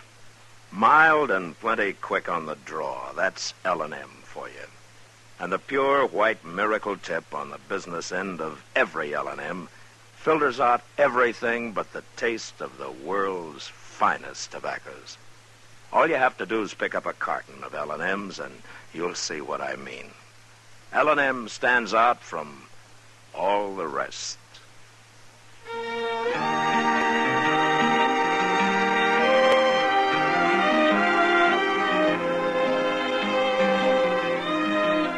Gunsmoke, produced and directed by Norman Macdonald, stars William Conrad as Matt Dillon, U.S. Marshal. Our story was specially written for Gunsmoke by John Meston, with music composed and conducted by Rex Corey. Sound patterns by Tom Hanley and Ray Kemper. Featured in the cast were Eleanor Tannen, Harry Bartell, and Barney Phillips. Harley Bear as Chester, Howard McNear as Doc, and Georgia Ellis as Kitty. Our thanks to TV Radio Mirror and to you, our listening audience, for selecting Gunsmoke, the favorite mystery adventure program of the year. The The results of this audience annual poll appears in the current issue of TV Radio Mirror.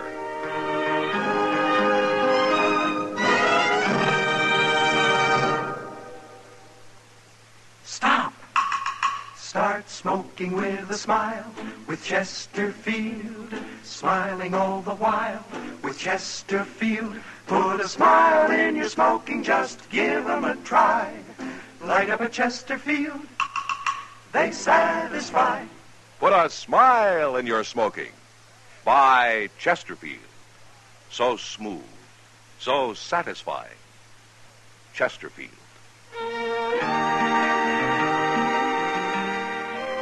This is Alan Edwards speaking, and I hope you'll be with us when L&M Filters brings you a new form of dramatic TV journalism, Mr. Citizen. I'm the host, but you are the star.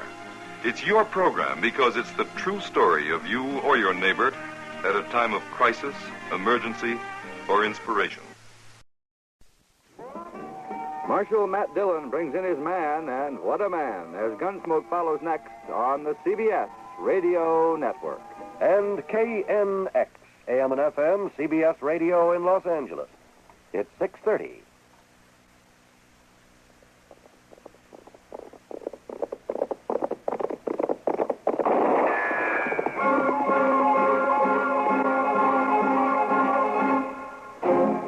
Around Dodge City and in the territory on West, there's just one way to handle the killers and the spoilers, and that's with a U.S. Marshal and the smell of Gunsmoke.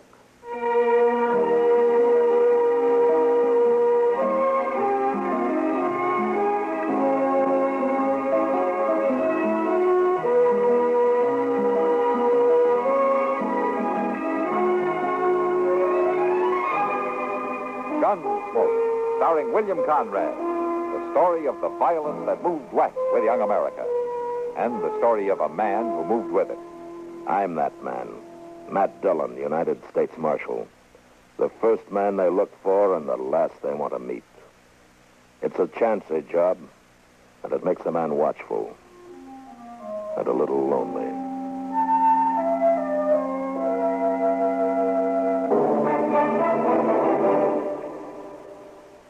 Bert Parks is a man of many talents, not the least of which is his ability to ride herd on three highly offbeat CBS radio personalities. When Hermione Gingold, Kenny Delmar, and Parker Fenley focus on a subject, there's no telling what direction the funny business will take. Each Monday through Friday, this merry threesome approaches incredibly trivial matters and inflates them to hilarious proportions.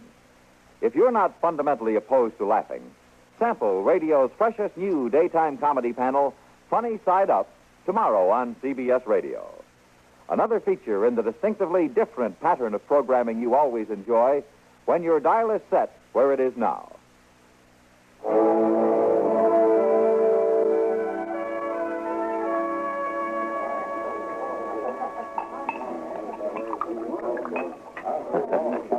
You know, if you're not careful, Doc, you're going to finish that beer. Huh? Well, why shouldn't I finish it? There's no need to get your back up. I just meant you usually don't have time to finish it. More than likely, you get called away before you get your beer half drunk, that's all. Well, yes, well, I guess you're right. I suppose I've mentioned to you before that some of us have to work at our job. Yes, Doc, you mentioned it. Hello, Matt. Well, Kitty. Afternoon, Kitty. Don't get up. I'll sit down with you. All right.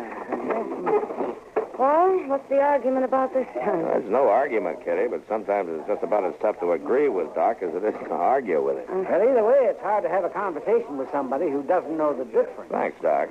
I'm not even going to try to understand you two. Can I get you another beer? No, thanks, Kitty. I have to get back. I guess I'll have one, Kitty. Yes, I might have known. Dillon? Over here, Chester. Mr. Dillon, excuse me, Miss Kitty, Doc. Sure, Chester. What is it, Chester? Well, it's just a telegraph. Just come in for you. Oh, let me see it. Here you are. Say, you sure was right suspicioning that Gurney fellow. It sounds like you know what's in that wire. Yeah, sure does. Well, of course I know what's in it. It's my business to know when a prisoner turns out to be a wanted man, ain't it, Mr. Dillon? Oh, is that the man you locked up last night, Matt? Yeah, Doc, I sent an inquiry about him. Yeah, he's wanted, all right. What for, Matt? Murder. 2 of them. Wichita. Wichita, well, anyway, he won't be bothering you long. What do you mean? Well, they'll be sending for him from Wichita, won't they? Getting him off your hands? It's not that easy, Doc. Afraid I'm going to have to deliver him. Well, come on, Chester. We'll take the afternoon stage.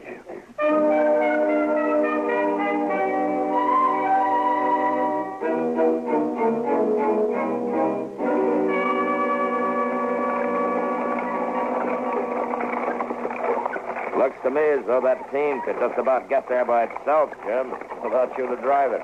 I expect them horses could do it all right, Marshal. They made the run often enough. Well, the ruts in the road ought to be enough to guide them, even if nothing else does. Yep. It don't get no smoother, does it? No, I don't say that. Long time since you rode with me, Marshal. Well, I'd just as soon not be making the trip this time, either. That Gurney fella giving you trouble? Nah, no more than usual. Chester gives me more trouble than he does. Yep. How's that? Well, he doesn't cotton to being shackled to a prisoner when there's a pretty schoolmarm riding across the coach from him. That kid says I blame him. I told him he'd have to go slow anyway, with a preacher riding right along there, too. I guess you're right about that. Yeah. Get up, boy. Come on. Well, I'll tell you true, Marshal. I'm kind of glad to have you riding shotgun this trip. Huh? Are you worried about the gold? Well, there's a lot of money under this seat. I ain't riding easy until I get rid of it. Yeah. We're stopping here at Hat Creek Station, aren't we? That's right, Marshal. Gonna change horses. Good. I'll be glad to stretch my legs. I guess I'll cut Chester loose for a while. You better warn the school, boy. Yeah. Whoa there, boy. Whoa.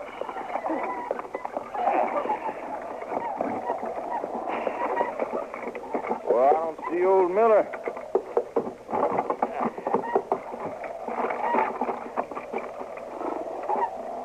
Help him get out, will you, Marshal? I'm going to have to unhitch the team myself. Sure, Jim. You going to be stopped here for a spell, Mr. Dillon? Yeah, Chester, come on out. Well, come on out. Well, I can't exactly make it alone. Well, why don't you bring Gurney with you, then? Well, sure, I'll be... Oh, excuse me. After you, man. Thank you. Oh, here you are, ma'am. Let me give you a hand down. There we go. Kindly, Marshal. All right, now, Granny, come on. Let's get you over. Excuse me, Parson. You go right ahead, sir. Thank you. Come on, Granny. Come on. I want to set this cussing stage all day. You pull them shackles once more, I'll wrap them around your gullet. I'd be worrying about my own gullet if I was you. All right, that's enough. You'll find coffee inside, folks. Thanks. I'd like some coffee myself, Mr. Dillon. You'll get it, Chester. You'll get it. Here, hold out your arm. I'll take the manacles off. Declare I won't be sorry to be free of the likes of him, and that's the truth. If I ever get this near you and I am free, you won't live to complain no more. Mr. Dillon, you ain't going to let Gurney wander around loose in this stage station, are you? No, Chester. We'll shackle him to the wheel while we're stopped. All right, Gurney, come on. Yeah, you do that, Marshal. You just locked me up good. Why, the two of you together ain't man enough to hold me. No? Don't you worry about it. There. Pardon me, Marshal. Yes, ma'am? I couldn't help noticing what you're doing to this man. What do you mean? Chaining him to the wheel. Well, he's a prisoner, man. And he just ain't no good at all, Mr. Randall. Why, he's the worst kind of a thief and murderer. Never mind, Chester. I know you have to guard him, Marshal, but he's a human being. Well, he's wanted for 2 murders. Does that mean you have to treat him like a wild beast? Well, I have to make sure that he doesn't get away, ma'am. Well, you could bring him inside out of the sun, couldn't you? And I have to think of the safety of the other passengers. And besides, it's not going to hurt him. Marshal Dillon, I believe in the dignity of man. Well, so do I, ma'am. The trouble is, Gurney here doesn't.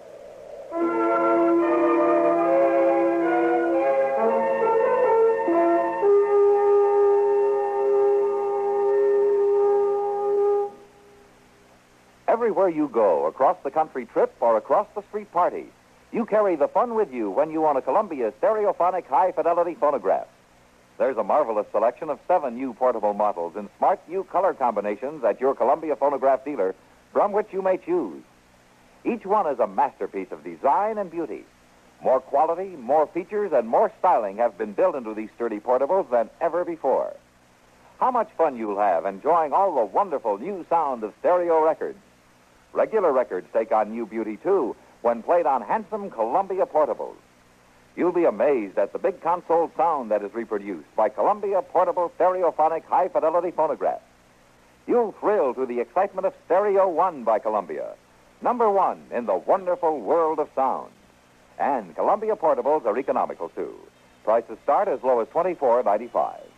See them and hear them at your Columbia phonograph dealer.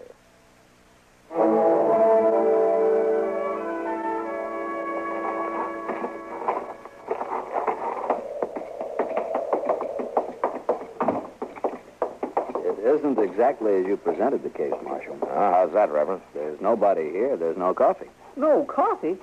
Boy, I never heard of such a thing. I'll see if I can. Well, there's usually somebody around. He may be out with the horses. You ought to take some water to that man out there. Don't worry, ma'am. We won't let him go dry. There don't seem to be nobody around at all. I don't know where that old man's gone off to. Well, he was here the last time he came through, wasn't he, Jim? Sure he was. He was always out front waiting. Old man Miller never saw nobody between stages, and he made up for it all at once. Like to talk your arm off. He wouldn't be likely to miss a stop on purpose, would he? Not him, Wyatt. Well, I declare it's the truth, Mr. Jim. There ain't no coffee.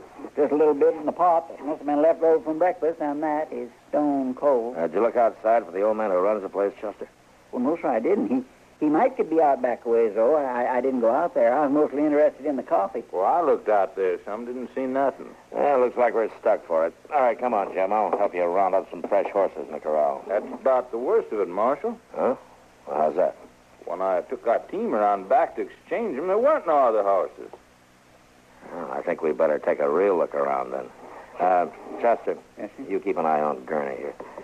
Jim, you come with me, huh? All right, Marshal. Hey, Mr. Dillon, look, the stage horses. Somebody's running them out of the corral. The gold. Oh, wait a minute, Jim. Where do we get... Jim, come back!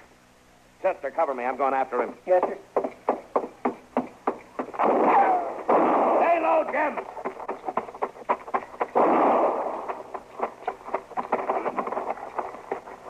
You heard bad? No, they're running yonder toward them rocks. Yeah.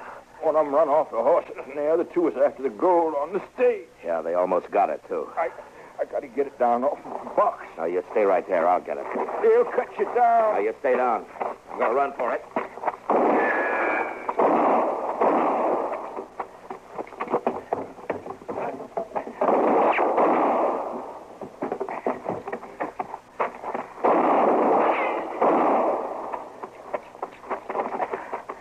That's all right, Jim. I got it. Chester! Yes, sir, Mr. Dillon.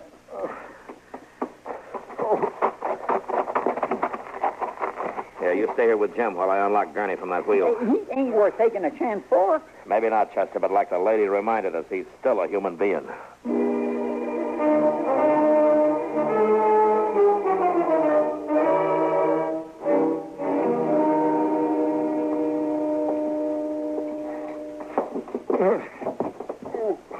There you go, Jim. You'll be all right here. Thanks, Marshal. Chester. Yes, sir? As soon as you get Gurney tied, heat some water, will you?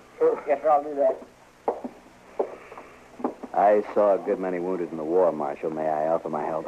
I'm glad to have it, Reverend. He caught one on the side. Well, let's get his shirt off. Yes, I see. And the bullet will have to be extracted. Yeah. You any good at this, Reverend? I've never actually operated, Marshal. Still, if you need me to do it. No, I'll do it. I guess I'm a little more familiar with bullets than you are. Just tell me how I can assist. Well, it might just help to have somebody in your line of work standing by. Very well. Chester, you getting some hot water?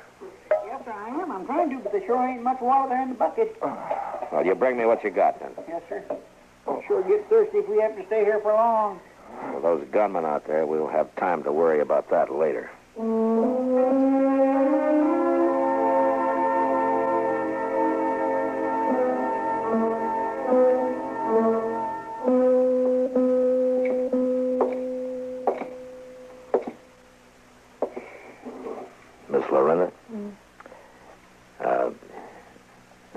Cindy, you better get some sleep.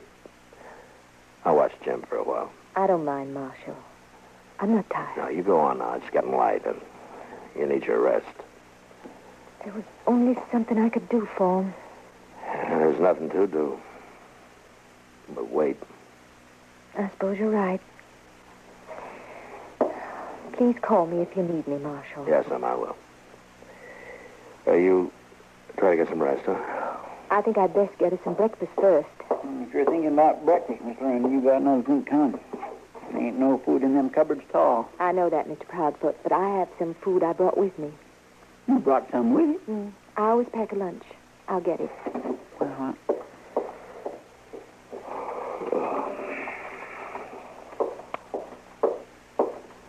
Now, let me see. I'll divide it. I'll save some for Mr. Buck. that ain't gonna leave you too much. No, but it's better than nothing.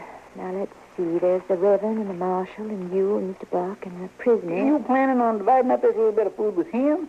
Well, he's as hungry as any of us. Well, yes, ma'am, but he ain't... Well, I mean, he... I'll take the prisoners first.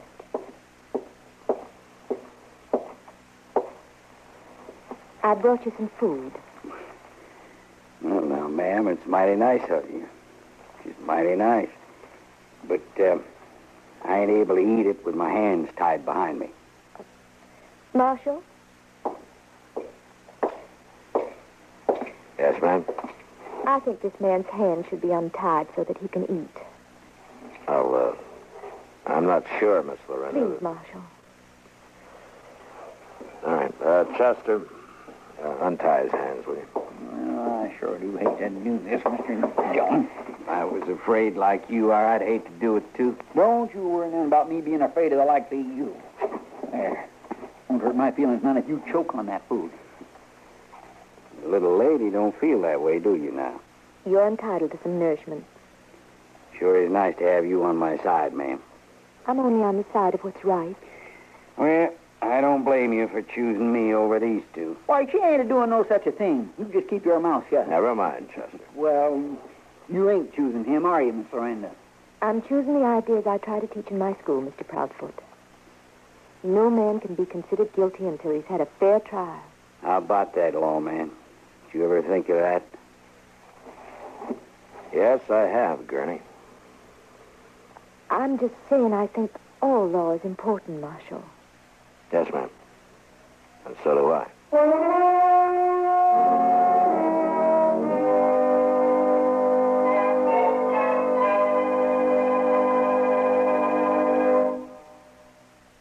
Money can evaporate with astonishing speed. That's not too surprising, of course. We like our families to enjoy a fair share of the good things of life. But it's also important to save, to ensure a secure future. This is seldom easy to do, this saving. There just seems to be too many immediate demands on our resources. But there are at least two proven ways to make your savings mount at a steady pace. One is called the Payroll Savings Plan. Under this plan, you accumulate dependable United States savings bonds where you work automatically. The other is the Bond-a-Month Plan, available where you bank. This, too, will pile up safe, secure United States savings bonds for you. The Payroll Savings Plan where you work, the Bond-a-Month Plan where you bank. Pick the plan most convenient to you and sign up tomorrow for your future's sake.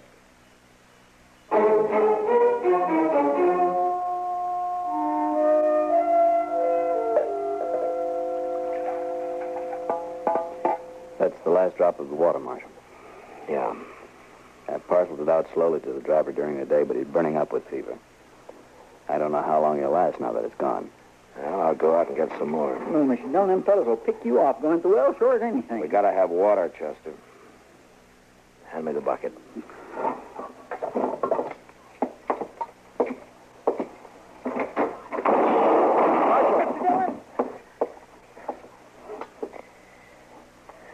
And I guess you were right, Chester. Nobody's gonna make it to that well. At least not in the daylight. Are you all right? Yeah, I'm all right. I'll get the water, Marshal. Now, they'll blow you to kingdom come, Reverend. I'm a man of the cloth. They won't shoot at me. Why, them fellas would shoot their own mothers to get at that gold. I wouldn't count on being safe, Reverend. We better wait for dark. Jim Buck may not have that much time. Hand me that other bucket there. Seems to be a hole in the one you carried, Marshal. It's not worth the chance, Reverend. A man's life is worth any chance. Please stand away from the door. Okay. Thank you.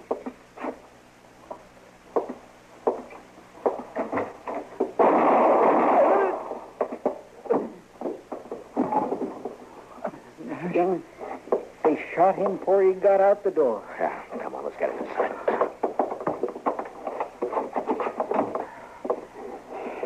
Now, there's 2 wounded in bad need of water. No, Chester, he won't be needing any. He's dead. Ain't no sense to killing a man like him. Ain't no sense at all. They're not interested in the kind of men they killed, Chester. Well, what do they mean to do, Mr. Dillon?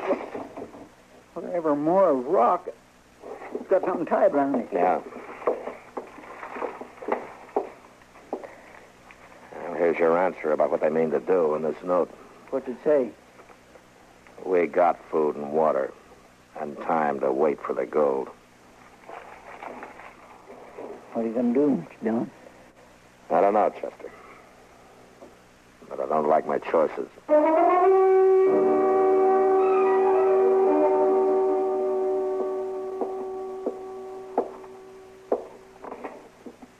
Here's your share, the last bit of the food, Marshal. Oh. Thank you, ma'am. Sorry there's nothing to wash it down with. How's Jim doing? Not well. I'm very fearful for him if we don't get help soon. Yes, ma'am. You and Chester, you've been at the windows for hours. Do you see any way out for us? No, not right now. In the daylight. But tonight? Well, we had one more man to draw their fire. Maybe I could do it. No, things aren't that bad yet. Don't you worry, ma'am. We'll get out of this some way. Go ahead, Marshal. Let her help you. That's about what I'd figure from you. That's enough, Gurney. I'll take around the rest of the food.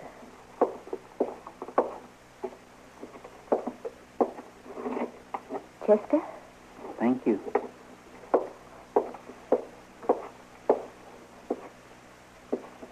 Here's your share. Thanks. I'll untie your hands. You ain't afraid of me. Well, no. I'm not afraid of you. Well, most folks are. Does it please you that they're afraid? No, ma'am, I guess it doesn't. Take the food. Thanks. You really meant it when you said you'd walk out there to help the marshal. You really meant that. Certainly I meant it. What makes you figure it'd be worth it? Why, because there's a need, Mr. Gurney. There's a badly wounded man. We have to get him out some way. That ain't much of a reason to risk your life. I think it is, Mr. Gurney. Why? I think it's important to be needed. Don't you? I don't know I ever gave it much thought.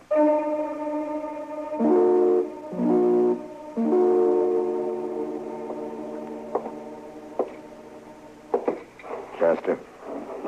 Oh, Mr. Dillon. You seen anything moving? That's right. I wouldn't claim that my eyes was too good by now, though. Yeah. It's been a long night. Mr. Dillon, you think them fellows out there are getting any sleep? I'm not worried about whether they're getting any sleep or not, Chester. Seems like the night's the only chance we got to make a move. Yeah. Mr. Dillon, we've got to get water. I know I can get out to the well and back. Let's understand each other, Marshal, ma'am. this man is dying. I know that, ma'am. But getting somebody else killed isn't going to help any. Is the gold this important? Couldn't we give them the gold to save a man's life? This man risked his life for it once. It's up to us to see that he didn't do it for nothing. I'm not going to wait. I'm going out there. Now, you listen to me, ma'am. Nobody's going to get anywhere running out there alone. For any of us to have a chance, we're going to have to know exactly where those men are. We'll have just one shot at them if we're lucky. Mr. Dillon, this Gurney making a break for it. I'll go after him. No, they'd get you too. Up in the trees, Chester. Get him.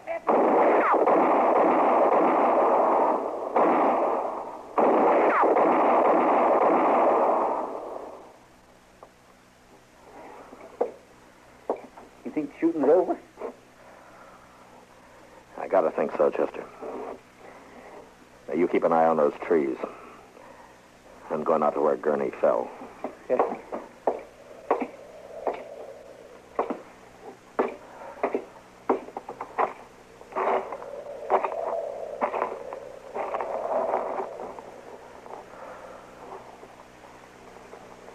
I think it's over, Chester. Come on out. All right, Mr. Dillon? I'm coming with you. You didn't need to come, ma'am. It's not a pretty sight. Is he dead? Yes, ma'am. I guess the others are dead, too. What an awful way to end a life. Well, he didn't have much chance of ending it any better. He sure was a fool making a break for it like that. Why, it was certain death. Yeah. I'm not too sure that's what he was doing. What? Maybe he wasn't making a break for it. Of course he was. My goodness, why else would he run out that way? To save our lives. Maybe he knew he could by drawing that fire. He was going back to be tried for murder, you know. I know. But you said yourself that a man can't be judged guilty until a court of law finds him so. It's possible that he would have gone free, Marshal. Yes, ma'am, that's possible. So I'd like to think that this was an unselfish act. That he wanted to do one thing with dignity, even if it meant his death. It wouldn't hurt to think that, would it, Marshal? No, ma'am. It wouldn't hurt a bit. Because dignity is something that should never be taken from any man.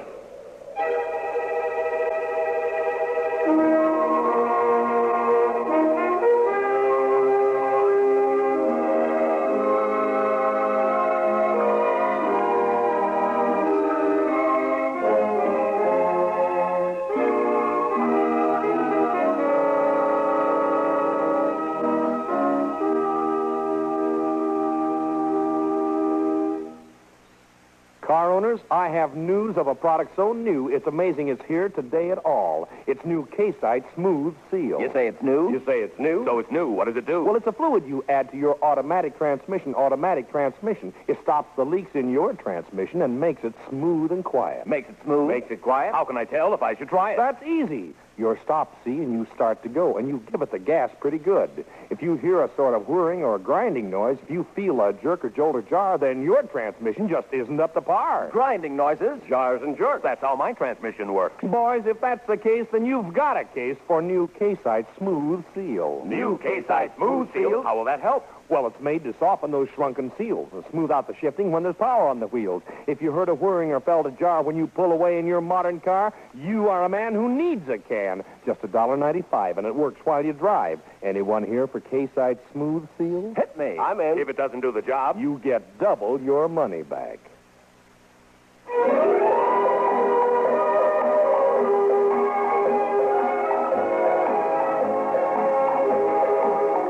Gunsmoke. Produced and directed in Hollywood by Norman Macdonald, stars William Conrad as Matt Dillon, U.S. Marshal. The story was specially written for Gunsmoke by Marion Clark, with editorial supervision by John Meston. Featured in the cast were Gene Bates, Vic Perrin, Harry Bartell, and Barney Phillips. Parley Bear is Chester, Howard McNear is Doc, and Georgia Ellis is Kitty. KMOX Radio, the voice of St. Louis, speaks now from the nation's most modern radio studios, featuring the latest electronic miracles. A pace-setting building for a pace-setting radio station. This is George Walsh inviting you to join us again next week when CBS Radio presents another story on Gunsmoke.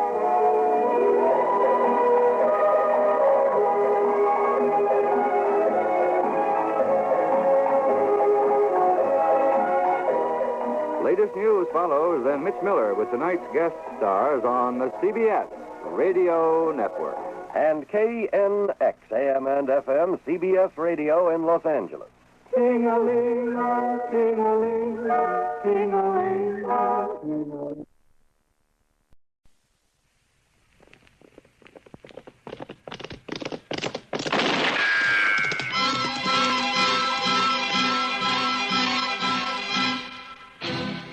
Around Dodge City and in the territory on West, there's just one way to handle the killers and the spoilers, and that's with a U.S. Marshal and the smell of gun smoke.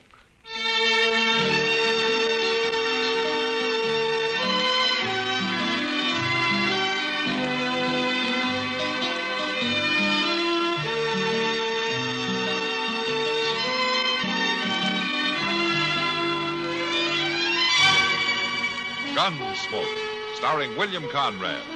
The story of the violence that moved west with young America. And the story of a man who moved with it. I'm that man. Matt Dillon, United States Marshal. The first man they look for and the last they want to meet. It's a chancy job, and it makes a man watchful and a little lonely.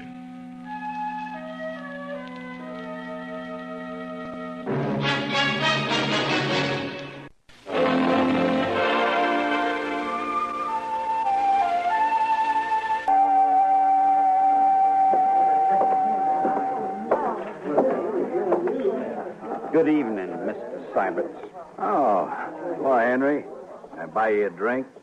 No, thank you, sir. What you come into a saloon for if you ain't gonna drink? No offense, Mr. Syberts. I just don't feel like a drink. Well, man's free to do what he feels like, Henry. Up to a point, he is, sir. You're all alike, you Southerners. We keep our word to men and to women. Now, is that what you're here for, to see that I don't run off? No man's going to shame my sister, sir. What are you talking about? I'm going to marry her in 2 days. Yes, sir, you are. Look, Henry, we postponed the wedding last month because I had to go to Abilene on business. I run a big ranch, and it takes a lot of hard work and time. And the ranch comes first. Now, can you get that through your head? I understand. I just hope for your sake you don't have to go anywhere this time. Polly wasn't proud having to call off the wedding last month. Now, suppose you leave that to me and Polly and keep your puppy nose out of this. I don't care for that remark, Mr. Syberts. No? And let's see what a young Confederate gentleman does about something he don't care for. Well, go ahead. You're wearing a gun. You can't bluff me, sir. All right, hold it, you two. Oh, get this little whippersnapper off my back, Marshal, before I shoot it. That's enough, Syberts. All right, Henry, get out of here. Go drink someplace else tonight. I'm not drinking, Marshal. You're still ahead. Now get out anyway. All right, sir. But don't you forget what I said, Mr. Syberts. I don't know if I ought to marry into a family like that or not. Marrying's your problem, Syberts. Just don't kill any of them, that's all. Have a drink, Marshal? I've got one at the table over there, thanks. Later, maybe, huh? Yeah, maybe.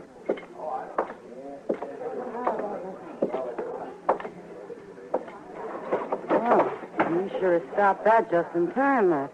Yeah. That kid wouldn't have had a chance against Nate Syberts. No, but he'd have tried it anyway. They're going to make a real happy family. Oh, they'll get along, Kitty. Syberts and Polly, anyway. They will if Henry and his father give them a chance. Too bad Mrs. Troyman isn't still alive. She'd handle it better. They're nervous about the wedding, that's all. Yeah, and about Syberts' money. They need it bad. Yeah, they used to be rich, Kitty, back in Virginia. Well, sure, before the war.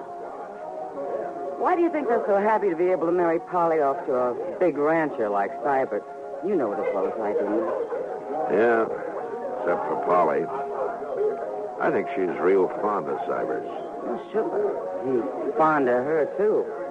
After all, she's a woman, isn't she? Yeah, I know. But maybe he'll settle down now. Quit running around so much. Yeah, I hope so, for her sake. When's the wedding, Matt? Day after tomorrow? That's what they say. You're going, aren't you? Yeah, I suppose we'll go. I love weddings. Oh, Kitty, that reminds me. I saw Polly on the street the other day, and she asked me to tell you that you'd be welcome at the wedding if you want to come. She did? Uh-huh. I've only met her at the store and around. Well, it seems like she likes you. Anyway, that's what she said. Gee, Matt, do you think I should? Well, you were invited by the bride. I don't know why not. Well, maybe I'd better think it over. She's got enough trouble as it is. But anyway, I feel kind of good, her asking me. Well, they're just people, Kitty. Like anybody else.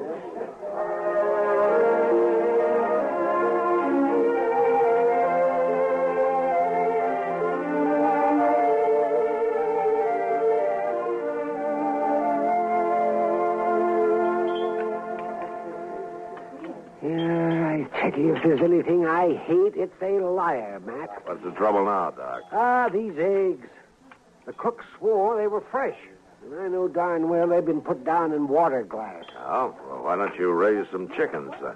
I would, but it'd just create a whole new class of thieves, chicken thieves. Seems to me you're in for a bad day, Doc. You started feeling this way. I'd sooner trust Crazy Beulah over there than most people I know around here. Crazy Beulah? Yeah. Oh, yeah. I haven't seen her in a long time. Funny thing about her, man. She's still sort of pretty. Yeah. Till you look in her eyes, she is. You know something, Doc? I can't help feeling sorry for her. I know. There's nothing anyone can do to help her. No, I guess not. She came to see me a couple of weeks ago. She had the ague. Oh? And she paid my fee, too. And if Crazy Beulah can pay up, you'd think the more prosperous citizens around here could. I tell you, I sometimes wonder about these people, Matt. Maybe you charge too much. If I charge nothing, they'd still cheat me somehow. Oh, morning, Miss John. Hi, Doc. Chester. Here, just look at this. Read it. Right. If Nate Syberts marries that Troyman girl, there'll be a killing. I'm warning the law to stop it before it's too late. There's no signature. Where'd you get this, Chester? It was under the office door when I opened up this morning. What do you make of it? Well, here, let me see it, man. It's printed. I thought I might recognize the handwriting. That's why he printed it, I guess.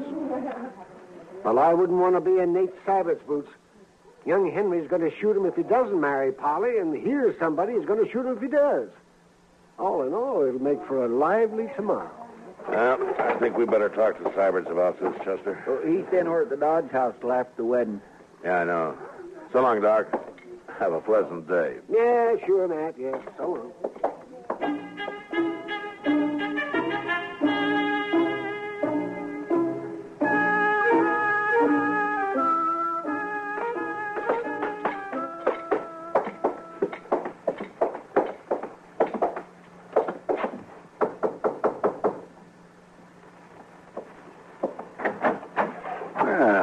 Marshal, Chester. Oh, Nate. Like to talk to you, Syberts. Sure, Marshal. Come on in. Come in. Chester found this note at the jail this morning. Here. Now, who wrote this? Well, I thought maybe you could tell me. No, I got no idea, Marshal. Can you think of anybody who doesn't want you to get married, Syberts? I got enemies, sure. What man hasn't? But they don't have nothing to do with me and Polly. What do they care if I get married? Well, maybe it's just a joke somebody's kindly playing on you. Well, it's a mighty poor joke under the circumstances. Yeah, I suppose it would be. My old man told me to stay away from women a long time ago. I should have listened to him. It's a little late now. Yeah. If you get any idea, let me know, will you? Anyway, we'll be at the wedding. We'll do what we can. I'll be wearing a gun, too, Marshal. You can count on that.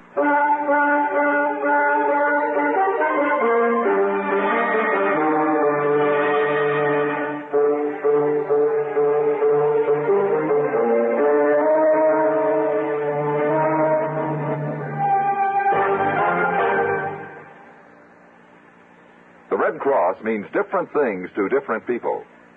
To the family left homeless by a fire, flood, or tornado, the Red Cross means food, clothing, and shelter, perhaps even a gift of money.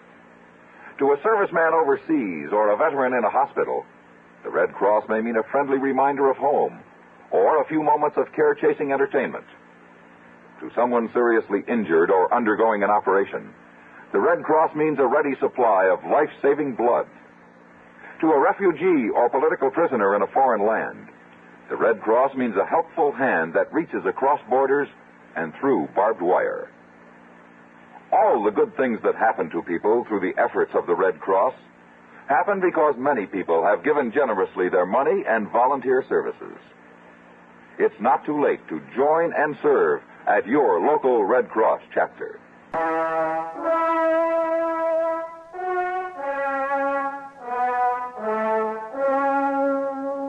I didn't like the idea of a groom having to wear a 6-gun at his wedding, and even less the fact that a shooting might take place in church. So I went out to see the Troymans. Polly came to the door and ushered me into the front room where her father and Henry were sitting. Can we fetch you something, Marshal? A glass of bourbon? No, thank you, Mr. Troyman. It wouldn't be very good bourbon, I'm afraid. Prices are up, money's down. Things haven't been easy lately. Well, not with this family, anyway. Please, Father. Polly, I hate to bother you this way, but it's important. Nothing happened to Nate. If he's run off, I'll find him. Quiet, Henry. Now let the marshal speak. He's all right, Polly. I just want to know if you can think of anybody who'd try to put a stop to the wedding tomorrow. Try to stop it? That's right. Marshal, I don't understand what you... Well, somebody's threatened to, Polly. I don't know who it could be, and neither does Nate Syberts. I talked to him about it. This is mighty strange, sir. It sure is. Is it true, Marshal? Yes, it looks that way. Well, who'd not want us to get married? Polly, when you took up with Nate Syberts, was there anyone else who might have been jealous about it? Uncommonly jealous, I mean, enough to start trouble tomorrow. Well, no, Marshal, there wasn't. What about Red Withers? Red Withers and I broke off 2 months before that, Henry. Besides, he's gone to Los Alamos. There wasn't anybody else, huh? No. Marshal, have you thought that maybe Nate Syberts himself might have started this? He didn't. How do you know he didn't do it? He ran out once before, and he's like... Henry. He's not that kind of a man, Henry, that's why. Now, let's not get all upset about this. I promise you, Polly, that Chester and I'll be there tomorrow, and we'll see that nothing goes wrong. Well, thank you, Marshal. I'll be there, too. Don't forget that. Sure, Henry. But don't come wearing a gun. Why not? Because I'll take it off you if you do. You're too ready to use it. Is there anything I can do, Marshal? I'll let you know if there is, Mr. Troyman. Yeah. I'm sorry I had to trouble you with this, Polly. I understand, Marshal, and I thank you kindly. I'll see you to the door. Thanks.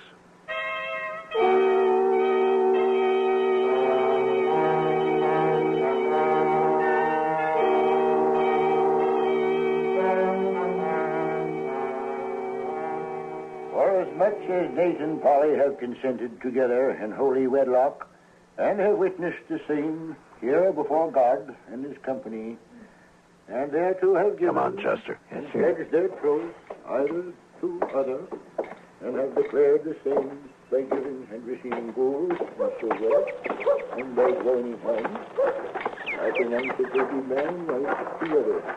In the name of the Father. Well, I can see a lot of real friendly faces in there, Mr. John. Yeah. There's nobody outside here. Yeah, that's Syberts' buggy right there, ain't it? Yeah, he's driving Polly out to the ranch right after the ceremony. She didn't want a celebration of any kind. Well, looks like there won't be no trouble after all. I sure hope not, on their wedding day and all. Yeah, it sounds like it's over. They'll be coming out now. Yes, sir. We'll stay close to them till they drive off. It could happen right out here. Well, I'll watch whichever way you ain't watching. How would you know which way I'm watching unless you spend your time watching me, Chester? Well, now, sir, I didn't mean exactly that. Oh, here they come. Oh, my, don't they look pretty?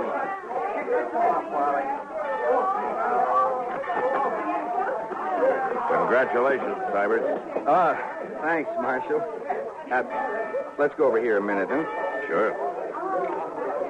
I guess that warning wasn't much to worry about after all. Yeah, it looks that way.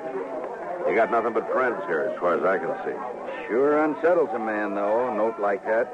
And I think you can forget about it now, Syberts. I'll forget it when I find out who wrote it, Marshal.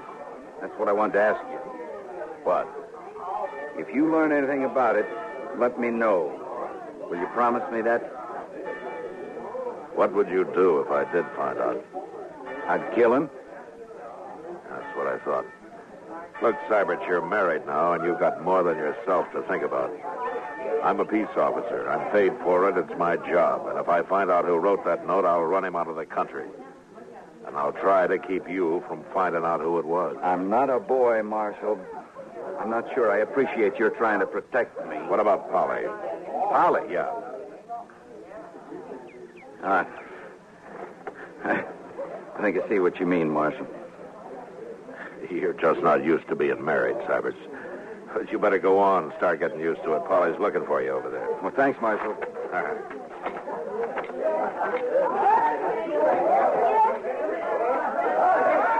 Are there anything wrong, Miss Dillon? Nothing, Chester.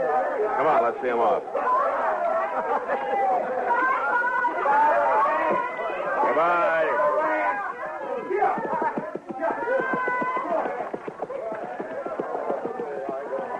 Oh, my goodness, Mr. Dillon. What's the matter, Chester? I'm just like an old woman at a wedding. You know, they ought to have more weddings around here. Well, if you like him that much, why don't you do something about it? Well, my land, what could I do? Get married? Me? Get married? Oh, why not? Well, now, Mr. Dillon, you know I wouldn't be able to do that. I don't make enough money to keep body and soul together just for me, let alone a wife and a lot of kids and in-laws and such as that. You could start with just a wife. It's down that road Cybert took. Come on, grab a horse. Anybody's horse.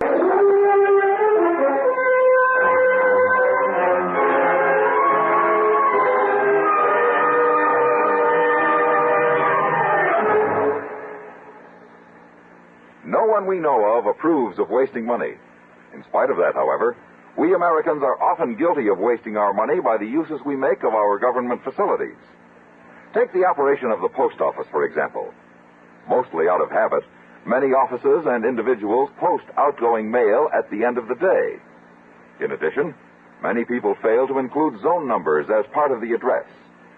In both ways, we're slowing down the entire system for delivering mail and adding to the cost of our postal operation. The problem is simple enough to solve. Start solving it tomorrow. If you will arrange to post letters and packages earlier in the day and include zone numbers on the return address as well as the outgoing address, you will help our post office operate more efficiently for you and at less cost, too. Remember, for faster, more economical service, mail early in the day and include zone numbers.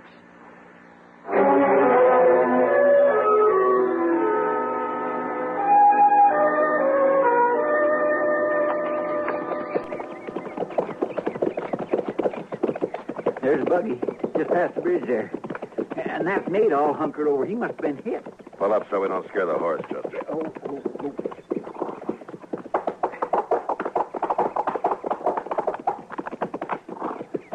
You take a look under the bridge. Yes, sir, I will.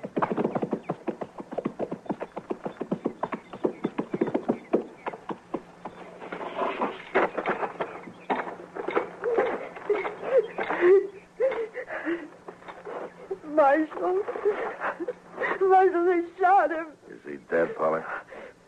He's breathing, but I couldn't drive the horse back and hold him, too. Marshal, what? Why did they do it? Who did it, Polly? How many were there? I don't know. I didn't see anybody. We were just driving across the bridge and they shot him. Take away, Ron.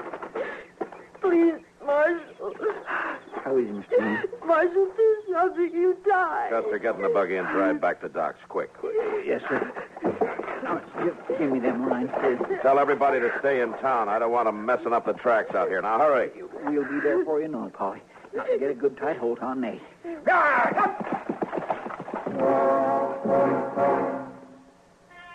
As soon as the buggy had gone and the dust had settled, I looked around everywhere. I could see no one. And I walked back, followed Chester's horse tracks down off the wagon road. His were the only marks on that side of the bridge. So I crossed over to the other side. There I found the footprints of what must have been either a child or a woman. They led off in the direction of a small cabin about 300 yards away. I followed them, gun in hand.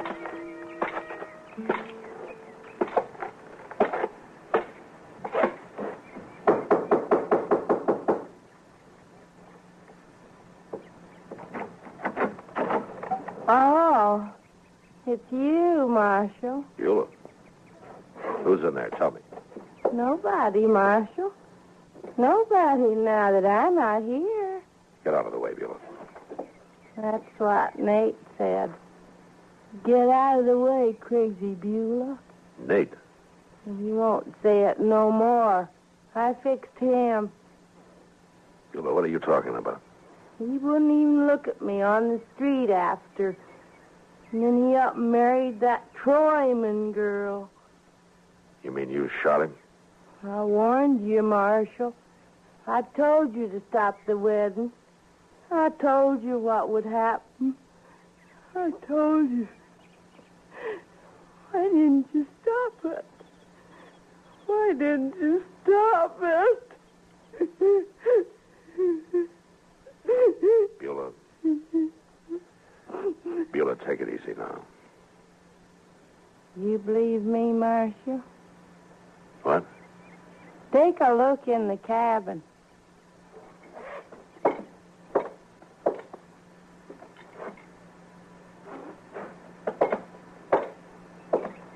All right, what's this all about, Beulah? There's nobody in there. Smell my rifle. Where is it? Right there by the door.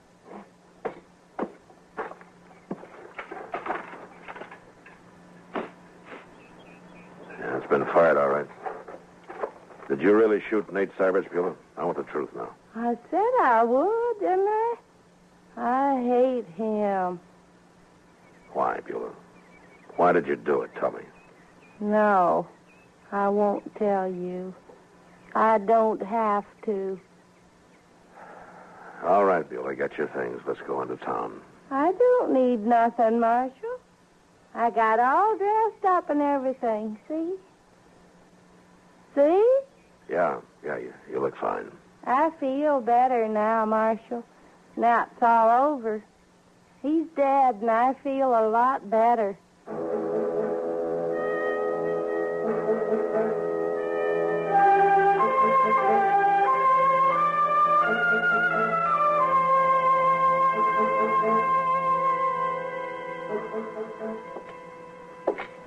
Give her anything she wants, Chester. See that she's comfortable. Yes, sir, I sure will. It sure beats all, though, don't it? Yeah. Well, I'm going up to Doc's. Maybe Syberts can talk now. Well, you better hurry up. Paul'll be back there any minute. All right.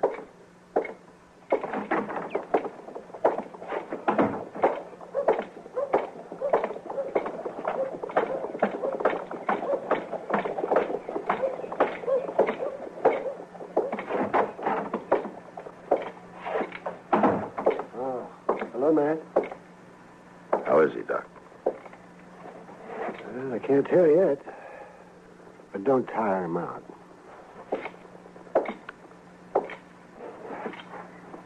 Hello, Syberts. Marshal? I guess we should have stayed with you a little longer, huh? I don't even know where it came from, Marshal.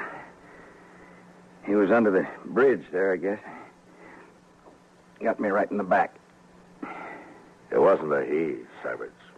It was a she. A woman? Crazy Beulah.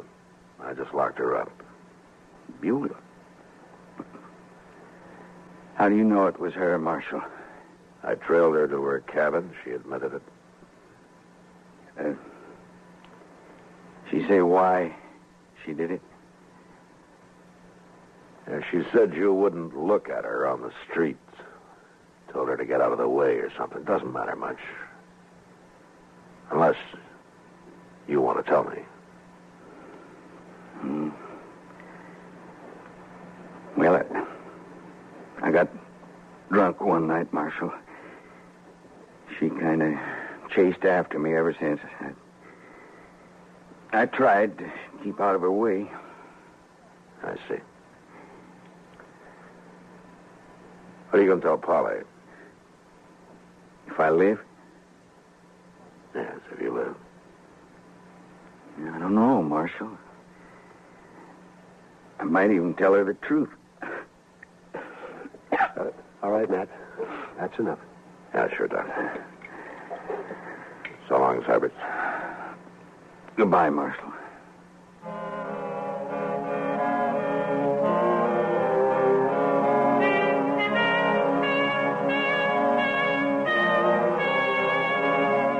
Two days later, Doc announced that Nate Syberts would live.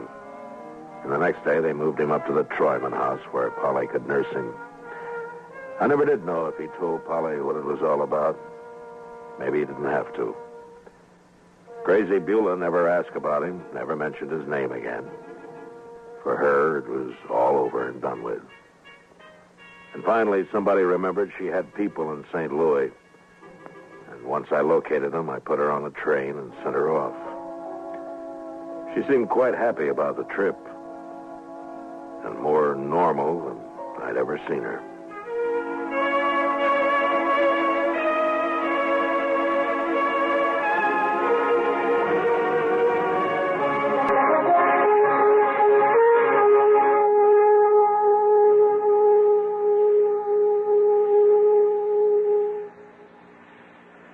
Hi. Maybe you'll recall this tuneful reminder of times past.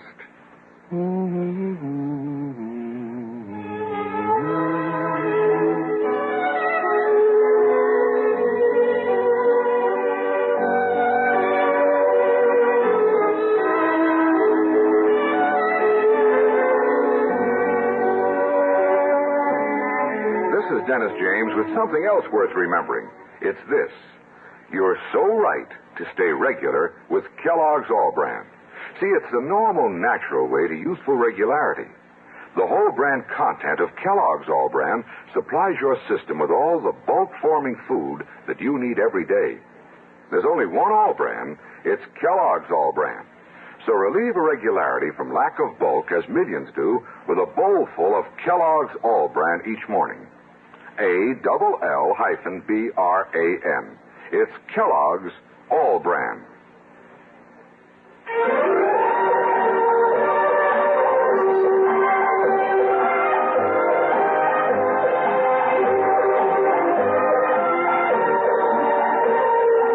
Gunsmoke. Produced and directed in Hollywood by Norman Macdonald, stars William Conrad as Matt Dillon, U.S. Marshal.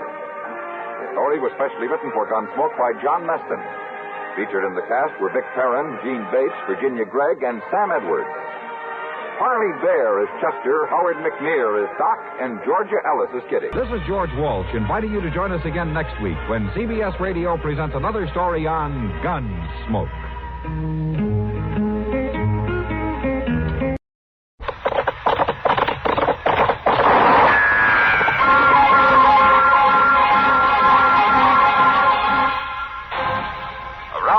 City and in the territory on West, there's just one way to handle the killers and the spoilers, and that's with a U.S. Marshal and the smell of Gunsmoke.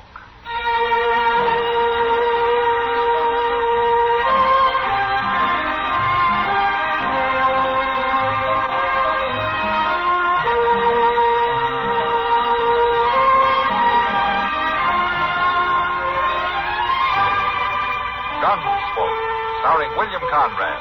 The story of the violence that moved west with young America. And the story of a man who moved with it. I'm that man. Matt Dillon, United States Marshal. The first man they look for and the last they want to meet. It's a chancy job, and it makes a man watchful. And a little lonely.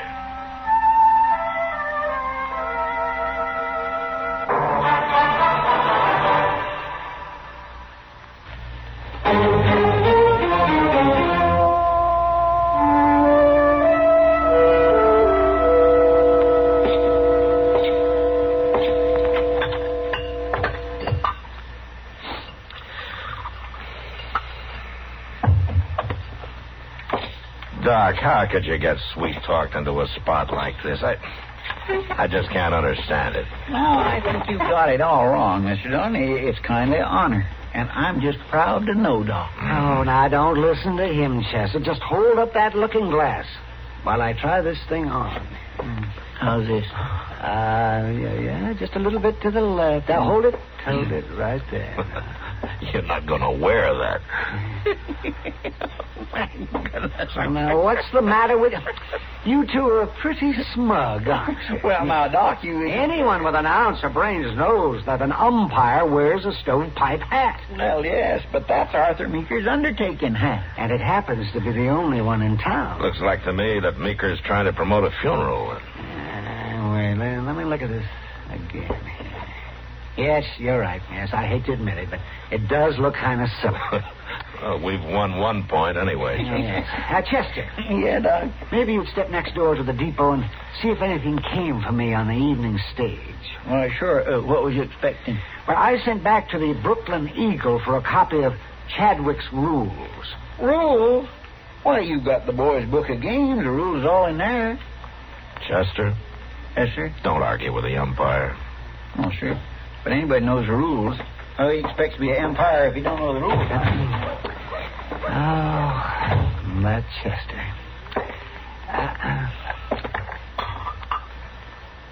Matt, what in the world have you got such a long face for? You're not really expecting trouble. Yes, I am, Doc. But why? I just can't seem to get it through your head that baseball isn't the same game you keep talking about. It's changed. Well, the rules maybe have changed, but it's still a gentleman's game. Why, back east, the Saturdays I spent watching the Knickerbockers and the Mutuals. But those were businessmen, Doc, playing for a keg of beer and a little exercise. These are professionals. I know that, but what about it? Look, even if you can keep the gamblers and the hoodlums and the drunks away, the fanatics, the fans, as they call them, are always stirring up some kind of a ruckus. And if none of them cause trouble, the chances are the teams themselves will start a free-for-all. Well, I'll admit we do have a few hotheads in town who might carry their loyalty a little too far, but I don't think... Oh, hello, Mr. Lindstrom. Hello, Marshal. Hey, Doc, why ain't you over there? Over where? At the Long Branch. Now, Lindstrom, why should I be at the Long Branch? The whole Eastern team is there, and we got to have our meeting with them. Well, that meeting's supposed to be at the Dodge House at 9:30, isn't it? And if you wait that long, you're going to have to stack them like cardwood and haul them there in the buckboard. Well, he was there all right. Hello, Mr. Lindstrom. Hello, Chester. And Chester, did you get it? Agent says it's been there for 2 days, and what you want... Never mind that. Just give it to me, please. Well, I was just telling you what the agent said. Lindstrom, you meet me at the Dodge House in 20 minutes. Where you going, Doc? Where do you think I'm going? Oh, it's starting already. And I'm coming with you. Well, that meeting ain't supposed to be... Come on, Chester. We're going to the Long Branch. Yes, sir, but I thought that... Just come along. We're going to give Doc his first look at the Eastern All-Star Professional Baseball Club.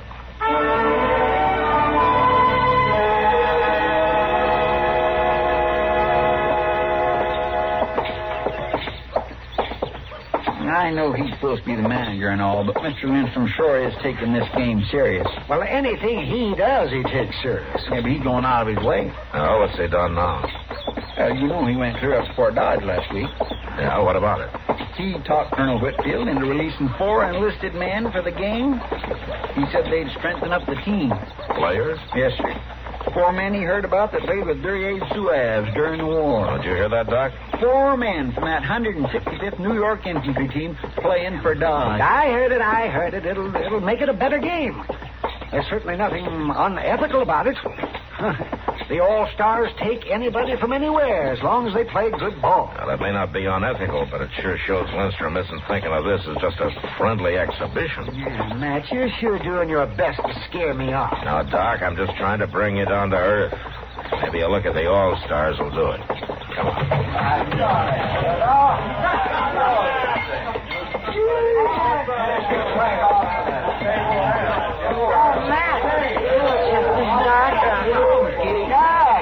Matt, if you hadn't walked in that door when you did, I was just going to send for you. You mean the Eastern All-Stars? You can call them that if you want. I've already thought of 100 better names for them. Yeah, they're pretty loud, Kitty, but they're not armed, and they're not fighting. Oh, I know. Like their manager says, they're just playful. Well, if it gets any worse, I'll stop him. But I brought Doc over to take a close look at the gentleman athletes he's going to be umpiring tomorrow. How about finding us a table, huh? Oh, sure.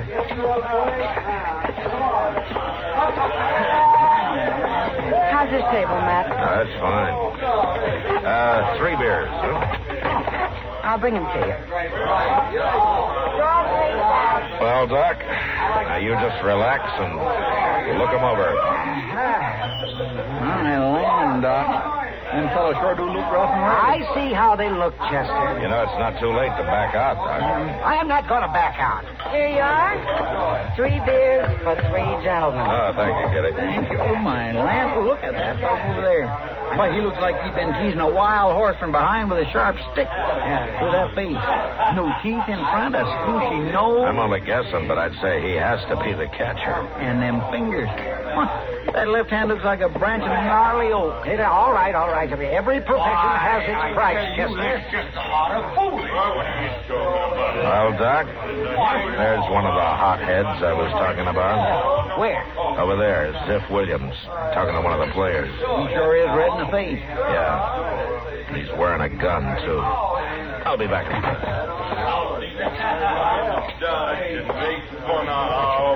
Now, look here, I wasn't making fun of your boys. I wonder if you dance as good as you talk. Well, you take off your gun and we'll see who does the dance. Why, All right, that's enough, Ziff. You the manager of these players? That's right. Manager and pitcher. What's your name? Asa Granville. All right, tell me, Granville, what did you do to get this man so riled up? Nothing. He wanted to bet on the game, and when I offered him fair odds, he got mad. Is that right, Williams? There wasn't no bet. There was a brag about how good the All-Stars are. Marshal, he wanted to bet on Dodge to win. And I laughed because I'd be stealing his money. Yeah? And then what? Well, to give him a fair shake, I offered to bet even money that we'd score at least 100. Williams, I think this man was saving you from making a fool of yourself. Nobody in town except you and Lindstrom really thinks Dodge has a chance to beat the All-Stars. That's all you know about it, Marshal. I got faith in our boys, even if the rest of you ain't. Well, I can't stop you from having an opinion, Williams. But I'm going to tell you one thing. If you plan to be at that game tomorrow, you better check your gun at my office till it's over. Now, you better get on home. Marshal, Well, thank you, Marshal. I've done a lot of arguing in my time, but I'll never against a gun. Well, I've done you a favor. Now I want you to do me one. What is it, Marshal? You seem to be the only sober one of your crowd, so see how fast and how quiet you can get your boys out of here and over to their rooms at the Dodge House. I guess they were getting a little loud, weren't they? Yeah. They should be getting to bed anyway. And when you get them put away, just remember that you still got a meeting in the lobby at the hotel. I'll be there as soon as I can. Okay. All right, boys, come on.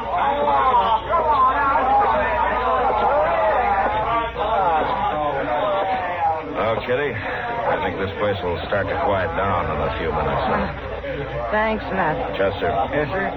You stay in case Kitty needs you. I'm going to escort Doc here over to the Dodge House. Oh, well, thank you. Well, come on, umpire.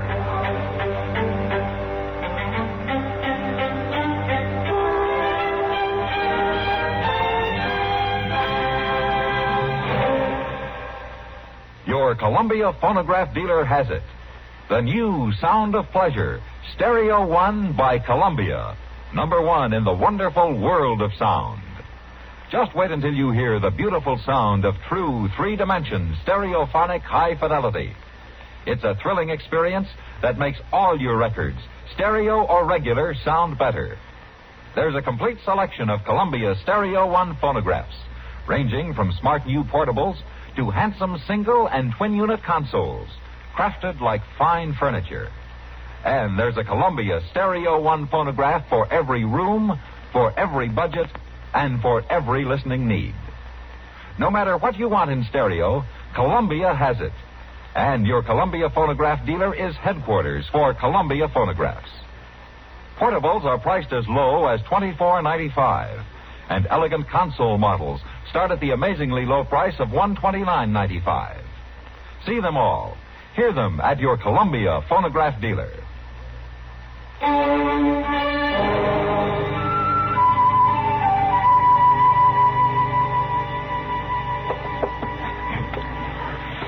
Now, as I understand it, Granville, you play New York baseball. Well, we can play the Massachusetts game, but it just don't have the same pep. And we play strictly a fly game. You mean the batter ain't out if the ball is caught on the mound? That's right. Oh, my, we've been playing that way for years now. You must really think we're backwoods out here in Dodge. I don't think he intended any offense, Lindstrom. Well, maybe not. Now, Doc, what about that licorice ball? What about it? Well, it's Lem's best pitch. Do you Eastern fellas use it? No, not anymore. Well, how come? Well, it ain't really a rule, but generally before a game we agree that neither pitcher can chew licorice. Well, I think that's unfair. Oh, if you want to use a licorice ball, go ahead. Won't bother us none. Just messy, that's all. What's messy about a little licorice on a ball? Lindstrom, if you'll hold your mouth for just a minute. There are some other things that should be settled first, and we'll get to them. But first of all, the game will be 9 hands. Innings. Huh? They call them innings now. Oh, all right. 9 innings. 3 outs to a side per inning. Now, at the end of that time, the team with the most aces... The team with the most runs. All right. Come on. Get on with it. Yes. Now, Chadwick's newest rule book of baseball. I have it right here, and we shall read it. The batsman calls the pitch. That's what it says. He can call for a high ball, a low ball, or a middle ball. If the umpire decides the pitch was in the area called for, he shall rule it as a strike, even though the batsman does not swing. 3 strikes are out. Are there any questions? Well, not on that, but what about that walk thing? Oh, the walk. Well, I'd like to explain that, Doc, if you don't mind. Go ahead, yes. Well, you see, we found the game was dragging, so the association passed a rule that if the umpire calls 9 unfair balls against a pitcher, the batsman can walk to first base, and the next batter comes up. Oh, my, that sounds awful tough on the pitcher. Oh, they're even talking about cutting it down to 8 balls next year. Excuse me just a minute, Jim. But, Chester, don't just stand there in the door wiggling your fingers. If you want to see Matt, come on in. Well, I'm sorry, Doc. I'll come out there, Chester. You go right ahead. Yeah, well, thank you, Matt. Yes, sir. Now, let me see. We will continue reading here. The pitcher shall release the ball no closer than 45 feet from home plate. His feet shall be together at the time of the pitch. The elbow shall be stiff, and the pitching hand shall not rise above the belt. Are there any questions? Yeah, Doc, I got a few questions, and they're all for Mr. Granville. Well, go ahead. Do you or your players ever bet on the games you play? Why, of course we do. Do your players ever bet against themselves? What are you getting at, Marshal? Just answer my question. Well, we do not. I'm not talking about betting whether you win or lose. I know you've never lost a game. I'm talking about sucker bets. Why, you heard me turn down a sucker bet at that saloon. And the bet I offered was square. Yeah, I know. You offered to bet you'd score more than 100 runs, and you said it good and loud in front of everybody. And made you look real honest. So after you left, your ringers could move in and clean the town. I swear, Marshal, I don't know what you're talking about. Chester, I want you to tell everybody here what you just told me. Well, there's 2 gamblers over at the Long Ranch right now, strangers in town, and they're taking all comers. The gamblers is giving good odds that the All-Stars won't score more than 50 runs. Just about everybody in Dodge is betting they will. Well, I sure don't know who the gamblers are, but they ain't very smart. Unless maybe they know something that I don't. Like what? If you and your boys are as good as you're supposed to be, you're the only ones who can make sure that you didn't score more than 50 runs.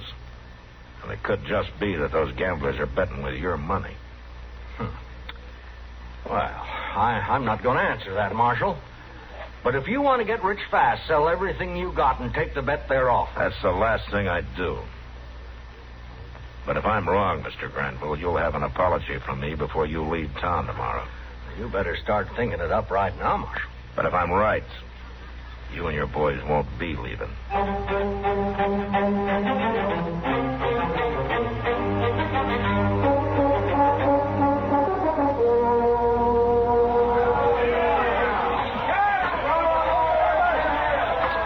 Well, Chester? By Jing Dillon, I'm glad you're here. How's the game going?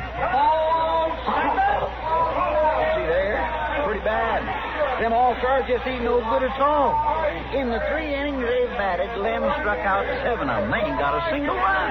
How many runs for Dodge? 4, but we sure didn't deserve them, and we're going to get more. There ain't nobody out, and that Granville ain't pitching the ball nowheres near Willie Lindstrom. I had to wait for an answer from St. Louis, or I'd have been here sooner. Did you find out anything about them gamblers? Yeah, plenty. Have you got them spotted? Yes, I have. Right on the edge of the crowd over there by first base, see? Yeah, I see them. Let's watch this a minute. Ball 9, take your base. See there? He walked Willie on purpose. Who's this coming up? It's one of them players I was telling you about that Lindstrom got from Fort Dodge. I don't know his name. Tell me something, Chester. What? Don't these all-stars look to you like maybe they're scared? Well, they sure look kind of nervous. Now, that's the first real hit we've had. Yeah, that's a good one, all right. At least 2 bases. That should score Willie easy. Willie's stopping at third. Yeah, he can't make it home if he doesn't keep moving. Well, why would he stop? I don't know. But looks like the third baseman's talking to him. Well, now, if that don't beat all, look. Now he's coming on again. Look at that boy run!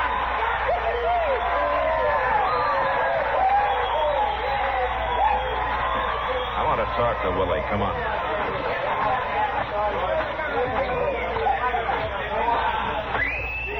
That was a good play, Willie. Yeah. Oh, hello, Marshal. You always stop and talk to the baseman? Look, Willie, there's something strange about the way this game is going. I want you to tell me what it is. I don't know what you mean. I think you do. Now, you tell me. All right. I promised I wouldn't, but, well, them all-star boys is really scared. Afraid they'll get shot. What? That's what the third baseman was telling me. There's 2 rifles pointed right at him from the loft of Wolford Speed Store, right through that open window. Oh, yeah. Now, I figured. They have a clean shot at every all-star player on the field. And any man that plays too good is as good as dead. Okay, Willie, thanks. What are you going to do, Mr. Dillon? Go after the 2 men in the loft? Mr. Dillon, you can't go up them outside stairs. You'd be walking right into rifle fire. There's a ladder to the loft inside the store, Chester. I think I can surprise them. Oh, and in the meantime, you keep an eye on those 2 gamblers. And, Willie... Yeah, Marshal? You get back to the other players like nothing happened, huh?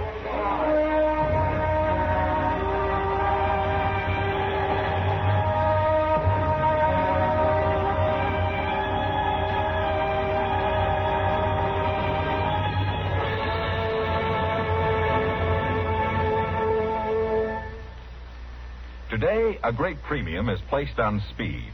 Speed of transportation, communication, of automation. In keeping with today's accelerated pace, it's understandable that millions of Americans prefer to hear the events of the day via radio, the swiftest, most concise news medium of all. CBS News maintains its top reputation in the field of news reporting and commentary. Skilled newsmen in our central bureaus of CBS News constantly monitor their many sources of news in this country and abroad, so each broadcast will be accurate and up to the minute.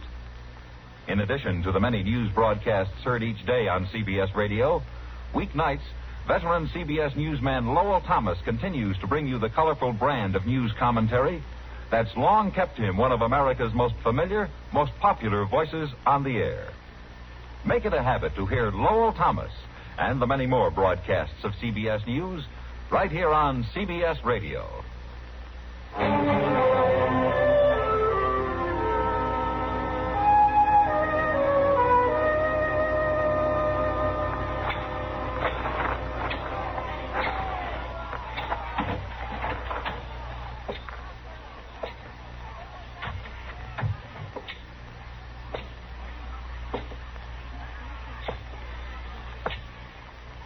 When them fellows say they're going to pay us the $50 right after the game, sure wouldn't dare pull the same thing in St. Louis. Of course not. You don't think them fellas are doing this just for the money they can pick up here in Dodge? They ain't. Mostly they want them all-stars to look bad here, so when the St. Louis fans read about it, they'll think their team has a chance. Then these fellas will be able to bet big on the all-stars and really clean up. That's what I call Drop your guns. I said drop them. Marshal, you ain't gonna... Marshal, I threw my gun down. Now, don't shoot me, Marshal. Stay away from that door. I'm not going to do it. All right, hold it right there. It's all right, Mr. Dillon. Then come on down the stairs. I got lots of help. Yeah, you sure have. Looks like you drafted an army. No, sir. These are all volunteers. They seen you leave and knew what was up. So they just kept playing till they heard the shots. Then we come a-running. Let him come down, Marshal. We'll take care of him. All right, how about it, you? You want to try your luck against 18 men with baseball bats? No, I ain't running. You got to protect me, Marshal. Send him down, Marshal. Don't think I wouldn't like to. But most of you came here to see a real game of baseball played by men who make their living at it. Now, those two gamblers there and this hired gun and a dead one up here in the loft had a different idea. Don't you worry about the gamblers, Marshal. My boys have them. Good. Well, there's still time to start over and play a full game before dark, and I think you should get going. Any bets you made with these fellas won't hold. Now, how about it? All right, Doc. Is that agreeable with you, Lindstrom? Well, why not? And you, Grenville? Of course it is. Then what are we waiting for? Play ball!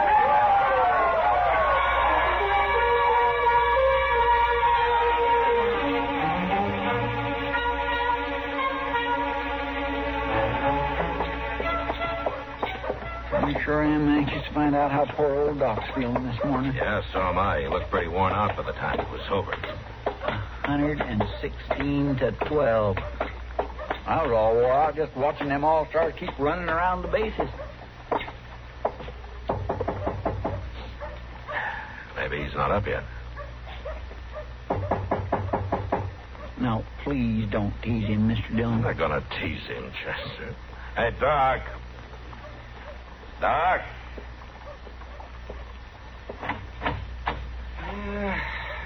What do you want? Good morning, Doc. We just want to make sure you was all right, Doc. I want you to get back to your jail attendant and leave me alone. Now, don't stand there with your back to us, Doc. We're not going to laugh at you. Does it hurt much? Here, let's get that shade up and get some light in here. There we go. All right, now take this towel away.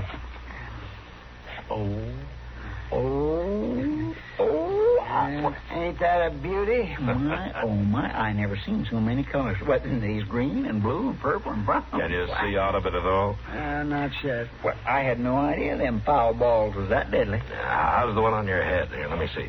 It's right here. Oh, I'm sorry. I just barely touched it. At least the skin ain't broke none. Yeah, it's quite a knob, though, Doc. I'm sure sorry. Why should you be sorry? Well, I shouldn't have laughed about that stovepipe hat. If you'd been wearing it, you'd have one less bruise. Is there anything at all we can do? No, it just takes time. Yeah. Well, we got to get our prisoners fed, Doc. I'm taking all three of them up to Hayes City this afternoon. But Chester will be here. And I sure will look in on you, Doc. Doc, I just got one thing to ask you. Go ahead. Now that you're the proud possessor of Chadwick's newest rule book of baseball, can Chester and I have your boys' book of games? Why, yes, if you really want. Oh, get out of here.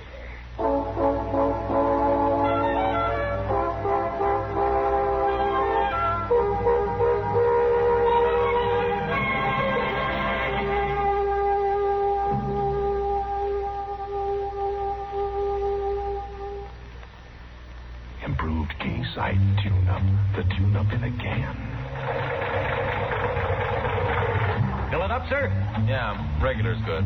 Say, that engine of yours sounds like real tired iron. Thanks. Improved K-Site tune-up. The tune-up in a can. You got a valve sticking, too. Oh, what do you get to a gallon? Not much. Improved K-Site tune-up. The tune-up in a can. Want a tune job? Haven't got time. You don't need time. How can a tune job not take time? Improved K-Site tune-up, mister. 1 can in your gasoline and 1 can in your oil will clean your motor, your carburetor, your plugs. The works. And K-Site tune-up will unstick those valves. Get you more power and smoother performance. Quicker starting, too. Okay, but how much? $1.25 a can. Results guaranteed or double your money back. Would you start her up, please? Still sounds lousy. I haven't added it yet. Improved K-Site tune-up. The tune-up in a can.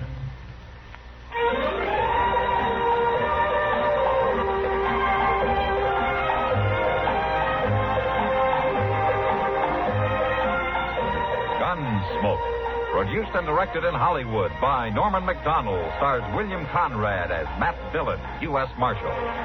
The story was specially written for Gunsmoke by Vic Perrin, with editorial supervision by John Meston. Featured in the cast were Joseph Kearns, Barney Phillips, Ralph Moody, Vic Perrin, and Harry Bartell. Farley Bear is Chester, Howard McNear is Doc, and Georgia Ellis is Kitty.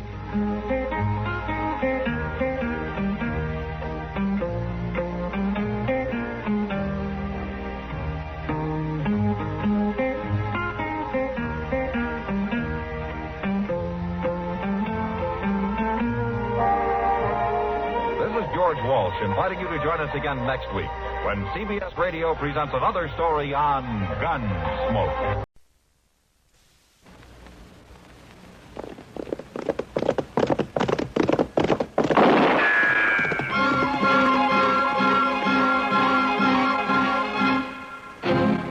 Around Dodge City and in the territory on West, there's just one way to handle the killers and the spoilers, and that's with a U.S. Marshal and the smell of Gunsmoke.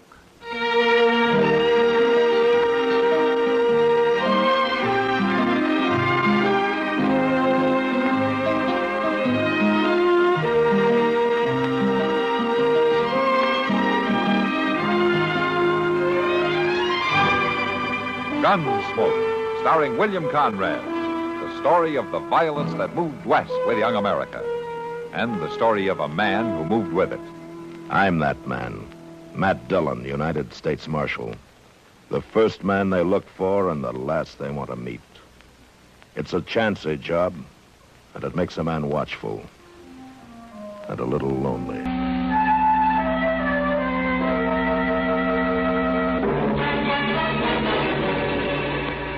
Millions of Americans are now crowding our highways, pushing and impatient to get the most out of this weekend.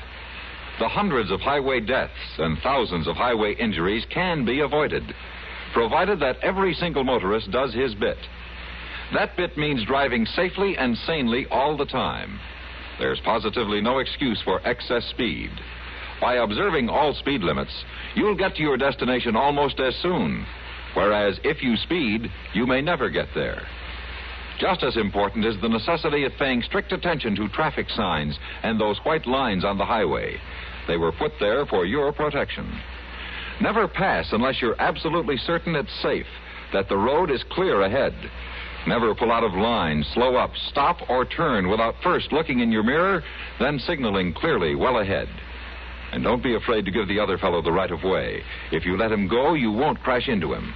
At all times, drive with caution and courtesy. You'll live longer.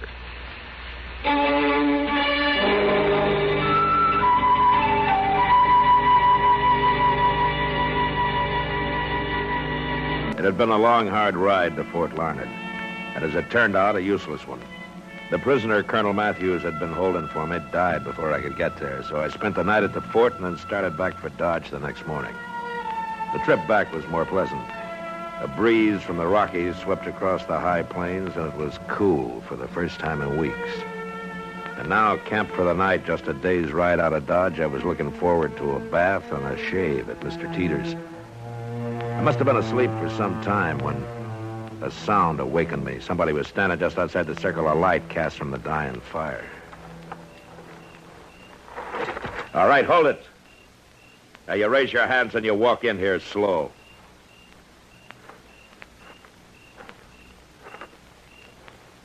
Keep coming.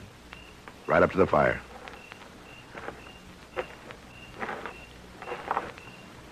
Now just stand it. Is there anybody with you? No, I'm alone. Please, mister, I didn't mean any harm. What are you doing here? I was hungry. Thought maybe I could get some food. Well, I might have shot you. I'm awful hungry, mister. I've been sitting out there watching your fire. I thought you were asleep. Well, there's some side meat in that fry pan. It's cold, but you can have it if you want. Thank you, mister. You really were hungry, weren't you? Yes, sir. What did you eat last? This morning, just before I ran away. Ran away? That's right. I ran away from home.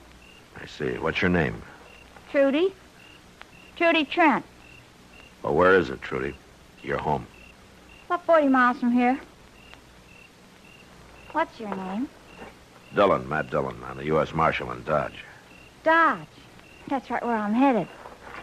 Now, look, Trudy, Dodge is a long way from here, a whole day's ride. Don't you think you better ride back home tomorrow and think about this a little?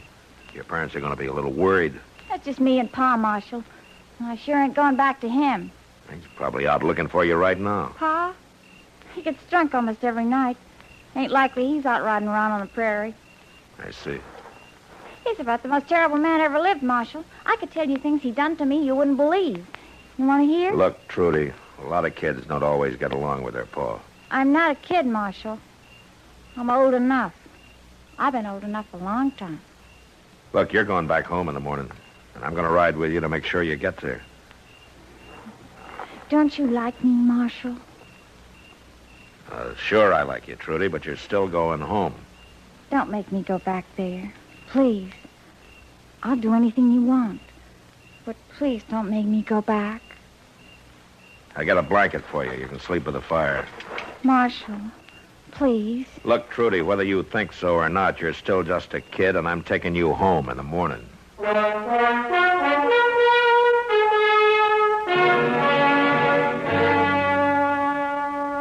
In the morning, I awakened to a clear, warm day, but the blanket I'd given to Trudy lay crumpled and empty on the ground.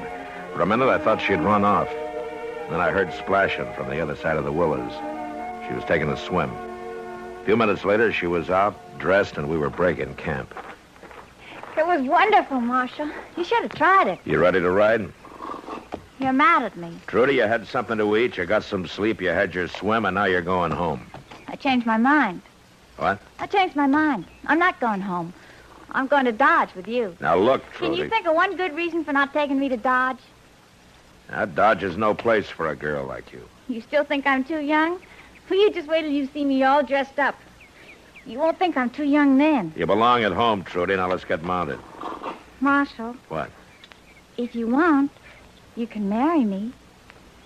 You want to marry me? It's not going to work, Trudy. I told you. You belong at home with your pa, and that's where you're going. And you keep talking about how Dodge is no place for a decent girl. We're wasting time. Let's go.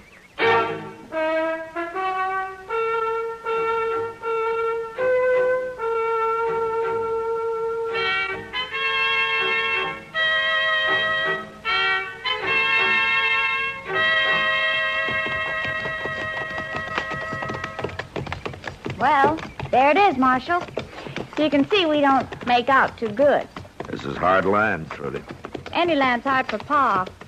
He had a pretty good farm once, but he left it. Why? He had to. Neighbors run him off for stealing stock. He told me about it one night when he was drunk. He laughed fit to kill. Marshal, will you stay the night and think about taking me away with you? We'll see.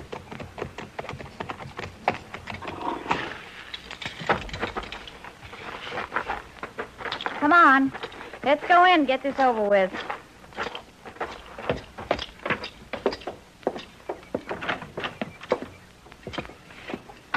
Pa? Hey, Pa. Hey, where'd you run off to, girl? I guess you was worried some, huh? You sass me and I'll fetch you a clout. This is On the Marshal head. Dillon, Pa, from Dodge. What you bringing the law out here for? He brought me home, Pa. You what? I run away yesterday morning. Marshal brought me home. I ought to tell you good, girl. Running off that way. Worried about who'd do the chores, weren't you, Pa? Now, don't you talk like that, girl. 'Cause I missed you. I missed you something fierce. I'll bet you did. I worried so much that I didn't hardly eat nothing. But you sure been drinking enough, though. Hey, Marshal, don't you pay her no mind. She's my little girl, and I care a whole heap for her. Listen to him. Don't it make you sick, Marshal? I'll spend the night like you asked, Trudy. Now I better take care of the horses. What's this about spending the night? I asked him to, Pa. Well, where? We don't need him around here. And I'll tell you something else. Tomorrow I'm riding to Dodge with him to stay. You're what? I'm leaving you, Pa, for good and all. No, not hardly you ain't. Don't you hit me, Pa. Now, look, Mr. Trent. Marshal, I'll tell you true. You take her away, I'll come to Dodge. I'll tell people what you done. Young girl like that. Why don't we wait and talk about all this later, huh? When you're sober? Well, I don't know as I aim to get sober.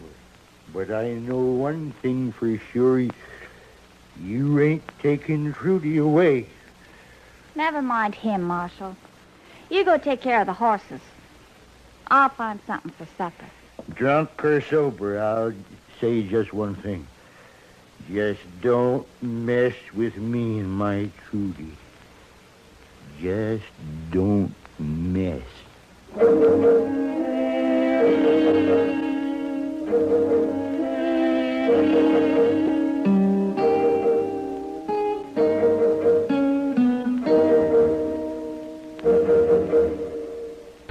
Don't be a forest firebug. Remember, a careless match, cigarette butt, or campfire left to spread can do more than destroy valuable timber acreage. It can lay waste to private property, wipe out homes, animal life, and human life as well. One cigarette butt thrown from the window of your car, if the wind is right, can lay waste to what nature took hundreds of years to build. CBS Radio and its affiliated stations offer this reminder. When fire saps America's natural wealth by one forest's potential value, our nation is worth that much less in the marketplace of the world. Don't burn out our great heritage. Take every precaution in or near the woods.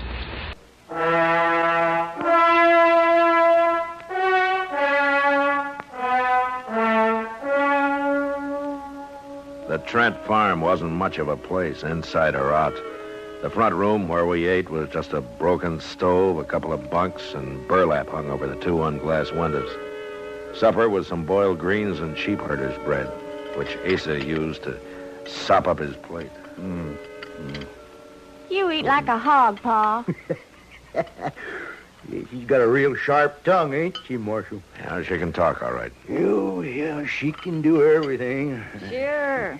Cook, clean, fetch, Yeah. carry, feed the stock. Yeah. Anything. Yeah, I taught her them things. Yeah, and a lot more. I'll bet, and it's cheaper than hiring somebody, huh? Even cheaper than getting married, ain't it, Pa? Because if you're married, you'd have another mouth to feed, huh? Ah, don't talk like that. No, you're my little girl. Hey, we have good times together, don't we? It's a palace of joy, Pa. Now, Trudy, girl. You know how we celebrated Christmas, Marshal? Pa got drunk and set me on fire. I had to run out and roll in the snow or I'd have burned up. And he wouldn't let me back in. I near froze to death. Well, I'm going to go out to the barn, get me another jug of whiskey. The one under the bed's empty. I'll get myself a... Well, Marshal, what do you think now? Still think I shouldn't go into Dodge with you? Is he always like that? Not always. Right now, he's kind of on good behavior on account of you being here. I see. Dodge couldn't be worse than this, could it? No, I guess not. Then will you take me, please? Yeah, I'll take it. Honest? Yeah, but your pa's going to make a fuss. There's going to be trouble. You afraid of him? No, it's not that. I just don't want anybody hurt. Well, ain't I worth fighting for? Just a little? Now, Trudy, I want you to get something straight. I'd do the same for anybody. Now, look, the first thing in the morning... Pa, how long you been standing there? Marshal, you can sleep in the barn. Fine. Yeah, you'll find a good spot right at the edge of the loft. You'll like it fine there. You'll sleep good, too. The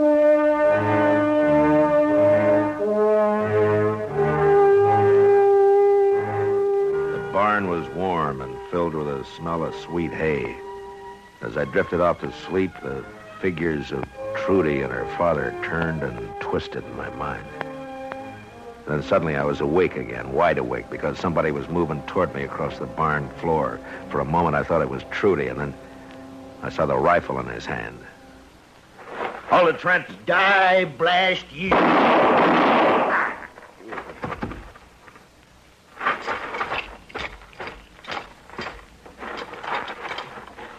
Asa? Asa? Pa? Where are you, Pa? Marshal? In the barn, Trudy. What happened? Did he shoot you? No.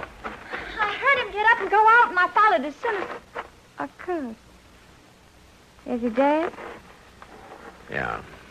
He shouldn't have tried it. Trudy, I'm sorry. Don't be. He had it coming. You go on back to the house. It'll be dawn in an hour. I got some work to do here.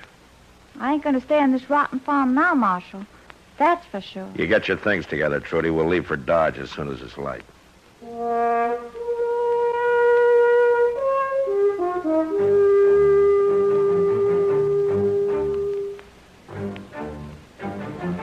Just as the sun was breaking over the horizon, Trudy and I rode away from her father's ranch for the last time. She never once looked back, but I did. The roof sagging at one end, the boarded windows, the unwatered patch of corn, the makeshift barn. A small cross now stood over a stone-covered grave. It wasn't a hard place to leave. In Dodge, I told Kitty about the whole affair, and she promised to give the girl a hand. So she put Trudy to work on the Long Branch, so she could keep an eye on her that way. Hello, Matt. Hey, you're doing quite a business. Yeah. Sit down. Oh, thanks. Well, how's Trudy working out? Oh, fine, I guess. Well, what do you mean, you guess? It's a little soon to know yet. That girl's got a mind of her own. Any trouble? With her? No trouble. She's over there at the bar now, talking with Gar Klein. Gar Klein? Yeah, that nice-looking kid there. Oh, who's he? I don't know too much about him. Never used to come in here too much. I think maybe he's in love with Trudy. In love? What's the matter? You jealous? I don't start that, Kitty. Well, I know one thing. The girl's got quite a case on you. She's just a kid. It won't last. I don't know about that.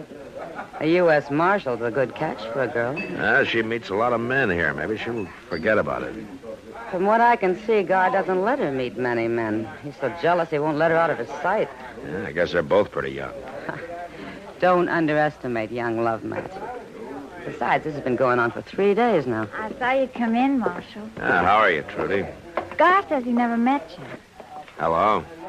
Marshal? You new in town, Gar?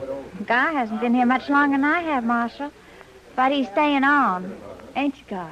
Yes, I am. Well, that's good. I've been promised a job of work out at Emmett Bauer's place. Then when I'm able, I'm getting Trudy out of here. Well, the Long Branch isn't that bad. I keep an eye on her when you're not around, Gar. I thank you for that, Miss Kitty. But just the same, a girl like Trudy, she shouldn't have come here in the first place. She's not used to being around a saloon. I guess you're right. Like I say, it wasn't fitting to bring her here at all. Now, don't talk like that. Marshal knew what he was doing. He wanted to bring me here. Didn't you, Marshal? Well, I don't know as I had much choice. But you did bring me. And now you're responsible for me. No, he ain't. There's not any such thing. I'm the one who's responsible for you and me only. Now, you keep away from her, Marshal. You keep away from now on. Come on, Trudy. Well, you see what I mean? All I came in here for was a quiet drink. You know, the next time you better have Sam bring a bucket of beer down to my office. Oh, it's not that bad, Matt. I'll tell you what. This time it's on the house, huh? I guess I'm getting old, Kitty, but somehow it rubs the wrong way to be warned off by a youngster who's not dry behind the ears yet. Yeah, he's just showing off, Matt. And I hope you're right. Well, how about that drink, huh?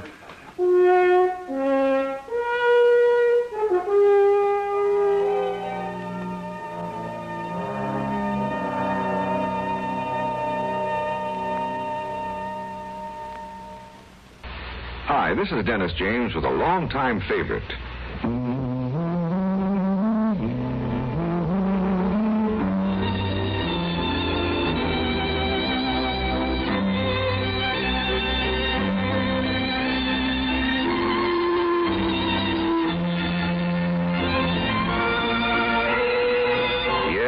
longtime favorites are usually the best, aren't they? And one favorite folks have relied on over the years is Kellogg's All Brand. Since 1919, America's favorite natural laxative cereal. Kellogg's All Brand is the safe, gentle way to overcome irregularity caused by lack of bulk in your diet. It tastes good, too, and it never gets mushy in milk. There's only one All Brand, Kellogg's All Brand. So relieve constipation the way millions do with Kellogg's All Brand. ALL-BRAN. Yes, you're so right to stay regular with Kellogg's All Brand. Try it, okay? Okay.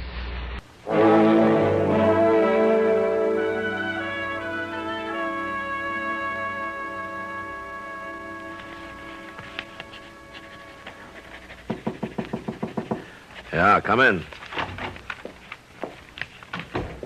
Evening, Marshal. Trudy, what are you doing here this time of night? I came to see you. Well, aren't you supposed to be working? I asked Kitty for a few hours off. Said I was sick. I see. You haven't been to the Long Branch all night. Well, I've been busy. You don't seem very glad to see me. Now, look, Trudy. Let's get this straight. Marshal, I came here to tell you something. What? I just thought you ought to know now. I'm going to get married. Well, that's fine. To you. Now, wait a minute. I thought you were talking about Gar Klein. Gar? Well, I am. Because he's in love with you. He got himself a job at Emmett Bowers so he could save enough money to marry you, get you a place. Gar's just a fence-riding cowboy, and that's all he's ever going to be. I'm not going to marry a man like that. Like I said, I'm going to marry you. Trudy, you're a foolish, romantic little girl, and I'm sure not about to get married to you or anybody else, not now or any time. Now, have you got that straight? Little girl, am I? You asked for I'll it. teach you how to talk to a woman. Stop it. Stop that. Take it. I said stop it. Now, you just calm down. You feeling better now? I'll tell you how I feel. I'm going to tell everybody in Dodge you killed my pa, and then you ran off with me. How my pa tried to stop you, and you shot him dead and forced me to come with you. Trudy, you listen to me. You don't really care about me at all. Now, you be honest with yourself. You just want to be a U.S. Marshal's wife. Isn't that right? Trudy, wait a minute. You try and do good for somebody, and this is what happens.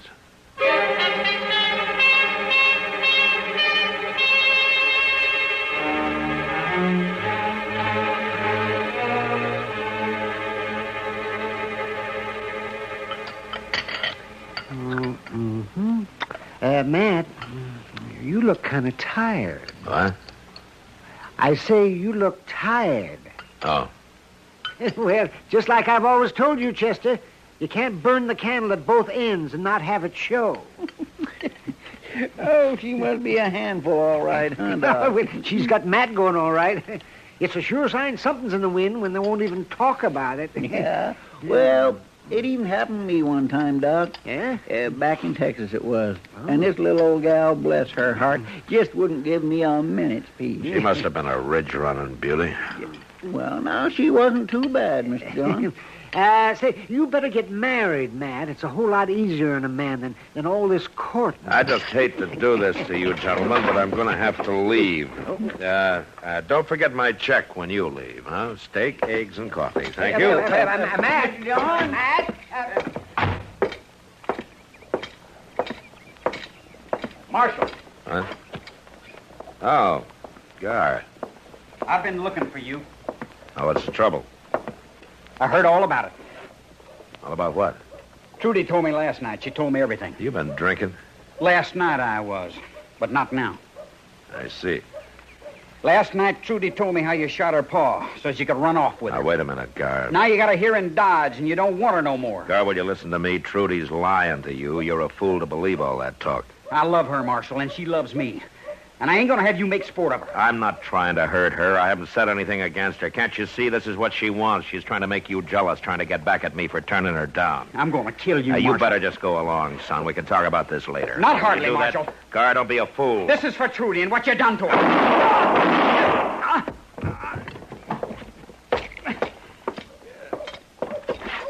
Gar. Why don't you finish me off? Why don't you? You're not hurt bad, son. You're going to be all right. What in the world happened, Mr. Dillon? Are you all right, Matt? Yeah. Doc, see to this boy here, huh? And then Chester can take him over to the jail till he cools off. Where are you going? Down to the Long Branch. I'm going to have a talk with Trudy Trent.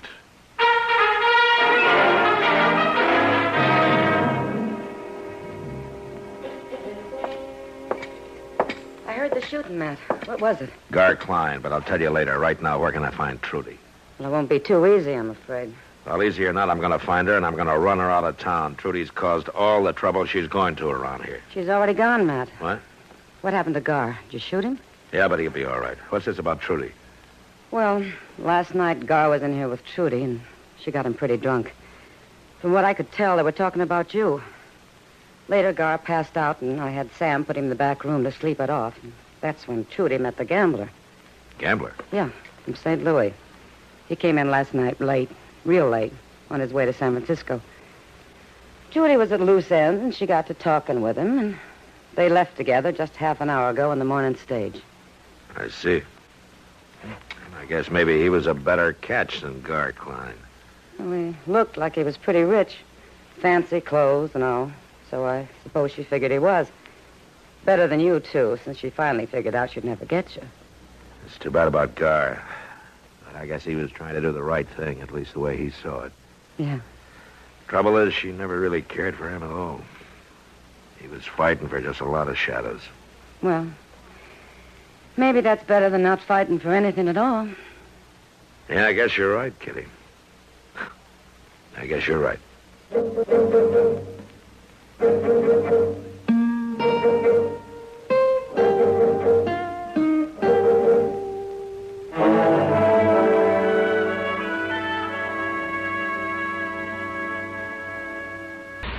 Next time you refresh, enjoy a frosty, ice-cold Pepsi-Cola. Sociability, Charlie. All right, Kay, how's this?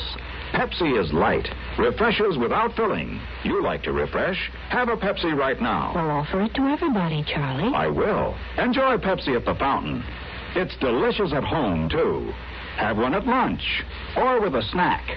Charlie. At the beach or at dinner. Wherever you go, wherever you're thirsty, Pepsi is there. It's here, too, in our Be Sociable song. Be sociable, look smart, keep up to date with Pepsi. Drink light, refreshing Pepsi. Stay young and get an air. Be sociable, have a Pepsi. For the weekend, have plenty of Pepsi around. Pick up an extra carton today. CK, I'm sociable. With Pepsi, everyone is.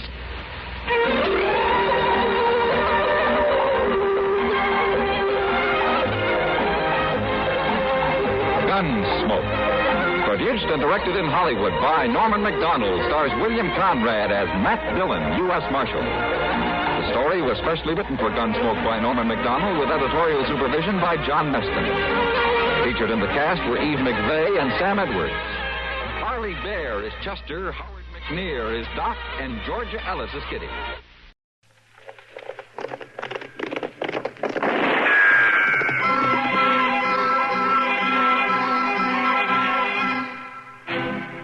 Around Dodge City and in the territory on West, there's just one way to handle the killers and the spoilers, and that's with a U.S. Marshal and the smell of Gunsmoke.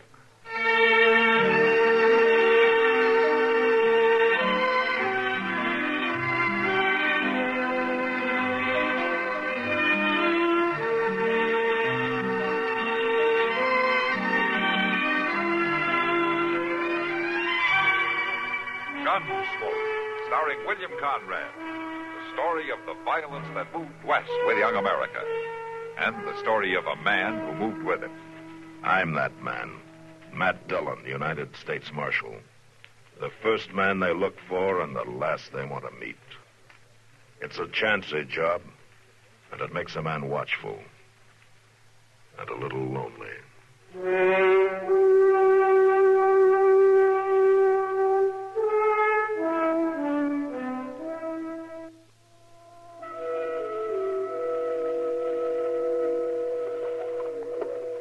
What? You must be crazy going around talking like that. I want a man to give up his gun. It ain't hardly decent. I assure you I'm in my right mind. Why, it would be a protection to all. A protection? It'd be like inviting your own killing. That's right, Zach. The man wouldn't be safe. Oh, he'd be safer. Now, you notice I don't have a gun. Yeah, and you ain't safe, mister. No one attempts to assault me. Well, what'd you do if they did? Yeah, what would you do? Well, no one has any reason. Well, what did you do if somebody pushed you like that? I knocked you off your feet.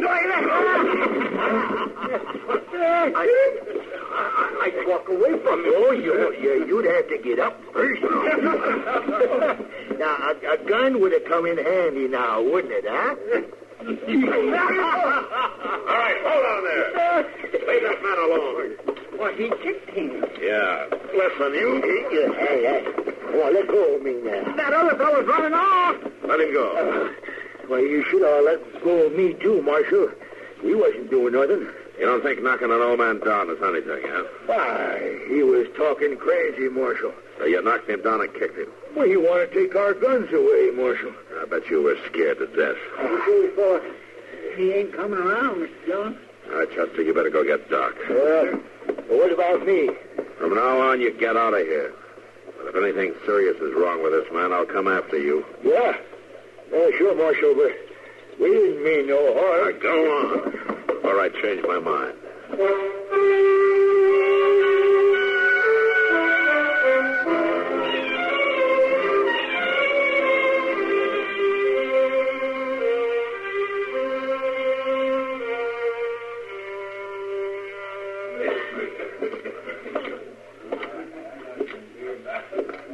You know, you better put your foot up on the rail, Kitty. Huh? Having a drink at the bar is illegal without doing that. Oh, isn't that? Is it legal to stand here without drinking at all? Hey, you'd know more about that than I would, since you own the place. Maybe it wouldn't be a bad idea to charge everybody for just standing around with that. I don't think you have to worry. Your customers don't waste much time without glasses in their hands. Sometimes I wish they would. It'd save wear and tear. Hello, kid. Oh, hello, Doc. Hello, Doc. You gonna give me one of your old jokes about how you knew you'd find me wasting time in here? No, not today. No. It's so hot outside that this is the only sensible place to be. Even for you. Hey, better remember he said that, Matt. It may never happen again. Yeah, you're so right, Kitty. I'll see you two later. I want to check some things with Sam. Yeah, sure, Kitty. Now, Doc, how's the old man? Oh, Homer lately? Yeah, I think he's going to be all right. He twisted his leg when he went down, and he hit his head an awful crack. Yeah. I'm keeping him with me for a couple of days just to keep an eye on him. Oh, that's good. Wish you'd come up and talk to him, Matt. Oh? Any special reason? Yeah, I'm afraid if you don't, this thing is going to happen all over again. Well, how's that? Well, this Homer isn't just an old fella who wanders around the town acting strange. Oh, no, he's perfectly sane. And he's quite serious about what he's doing. Now, he believes with everything that's in him that there's a lot of senseless killing and violence in places like Dodge. Yeah, he's right about that. Of course he is. Of course he is. But he's bound and determined to wage a one-man campaign about it. See, he's going from town to town trying to put across his idea wherever he goes. You mean he wants everybody to give up their guns? Huh? That's it, yes. Not very likely, Doc. No, it isn't. But he's completely dedicated about it. He's packing all of his worldly goods around with him. He has quite a sack of gold, and he's planning to spend the rest of his life trying to get men to give up guns. He's likely to get himself killed if he talks too much in a place like that. But you're probably right, though, Doc. I better go have a talk with him, I guess. Yeah, I'm heading for the barber shop, so I'll walk a ways with you. All right, let's go. You know, Doc, if you get a haircut, nobody's going to know you. You're a fine one to talk. Lou, you been listening or just swilling on that whiskey? I was listening when that marshal's around. Don't tell me what a man might hear. Like now. Yeah, like now. Lou, that old feller, that Homer, Sounds kind of interesting. Might want to get a little bit better acquainted sometime, huh? That's what I was thinking, Harry. All right, then, Lou. You just finish your drink, and we'll think about it.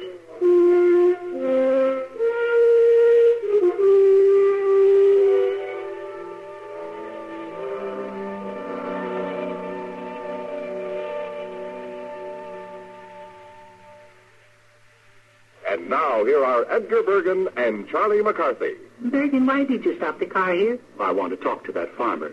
Oh, mister. Oh, you call me? What a mistake. Oh, where? Oh, that's me. Are there any General Motors dealers around here? No, but we got some Chevrolet, Pontiac, Oldsmobile, Buick, and Cadillac dealers, though, and some Chevy and GMC truck dealers, too. Wait a minute. Those are all General Motors dealers. Oh, what do you want to see them all for? Well, I only want to see one for guardian maintenance. Do they make that car, too? No, that's a service that's available only at General Motors dealers' service departments. Oh, I see. Yes. And right now, they're featuring complete lubrications, quality appearance services, brake adjustments, and front-end inspections. It's quality work performed by GM-trained servicemen at a fair price. Oh, that makes good sense even to me.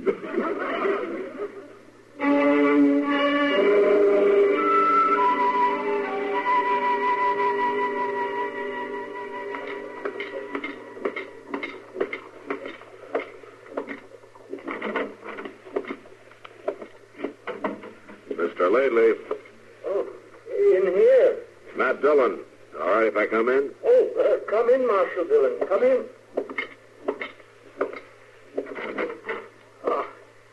Sit down. Oh, thank you. Dr. Adams has told me of your kindness in rescuing me from those ruffians. I want to thank you, sir. Oh, sure. Well, how you feeling? Oh, there's nothing wrong with me, Marshal Dillon. Just a bump on the head. I should be on my way. Doc usually knows what he's doing. You better stay a while if he says so. I'd be ungrateful if I didn't, sir. Oh, I'll stay until he releases me, of course. Yeah, that's good. You know a place around here? Temporarily, Marshal, temporarily. You know the old Miller place? Oh, yeah, out north. It's been deserted. That's right, sir. I'm staying there till my work around Dodge City is completed. Your work? My mission, Marshal Dillon.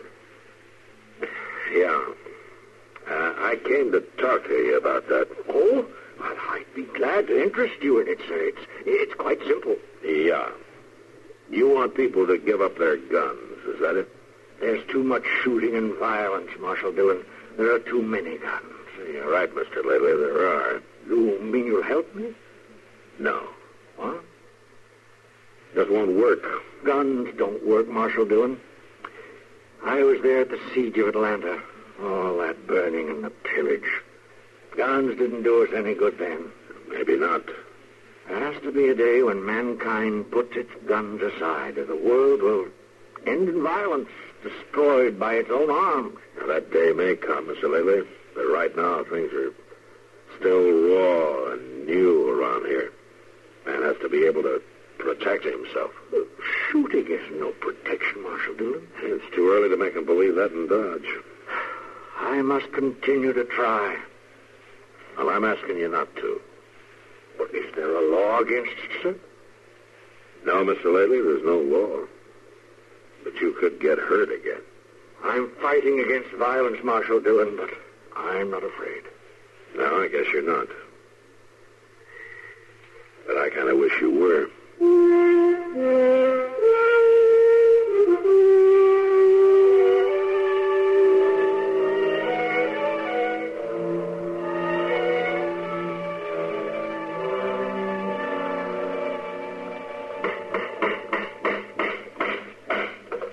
Can't even close his eyes when he's asleep on this here. One old time like this anyway. Oh, look up there. There's a man really knows how to... How's that? Oh, I was just telling my partner here, you sure do know how to handle that hammer. Well, now, I don't know if there's so much to it. For sure there is. I seen fellas never get the knack. ain't you? Yeah, sure, Hank. Well, it ain't that he gets too much practice. Folks don't steal the marshal's sign very regular.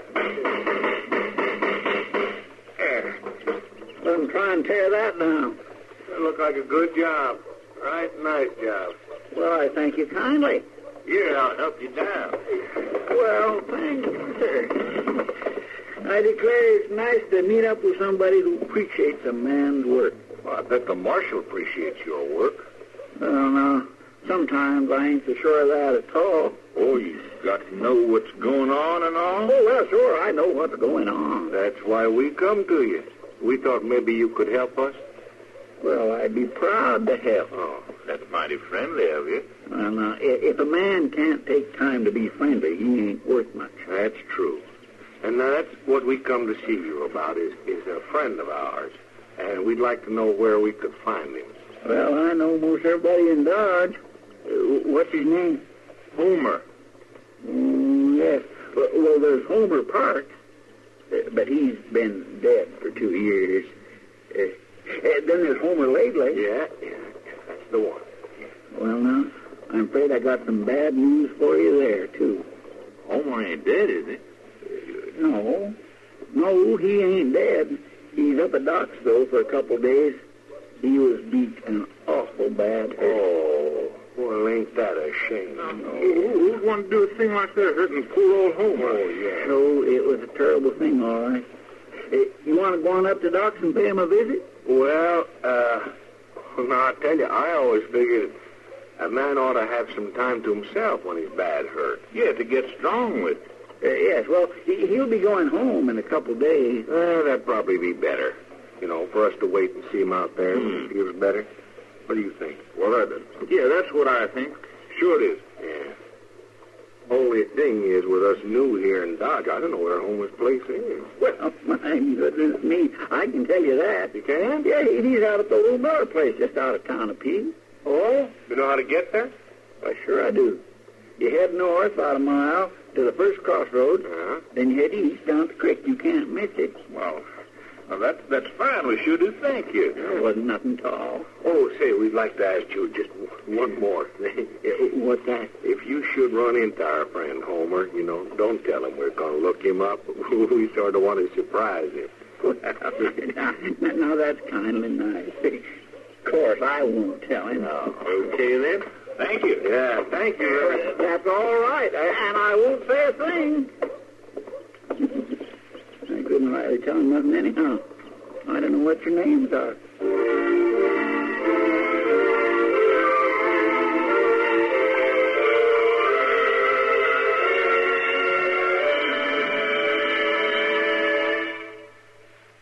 Hi, this is Dennis James with a longtime favorite.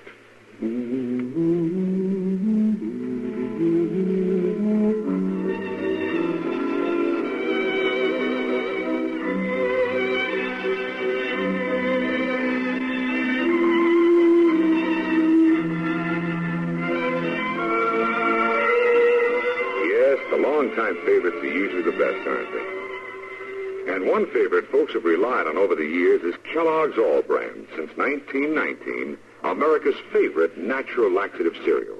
Kellogg's All Brand is the safe, gentle way to overcome irregularity caused by lack of bulk in your diet. It tastes good, too, and it never gets mushy in milk. There's only one All Brand, Kellogg's All Brand. So relieve constipation the way millions do with Kellogg's All Brand. ALL-BRAN.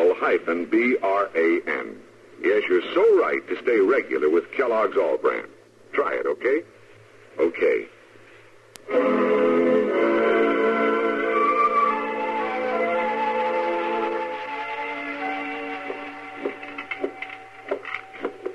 And there you are, Miss Kitty. Marshal. Ah, thank you, John. You're welcome. I wish I could buy you a better dinner for your birthday, Kitty, but this is about all Dodge has to offer. That's all right, Matt. I don't want my birthday remembered too well anyway. Now, come on, Kitty, it's not that bad. It's that bad for a woman as soon as she gets out of her teens. That's good. I'm not a woman. Sure is. How's the old fellow at the docks, Matt? He got home yet? Yeah, he went home yesterday. I just hope he stays there. Poor old man. He'll be all right. He just keeps from arguing with people. Well, I guess if you believe in something like he does, you can't keep quiet. Yeah, maybe not. He's right, you know. Oh, no, kidding. I know. You can't take off your gun right now, but he's got the right idea. It makes me sick, men and their senseless gunfights. Well, old man Lately has at least one follower. Yeah, he certainly does. It's awful lonely when the world won't listen to you. Yeah, I guess so. Good, he has friends. Friends? Mm-hmm. I didn't think he knew anybody in Dodge. Well, according to Chester, he does. Oh? Yeah. Chester said 2 men stopped and asked him all about Homer and how he was getting along and where he was, where he lived. And Chester told him. Well, sure. They asked Chester not to say anything to old Homer about it. They were going to surprise him. I think I better pay him a visit, too. Any special reason, then? I'm not sure, Kitty, but it could be Homer's friends are making a surprise visit on his sack of gold. Sack of gold? Yeah, and Homer insists on keeping it with him. You're awful suspicious about people, aren't you? They could really be friendly, you know. Yeah, they could. But I still think I'll go out and visit Homer.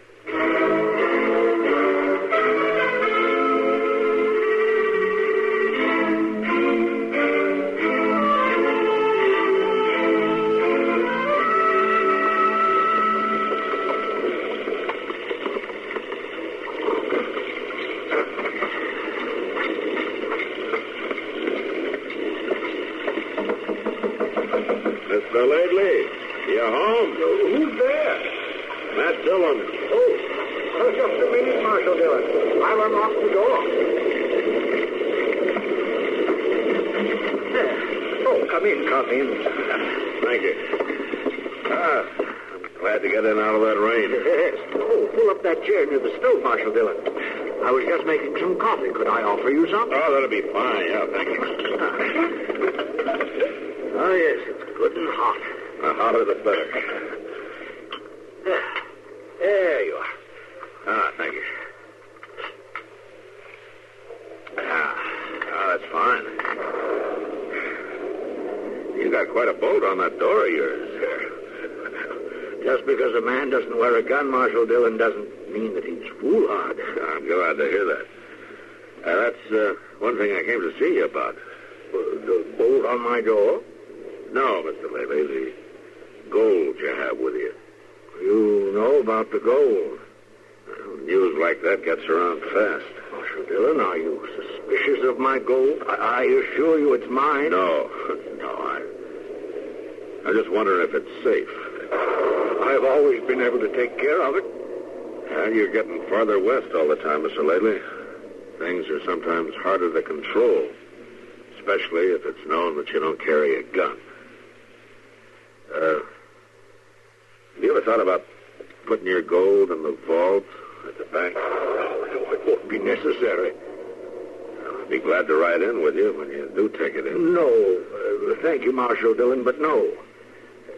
A man has a right to keep his things with him. I just want to be sure you keep it. I know you mean well, Marshal Dillon. You have storms like this often in this part of the country? It gets this bad and worse. Why don't you stay here the night? Why, you can't go out in that. Just look there. Why, you can't see 10 feet in front of you. Yeah, maybe you're right.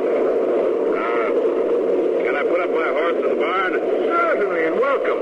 There are oats and sacking to rub him down, and then come back here. You can bed down here for the night. Well, thanks, Mr. Lately. I'll be back as soon as I take care of my horse.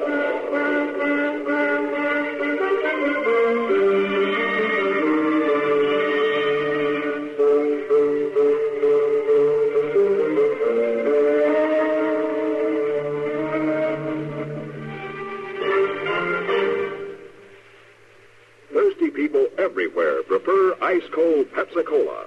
And because it's light, it refreshes without filling. Charlie, be sociable. I am, Kay. Pepsi is a favorite of thirsty people from Maine to Hawaii, from Alaska to Florida. Charlie. It's perfect for parties or picnics. So serve Pepsi to your guests. That's helpful, but... This is the sociable part. Keep plenty of Pepsi ice-cold and ready. Remember, it goes fast because everybody likes Pepsi. Still sounds more inviting. May I?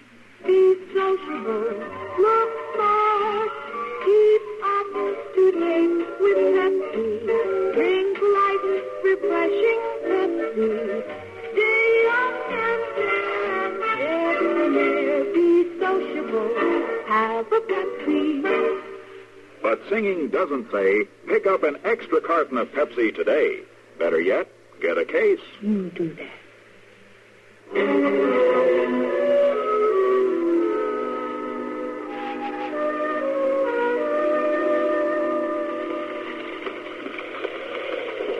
sure picked a fine night for riding out here. It's always fine. Everybody but us home in bed is the way we want it. Well, we didn't need to stay so long in that saloon before we got short. Oh, we did. It gave the rain time to slack off, now didn't it? Yeah, I guess so. And it give the old man time to get dead asleep. Supposing he ain't. Well, that don't matter much. What do you mean? I sure ain't going to start worrying about an old man who don't even carry a gun. No, well, shut up, man. Well, what are we going to do? I ain't ready to tell you. Just ride along. Well, you'd ought to tell me, Harry. Ain't I your partner? I'll tell you when we get there. Now, shut up.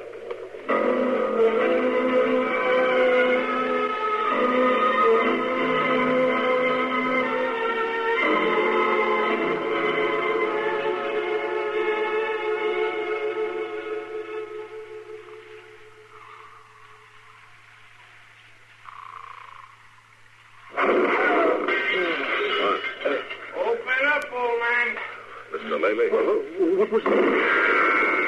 Old man, throw the bull around. You stay down, Mr. Lely. I'll take care of it. Did you take my gun? Marshal, I don't want any shooting. There's shooting already. You're in trouble. You better dig up that gun. Oh, no. I can handle it. My gun, Mr. Lely. I'm not afraid. I'll talk to them. No, don't open that door. No.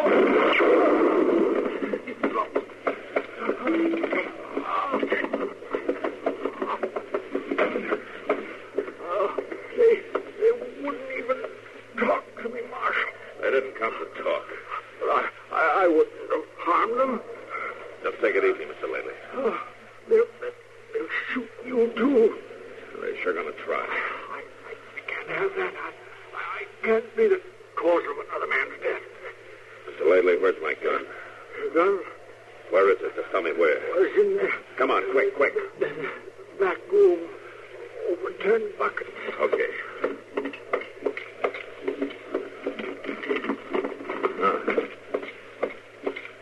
Well, at least you didn't unload it.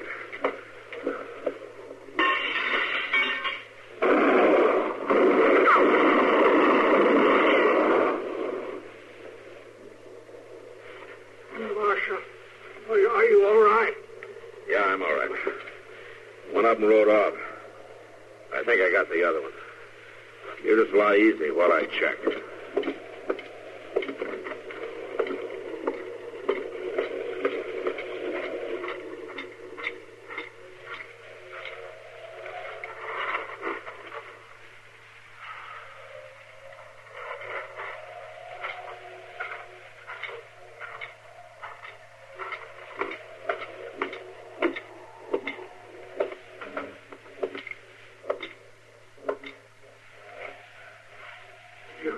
You shot one?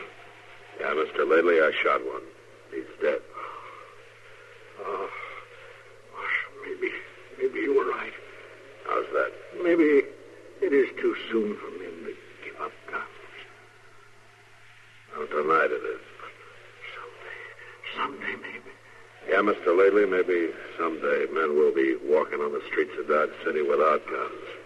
But I'm afraid I won't live to see it. But somebody will, Mr. Lately.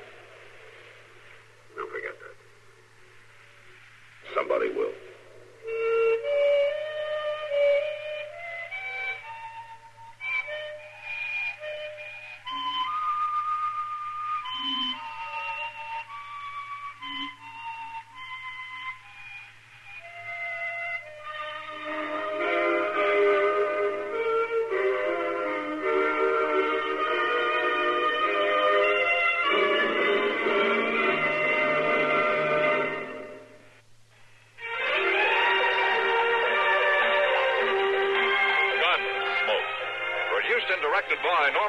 McDonald stars William Conrad as Matt Dillon, U.S. Marshal. The story was specially written for Gunsmoke by Marion Clark, with editorial supervision by John Meston. Harley Bear is Chester, Howard McNear is Doc, and Georgia Ellis is Kitty.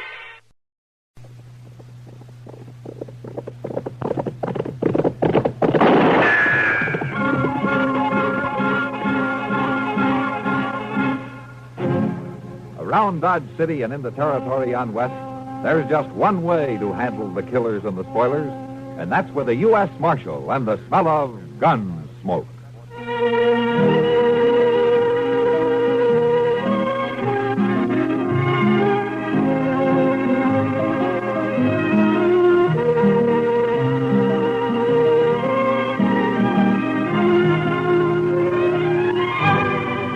Gunsmoke, starring William Conrad, the story of the violence that moved west with young America, and the story of a man who moved with it.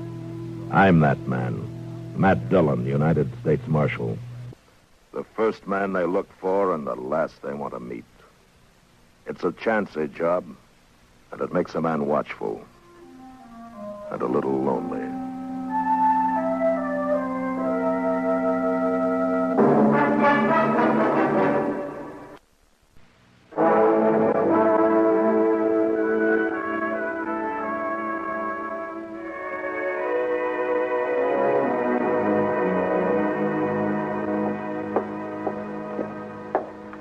More coffee, Marshal?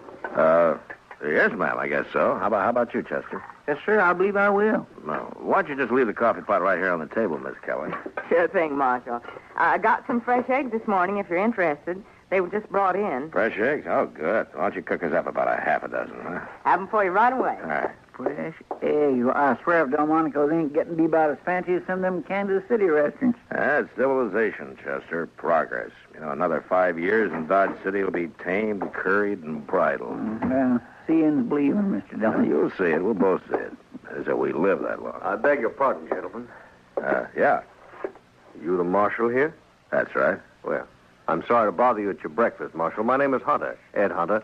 I'm a deputy sheriff from Richmond, Virginia. Came in on the train this morning. I see. Won't you pull up a chair, Mr. Hunter? Oh, thank you, sir. This is my first trip to the frontier.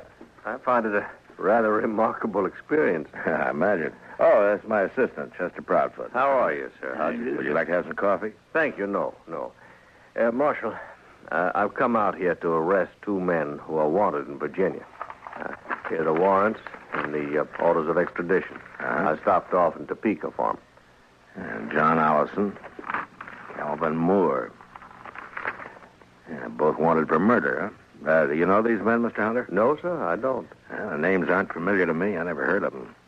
Well, I have some information that might help. Not much on Allison, I'm afraid. He shot and killed a bank teller in Greenbrier last spring. He's about 30 years old, dark hair and mustache, medium build, excellent horseman, confirmed gambler. Fine. That narrows it down to about 2/3 of the men in Dodge City. Possibly I'd do a bit better in regard to the other man, Calvin Moore. He came down to Richmond from the north. He was about 33 at the time. He ambushed and shot young Roger Beauregard and left town. Now, that was 19 years ago. Beauregard family been trying to trace him ever since. Well, I'm afraid that I haven't... I have a picture of this Moore. Photograph. Oh? Yeah. Of course, he's much younger in this. What is it, Marshal? Something familiar about the picture? 19 years. He'd be somewhere past 50 now. You sure these men are here in Dodge, Mr. Hunter? Reasonably so. Is there something about the photograph? Well, it was too blurred to tell much about it, and besides, he'd be 19 years older now. Well, that's true. I tell you what, Mr. Hunter, why don't you leave me this picture and the descriptions, and I'll check around town, keep in touch with you. All right, thank you, sir. And I wonder, could you suggest a good hotel? Yeah, why don't you try the Dodge House? It's a corner of Railroad Avenue at the east end of the plaza. You tell Mr. Dobie I sent you. Thank you again, Marshal. I'm grateful for any help you can give me in this matter. Sure. So long.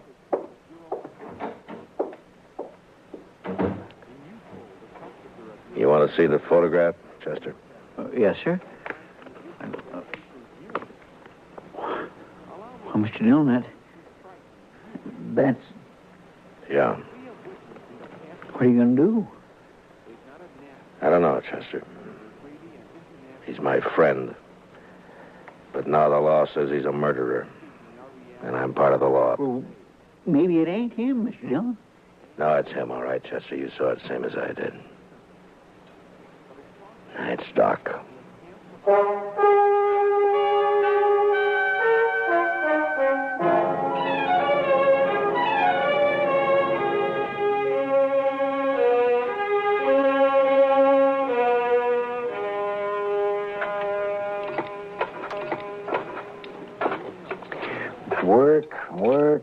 Work.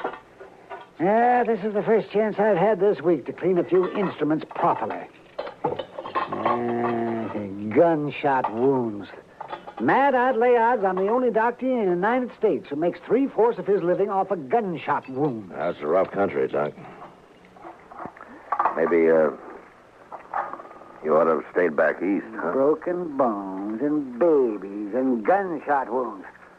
I wouldn't know the first thing about a good civilized case of gout anymore. What part of the East did you come from, Doc? I went to medical school in Boston. I studied consumption and colic, liver complaints. Never had a case of liver complaint in all the time I've been out here. No, I guess that kind of thing is more common down south, around Richmond, Virginia, for instance, huh? Matt, stop beating around the bush. You've got something on your mind, and it's bothering you. All right, Doc. A deputy sheriff from Virginia came in on the morning train. He's got a warrant for murder against a man named Calvin Moore. And a photograph of Moore taken 19 years ago. Would you like to take a look at it? I don't think so, Matt. Are you Calvin Moore? It wasn't murder, Matt. They said it was murder, of course. Would you like to tell me about it? Not much to tell, Matt.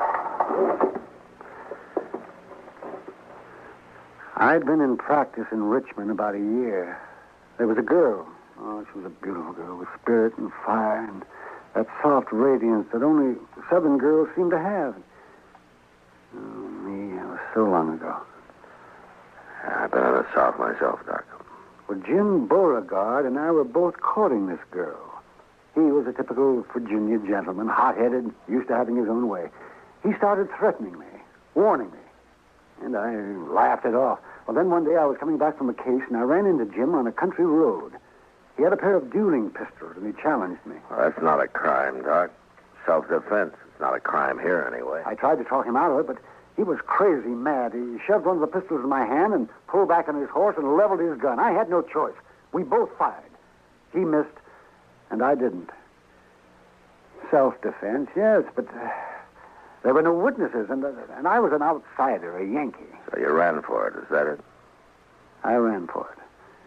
St. Louis, Virginia City, the Panhandle, Abilene, Dodge. Yeah. The girl, Doc. What happened to the girl?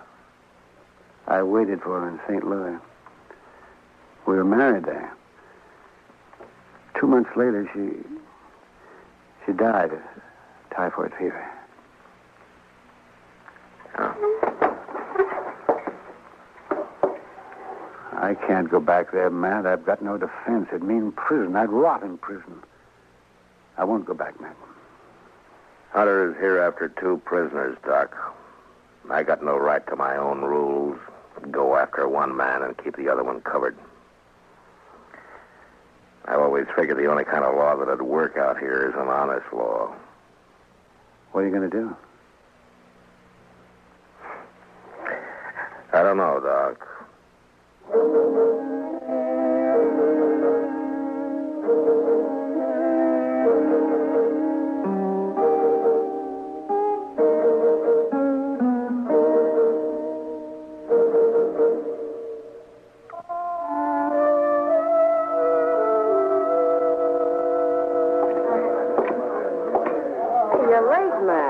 I figured you weren't going to stop in tonight.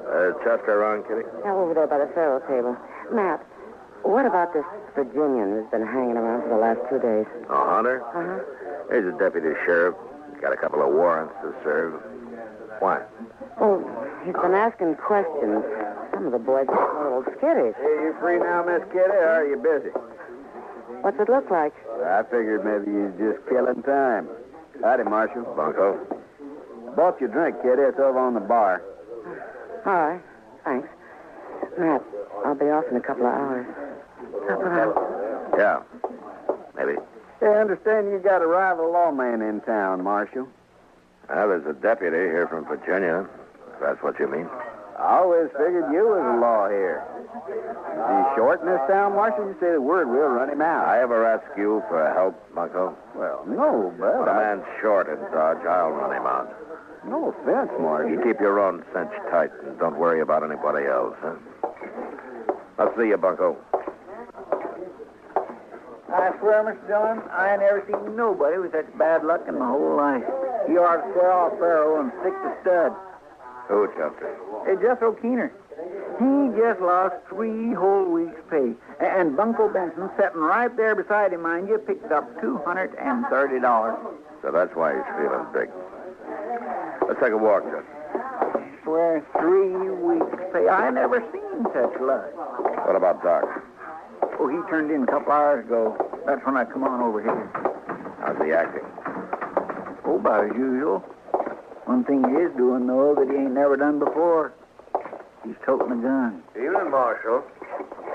Oh. Hello, Mr. Hunter. Since you didn't come to see me, Mr. Dillon, I've come to you. Wondering what progress you've made. Well, I'm still checking. Any results at all, Marshal? Haven't got much to go on, you know. Calvin Moore was a doctor by profession. He might still be practicing. I suggest we investigate local doctors. Well, that wouldn't take long. We've only got one, Doc Adams. How old a man is he? Early 50s, I imagine.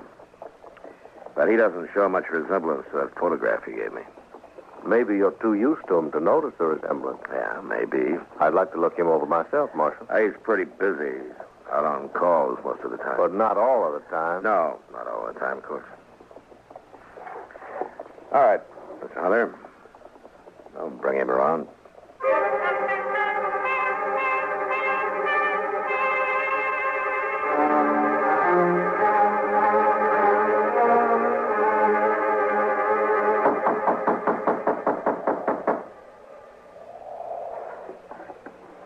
Yeah, declare that's funny, Mr. Dillon. Yeah, you should have answered by now. Well, we're wasting our time, Chester. Well, no, he might have got called out on a case. Yeah, I know. Well, that was across the plaza down toward the Dodge House. Come on, Chester.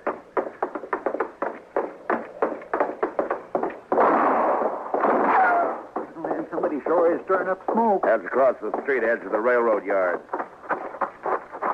Is that you, Marshal? Yeah. What happened, Mr. Hunter? Somebody tried to kill me. I started into the hotel and they fired from the dock right here. I fired back, but he got away. You got a look at him? No, I just saw the flashes. It's an easy town to get killed in, Mr. Hunter. So it seems. About that doctor, Marshal, you didn't bring him around. He's out on a call. Well, I think I want to meet him more than ever now. You will.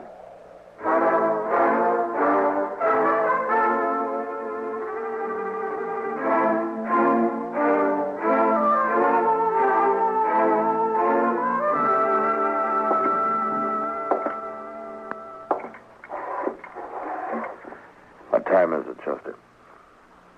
No, man, it's 2:15.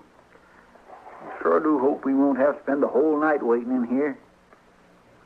I don't see how Doc puts up with the smell of all this medicine and stuff. He's used to it, I guess. I suppose a man can get used to anything except dying. Mr. Dillon, you reckon it could have been Doc that fired them shots? Chester. Somebody coming. Come in. Doc, Marshal. Come on in, Bunko. Well, What's the matter with your arm?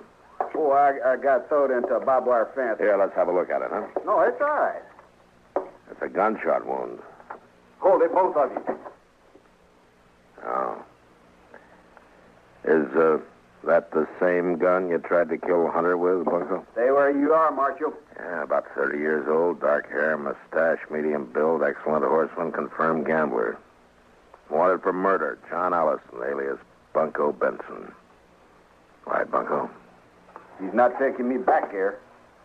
You stay where you are, Dillon. Don't be a fool, Bunko, and I'll put away that gun. Stay back, I'm warning you. Bunko, look! What?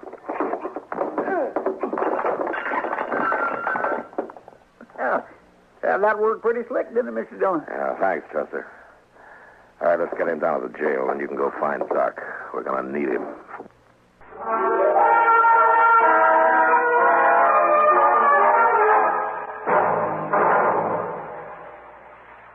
Hola, amigo. You want to know about stereo phonographs? Listen to my last bullfight on ordinary stereo. Ole. But now, Columbia Stereo 1.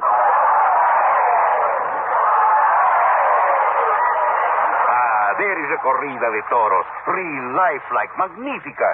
There is such a big difference in stereo phonographs. With most, all you get is a couple of speakers shooting in different directions.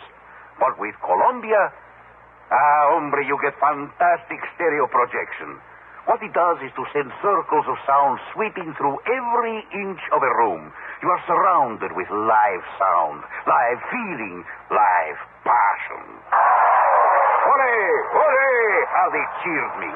Ask your Columbia phonograph dealer to demonstrate Stereo 1 by Columbia. Prices start as low as $39.95 for portables, $129.95 for consoles. El Picador! Who let that bull out?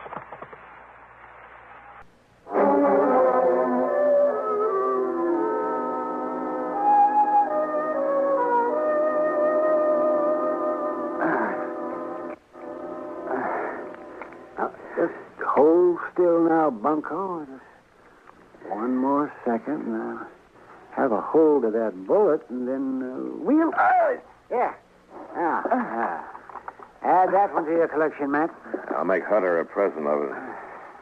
Wasn't bad shooting to be firing in the dark at a gun flash. You never get me back to Virginia. Now, hold still, Bunko. How do you expect a man to tie a bandage? How'd you know that he'd come to my office, Matt? Didn't, Doc. We were waiting for you. Oh, I see. There. Yeah, that'll stop the bleeding. Don't loosen it up now, and you'll live to hang yet. Don't worry about my hanging, Doc. I'll outlive you. Well, in view of the circumstances, I'd say odds are about even. Well, Matt, shall we adjourn to the front office? Yeah, come on.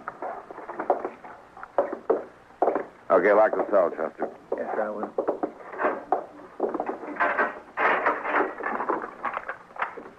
I turned in at 10 o'clock tonight, Matt. I got 1 hour's sleep. They called me over to Mrs. Behan. They thought her baby was on the way. False alarm, of course. Usually is the first time. And I got back and came straight over here. Doc, you were wearing a gun earlier today. What did you do with it? I put it back in the drawer where it belonged. I realized I was acting like a fool. Was that why you were waiting in my office? Somebody tried to kill Hunter, and you thought it was me? I've tried to think of some way out of this. A way out for both of us, Doc. But I got one man under arrest back there now. I can't rightly set myself up as a judge and free the other man. I'd even hoped you'd cut and run for it.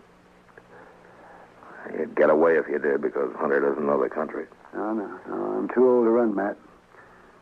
What are you going to do? I'm a lawman, Doc. Right or wrong. Well, then, I guess I'm under arrest.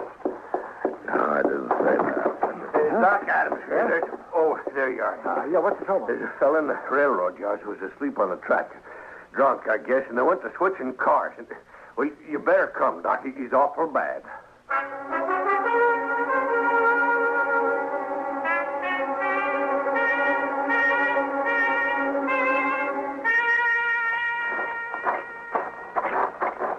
He's sitting near the loading pens down this way, I guess. Guess there's some lights over there and people standing around. Marshal, is that you? Yeah. Oh, Hunter. I thought you went to bed hours ago. I'm a light sleeper, Mr. Dillon. I heard there's an accident over in the yard. I'll just walk along with you. Give me a chance to meet your local doctor. Well, I guess you can meet him right now if you want to. Oh? Doc, this is Ed Hunter. Doc Adams. Yeah. How do you do, sir? Mr. Hunter? I got one of your prisoners locked up, Mr. Hunter, John Allison, known here as Bunko Benson. Good. He's the man who tried to kill you tonight. One down, then. Just one to go. Calvin Moore. Dr. Calvin Moore.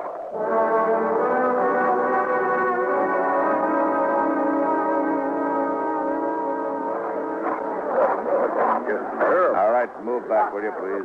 Will you let us through here, please? Here, Doctor. I'm right with you, Matt. All right, stand back, will you? Give Doc a chance to... Will you stand back, please? Please. Bad is right. I will do what we can. That man who's hurt, Marshal, who is he? He's a drifter. He's been around Dodge a couple of years. Calls himself Texas Joe. Easy now, Ted. No friends or family. Have you fixed up here in a couple of Nobody knows where he came from. It's the usual story. You, Doc. That's right. I told him get you. Be all right. You guys here. Sure, it'll be all right. He certainly has to work under primitive conditions. Doc? Yeah. Chester, will you get those lanterns going and give Doc some more light? Yes, Mr. Gump. Just take it easy there. Yeah, he's the only real doctor this side of Abilene. Is there anything I could do to help, Mr. Dillon? I guess not, Miss Kelly. Thanks anyway. Poor old Tex. And he stopped in at the restaurant not more than 4 hours ago, and I fixed him a meal. You never know. Well, Doc can pull him through if anybody can. Sure he can. Put one of those lanterns on the other side, Chester. Okay, They Doc. seem to put a lot of faith in your Dr. Adams. They got reason to, Mr. Hunter. Yeah, Matt, could you give me a hand here? Yeah, sure. Lift his head up a little bit there, will you, Matt? Yeah. Not much chance, Matt. All I can do is make him comfortable. Don't try to talk now, Tex. You're going to be all right. You've been decent to me, Marshal. You treated me square. You and Doc, only friends I got. Sure, Tex. I got one more favor to ask. Could someone read me some scripture? Well, Tex, I just don't recall any. Well, I do. Mrs. Kelly, I doubt if he can hear. I can hear. Please. The Lord is my shepherd. I shall not want. He maketh me to lie down in green pastures. He leadeth me beside the still Kelly. waters. He restoreth my soul. I think that's enough, Mrs. Kelly. Too bad. Oh, no. Well, you can't win them all, I guess. No, I can't win them all. Well, I guess... Dr. Adams, as only physician here, I suppose you also function as coroner. That's right. And this man here, he'll be buried under the name of Texas Joe? Don't worry about it. Boot Hill is full of men buried under nicknames. so crazy. In this country... Doc. Oh, excuse me. Doc, I just came from... Oh, Yeah. Doc, I've been sitting up with Mrs. B, and you left too soon. She needs you over there right away. Well, then there wasn't a false alarm. All right, Kitty, I'll be there as quick as I can. Well, as soon as... Well, Kitty, you go on back over and do what you can for her. Doc will be along. all right, Matt, but you better hurry. Well, Mr. Hunter... Well, gentlemen, this seems to have been my lucky night. Both my fugitives located within an hour of each other. Yeah. Well, I guess there's nothing I can do to... One safe in jail and one of them dead. Or didn't you notice the resemblance, Marshal? Texas Joe here? Obviously, the man in the photograph. I saw it immediately. Well, I hope you'll take all necessary steps to see that he's buried under his real name, Calvin Moore, and his death, of course. Close the case. I'll be leaving for Virginia with my other prisoner tomorrow.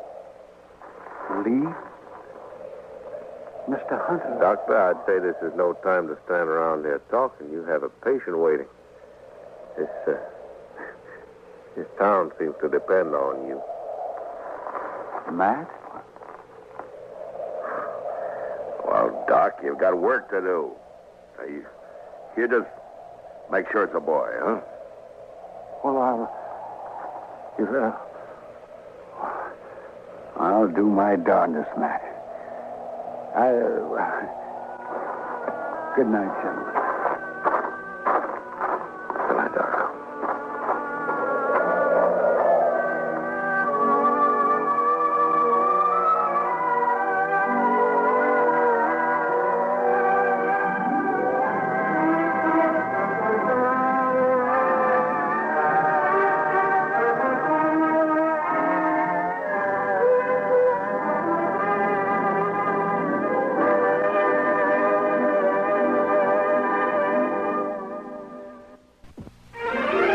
Gunsmoke. Produced and directed in Hollywood by Norman McDonald, stars William Conrad as Matt Dillon, U.S. Marshal. The story was specially written for Gunsmoke by Les Crutchfield, with editorial supervision by John Meston. Featured in the cast were Lawrence Dobkin, Harry Bartell, Ralph Moody, and Virginia Christine. Harley Bear is Chester, Howard McNear is Doc, and Georgia Hawkins is Kitty.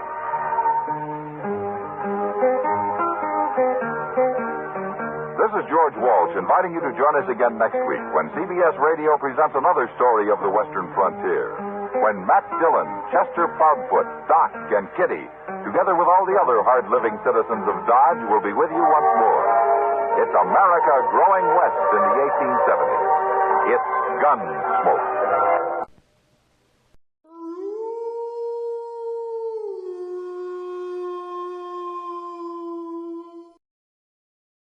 Tune in to nostalgia.